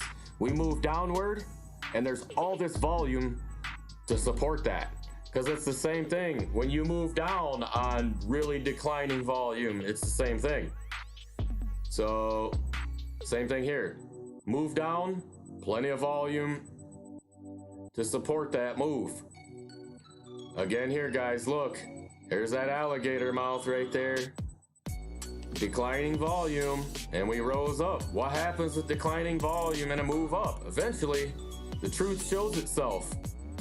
So we started dipping. Now you see where the real volume is. Same thing here, guys. We got an increase in price with a decrease in volume. That's what I've been saying all day. Go back and check the video 100 times a day. I've said volume, volume, volume. We need some volume. Needed volume to support this move, and we do not have it. Trap.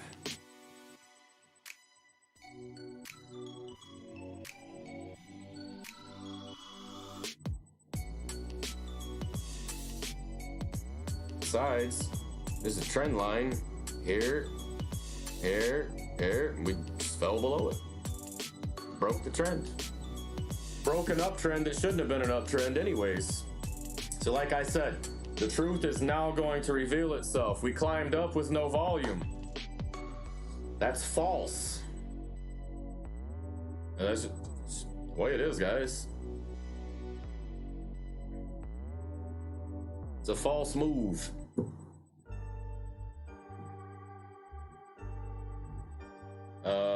Doesn't mean that's gonna happen, but that's sure what is what it looks like, and you're gonna see the volume to support the move down.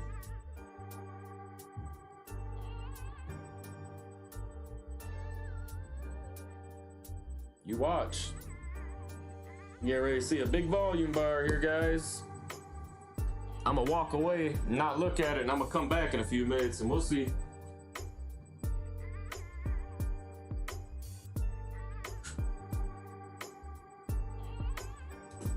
I don't need to see it to know what's about to happen.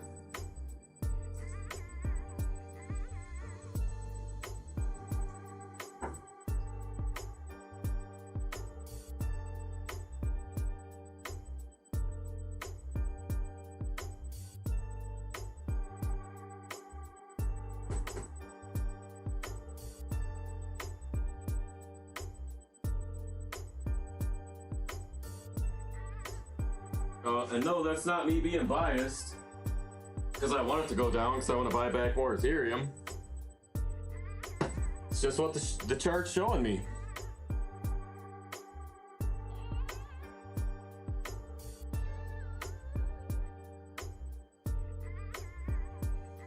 Like I told you guys, can't always go off the charts. Doesn't always work out the way it looks. Yeah, see, I come back and we're $20 higher.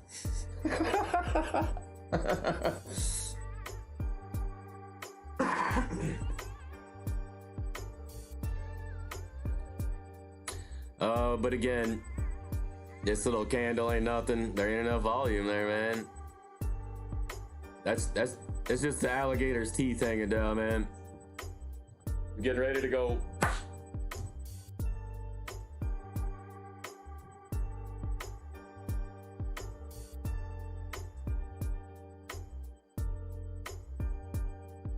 At least every time I'm in a trade and I see this pattern, I'm like, oh man, don't do it.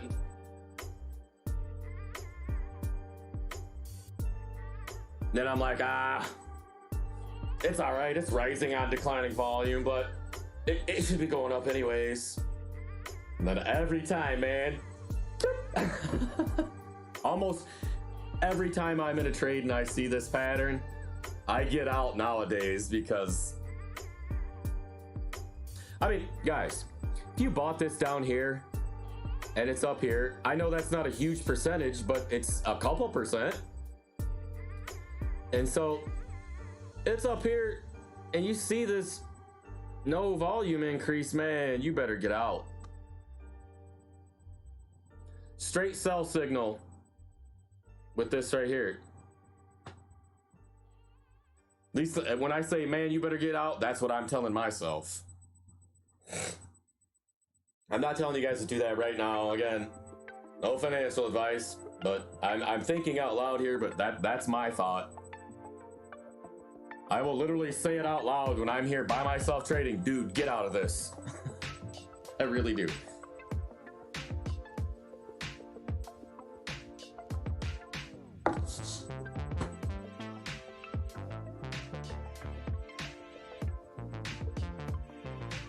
But I don't answer myself back and be like, yeah, I think you're right, so I'm not crazy.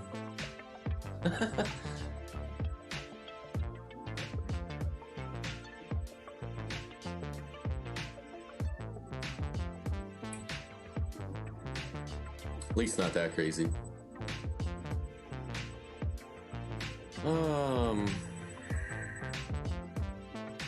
I mean, if we do get a dip here, guys, the main thing we're gonna be looking for is to either double bottom with this one, and not go below it. I'm gonna refresh this. I think candles need to refresh here. Nope. Yeah, I needed to refresh because this is not the bottom.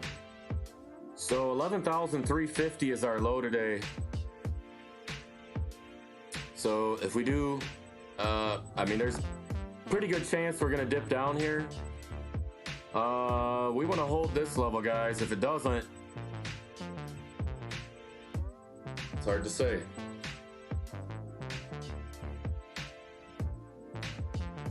And again, 11.6, 11.5 is support. Or it can become resistance again.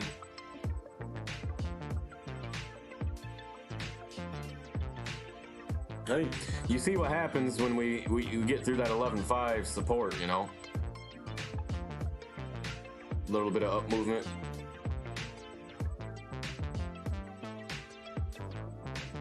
And been some consolidation here a little bit.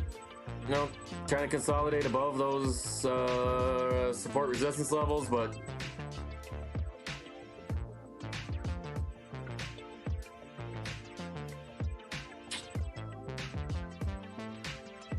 and again, like I said earlier, I mean, Bitcoin hasn't traded at these levels for substantial amounts of time, so I mean, there's really no true support resistance. When I'm talking support resistance right now, it's just on this time frame.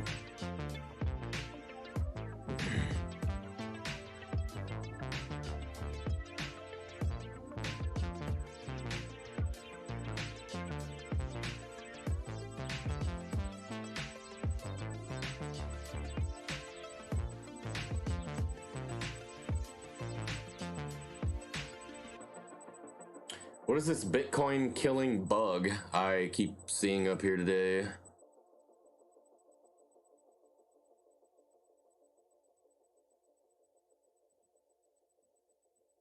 Huh, interesting. I don't know what that's about. FUD, I'm sure. We'll take a look here in a little bit, guys. Oh, I bet you they logged me out again. How much I'll bet?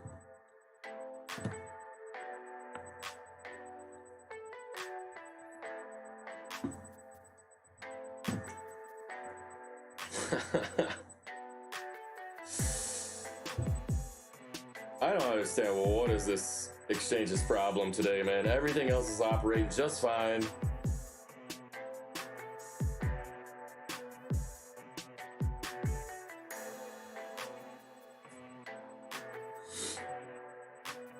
Maybe I should write to support, honestly, and be like, hey, I'm experiencing crazy delays. I mean, I've never really had this before, so I mean, it's got to be with my studio running and maybe the music. It's got to be affecting it, because BITTREX is usually very fast. Never really had many problems.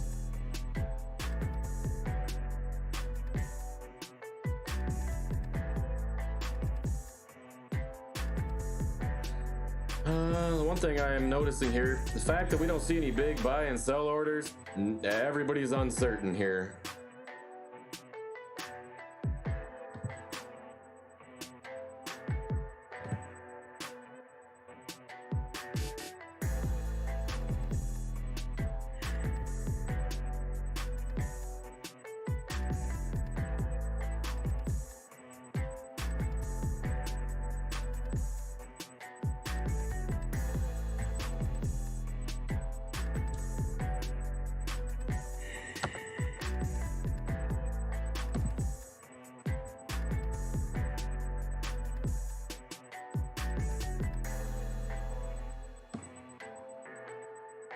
Why I keep clicking on that?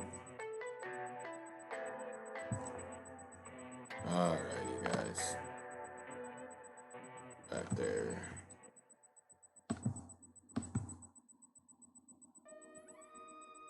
Alrighty.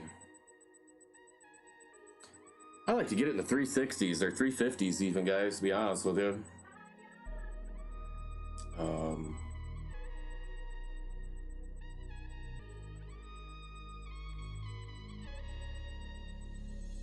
I mean, if Bitcoin dips down here, I mean, I don't know if we'll see it get a lot less than that. I mean, if Bitcoin falls $1,000 to try and hit that 10.5 support again, you'll see Ethereum take a nice hit.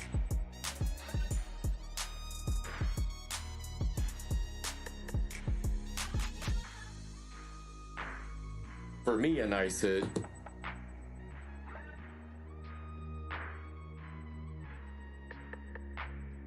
But I'm not a hater right now, guys. I mean, I don't want the market to go down. But, you know, you take your emotions out of it. It's, whether I want it to or not, doesn't matter. You can't be biased, you know, when you're trading. Don't go with what you... I'm not going to say don't go with what you feel, because my gut's done me right plenty of times, but... Hope is not a good strategy. Wanting something to do something is not a good strategy. Set things in your favor as much as you can.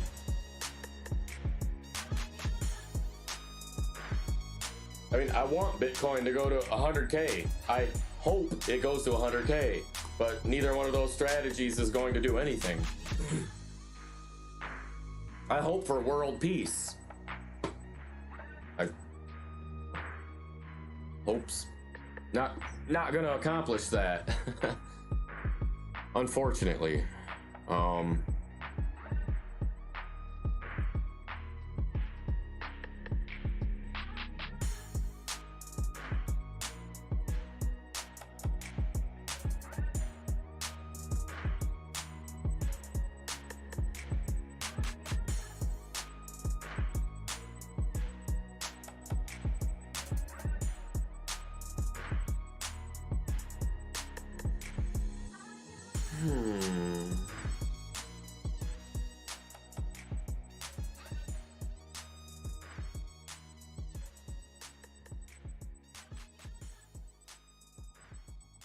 Well, this will be time to take a break here. Pretty soon get something to eat.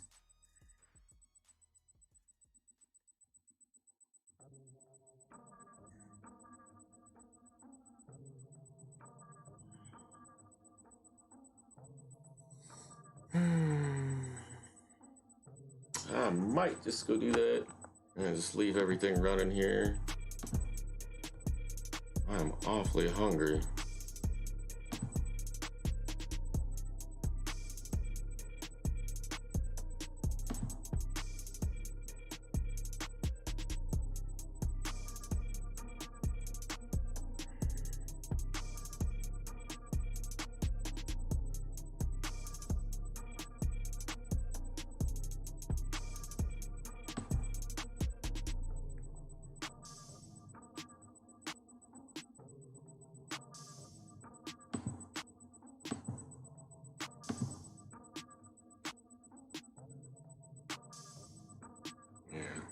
Bunch of crap here, but it's the truth, man. The whales are gonna take over, man.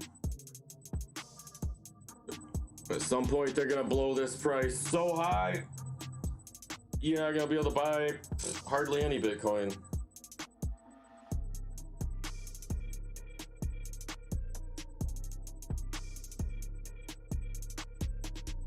And that's why they want you right now to think it's bad, it's horrible, criminals use it. And all this stuff. Again, they don't want you to have it, not right now. They want you to buy it later when the governments and banks and everybody's holding the majority of it. Then they want to tell you how great it is when the price is $100K, $400K, $1 million, whatever.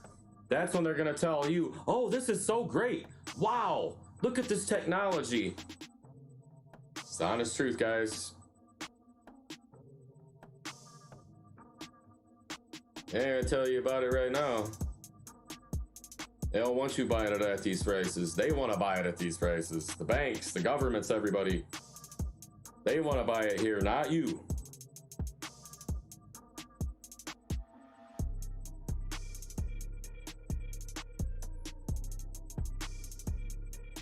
Well, you do want to buy it here, but they don't want you to. And I said, whether you bought Bitcoin at 1,000 or 10,000, I know it's not the same thing, but in the grand scheme, it's almost buying it at the same price.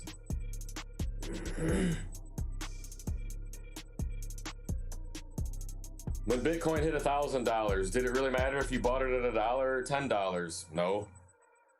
So, I mean, it's hard to see it that way. Like, man, buying it at 10,000 is really cheap. Yes.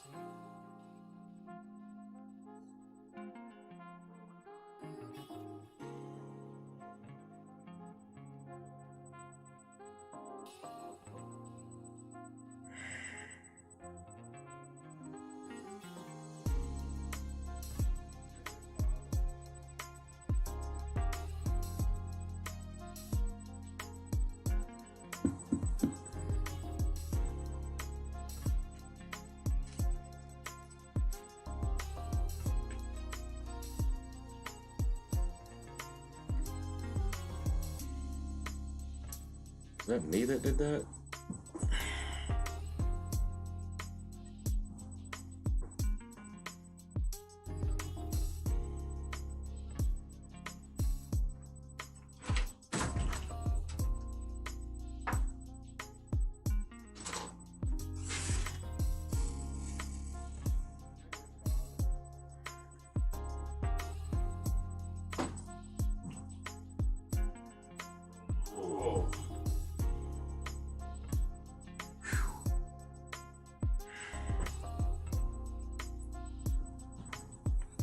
Tired and hungry.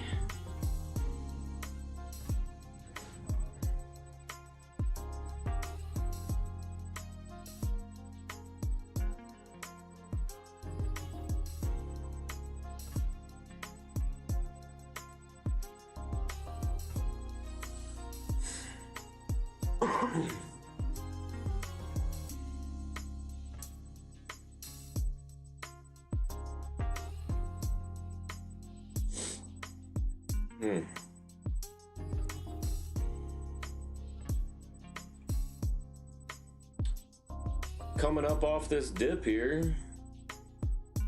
No volume.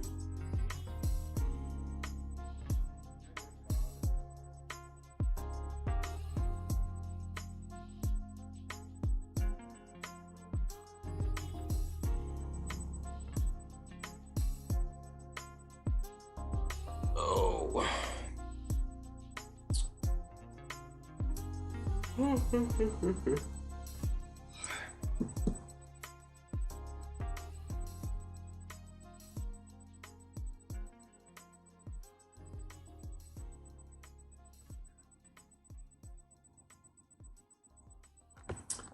All right.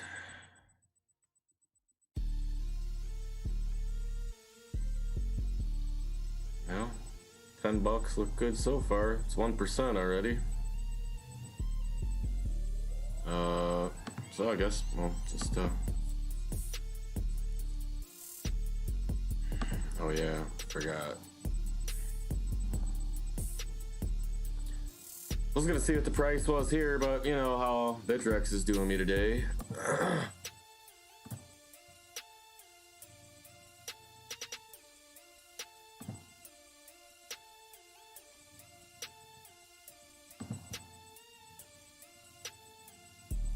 This doesn't want to load, man.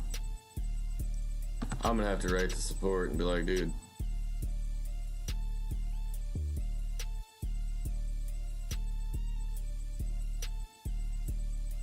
I mean, I don't do a lot of trading volume here anymore, so they probably don't care, but whatever.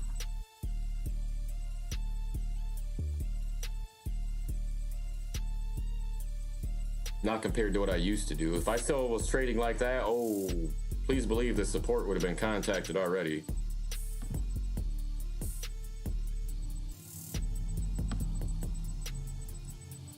Like 5 minutes after the stream started, I would have got a hold of them. Not that I'm not trading seriously right now, but I mean, when I'm trading a big amount and I'm laser focused and serious about that, I will not put up, I wouldn't put up with this for 2 seconds. I would have contacted the support and said, hey, what's going on? If I didn't get a response back soon, I would have just took everything off here and trade somewhere else.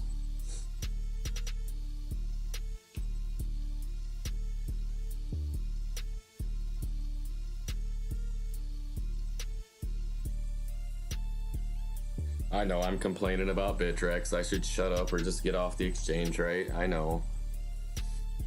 But again, man, it's one of the first ones I ever used, you know? I've always liked it. Never had no problems there. I mean, I guess I shouldn't say today is really a problem. It's just laggy and slow, and maybe my stuff's creating it, but everything else is running fine.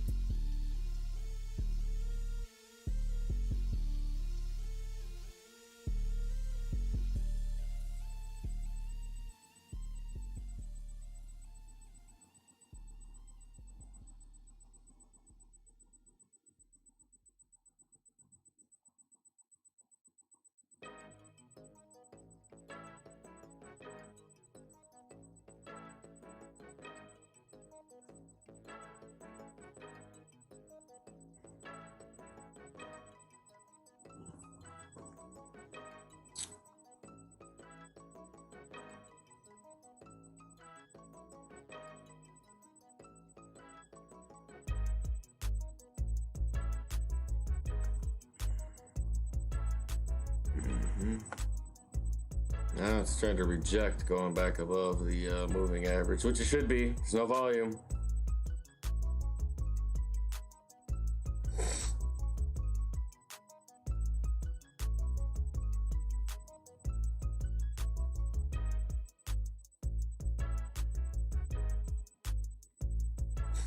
CoinLock launches annual subscription model to buy or sell Bitcoin.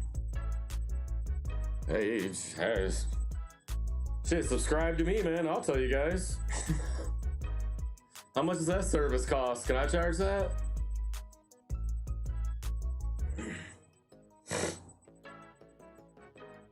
You don't need to never pay for a service like that, guys. Educate yourself a little bit. You can do all that. You don't need you don't need anybody to tell you where to buy and sell. Educate yourself to the point you don't need to listen to me, no YouTubers, no nothing. You go do you. That's what I do. I don't need anybody to tell me nothing. Doesn't mean I'm gonna be right or wrong. Just I want to base it on what I'm doing, what I know, what I'm comfortable and confident in. That's just me.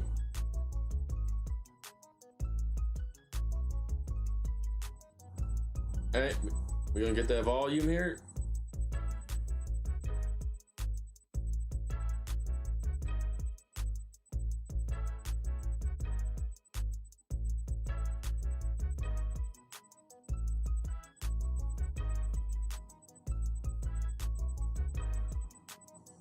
Or just a failed attempt to break 11.6.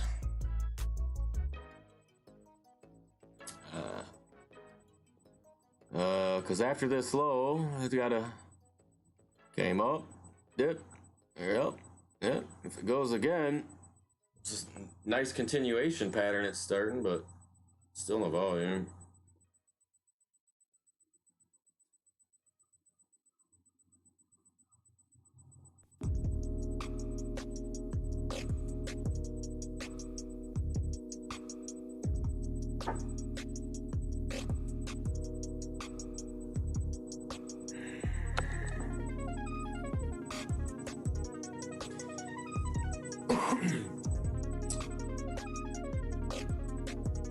$230 coins to make us drop about $60.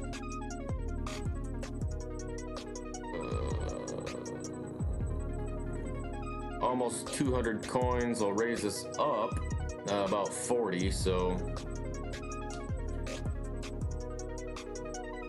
almost even. See, now you see what we saw earlier on the buyer side. See, they're starting to stack up the sell orders here.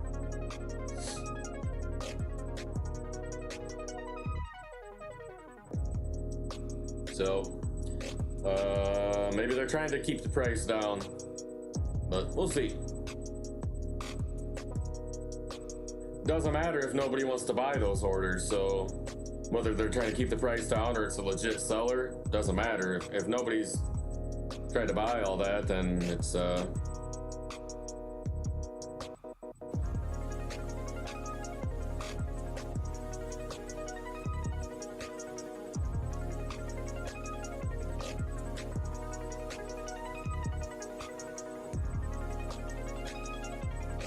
better go back and check BITTREX before they log me out. Hey, still in there.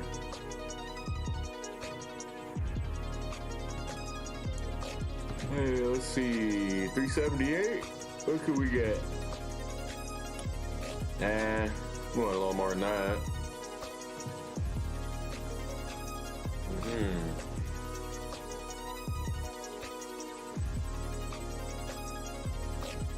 Alright, so here it's ask and bid.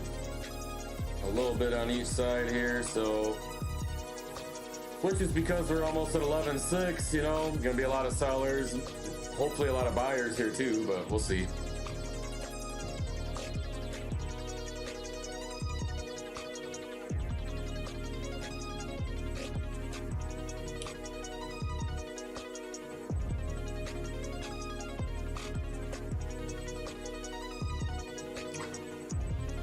Man, they value CZ's opinion way too much, man. They treat everything that this guy says like it's God speaking. I can't stand that guy, and I can't stand the way they do that.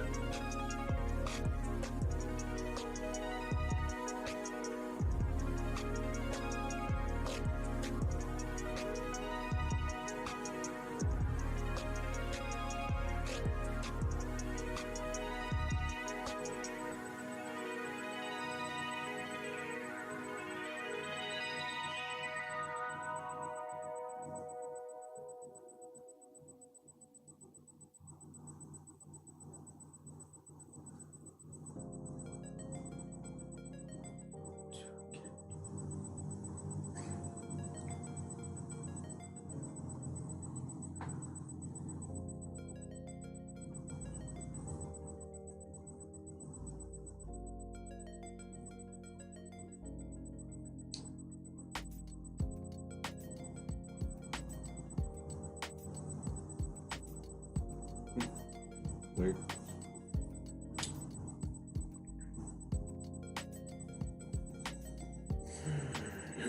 Come on, Bitcoin, just hit this pullback, man, so I can get down. At least once on the stream, right? I don't want to end the stream with no trades. But this is actually one of the best videos ever for trading. It shows the guy being patient, might have missed one trade, and never did anything. Sometimes that's the best days trading you're ever gonna have.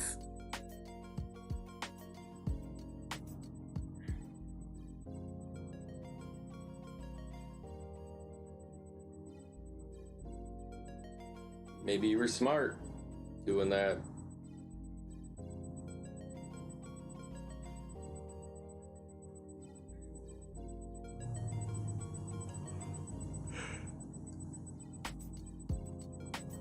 Yeah, Bitcoin has held over 10K for nearly 2 weeks. What happens next? I think we're gonna find out soon.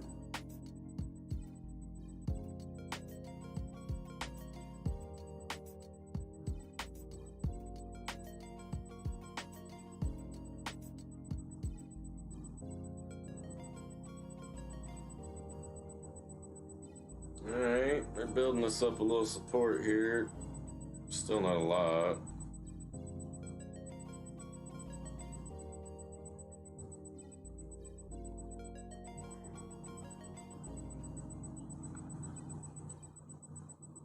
Yeah, it's about even, so 300 Bitcoins one way, 300, huh? More to get through to go up than go down, so again, I'm just waiting for this move down. I'm pretty confident it's gonna happen. I'm just waiting for it.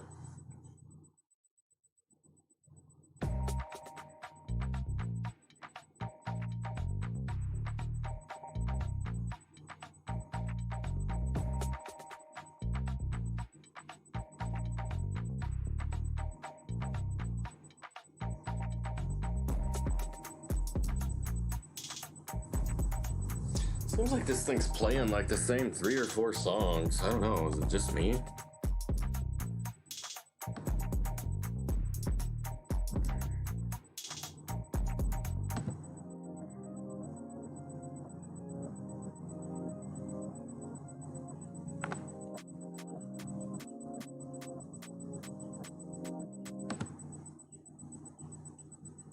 I mean, it's on shuffle, so I mean, I guess you're gonna hear some of the same ones, but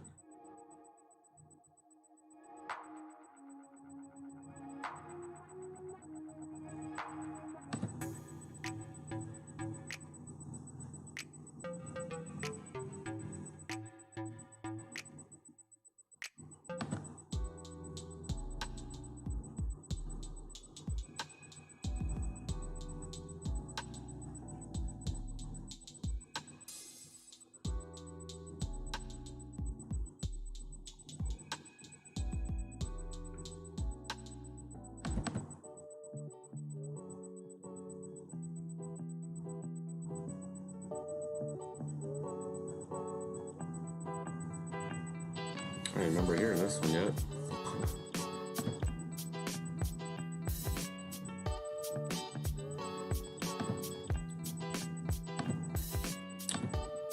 What do we got for F here?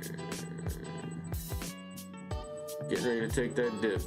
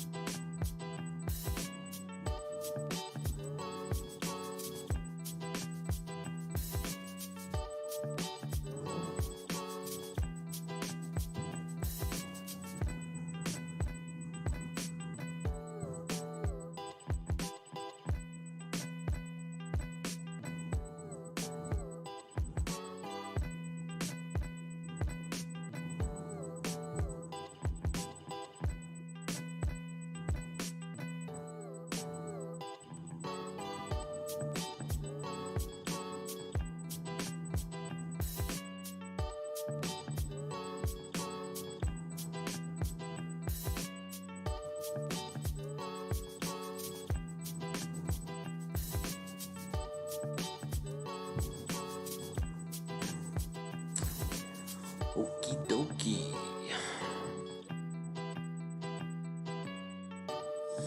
Alright, well, I'm not gonna listen to the stream. I can't take any more of those things for right now, so don't need to listen to myself talk anyways.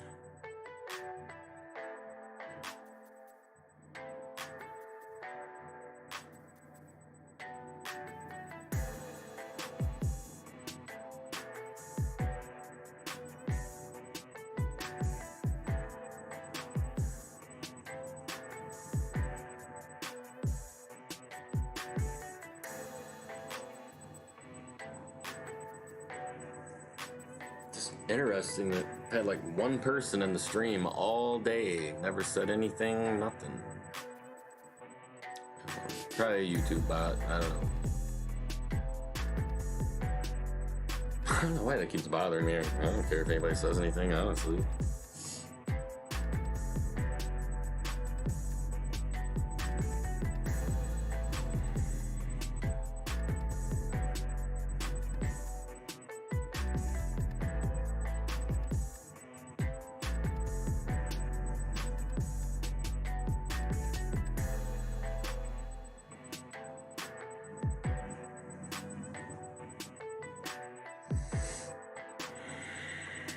What's that? Trump's executive orders, second stimulus, $2,400 a month. All right, I'll take it. Not mad about that. Don't know if that's what it's gonna be, what's gonna happen, but hey. Man, I can't stress enough, guys. Man, if you're watching this video and you're getting grants and stimulus money, man, and you are not investing in Bitcoin or cryptocurrencies, man, please don't make that mistake, man. This dollar is going to collapse, and that $2,400 is going to be worth 2 cents going forward. People think it's a joke, hyperinflation. Oh, it can never happen to America. Dude, it's coming, and I guarantee you it's coming. We've been past the point of no return for like 60 years, man. As soon as they took the dollar off the gold standard, that was it. That was it. People just didn't understand it back then, what was going to happen, and nobody tried to, you know, stop that or make it a big deal of it. But they took the dollar off the gold standard. That's it, man. And we've been past the point of no return as far as the dollar inevitably collapsing and that it's imminent. We've been past the point of no return probably before the year 2000 even, man. Honestly.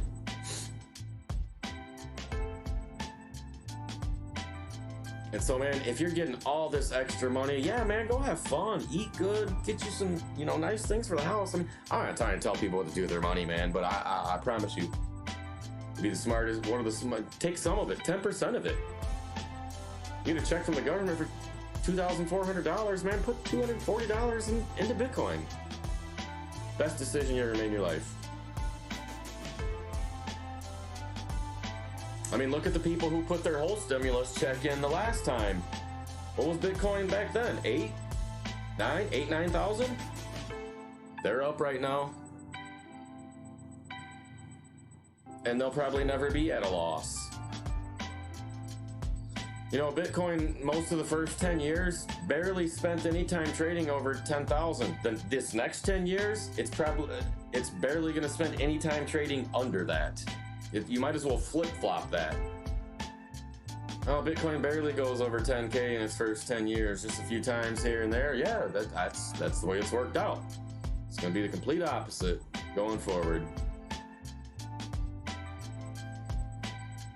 Have we seen it under 10K for the last time?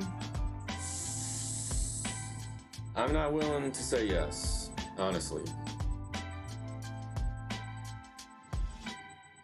Really, I mean, I can't say yes to that.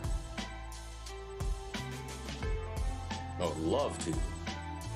There's a part of me that thinks we've seen the last of under 10K, but I thought that before also. I thought we'd never see below 5K. It was a joke. We went there.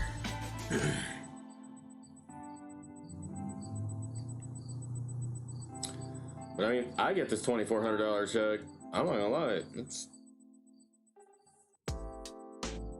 Just throw it in Ethereum gold, right?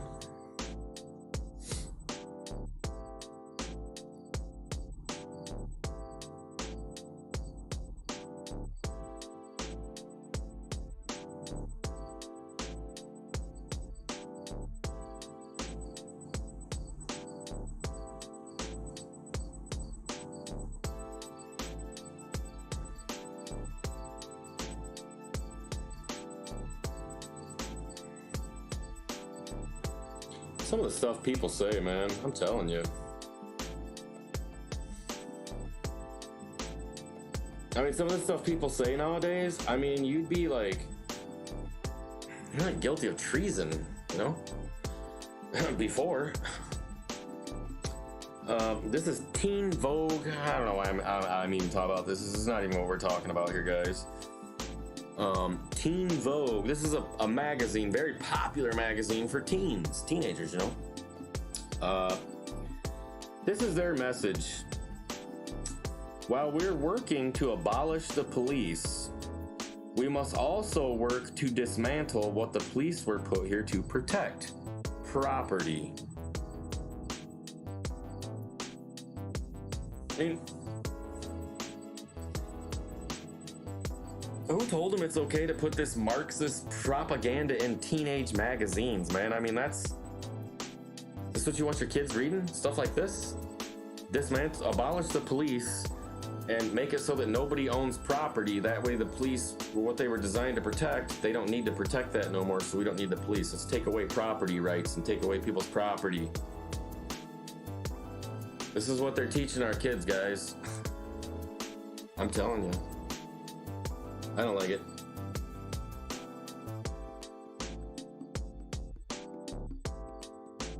Insane. And people get away with that. But I can't practice any type of free speech, but they can say that kind of stuff. I can go out on the street and say what I should be able to say freely. And I'll be, going to jail or something. And I don't mean racist or nothing like that. I'm as far from racist as you can be. I mean, go out there and tell the truth. Speak out of some of the things our government does. I mean, because a lot of it's not right. It's lies. It's dirty what they do to us, and it's wrong. And I should be able to go stand on the street corner up here and protest that and speak out about that, which most of my life you could do. You can't do that no more. Ain't no freedom. And but these people can print stuff like that in a magazine and it's perfectly fine, you know. It's not that pretty where I think the world's the direction it's heading.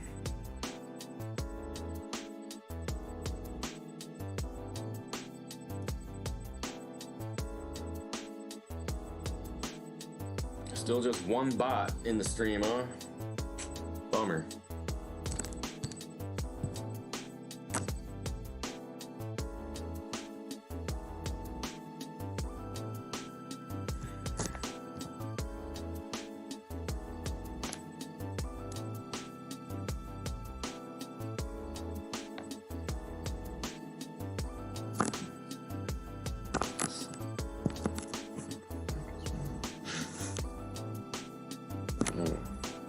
That's my thumb.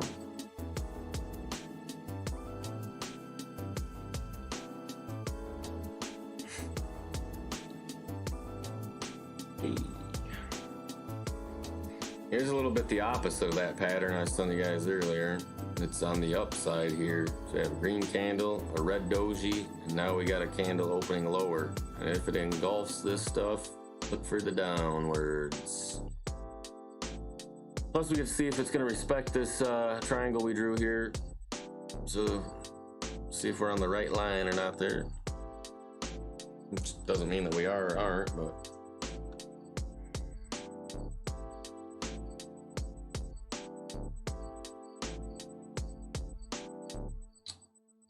this is so stupid, man.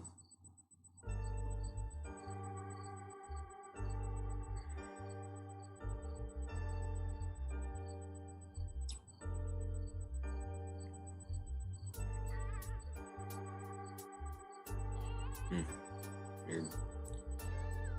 Well, if you're here and you're enjoying the stream, say something in chat so we'll keep it rolling. Other than that, guys, I'm ready to go get something to eat. We're just gonna cut it off here. No trades made, so we'll cut it off and maybe come back on later. I don't see anybody else in the stream anyways, like it's just me.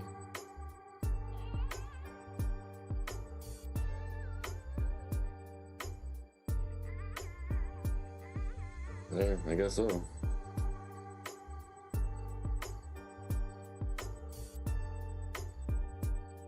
I don't see nobody else.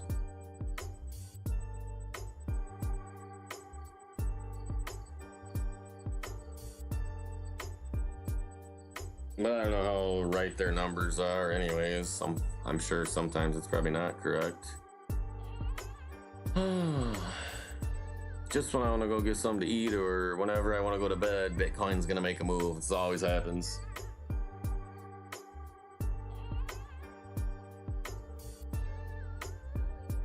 Alright, cool. So I got off the stream and then there's no watchers. I guess if I jump back on, probably the YouTube bot will come back to you, I guess. I don't know. Weird.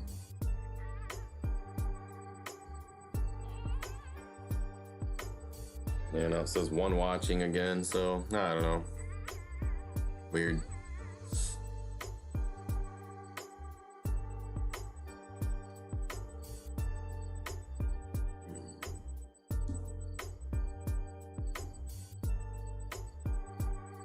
Okay, whoever's in the stream, if you want the stream to keep going, say something in the chat. Other than that, I'm probably gonna cut it off, go get something to eat. We haven't made any trades, so we've been here all day.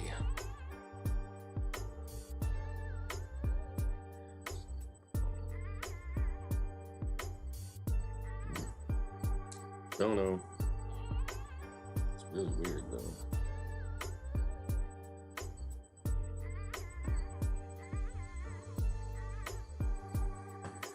Okay, well, nobody's saying anything in the chat, so I guess we're gonna cut the stream here pretty quick, guys. Of course it'll be uploaded, so maybe you're watching this in the future. But other than that, I haven't heard anything from anybody, so not much reason to really keep the stream going. It's not like we got a lot of viewers or anything, and nobody's been communicating in the chat today or anything, which is all fine, no big deal. But I'm not gonna keep the stream going and talking to myself all day, which I've probably been doing for like, I don't know, man. We started this stream a long time ago. So I remember at 2 o'clock, now it's 8:30 my time. I remember at 2 p.m. I was like, wow, man, it's already 2, been on here a while, so. Probably been on here a good, I don't know, 10 hours maybe? And didn't make a single trade. Looks like it touched our line there.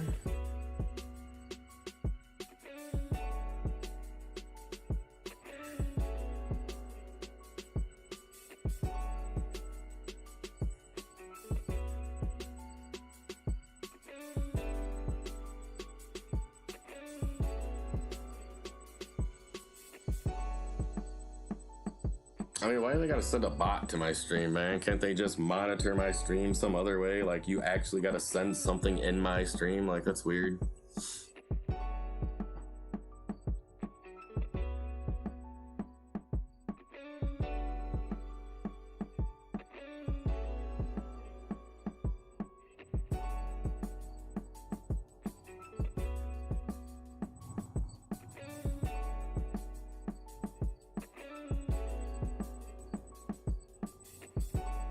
I did get a couple more subscribers today. That's cool. Definitely appreciate that. And just like always, when I'm ready to get off this thing and get something to eat, or when it's time to go to bed, here we go. Bitcoin's gonna start its move. This is like all the time. Bitcoin wants to interrupt what I want to do all the time.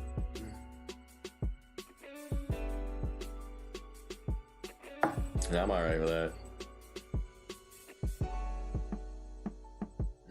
Bitcoin may be the only asset worth owning, and I kind of agree. It's the only one I really want to hold long term in the end. I think there's going to be a day when most altcoins are just going to die off. I don't know if it's going to be just all at once. I wouldn't be surprised. All the exchanges coordinate with each other and just dump them all, man, and take everybody's money. Don't be surprised if you see a day like that. You think the exchanges are your friend? You best be thinking again, because something's gonna happen. Well, I mean, 90% of the altcoins are worthless, guys. Let's be honest with ourselves. That's it. Or they're clones of another coin. That's it. And then all that money is going to go into Bitcoin, and that's when we'll see the true Bitcoin rise, the true bull run in the future. That's why Bitcoin's not higher than it is. People, that's another thing people don't realize. Well, why isn't the price higher? Because all the money's in these stupid altcoins. Prove me wrong. Once again, prove me wrong. I don't really think it's possible. Yeah, I mean, most of the altcoins are going to die off anyways. I just think there's going to be a day of reckoning here. I don't know. I'm not saying it's going to be anytime soon, this year, next year, who knows? I actually told a bunch of people in this space that I talk to often in 2019 in January, I said, man, this is 19 is going to be the year of altcoin death.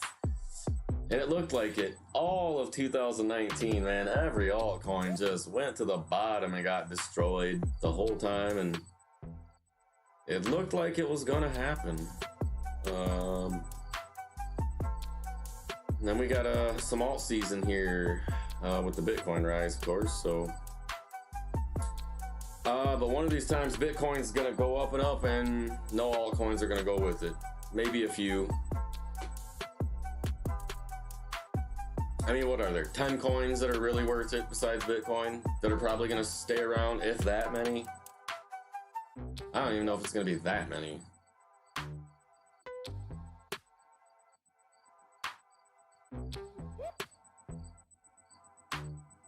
I don't think Bitcoin is going to be what's spendable. It will be a store of value. People aren't going to use Bitcoin to buy and sell things.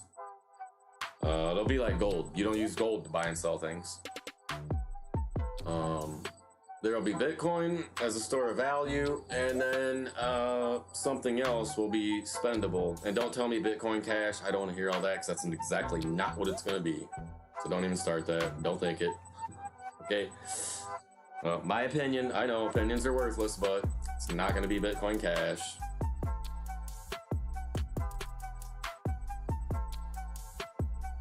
I could see it being, I don't know.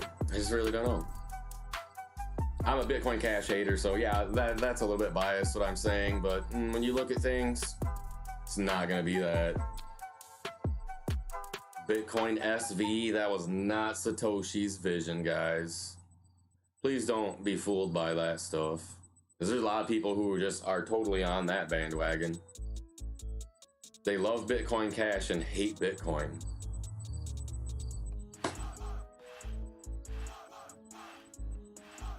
All right. Sorry about your luck in the future. You'll learn. And the Bitcoin SV. What a disgrace to call that Satoshi's vision, man. Come on. That's what I mean, man. These bad players in the market, man, they're just trying to ruin this thing.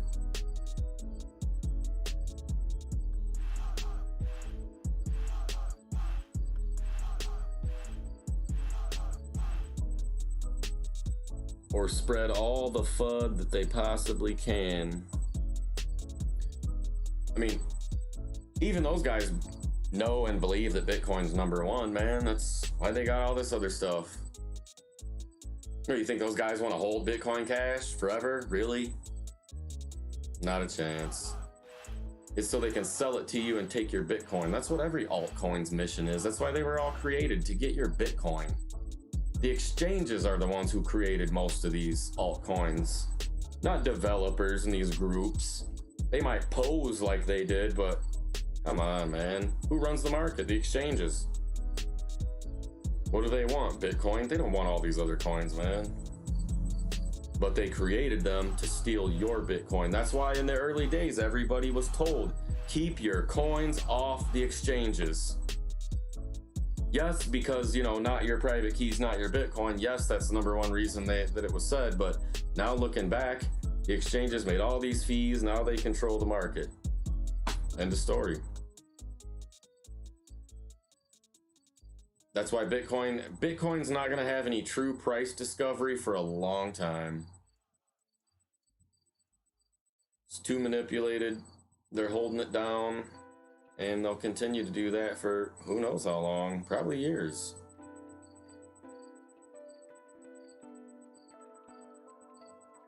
Somebody told me Bitcoin was going to trade in these ranges between 8 and 12,000 probably for the next year or two, and they told me this at the beginning of the year. They said at least, probably for years, they're going to trade in that range. And so far, they were right.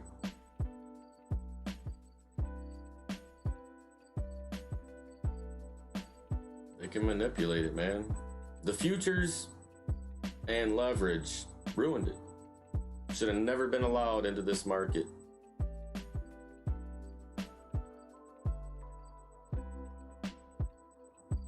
I mean, futures and leverage is why we're at these levels now. That's why we're not way higher. It's the only way they can control it. That's why they started those CME futures in 2017 at the end as fast as they could, and that day that those opened was Bitcoin's all-time high, and they've controlled it with these leverage and futures ever since. And that's why they're lucky they got it out when they did.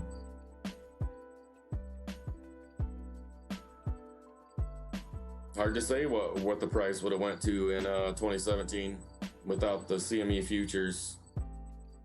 That's the only way they were able to halt that run and slow it down.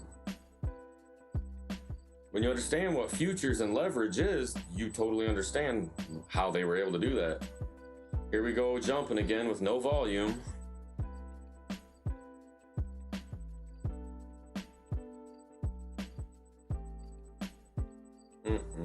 I'm tired of seeing this today, boy.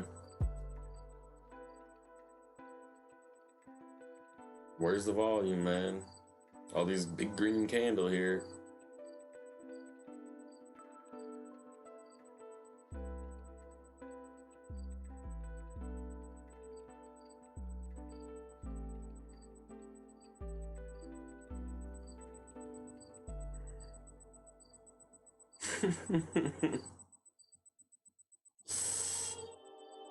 About to get stopped dead in its tracks in a second. There's no volume. Perfect. I mean, unless something comes in, but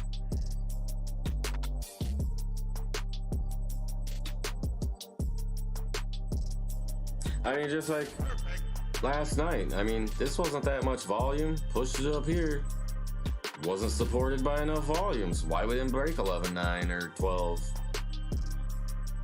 And after so many attempts at this with not much volume, see what happened. Gonna be the same thing here. Go up and test this moving average and then get your butt kicked.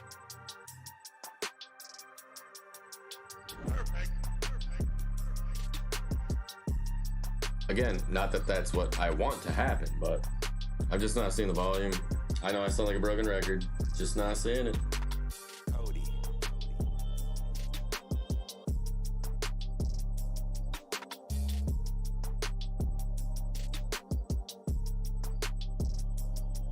Too much of a guessing game right now, you know? I need some concrete evidence.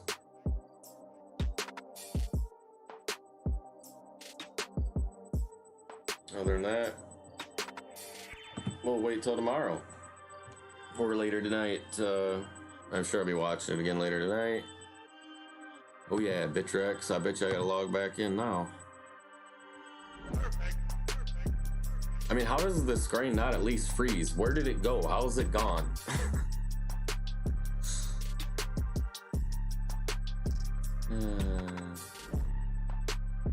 Jokers, man. What else? Yeah, how else can I explain that?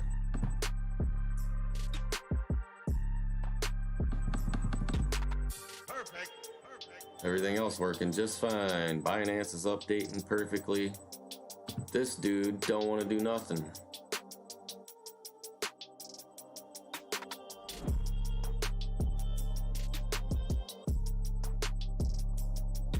Are you serious, man? Come on, man. What a joke today.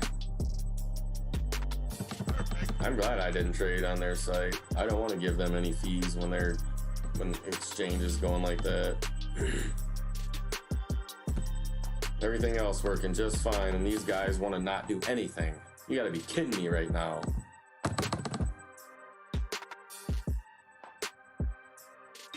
I can't get anything to load, man. Perfect. That's what I mean, man. The exchanges play games. If you don't think so, you're wrong. I've been here too long doing this stuff. I mean, come on, man. What's going on here, BITTREX? It's not loading anything.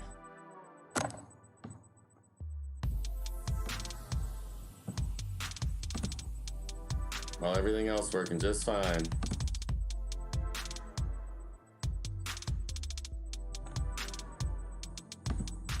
Nothing. Come on, man. You gotta be kidding me right now. Oh, now this is gonna take forever and make me look stupid, but at least for getting that, this ain't getting anything.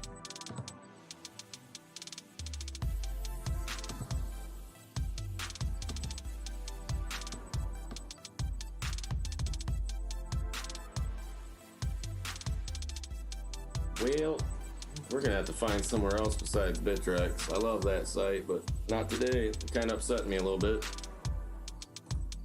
Couldn't really day trade if I wanted to. Alright. Binance either. Yeah, there we go. Binance just fine. What is this, BITTREX? Close it. I don't care. Alright, guys. Well, we're gonna get the stream. We're gonna get off stream here because we're not gonna be able to do anything anyways until I send the coin somewhere else. BITTREX is a joke at this point today. And yeah, re-log in. Alright, guys, well, we're gonna cut it right there. Nobody's saying anything anyways, so I don't think anybody's that interested in the stream. So back to that, they keep kicking me out and not see that it refreshed just fine after they kicked me out. Man, that's really annoying, guys. I'm sorry. It just really is. That can't even stream or trade or anything.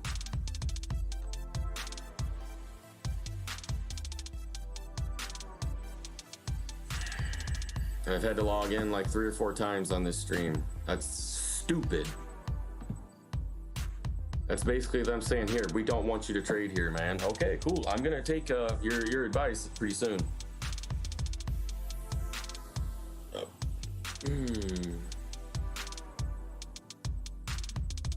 It's definitely frustrating.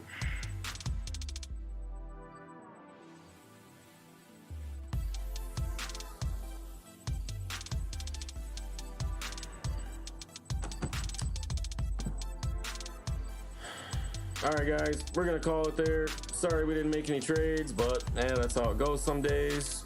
And that's it.